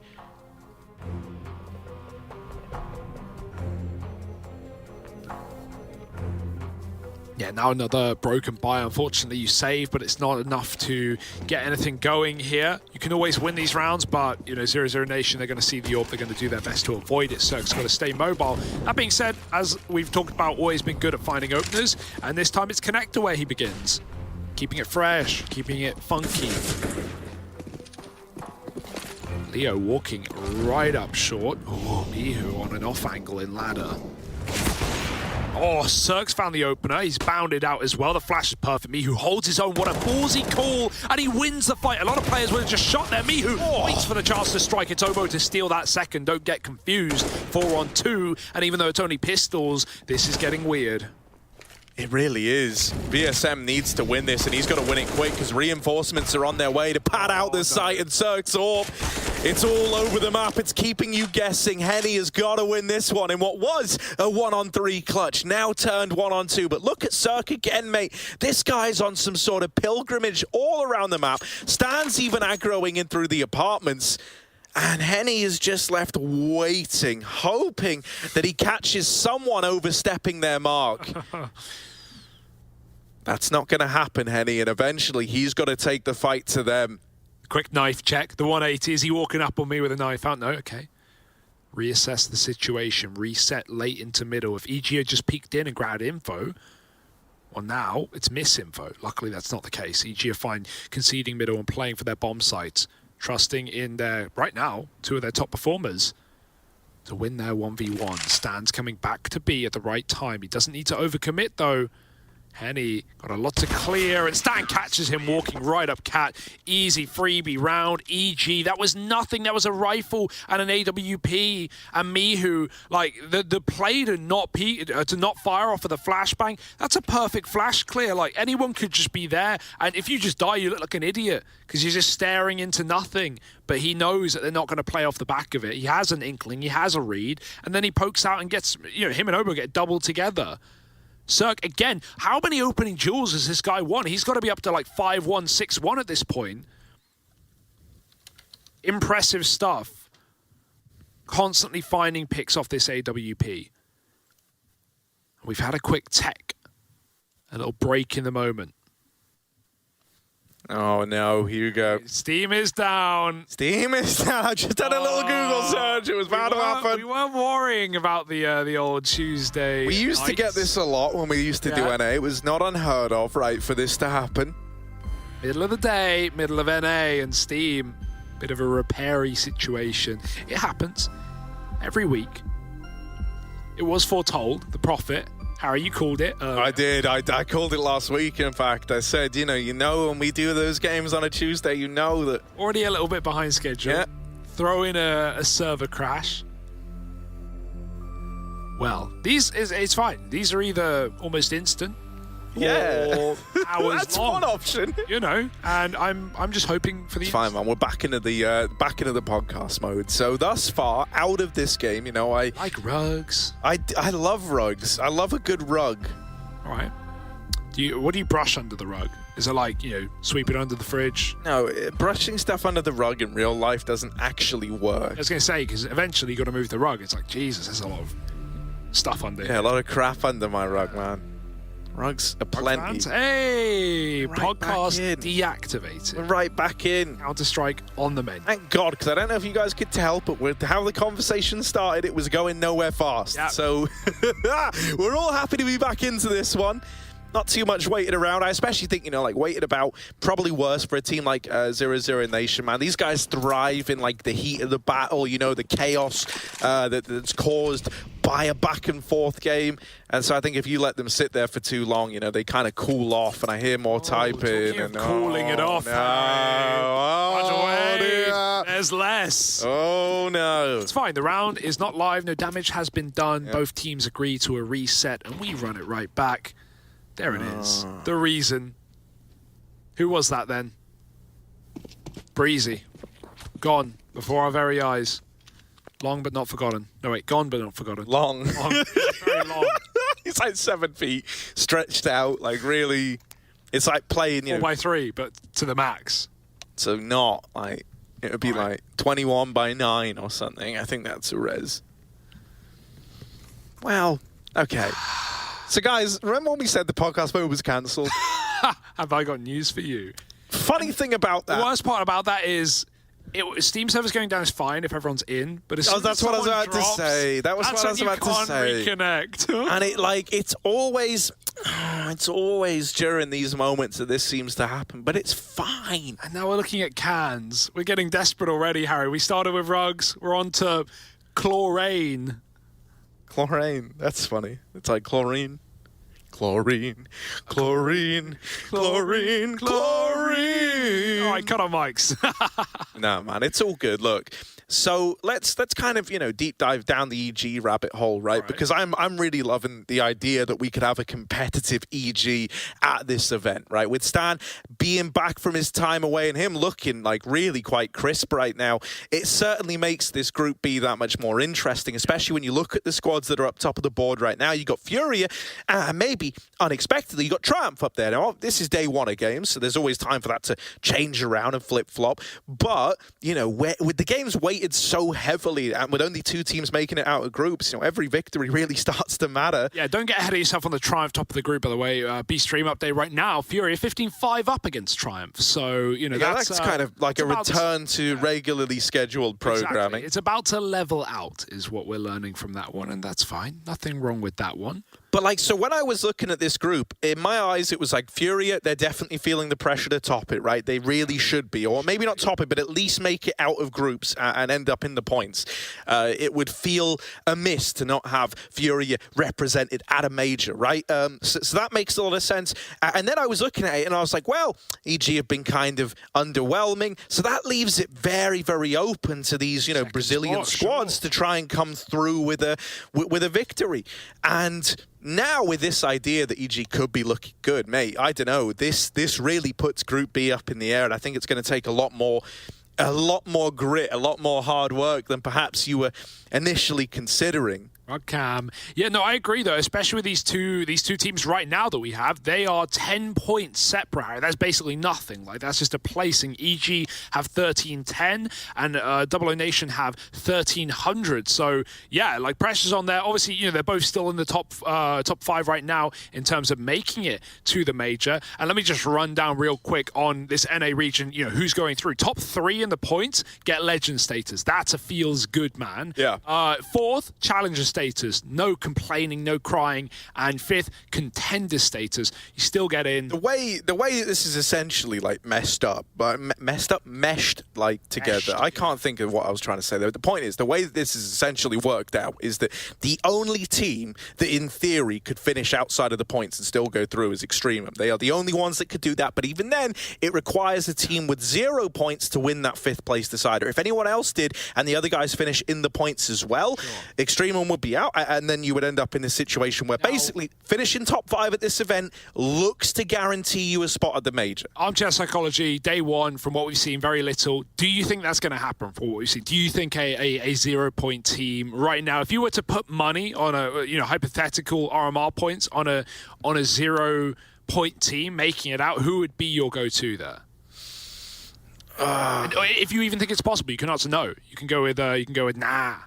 I don't know, man. Right? Maybe. Because right now, the teams with points are EXTREMUM, Liquid, yeah. EG, I don't know, man. paiN, Bad News Bears. Because a part of me was maybe considering that, Godsent could do some damage. Sure. And, I think they showed us an all right face there, but copping an L early on means that, you've got to win these later games. You have to, or else you're in for a bad time. And like we've kind of been saying, they also find themselves in Group B, right? So it's like this idea of if you're getting Furia and EG, given all they've got, then teams like 0 Nation, really keen to... You would have to essentially win as the underdogs, multiple times across the whole damn thing. So it's certainly not going to be easy. And if I had to be honest with you, I'm going to go with no, that we don't see 0 point teams in that 5th place. Tomorrow we have that dreaded, 0 Nation Godsent game, which is a huge deciding factor in that whole conversation, I guess, because if you lose to the I don't even want to say that's a decider on who's the second best Brazilian team in the group, right? If you want to rate Furious first, which is a safe bet, which still is up for question with 0 Nation, you could arguably put them in first, and they've done that before. They've beaten Furia, so that's the big question. The 0 Nation Godsent game tomorrow. Previous matches, last time they played was under Oplano, so 3 months ago, and Oplano won that. Back at DreamHack. So it's very open. But yeah, we're sitting in a world where it's likely those 0 point teams aren't going to make a run, and if they were, it probably would have to be Godsent. Yeah, I think where things get really interesting, and really I think one of the most like interesting matches of the entire event is actually going to be the 5th place decider. Yeah, sure. Right? Like you're going to have teams essentially with like everything on the line going head to head for a shot at the major. Like that is going to be a very big deal game to the point where, you know, I would say it's gonna carry a lot more weight than things like the semi-finals. So yeah, I mean that's pretty cool. Also, you know, the fact that EXTREMUM are looking good out of the gate, it would be heartbreaking if you like were one of these teams trying to upset victory your way there, and then, you know, like EXTREMUM could have like dropped off and still actually get through because of how well they've done at past. We still don't know how, you know, EXTREMUM beat the bottom seeded team of the group. So No, yeah. Still, we haven't tested that team yet, but yeah, it looked good at least. And it's safe to say for any fans of EXTREMUMs, these guys should be going through. EXTREMUMs don't want to be the best esports org. No, you know, but they can try all they want. Not too hard though. Yeah, they should be looking to go through, and that's nice because again, like peak of 100 Thieves, peak of this Aussie ragtag roster, Oceanic boys with a bit of Bintet and Jacob sprinkled in. It's a nice mix. The jumping double from Cold. Jumping double from Cold, man. Who could ever forget that? They're good. That's a bit of homage to, you know, the Brazilian greats, the guys that folks like 00 Nation are trying to become. And, you know, it's kind of cool as well. I find myself hopelessly invested in, like, the redemption arc storyline of KNG as a character. You know, like, he's someone who's had his, and I don't know if you know this, he's someone who's had his fair share of mess-ups, right? As is the case for other guys in this team, like a VSM who was VAC banned. And it's like a team of players trying to go on this redemption arc storyline where actually they end up becoming household names within the Brazilian scene. And they have a big backing because of that. You know, like, the Brazilian fans really rate and like the players in this team. Yeah. I hear a lot of typing. Hopefully that's just friendly good, banter. I imagine it is just banter, right? You can see the top right 4v5. We're still waiting for Breezy, who dropped. Poor Breezy. Very sad turn of events. Of course, someone was going to drop. It was inevitable with those dreaded Steam servers going down. That's that Tuesday night maintenance. But it's fine, Harry. The night is young. It's only 2 a.m. here in Sweden. I've got all day, all morning, in fact. Yeah, you know, we did the old sleep schedule switch around. Yes, yeah. Didn't go too well for me. No, actually, Hugo's... I'm feeling good right now. Hey, we're all back in. I'm feeling good right now. I woke up at midday, so less than ideal. But I'm not fatigued yet, and we're on what? We're on game 4 out of 6. I feel pretty good. You know? Yeah, and these games have been super entertaining. They have, and that's what I'll say about NA, mate. It's always entertaining. But look, we're back into this now. 9-4, EG up in the lead. 0-0 Nation trying to close that gap. And when you think about the fact that it was a 7-0 start for EG, 0-0 Nation are on their way to doing that. A 9-6 half, that's recoverable. I think if you let EG run away with this 11-4, you're going to be in for a rough time. So 5-1 in opening duels, looking once again to start strong and take a pick. KNG would love to join that same mantra, but he's not been given the option. Not yet, as I say it. Maybe I'm cursing it because Stan's jiggled and KNG saw him, didn't get enough of an arm nor a leg to take a bullet. And Stan checks under. Oh, we've had these constant mid-takes. Oh, Zerx walked in. A bit of a taste of your own medicine this time. Now KNG holds for Stan. He can't make this move. He will be surely dead. And so to stalemate, the KNG will win off of pacifism alone. Nice opener. And yeah, when 0-0 Nation have had these opening kills, they've done well at just regrouping, taking that 5-on-4, hitting a bomb site, and, you know, getting the job done. They were a little slow last time they did the AXX to actually get out Palace. They had a pick, they had the smokes down, they didn't commit. So we need them, especially now as EG put players in the bomb site to make this happen, to get involved and to get this bomb down. But EG, they are so ready. Yeah, Miho and Breezy here, they've got this kind of, you know, crossfire set up somewhat. You can ask for support. That's a flashbang out of Breezy, and now Miho. Oh, the timing on the Naples. He might get punished for it, and indeed he will. Lucas chasing him down. Breezy with one, and stands up. We'll bring it back to a 1v1 clutch. Henny still to beat, tucked in over at Tetris, but Stan ain't playing games. The AWP locks it in for Stanislaw, and EG reached double digits. They put a stop to the A play. 0-0 Nation, it's back to the drawing board for the last of the half. It feels good to be a Stanster. This guy, yeah, it's really reassuring, right? Like coming in, knowing like you've already got this like buffer of RMR points, of a bit of breathing room, and why waste this opportunity, right? It's not like you're in this, you know, you're in an EU LAN and you're up against some of the best in the world. You know, like realistically, oh, I'm never going to get out of this group. Like, no, EG are poised to make magic happen, and Stan is at the forefront of all of that over, just throwing himself into middle. Traded after one, gives a gun to Deagles, but let's see if that's going to be a problem, if that's going to get out of control. No one's even taken it. It is a FAMAS after all. Deags are pretty nice in the right hands, and Stan's removed a man in connector as Lucas gets flashed in. 4 on 3. KNG throws a smoke, and Stan, dude, he just doesn't know when to quit. Sell high, and the half is over like that. Blink and you miss it. It's an 11-4, 0-0 Nation. Don't claw back the half. They're barely holding on.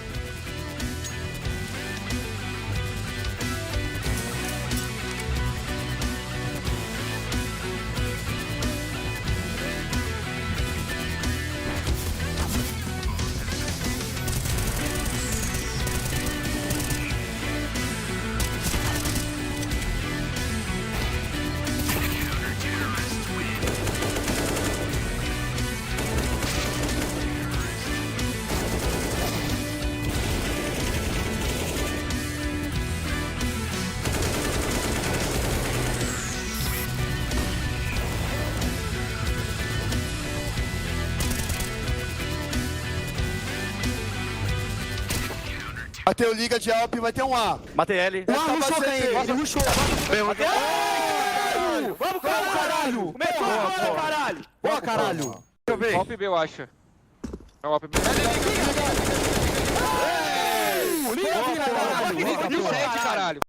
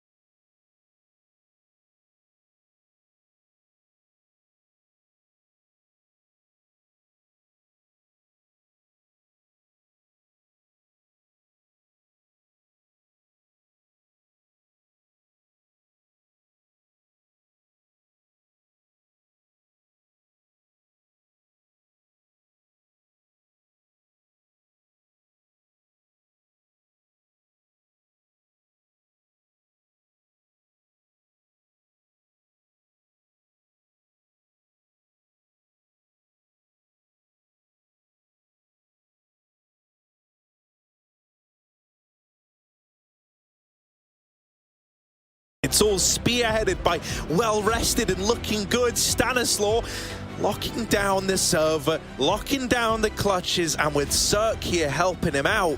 Ooh, it's looking like a deadly cocktail, all coming up in favor of EG. 0-0 Nation, they want to be at that major. I mean, who doesn't? Can they pull it back? little B stack here, huh? Gonna aggro on the cat side, even boost up with a quick apartment setup. VSM very deep, but he hasn't seen Mihu, who's cornered himself in the kitchen as the rest of these T's run under. KNG meets them there. Risky setup to be open to top mid, and Mihu catches VSM getting aggressive. Cat split coming in. Bomb late from Stan, who threw smokes up into A. This is such a complicated, convoluted pistol, and it's done everything it needs to. It's drawn 0-0 Nation out of the B site. Finally, Leo sneaks his way in, but Zerg checks it. Mate, you need to go back and scrub that demo, Hawk, and go through that round in just... Like, that's a sick round out of EG. The early jungle smoke, which let the underplay come in into connector. Meanwhile, you get pretty fortunate that the B player feeds you up in the apartments when that was always where you wanted to go. But the late cat take for Cirque, the bomb through apps after Stan throws his A smokes. Like, everything goes right there for EG. Nice call. Yeah. They've cracked that one before, I can tell you that. You know, dude, it's sick to see EG coming in looking so prepped. I cannot drive that home enough, man. They are looking good. And for a region that is, you know, it's so up in the air, who is getting to the major, you know, even placing top 5 here looks to lock you in for it. It's great to see they've bought their game faces. Thus far, only confirmed that, you know, one team won't make it to the major. Hugo, you know who that is? Who? Us. Psych! Oh, look at this! Got him.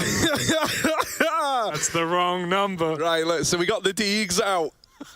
0-0, the cry at the end, man. Cry is free. Don't laugh, you will cry. Stanislaw lining up this little window pop, gonna try and, you know, come in, I imagine, on one of these short splits once again into this B hold. Oh, Lucas naughty. and the Deagle! A tale as old as time! And he makes it happen. It's Beauty and the Beast, all right, and Breezy. Oh, he's getting chased down by the both of them.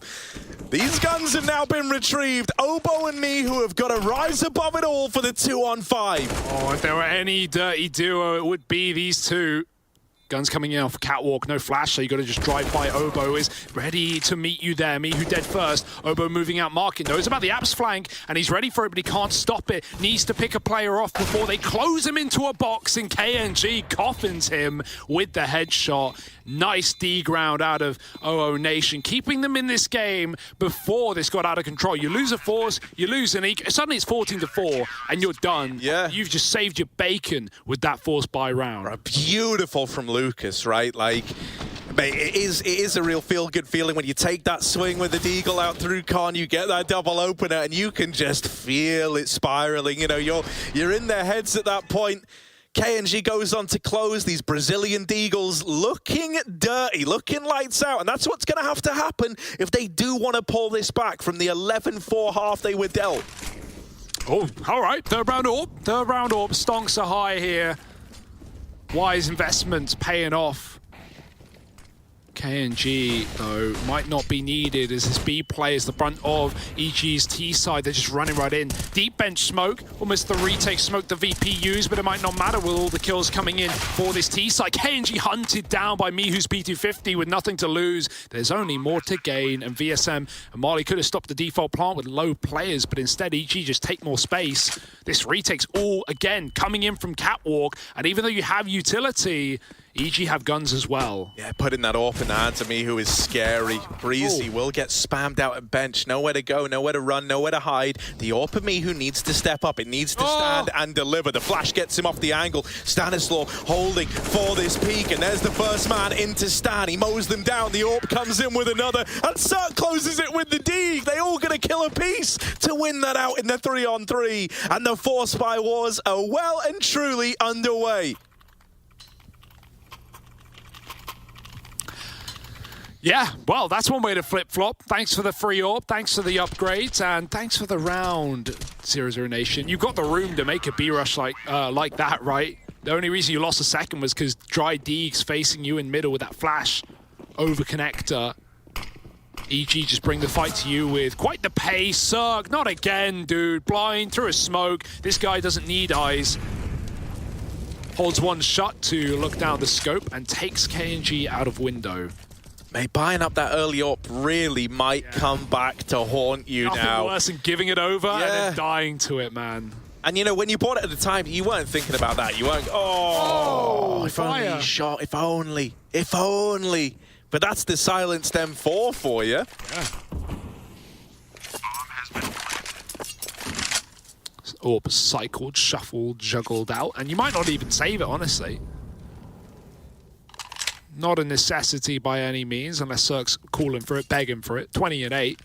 Answer the man's call. Do what he says.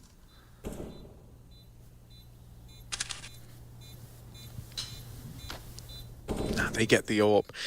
You know, even if a party was going like, yeah, we don't even need it. It's more like you just don't want 0-0 Nation to have it, right? But it is just this save. And the heartbreaking thing about this is, you know, you forced to try and continue the force buy wars. You have to save here. It's the only option you've got, because now you have another chance to, like, uproot it with the Deeg armor. But instead, no, sorry, I mean, like, in addition to that, right, you got another go at this force buy round. You still get to have rifles up against 15, but, like, even with that, man, you're still eyeing up a 10 in a row comeback to make this happen. Well, the man once said anything is possible, Harry, but I don't know if this is. Cirque running it down B apartments, looking for, once again, that opener. Cirque's a very good player, like getting that jump shot off when people jump to spot B apps. Right now he's just holding the deep line. Lucas is under. No flash to get him out, though. He's just got to fight his way. Oba gonna creepy crawl through, but as soon as you've realised, as soon as you're spotted, Oba can just play with his food, pick when to peek. You can't run back. You know mid's lost. Mihu's out and about. VSM, maybe some Deegs here. Maybe some bangers. But it's a necessity if you want to win this round, if you want to stay in this game. EG can just pop B whenever they like. There's only one man there. Bomb is late, still defaulting. Mihu moving up catwalk. It's all the makings of this B round. VSM still yet to be found. Oh, that's an obliteration. Yeah, this is rapidly getting it very out of hand. Stanislaw, I don't know how. Oh my God! Leave him alone, Henny! Having to just save. And suddenly, 15 rounds have sailed by the wayside. You're left needing that 10 in a row that we talk about with very little to get that done with, even though you've saved some money. Want to hold on to this M4. But something tells me EG aren't in a very forgiving mood. If this game is anything to go by, they want to remove it from play. Mate, they are all hunting. Look at the minimap. Henny is so dead. It's like that scene from Aliens, mate. They're in the vents. They're crawling out here. Isn't that Among Us? That is Among Us, actually. Dear. 15-5, and yeah, this was brutal for Mihu. The entry was even gooshing VSM to the Among Us. Sorry. That really hurt my ears. I tried to make it sound like the meme where it is very loud and horrific. Yeah, no, it was very loud. Was that good? Yeah, Did I nail that part of it? I meant the brief, at least. Accurate at best. Bad at worst. They're actually going to hate me for that. I am very sorry. Never done that before. Won't do it again. Oh. Odd, mate. But it is 15-5. There's no ignoring the scoreline. Unless you can't count, or you're smoking the copium. The elixir of life for some. So he saw that cross. He knows Leo's somewhere on the balcony. Maybe he'll try and molly him out. And it's because that little lip, that ledge on the edge of Balk, it's not like you can even drop off safely. Like, if you get mollied in your Leo, you either have to smoke it or you have to, like, well, it's your only option. If you jump off, they will see you. So jump spot where they fall for it. Obo seems aware because Cirque's made the call and he sees a barrel, but he won't be able to finish the job. VSM covers, pistol out, it's desperation. Oh dear, Leo does get dunked eventually and they clean it up. The 3-on-5 has flipped on its head and it might be GG instead. Yeah, this is an unreal turnaround, man. 0-0 Nation were hoping this could have been their way back in. And in the 5-on-3, you were feeling good for it. Mihu, timing's everything, but he flicks back to Lucas and knocks him out of the round. Remember, 5-on-3 for 0-0 Nation, and those 3 players might just walk it over the line for EG. KNG, while he's in with the first, that's the end of it, and EG look good in their debut. 0-0 Nation, they'll fall short.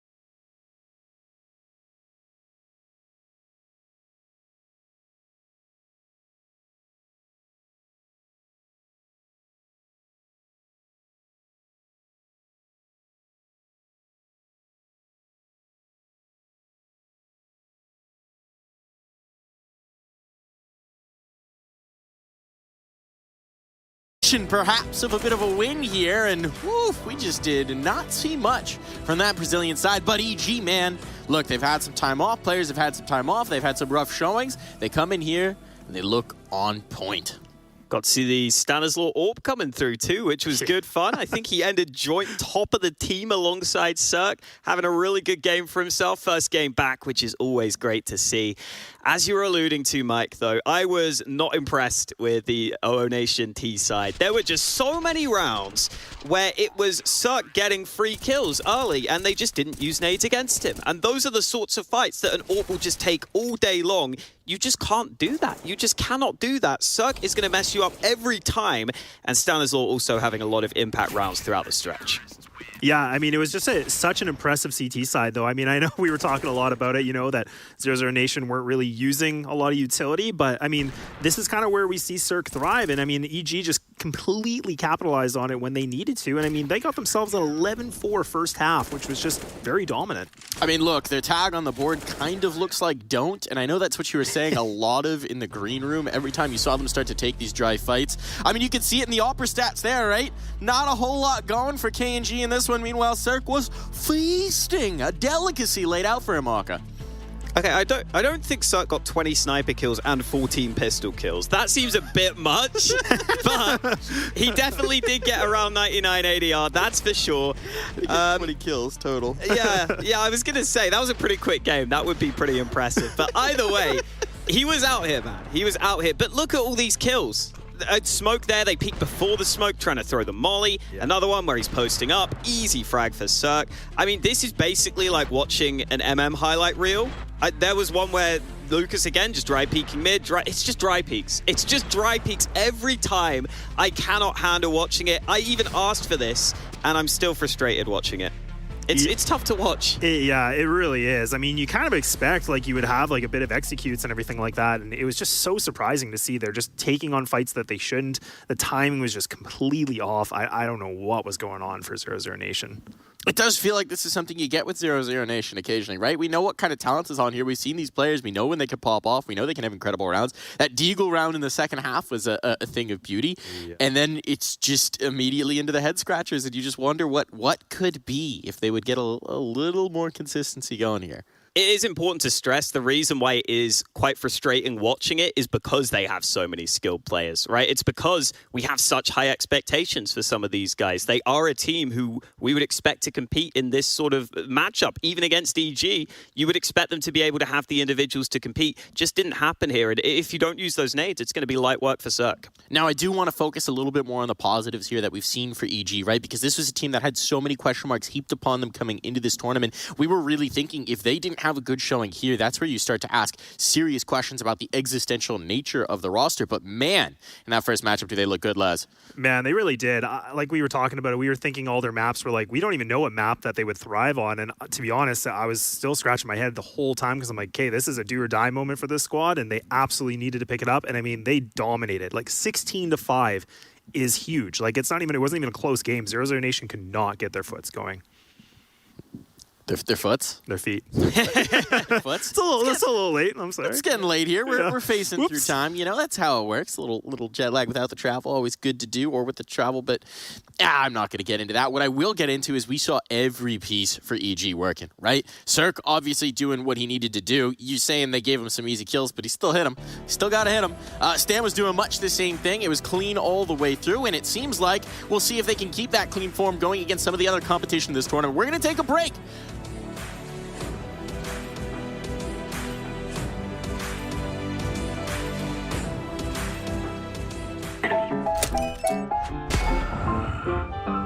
Yes, nice shot, my friend. Cheaters ruining your plays? I have eyes on the enemy.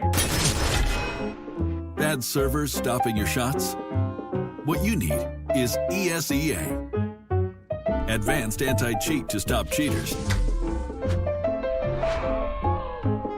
And the best servers around, all with 128 tick rate. ESEA, the best way to play CSGO. Choose nades, choose a smoke, choose a flashbang.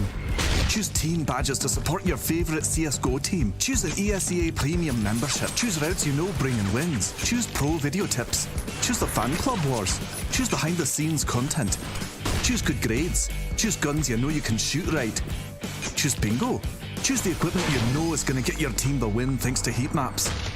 Choose the CSGO Hub Premium, the complete package to help you and your squad achieve all your CSGO goals.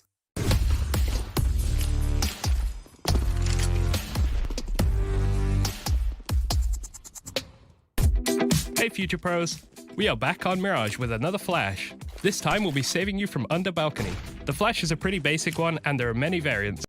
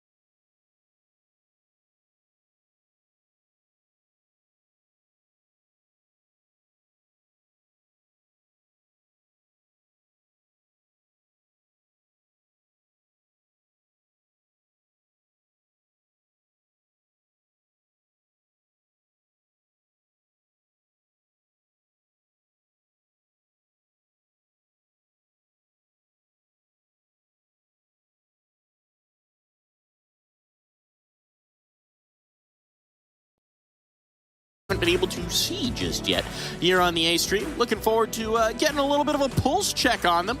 A pulse on one hand that we've been seeing compete a lot, on the other, maybe not so much, Hawka.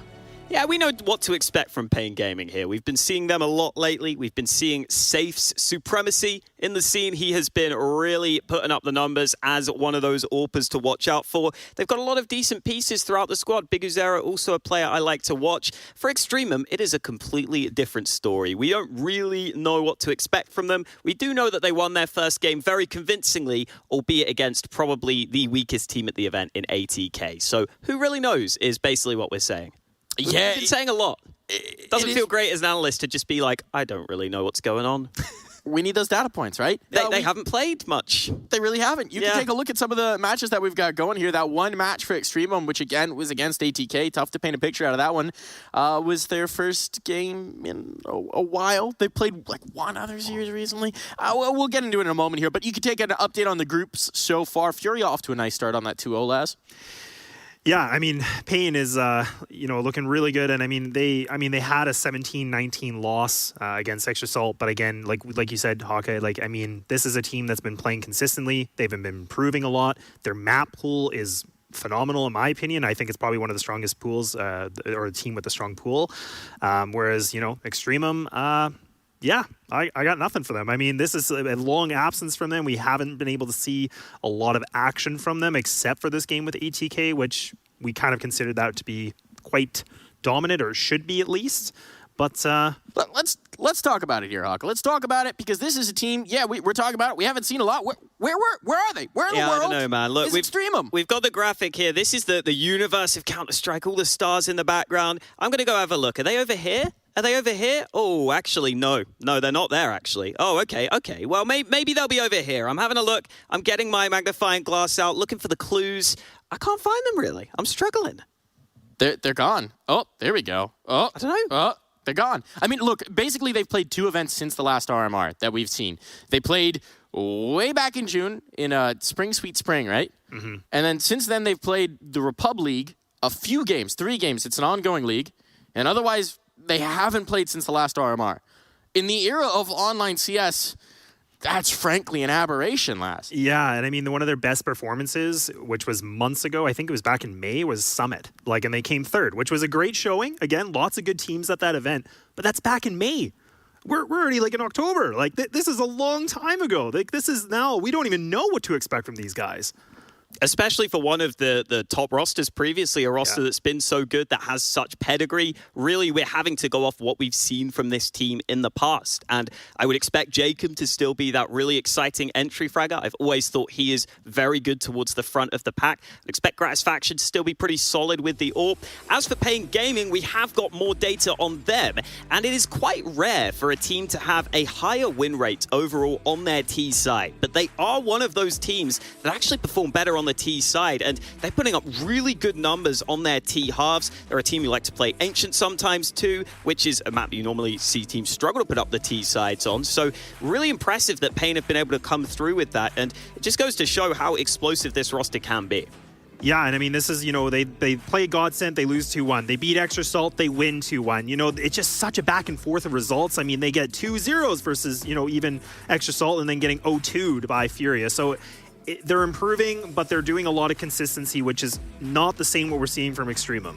No, certainly hasn't been. I mean, maybe we would if there were more sample sizes, right? Yeah. It's tough to be consistent when there isn't.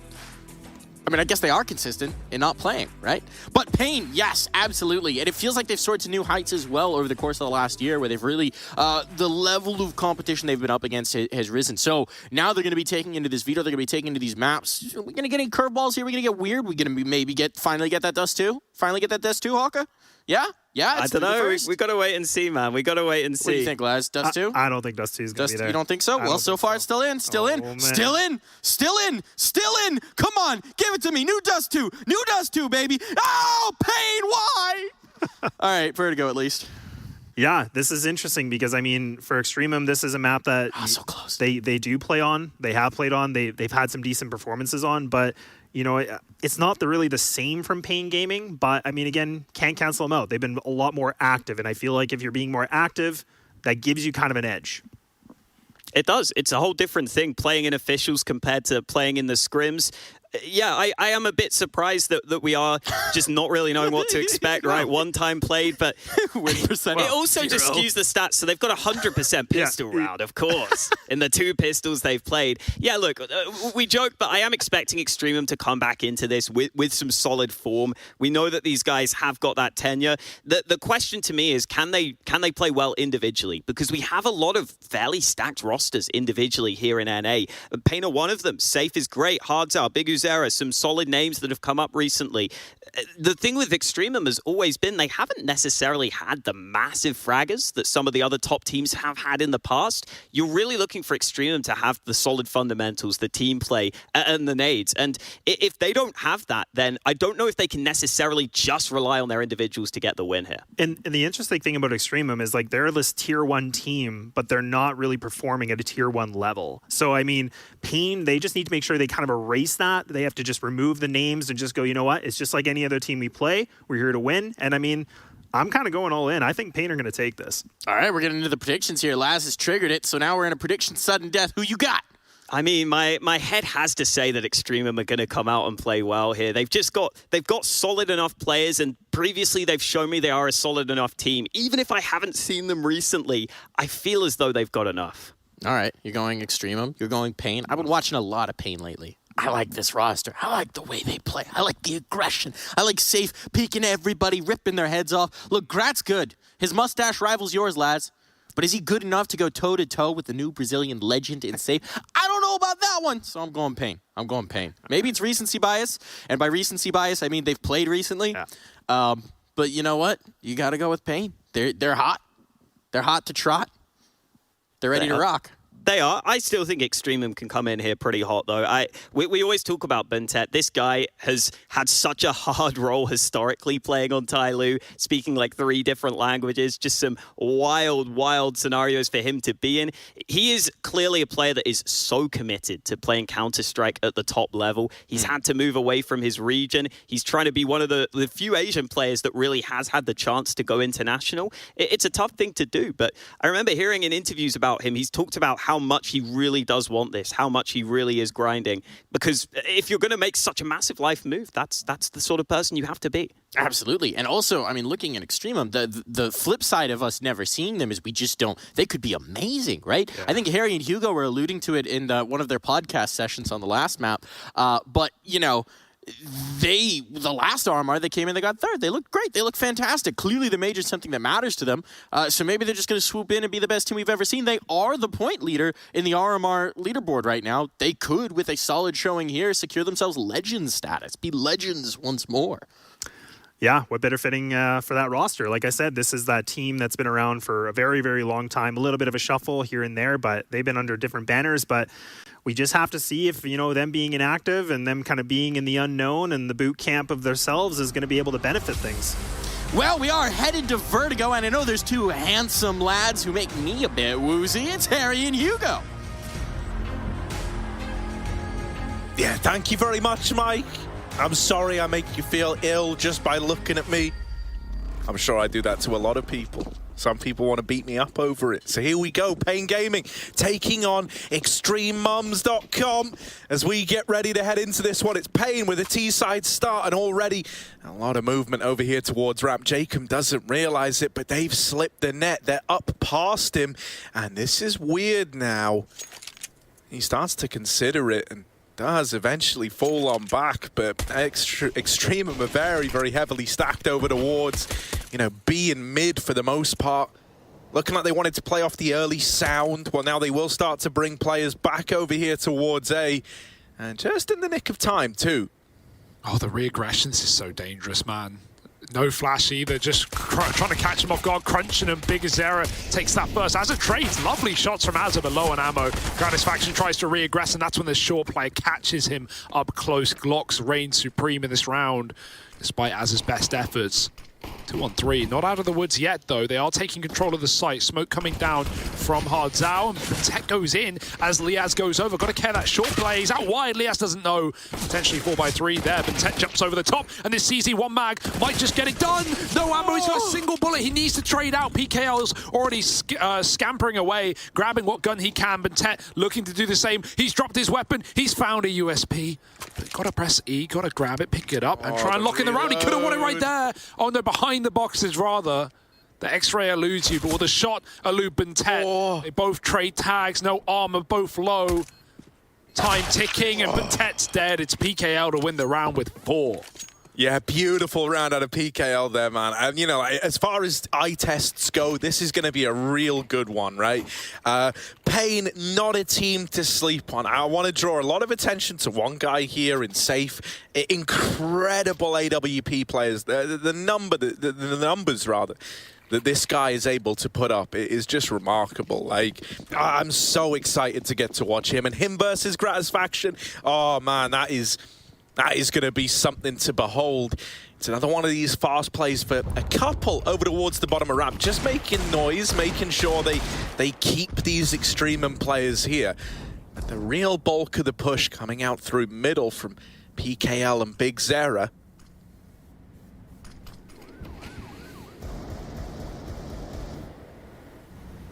Zera at the back, PKL at the front, and they're looking to play the trade game. They catch Azza out in no man's land. PKL is unable to convert that kill to Lee as he was attempting to swing and help his captain, but instead you've ended up not only losing mid control, you've lost B as well, and so the mid to B split well and truly afoot now. They don't even come over middle, instead they just play around that bomb from mid to deny the rotations, and Jacob and Azza are left saving.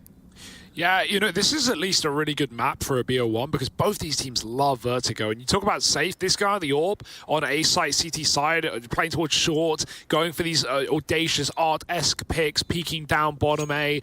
Like, we're going to see a lot of that in the second half. That's really exciting. And Extremum, they've always played this map. So it's, you know, it's a nice balance as much as Mike wants a bit of D2. We're not getting it, mate. None in CIS. And well, surely eventually in NA, but not yet. Not today. paiN bringing exactly that 5 alive with a 2-0 start. Just that one Deagle save. And so it's an eco for Extremum as they wait for the loss bonus to kick in. And Grat already saving for the AWP. Going to be bringing that in nice and soon.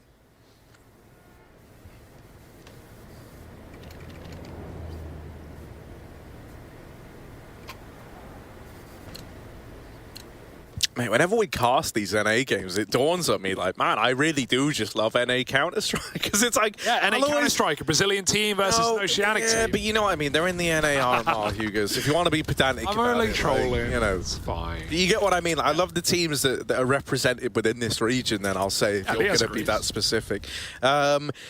Because every single time I want to go, oh, but you know me, I love this team. And then I realize I'm just saying that about all of them, but I don't do that. I don't do that when we get CIS. I don't do that when I get E. Oh, wait, you're saying you hate CIS teams? I don't think those were my words. That's like a Twitter response. Yeah, you pretty can say much. like, yeah, man. Oh, but you like X? Does that mean you hate Y? Oh, you can't have one without the other. As a Deagle and Armor, but both of them gone, and it's paiN. Keeping it clean, dealing with that aggressive A peak. Yeah, you know, there's nothing wrong with liking two things. It's actually approved. I'll stamp it. I'll seal it. I'll sign it. Nice, man. That's very generous of you as the guy who decides everything. Yeah, exactly. Thanks. Grat's bringing the AWP out, Hugo, but he doesn't have Safe to go up against. It's a bit of a bonus round out of paiN Gaming. And Gratisfaction wanting to get stuck in with the AWP early. He does get stuck, but he drops the in. Yeah, through this smoke as it blooms as well. It's a very crazy peak. Still holding bottom A. paiN retake middle in the mid round. They know that this is weak as Extremum have stacked up on the A side. B player is now tasked with watching mid as well, but they're not really holding mid. It's just been watching it from the back of CT, playing safe, dealing with the con climb. paiN can just walk into B right now, and Bentet would be able to do nothing about it. Leading all the way back to spawn. And at this point, are you thinking about saving it for Extremum? This is quite a gamble that Neckers is faking out fully, throwing in utility with so much room. Oh my goodness, Safe, that's CS timing 101. Turns away, Bentet peeks him. And now, with a 4-on-4, suddenly you're interested. Extremum going to start to poke their head into the B-bomb site. But the flank is being held, and if that goes down, if Bentet dies on the forefront, maybe you just give this one up. However, that's not a death, that's a kill. That's a death. Wow. Here's Bentet leading the charge. Does open up with the first, but Big Azera doesn't want to let you get back in. He slams the door shut. on EXTREMUM, and even knifes the bodies to rub a bit of salt in the wound. How very nice of him. Salt is a natural disinfectant, so yeah. Stings though, man. It doth sting. Can't feel the sting when you're dead, at least. paiN Gaming 4-0 up. Reassuring start from this T side, right? Especially considering, you know, we still don't know where to place EXTREMUM. Yes, they wrecked ATK. You know, that shouldn't be a shocking result. It's what Liquid are doing right now in the same vein. So it's can they do it against some of the more proven teams, some of the better teams, and some of the teams that have really been on the grind, such as paiN, as of late out in NA, getting some really nice results these last few months, ever since the previous RMR have gone a lot better for them. So yeah, true test for EXTREMUM, and they've been put to it. Gratisfaction, only a USP as the AWP, but your eco rounds are never fun. You don't get to buy a mag like Azza, although money could be made if the shots are hit.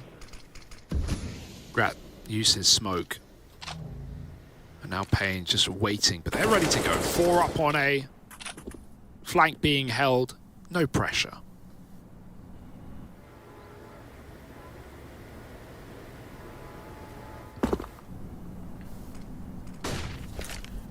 Yeah, PKL currently flawless as well.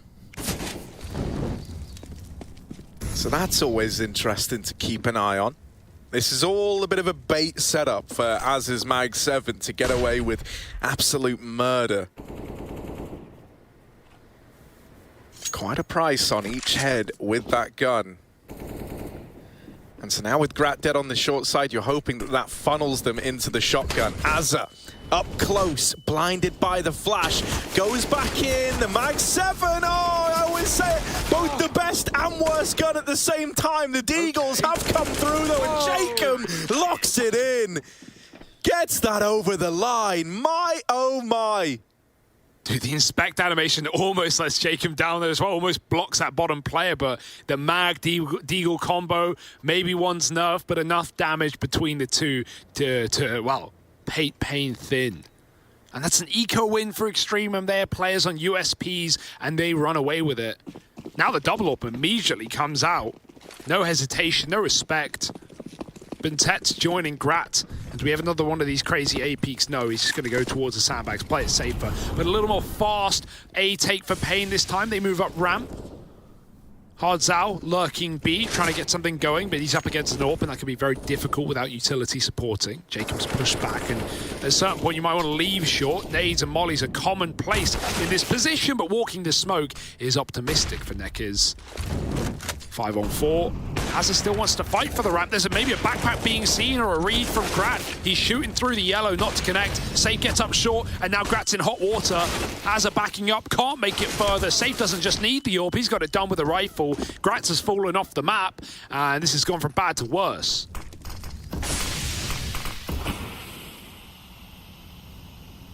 Oh, Leah's going to have to come in huge with just a spam through the smoke. They get up short again on the side of paiN. The flash they're throwing does keep blinding them. It hasn't really punished them yet, but I'm nervous, right? Like, even in the Mag 7 round, while it blinded Azza, it also blinded the guys trying to kill Azza. And just then it blinded them as well. It hasn't come back to punish them at all yet. But just something to note. That is a bit of a wonky flash, it looks like. Bentet and Liaz just looking to save. paiN immediately back on the board. That's in spite of Jacob's opener. The save is tenuous. Creepy crawlies coming in from below, and the transfer won't work. It's Bentet's got to hit this shot. Flicking up. Uh-oh. Should just be fine. Living in the back of B, although knife out. Oh, thank goodness. One gun kept on for EXTREMUM, but paiN, man, they may lose to the pistols. They don't make that mistake again. Save, a travesty on that A site, right? Not just getting past the AWP, like Grat's wallbangs are dead on there as well, but he gets right past him. He entries onto Jacob, who started with the 5 on 4, and then he just destroys Azza in the middle of the bomb site. Clinical shots. Grat has his next AWP provided by Liaz. We have more ramp takes for EXTREMUM, but paiN not really in a rush. Even when they get on ramp early, they're not, you know, overstepping the mark. They know EXTREMUM have been putting players here, have been often peeking down, so they're very patient. Wait for the kills to come to you, and if they don't, that's when you can begin to move up and molly off this short player. Satisfaction hasn't had the easiest of times with this AWP, so you're hoping he can get stuck in soon. Nothing presents itself yet. Jacob showing he's been more than willing to throw himself into gunfights. He's looking to play around this weird little short smoke, the one way that's been dropped. Gratisfaction will nail Nekkers and take him out of the round. That AWP finally finding its footing, and you still have this second man, Jacob, who's been waiting at ramp for a chance to strike. paiN all in on the A play, whether they like it or not, and that kill onto Jacob is certainly going to help out.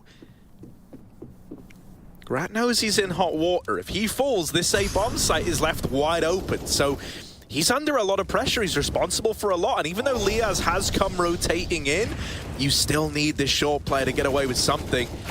Grat pushing up ahead. That could have been his moment, but instead it's Hardzao starting to take ownership of this A bomb site. They've called for the rotation out of Buntet's AWP. They're trying to jiggle it, and the jiggle not even needed. Don't need to bait the shot out. PKL just beats them to it, and he goes on to find his 10th in the game so far. 6-1 for paiN, and this is looking like a very scary team to go up against. So well regimented on this A site, right? Like, they're so patient, and eventually they keep getting, you know, the better of the draw when EXTREMUM come and face them on ramp. They are worse, like trade 1-for-1. I also love that double molly setup. They throw a deep one behind short, and Gratz just basically sat there stuck in the choke point with the AWP. They know about it because he got that earlier pick onto Nekkers, and you know, instead of just facing him there where you know you have him, they throw another molly onto Grat. That forces him to run back through his own Molotov. He doesn't die, or their first Molotov. He doesn't die, but he takes 50 health, and then he's still trapped at yellow. He wants to reaggress, and they just kill him. And PKL lights out shots, not just the first one to Buntet, but the spray to Liaz too. Mwah. Perfect. This is a really good game out of paiN right now. They've done their homework on these A takes, and EXTREMUM are not getting the better end of the stick. Just the Eagles, but that was what they won their first round with, their only round.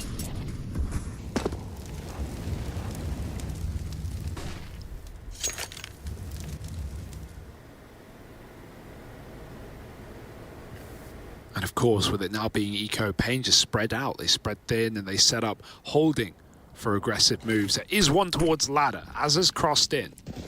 They seem aware, I say that. They actually lose a couple of lives. Azza, coming out of nowhere, does get cleaned up. But 2-for-1 with an armorless CZ is a damn good way to start.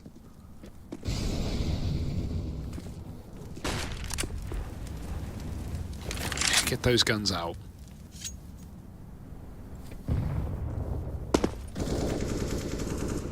Yeah, this could spiral, right? Even with the 3-on-3 reclaimed, Neck is still a vulnerability. The Deagle of Jacob can't live up to the same expectations it set last time, and in the blink of an eye, it is just Liaz left. Now, two of these boys are very, very low, and that's the two that are looking to make their way in towards B now. Big Azera, the only guy with health left to spare. This Deagle not going easy on paiN Gaming.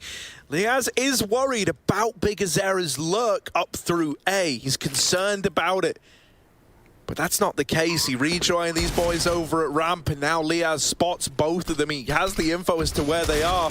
The Eagle, not his friend right now, can't find a thing. Big Azera's getting close as well, playing up close on the generators. Nekkers spammed down. This could still get out of hand, but Nekkers is able to win that head-to-head at 8 points of health. He trumps the Deagle and puts 7 on the board for paiN. Nekkers must have eaten 5 Deagle shots in that round, and he didn't die, man. Use Deagle, it can hurt. A lot of wall bangs, a lot of corner shots, leg hits with that gun, but he eats them all up. And he still sits wide right at the end there as well. As I love that. He's 4x3, but he's looking in the middle of his screen, and that means he can react to either side, just flick. Sees a ladder player, gets the headshot, goes back to aggress mid. It's all for nothing, man. You need rounds at this point, even though ecos and getting them into 1v1s are nice, or 1v2s.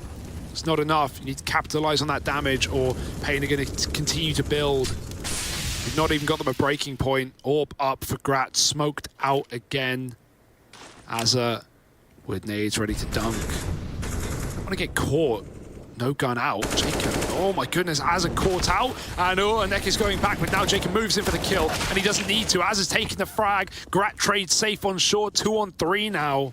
paiN, they're not out of the woods. They can still win this one. Hardzao walking up towards B, but he's making noise now on the metal, and they should hear that.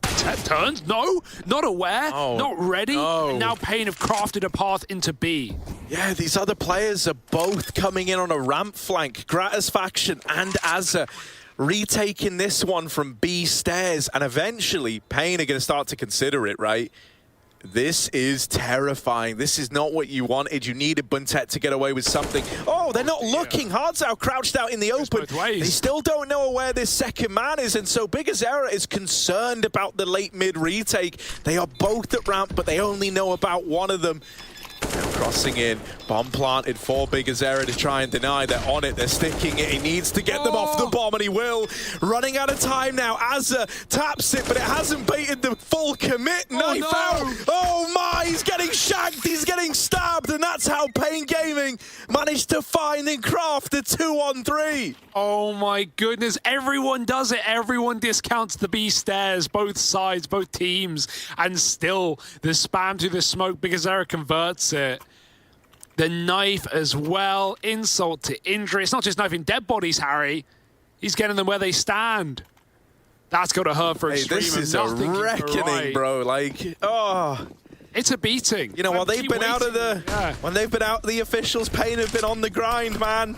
That is true, right? And Extremum, yeah, they may have played a couple of games here and there in EU, but it's not like they're exactly super well practiced, and not even the tier 1s in EU. Obviously, the prac is definitely there, the scrims are available, but in terms of officials, you know, it's not been tier 1. Ace, bro. He's cracked. He's tearing them up, and he might get it, but JKM's too far away. Takes down Neckers. Unless everyone, you know, lets him run all the way to mid, it's going to be safe to close, but no complaining. This is really nice, though. And, you know, PKL, he's someone who's been around in the Brazilian scene for a long old while now. And it feels crazy to say, like, when you think about how many BR squads he's been in, you know, even some with guys like Neckers in times gone by. I think that was Luminosity. Mate, like, he's been around for a long old while. Hasn't attended a major, and so, you know, this probably means a hell of a lot, especially to someone like him, let alone the young and hungry players that you've also got in this squad, or you know, lesser experienced. Meanwhile, for Extremum, like, you know, this roster, it was kind of a given that you were going to get to see them represent in Australia at majors. Yeah, always have been, right? Typically through just those, you know, like in the past, right? The going home for the Aussie spots back when we had the minor system, and like that always felt like a free one for them. Then going back to NA, and it still didn't even harm them there. But this is the true test right now. paiN running back up A, this time a bit of a pacey one as well. Azza going to meet them there with a spam. He's stuck in the Molotov, and he can't even see that he's burning alive. Grat does cook Neckers. Leg shot to safe, and now an orb's been dropped. He's low, he may as well. It is a bit out in the open. Nade to try and finish the job is not going to hit him. Meanwhile, you're waiting for Hardzao. BunTet's running a rotator mid, and the late lurk that has been there in so many of these rounds is, again, not considered by buntet. He's been getting caught with pants down, around his ankles. And Liaz is looking back to A, wishingly, optimistically, while B gets overwhelmed. At this point, you probably save Grat's AWP and you get out of there alive, but it's consolidation prize in a 10-1 scoreline. Hey, we've had some technical setbacks that maybe threw the schedule off a bit. paiN Gaming, they're like, don't worry, we got you boys. They're looking to return us to schedule by dominating Extremum. And mate, like, the scariest part is, for me, is like back when this was the old 100 Thieves squad, you know, like, yeah, you're missing JKS, but buntet's no slouch. This guy's incredible. This was like one of the go-to maps for 100 Thieves, especially during, you know, 2020, during that online era. They always were able to give teams a run for their money here. Right, even back when, like... Oh no, Oh, Jumped up. That's he's so managed smart. to survive. He smoked bottom sandbag and then jumped on top with the flash. Everyone's blind. They're just shooting the smoke. That's cool. You know, that's a pretty small consolidation of this scoreline, right? You've shot down the cans at the Carney. You know, you've taken back a goldfish in a bag. It's going to die in 2 days. Sorry to break it to you. Jesus. Yeah, well... What I was saying is that, you know, out in NA, whenever we saw them in 2020, they were even able to give teams like Fury, who at that point were dominating, a run for their money here.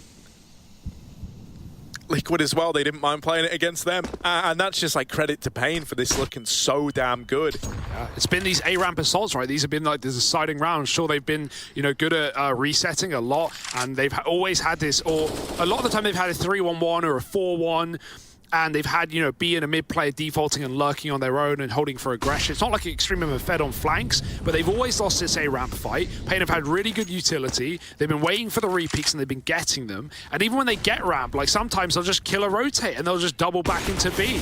So, oh dear, a wallbang. That was the one gun. Grat gone. Jacob responds with the deagle, but he's overwhelmed. Again, it's this double face that's in your face seemingly every round. The mag, second try at it. How will it fare? Yeah, last time he did 93.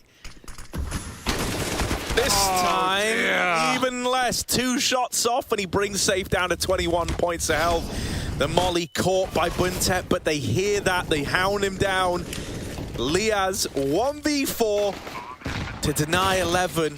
As good as this guy is, this would have to be something else. He's got 1 to his name, make it a double. They're looking to swing him together, though, and they put a stop to that clutch attempt. 11 on the board for paiN. There's just no downside, is there? There's no takeaway. There's no bad thing. There's nothing that you could exploit if you're Extremum that's going well for you that you can try and repeat. paiN have had the answer every single time. Every player is fragging, getting multi-kill rounds out of all the boys. Safe had to go through that smoke. Looks crazy, but Liaz naded default, and Safe was 20 health off of the mag, so he either stands still and dies to nade, or he pushes through and maybe gets that kill. Would have been scary if that was what gave you the 1v4, but not today. Clutch is only coming through for paiN. Neck is back up on ramp. Ooh. Yeah, not the best nade, but it's fine. You know, you're allowed to miss a nade at 11-1. No one's going to hold that against I'm kind of devastated because even bigging up Safe's up, we're not even going to get to see it. It's just been only wants to bring it out in that CT half, and there might not even be a CT half. Gratisfaction will deliver the opening kill. Finally something for Extremum to go off of. And we're going to reset B, and there's only one guy there. So, buntet, good luck, don't get mollied. Does have a smoke, a quick peek for buntet at least. Does in the herd, 5-on-3, and Safe gets the entry. Why AWP when you can do things like that consistently as well? buntet now low, has to preemptively drop the smoke, try and draw some attention away as Asa covers across. Extremum finally locking a gun round, holding it down on the B-bomb site. In what was a 4v5, paiN lose that first man. With ramp cleared out, Extremum knew what was coming.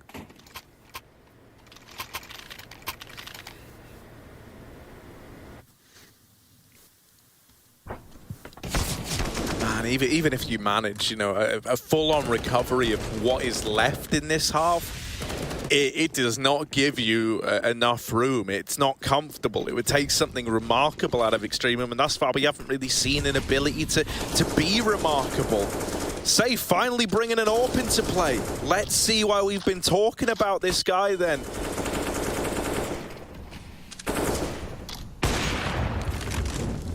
Keep your eyes peeled. Huts out opens up with a smoke kill to buntet. A little rough. That was over here towards B, playing this one-way smoke at the bottom of B ramp. It's triggered an early rotation out of Liaz. And maybe it's triggered all of Australia in the process. There's Safe getting bested by Grat, or make it a double for Gratisfaction. Oh, a third! He's locking in all the kills. Ramp finally has someone to rein it in for Extremum, and it's Grat taking them all the way to the bank. Hard's out 1v3, 50 seconds. Time is the only thing on this guy's side right now. Chaser shots through the smoke, getting scared. Grat, he loves to spam this yellow as well. Hard's out going to walk up. They don't know how deep this guy's gotten. He's got a good timing. Gratz reaggressing, holding short now. And so you shouldn't expect this round to fall apart, but timing could be weird as it takes the angle instead and the spray won't connect. So it's EXTREMUM just getting the scraps, mate, picking up what's left under the kitchen table. 3 rounds, but like you said, even 4's not enough. Seemingly, you would feel that paiN would have it in them. And that's maybe where the experience shows through. I don't want to set this up as a comeback. It doesn't feel like that. It feels like paiN are in full control. And a couple of AWP rounds out of Grat. Typically, he's been getting headshot immediately. So it's more like it for EXTREMUM. But is it even something you can repeat? Because really, you've not seen a lot even, you know, in terms of early round, it has just been, 3 or 4 on A ramp and winning out that fight for paiN. So are they going to stray away from that? Maybe do a faster mid to B? You know, BnTeT's been solo B to start a lot of these rounds. The conditioning of these triple A attacks. Not really even seen what mid has to offer in the early round. You could really spice things up if you wanted to. Yeah, and this kind of buy. That's what I was about to say, right? Like with the kind of investment you're going to get to have, it would make a lot of sense. I'm inclined to agree with you. You know, you've been going for these kind of slower paced rounds over towards ramp. Well, this is your chance to play something a little bit faster, and no one would be able to really rag on you for it. No one could blame you. Fake play over towards ramp, right, with that deep smoke throwing out. It's all to give the illusion that, oh, we could have pushed up behind it. EXTREMUM do have 2 players in mid, and one of them is already leaning over towards B. He's like, nah, something doesn't feel right about this.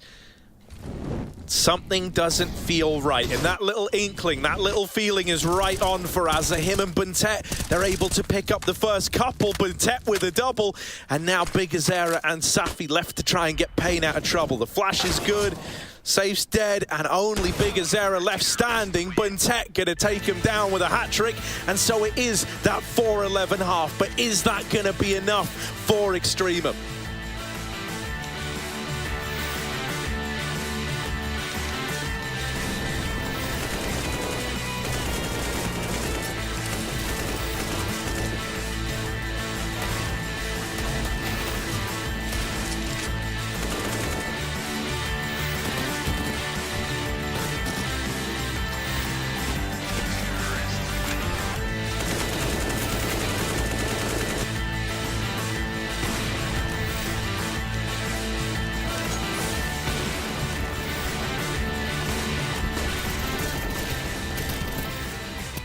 Esquerda, mais um esquerda. Vamos, caralho. One left. Não tá, né? Tá, deu clique agora.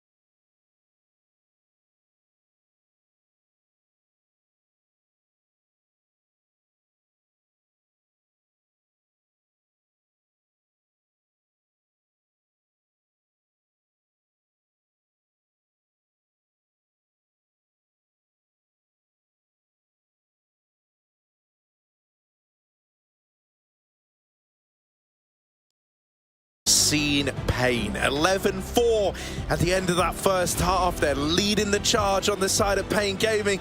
EXTREMUM have got their work cut out for them if they want to come back in the second half. A lot of utility. We get to see what EXTREMUM have been cooking up in that kitchen. But will paiN's A ramp hold to the city side be any better? Not so far. PKL dinked immediately down to 1, and Liaz runs amok. It's going to have to be a full retake setup. We've got double nades. Will EXTREMUM fake the bomb plot? Many teams do that, or will they just go for the quick stick? That could cost them. Nades aren't in yet, though. Bentet dodges them. Very slow on the utility. paiN was set up for that, but I don't know what went wrong. Oh my goodness, through the smoke. Optimistic at best in a 5-on-5, and they're still fighting for the site. Instead of giving it up, these Glocks are somehow tearing through. paiN down a man, but still with a shot. Picked up another, and they run down Neckers. That's certainly one way to get it done. It looks crazy until it's not. Yeah, I can't say. You know, I've seen many a T-side approach it like that before, but EXTREMUM always down to give us something to marvel at, always giving a fun game of CS to watch. They run through their wall of smokes. Like Liaz is the sacrificial lamb, like the guinea pig. They go, yeah, man, now we're all coming through, don't worry. And then he just runs in. See you later. Yeah. Oh, damn, actually, I was flashed, you know. Sorry. Save for the peak, right now. Bentet already up the short side. And EXTREMUM are just running down this A bomb site. They don't look like they have the patience to wait around. And now begins the waiting around. Not for long though. Double smokes in yet again. Bigazero drops his to try and fight inside of them. Stay in position. Smoke spam for the scout, finding no connections. Yep, you'll hear those fleshy tags, and through the smoke, Grak goes over the top of the boxes, and he even shoots his teammate on the way out. Everyone gets involved with the guns. And it's nice and clean so far for EXTREMUM. 5-7. How good is it really, though? Not that. Marzal then running at you, jumping through the sky, and Jacob trades. Clean anti-force, now the anti-eco. It's going to get easier before it gets hard. The calm before the storm, Harry.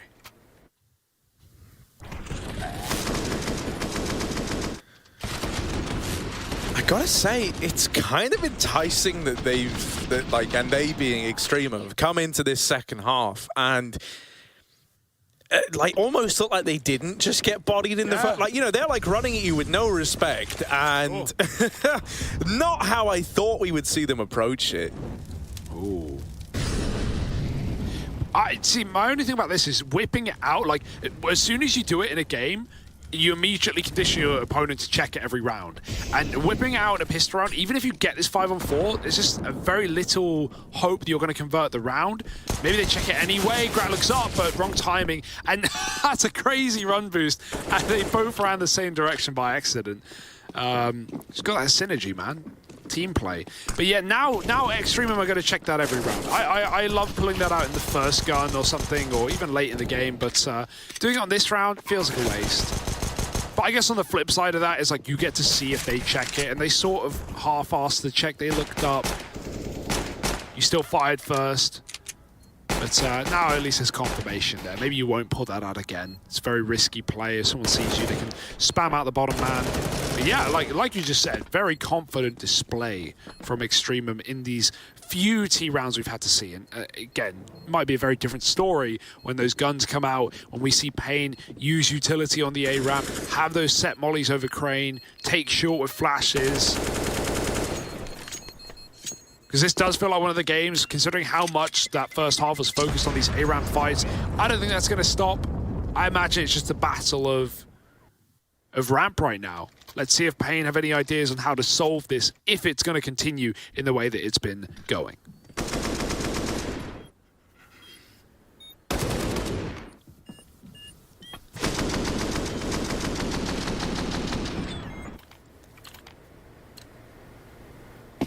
Yeah, we still don't get to see that AWP out for safe. Only got one over in the T half. Hoping it's a little more prominent here in the CT side, but the money wasn't there yet.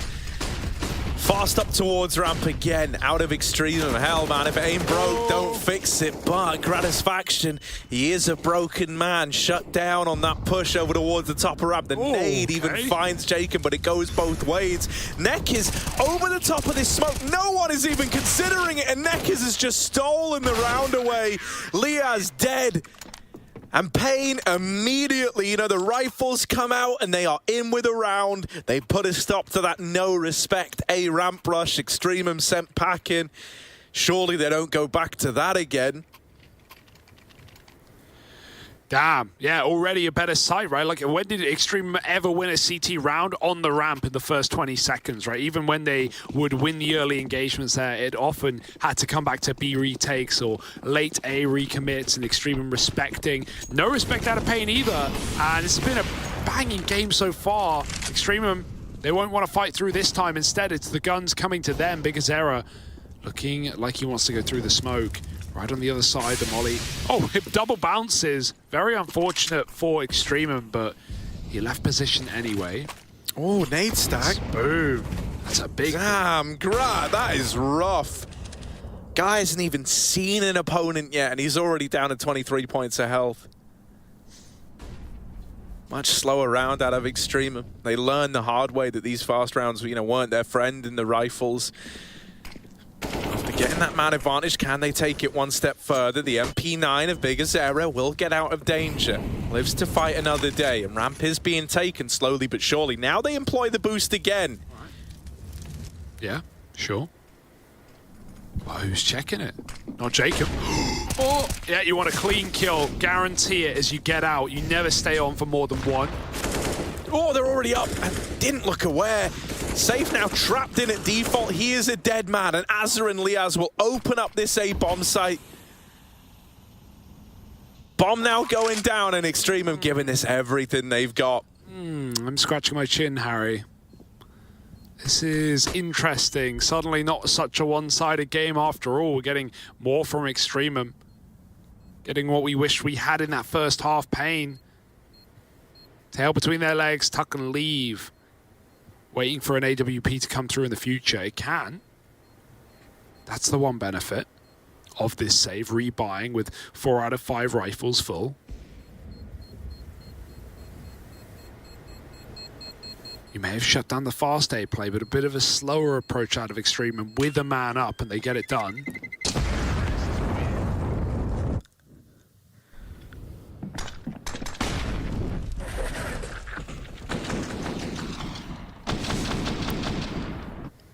I do love the response, though. Like, you know when that boost's been employed, that those players are going to briefly be, like, out of position as they try to scramble back.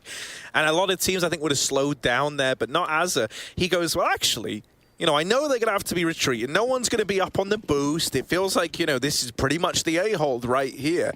And so he just runs it up into the site. Him and Liaz go together. And they lock that round in. Lovely little response, lovely little protocol on the back of C and the boost. Nekiz misses the timing, will still lock the kill in. And so it's an early man advantage gained for paiN. It's a flip side now. All right, that was very scary. Looking the wrong way, but no one will punish him as he runs back through the smoke, and they're going to throw out the little Nafany smoke to feign an A attack. But with ramp being held by Bigazera, even though he's tucked right now, he's going to have a bit more info that this is not an A play. All it takes is one little check, one little wiggle, and suddenly you're confirmed that B is the likely objective. Util coming down, good timing on that smoke. A could be big. It's not bad at all. It's going to soften up these targets as they run on in. The AWP already making some noise. PKL lets them into the bomb site, but they're about to swoop back in with some flashbangs. Quick smoke in front of Jens. Harzal takes one at the gap angle for safe. Finds Gratisfaction's AWP. You're not getting out of this one, Extremum. They're coming for you whether you like it or not. They're throwing boosts in. They're rushing you down. There is nowhere to hide. And that is a hell of a collapse onto the B bomb site. Not a single kill for Extremum, even though they're given the room to get that bomb planted. They're trapped in a cage of their own making, and I almost love the approach out of paiN there, right? Like, they throw the boost up. While they're boosting, they've got players with SMGs charging in. And so, you know, the attention of the guys in the site isn't, you know, no one's going, oh, well, they might boost here. Everyone's panicking about that MP9 running them down and just spamming away. Lovely shot for Safe as well, holding that pixel angle, right? Like, you saw it from Grat's point of view. It is not an easy shot to hit for either party. But it's Safe locking it in.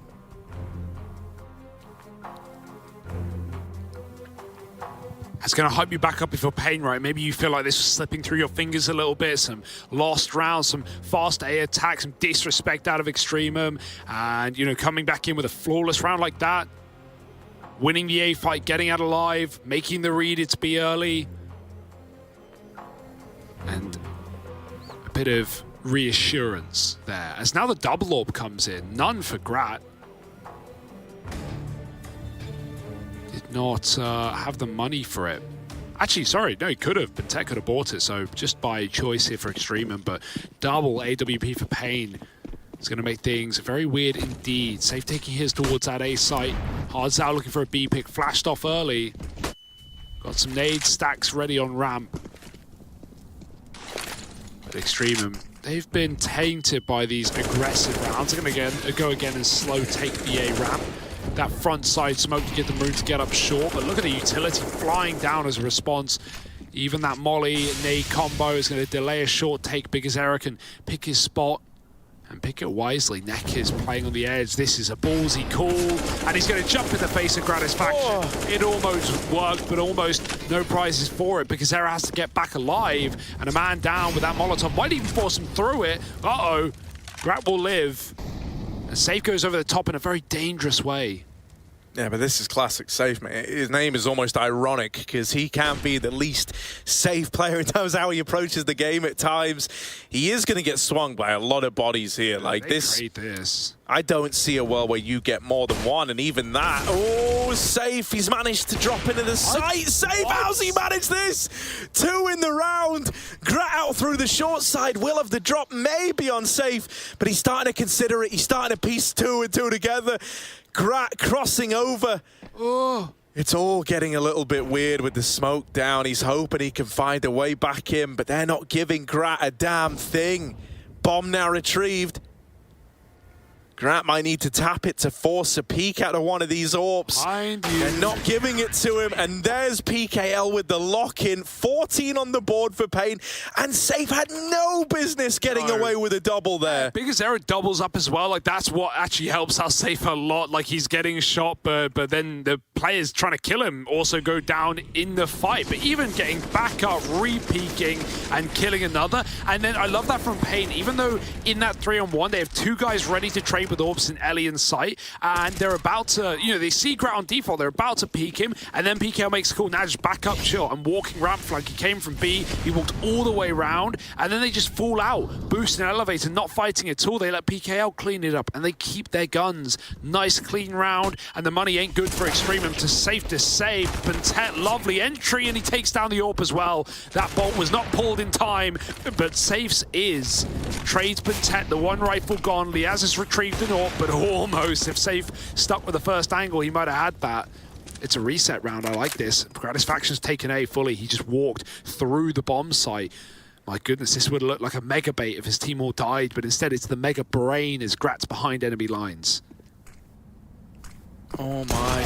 Oh, that's Safe dead, and now an AWP in Grat's hands. He can't quite find the double, but Liaz will secure one on the AWP. The nades knock him out, and so it's a 1v1 to decide how many more legs this EXTREMUM comeback has on it. Azza wrapping around to short, playing around the bomb.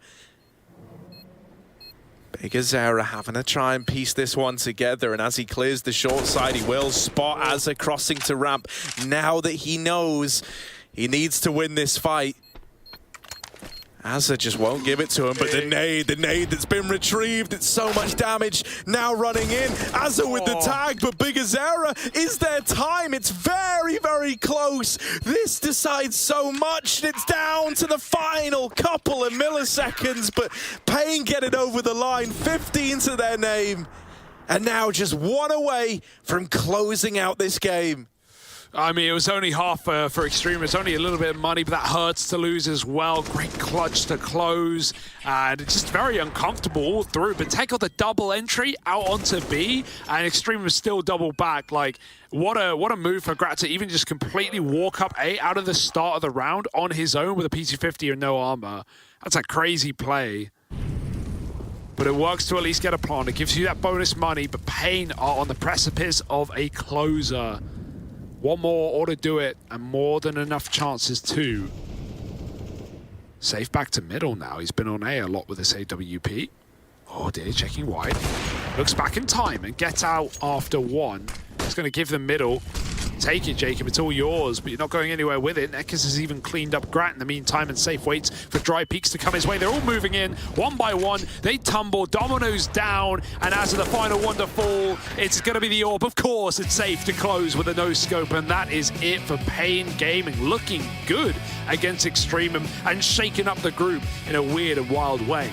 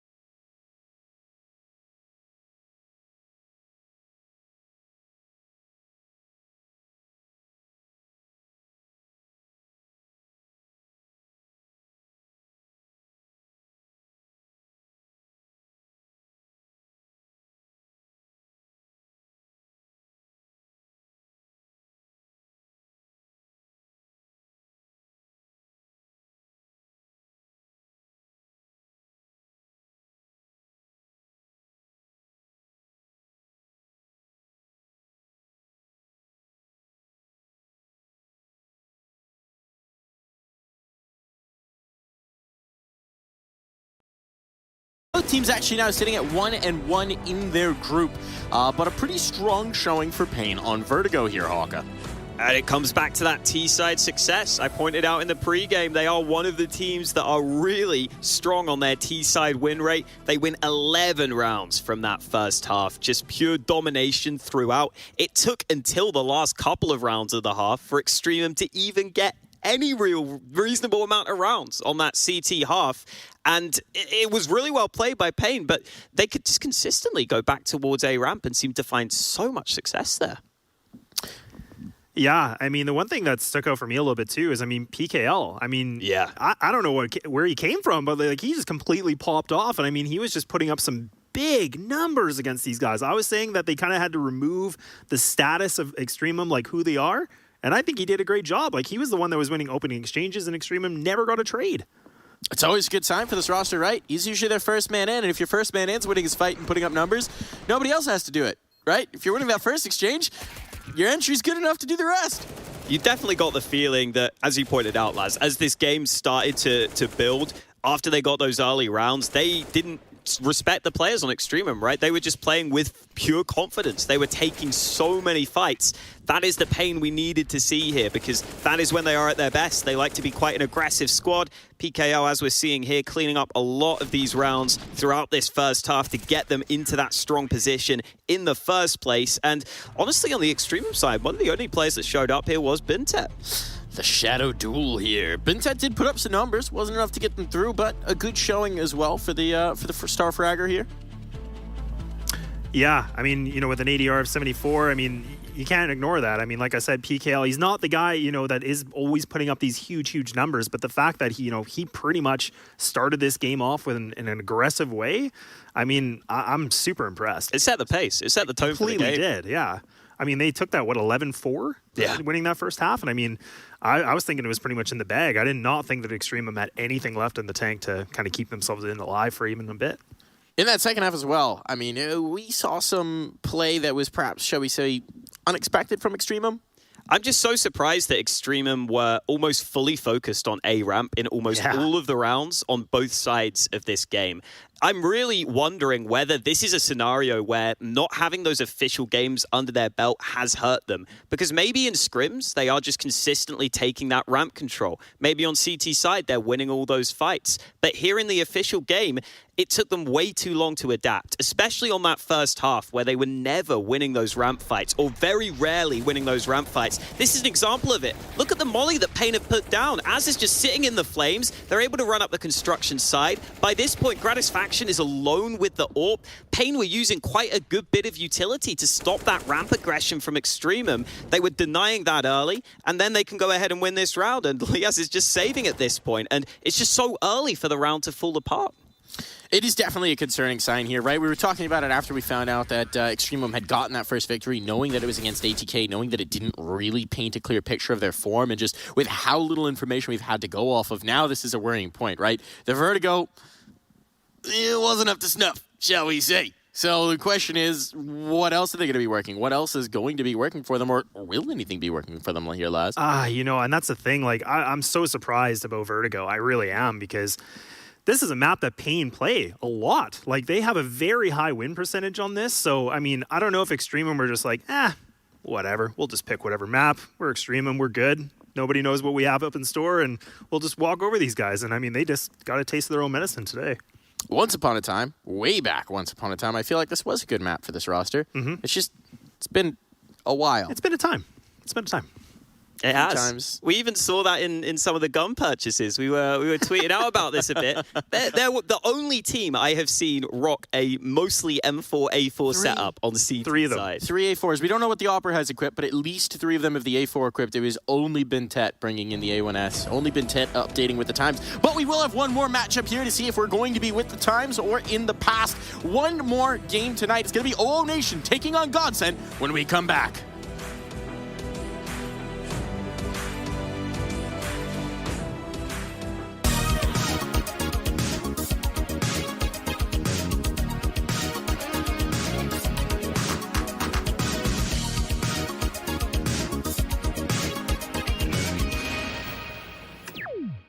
Choose nades, choose a smoke, choose a flashbang. Choose team badges to support your favourite CSGO team. Choose an ESEA Premium membership. Choose routes you know bring in wins. Choose pro video tips. Choose the fan club wars. Choose behind the scenes content. Choose good grades. Choose guns you know you can shoot right. Choose bingo. Choose the equipment you know is going to get your team the win thanks to heat maps. Choose the CSGO Hub Premium, the complete package to help you and your squad achieve all your CSGO goals. 5 years, the Lanxess Arena of Cologne has been the about competitive Counter-Strike. The favourites coming in the tournament have just unlocked the intel of the air, and now they're pushing on.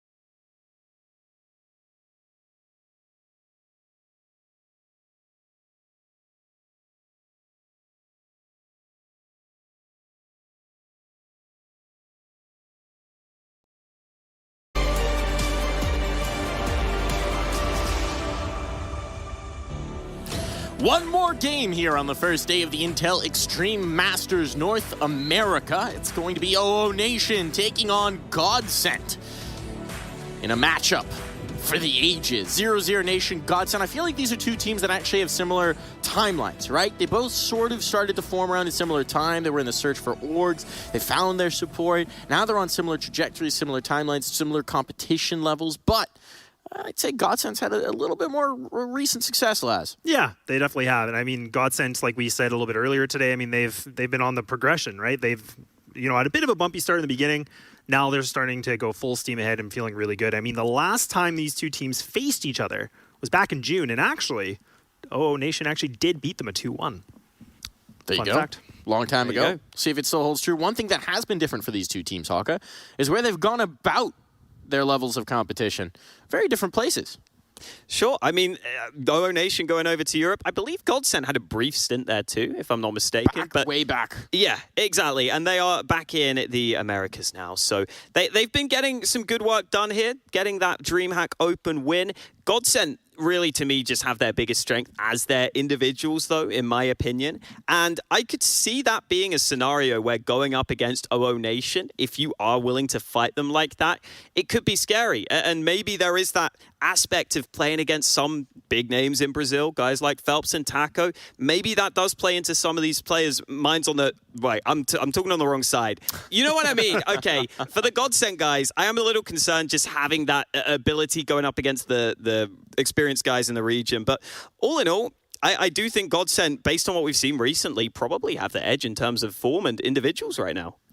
And I was just going to say, too, I mean, we can't ignore Phelps, right? Like, he's this player that, joined other rosters. He didn't really perform to the highest expectations that he could do. And now on Godsend, like, he is absolutely just running over teams. Like, he is actually putting up big numbers. He's making a lot of those impact frags. He's the one that's getting those multi-kills. He's the one that's lurking around.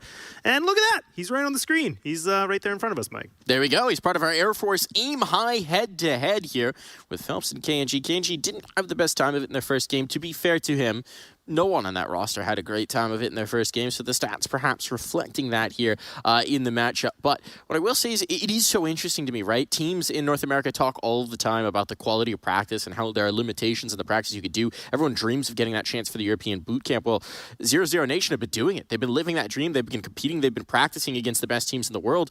Now we're going to see how that reflects. And in their first game against EG, well, we just didn't see that much. We just really did not.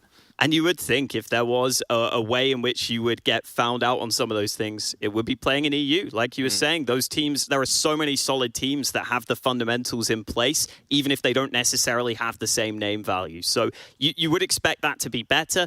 I'm hoping that it was maybe just an off map for them, because I do think they were trying to use the utility. It just oftentimes was so reliant on one flash or slightly off timings. That's going to happen sometimes. You're not going to be playing at your best. Some of the timings might be off. So I do think there are still some okay signs there. I will say as well, one thing to keep an eye on here, one thing that was majorly punishing them in that matchup against EG was the AWP. The AWP is a less consistent factor for this Godsend team. They move it around a lot. Sometimes it's banging, depending on whose hands it's in, but there are times where we can see the lack of an AWP presence here for them. Yeah, I mean, it's like a hot potato, right? Like, everybody on this roster, I feel like an AWP, and it's just kind of like, who's AWPing today? Who's feeling it? Who wants to, have the big green out? And I mean, we never know. Sometimes, it's Phelps. Sometimes it might be Dumao. It might be Taco sometimes. I mean, that's kind of the annoying part to play against as well when you're OO Nation, because you're like, well, I don't know who's going to be opping. I don't know who to look out for specifically. That definitely needs some queue-ups on maps. Hawk, I've had a thought about your shirt. One of the problems with your shirt right here, it's a lovely shirt, but I think the problem with it is, if you pop the collar, you can only do it once on that shirt. I'm trying to get this. It's all right. It's very late, and I'm just going to let that one sit. We'll come back to it later. Yes. We'll come back to it later. I see. Suffice to say, I really wanted to crowbar that joke in there, folks. So it's been crowbarred in. Now we can move on along. And you know who's going to need to be able to crowbar some things in?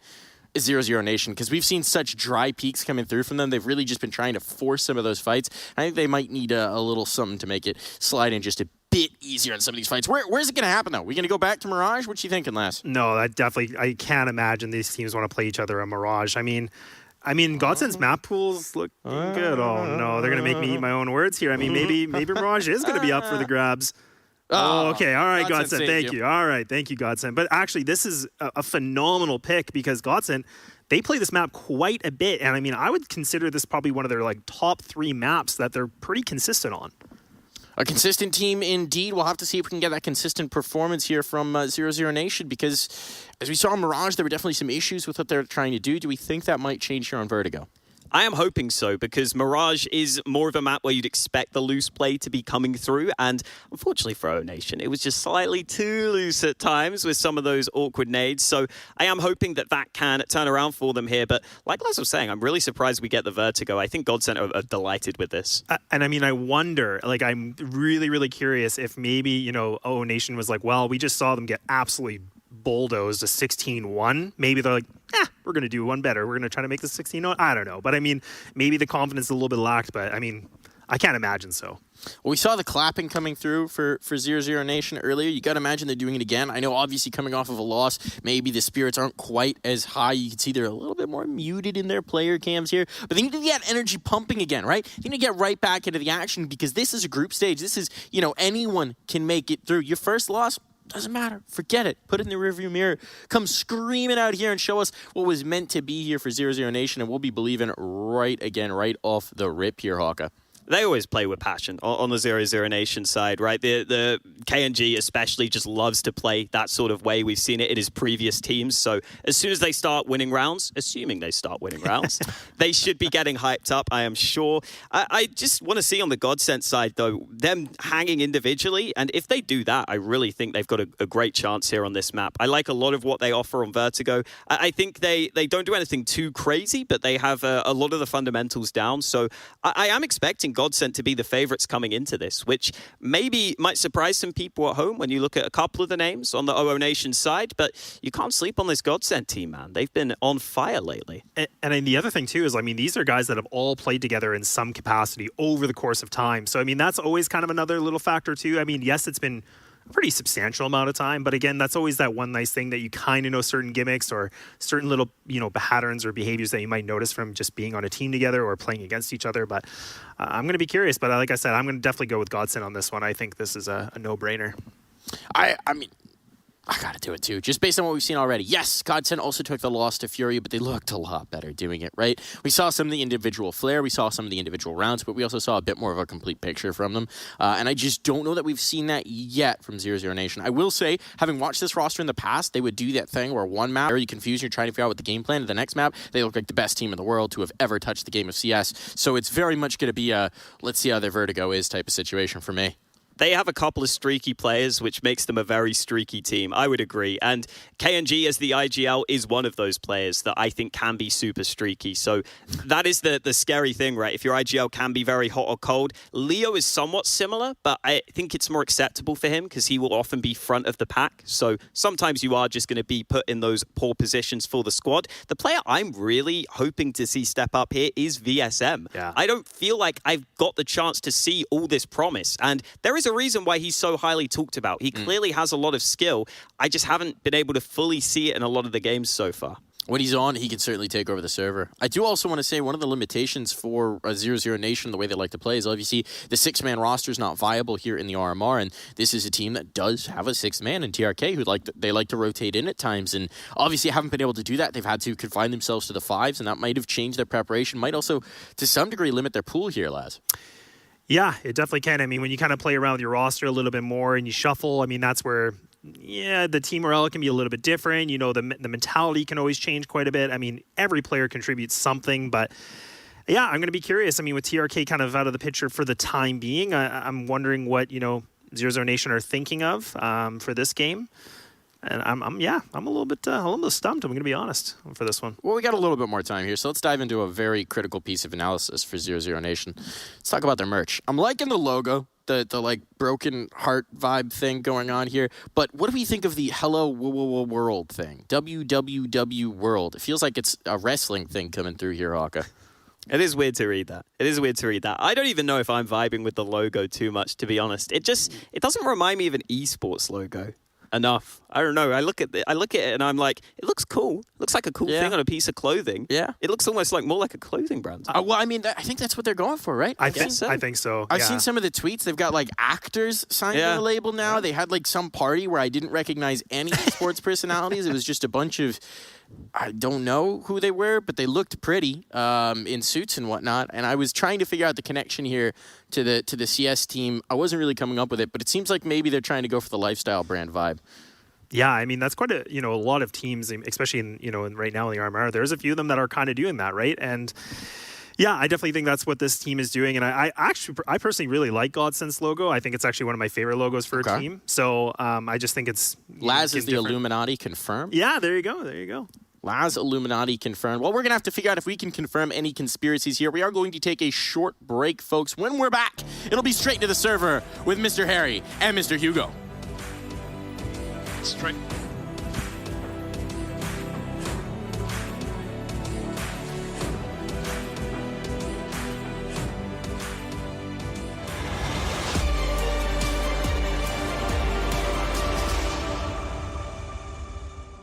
Waking inside of me. It's set in motion. The legend spoken. This is my moment. Can't break my focus. Know where I'm going. This is my moment.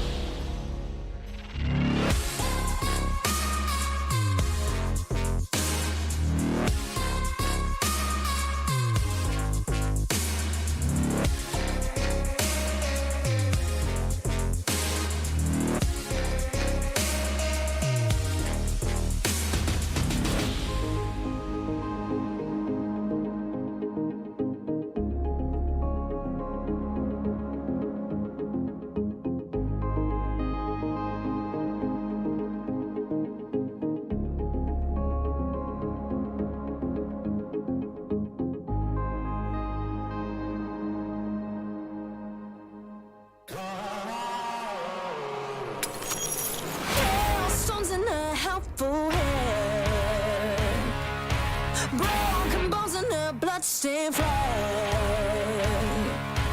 Open road and nomadic plans.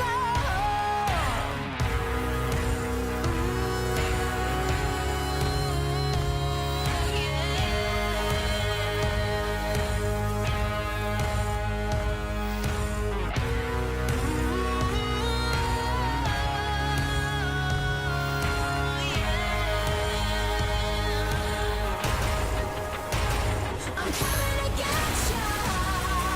I'm coming to get ya.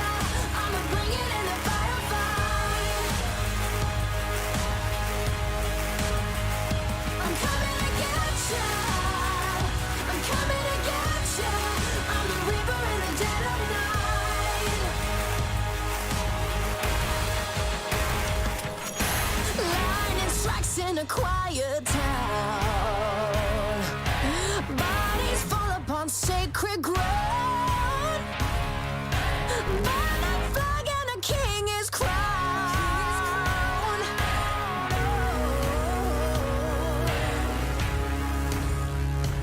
Coming to get ya.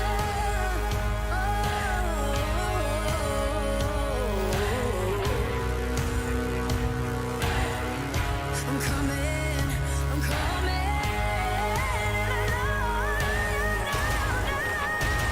I'm coming to get ya. I'm coming to get ya. I'ma bring it in the firefight. I'm coming to get ya. I'm coming to get ya. I'm the reaper in the dead of night. Can you feel it? Can you feel it?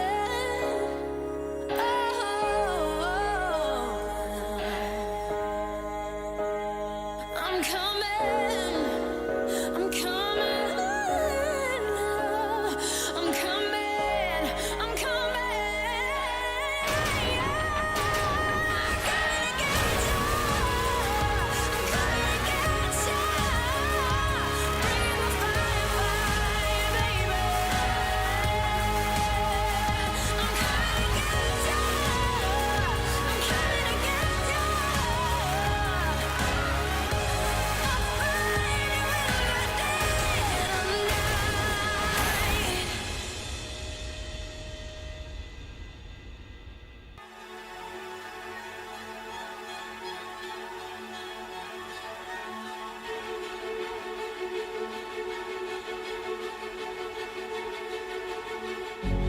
This world is slowing down.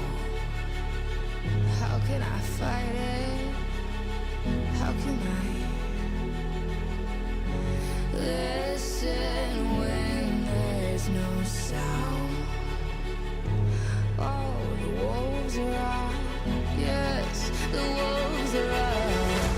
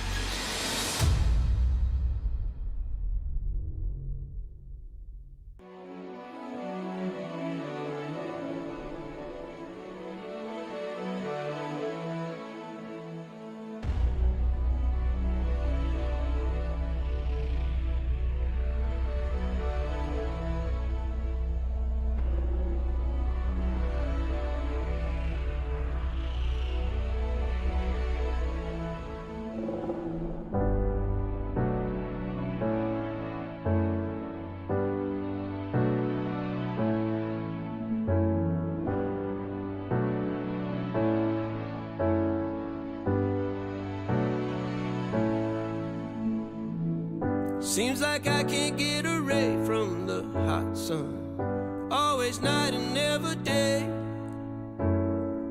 Even when I wash the floor, the dust still comes. Keep on hunting for the bread.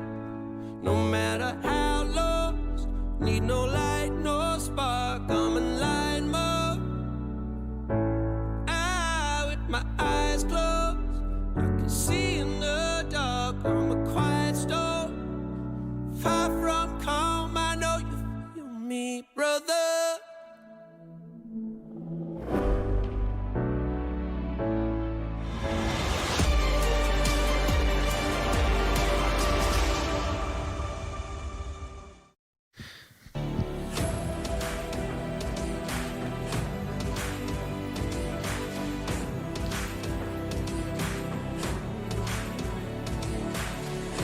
We're here on the dance floor with a Brazilian breakdown, a brawl between Godsent and 00 Nation to close out the first day of the NA RMR. It's been a long day, but we've had a lot of matches, and it's been a lot of fun, Harry. I've enjoyed my stay. I hope you have too. And now to close it out with a bang, we had a Brazilian brawl earlier. It was exciting. It was Furia taking that victory earlier on over Godsent. Let's see if 00 Nation can do the same.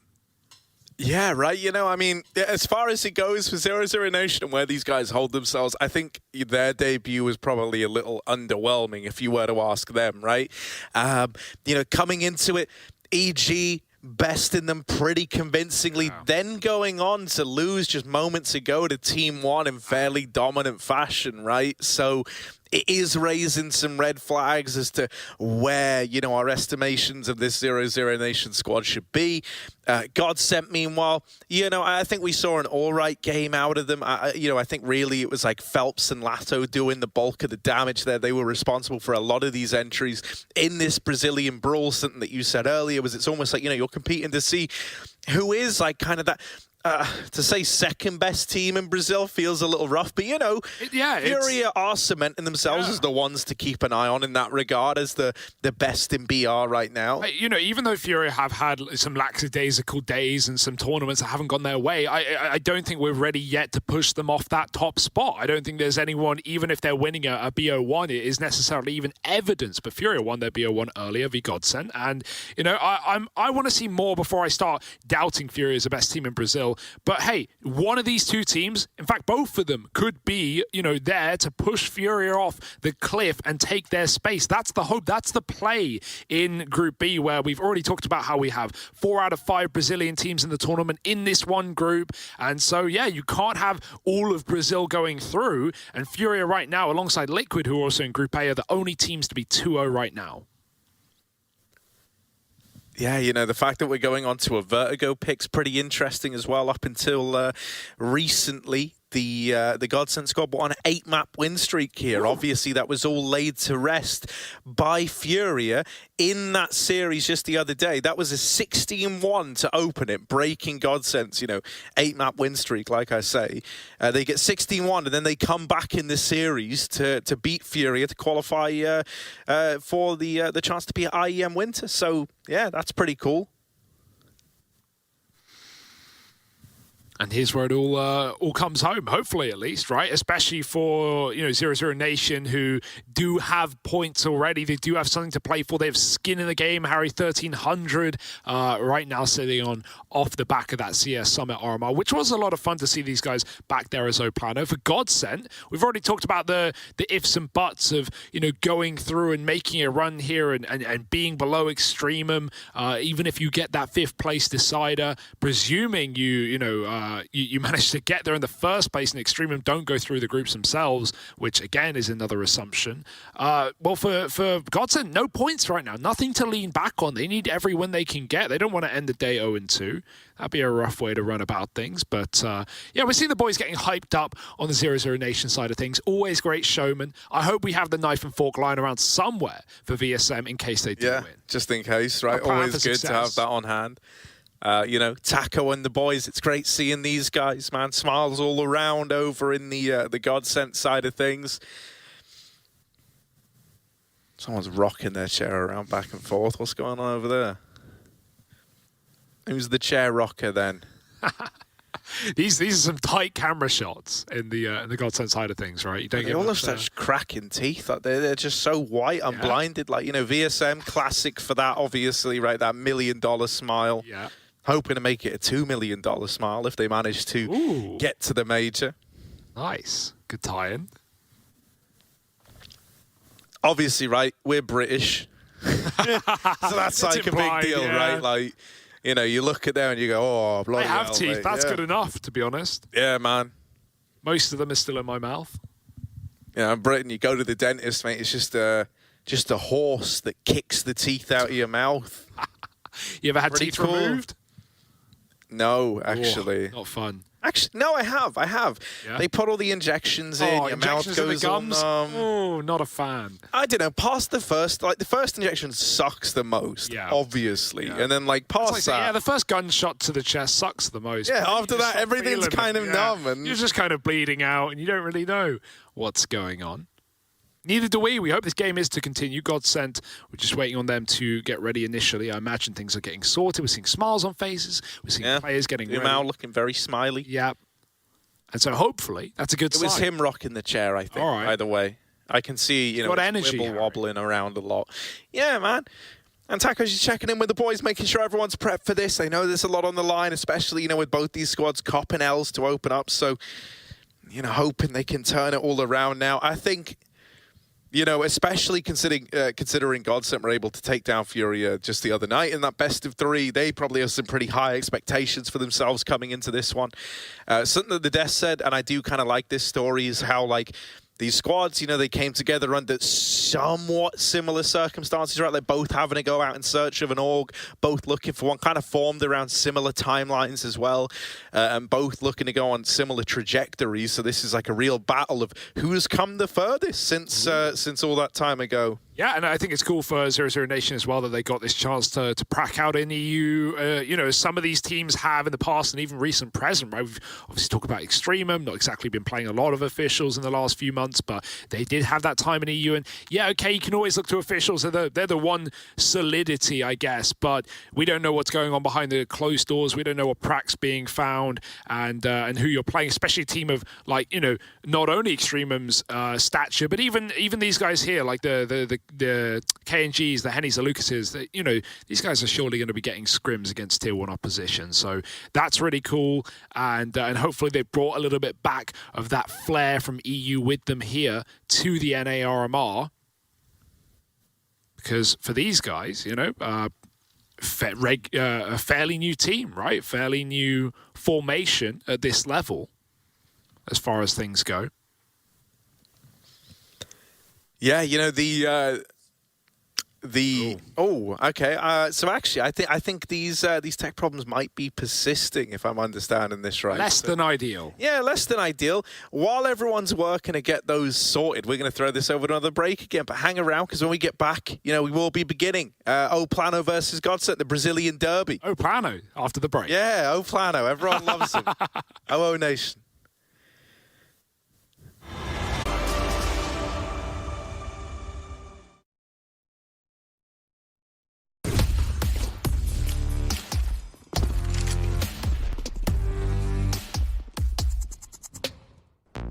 Hey Future Pros! Today I'm traveling to the wonderful world of Sirocco to teach you all how to use the mobility package to its fullest potential in Danger Zone. Yes, Danger Zone is still a thing, and yes, people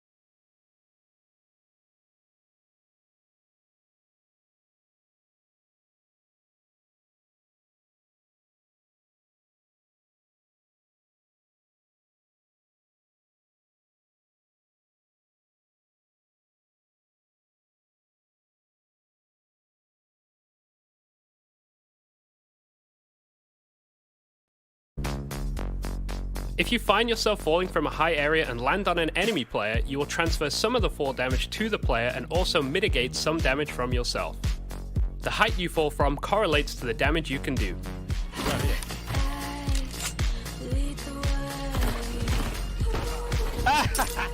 You like the view? It is possible to kill a full HP player if you fall from high enough. I like to call this a Goomba. The second item in the package is a parachute. This does exactly what you think it would.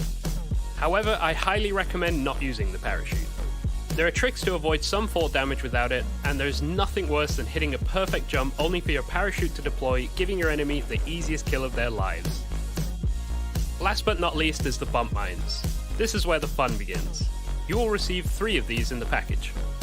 Bump mines are a throwable object that stick to any surface and launch you into the air. When thrown, they take a small amount of time to activate, which will help you position yourself correctly over them. Your position over the bump mine heavily correlates to where you'll be propelled. Standing directly over the mine will launch you straight up into the air.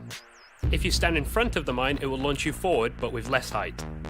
When using a bump mine, try to always have your knife or your fist out. This will give you the most distance compared to having a weapon out. Now you understand what each item does, let's start combining them. When using the bump mines with the exosuit, holding space will give you an extra boost to your bump launch. This is also the case with the crouch jump too. Crouch jumping with your fist or knife out will give you the most distance from your bump mine. And that is how to bump. Now you have bumping down, let's talk about mitigating fall damage. The easiest way is to jump from a lower position to a higher one. Landing in water will also negate any fall damage you might take. On the advanced side, depending on your speed and trajectory, you can actually surf on slanted ground, which will cause you to take no fall damage. This is hard to do, so I suggest practicing this offline. If you start getting good at surfing, you can do ungodly things. For example, placing a bump mine at your surf spot ahead of time to allow you to cover practically the whole map. I enlisted the help of Sid and Cobra, a legendary duo in the Danger Zone scene, to show you this triple bump on Blacksite. You can find their info below. I hope this helped you all, and I look forward to seeing you in the skies of Danger Zone.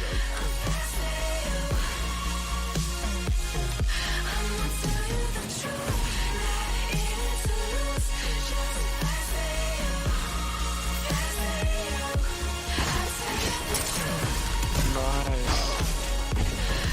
Not so nice. It was kind of nice. Someone clipped that maybe?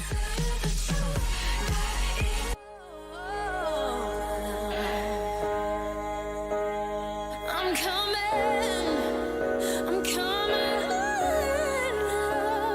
I'm coming, I'm coming.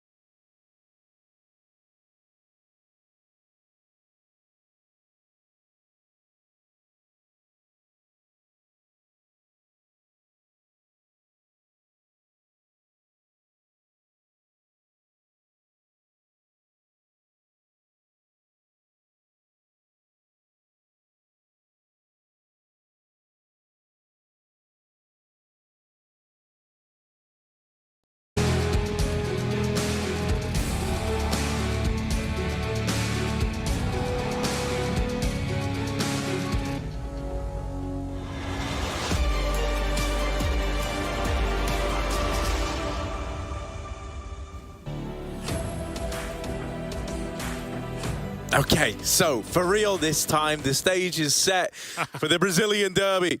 It's 0-0 Nation, formerly O Plano, looking to take on Taco and the Godsent boys. Yes, it should be a banger. It's a bit of vertigo to close. We had some earlier with paiN Gaming, and they did impress, taking down EXTREMUM. So let's see what these Brazilian brothers have to offer as we get right on in for the action. Thank you for waiting around, folks. It's the last NA RMR game for the day, and we appreciate your ever-continued support. NA needs you now more than ever, and Brazil wants you. Here we go. T-side start for 0-0 Nation, walking the mid play. It's a mid to be split right now. Taco over the top, pointing to the sky. Let's see if he can hit some shots. Oh, well, he spotted the mid-crunch out of 0-0 Nation, but it is paiN to break the silence first. VSM dead. Ooh. KNG and Leo will follow up with a killer piece, but there's Lato holding on to Elevate and not letting them in. KNG and Lucas left up in this one, and the blindsiding of Lato does not come through. You needed KNG to get that, but at 1 HP it was wishful thinking. Lucas hunts the kill down and is now thrown into a 1v2, looking to make this happen. Bomb planted. Dumau and Barton still to beat, and they give him the room and respect to fall back and play around this bomb. They're fine by that. They have double smoke flash kit. These guys are getting on the defuse whether Lucas likes it or not. And with a Glock, you got to spam that smoke. It's not to go down yet, though. They're looking for a gunfight. Now the util goes in. Deep smoke first, second on the bomb, and the flash to follow. Lucas dodges. But can he find this shot? It's being baited in, and Barton with the kill. Dumau sticking it the entire way through, and Godsent take the pistol. Yeah, they hit the ground running here, which is exactly what you wanted to see out of them, but oh no. Ah, but wait, there's less. So we've had Godsent with the tech delays. We've had OO Nation with the tech delays. Which side are you betting on right now, Harry? Who's caused? Godsent. Oh, yeah, 4 out of 5. Unlucky. Hoping this is a relatively quick one. Maybe it's just a restart, man. Maybe it's just a crash. Maybe it is. Maybe it's, yeah, it should be quick. All right, that's good news. Fingers crossed. Don't worry, everyone. We are all like we just want to get to watch this. Hey. And luckily enough, Godsent have been quick at getting everyone back in the server, so this will continue. Yeah, and bomb plant down. We saw the same thing on Mirage for 0-0 Nation, forcing up immediately. No doubt about it. It's just so commonplace nowadays. CT money can be garb. And I think that's where the A1S price reduction is kind of, you know, or buff. You know, price reductions a while ago, but the buff is kind of nice because now you're just using that as 2900. You can get at least that in earlier. Surrounded by FAMAS, but triple Galil anyway for... I will always read OONT as don't. I don't know why, but my brain can't process it. Missed short smoke from Spawn. Good flash, and Taco won't commit. He sees nothing, but it was a good flash. Little nade instead, and you got to be careful. VSM has the utility here for this T side. Taco ready to go, ready to receive.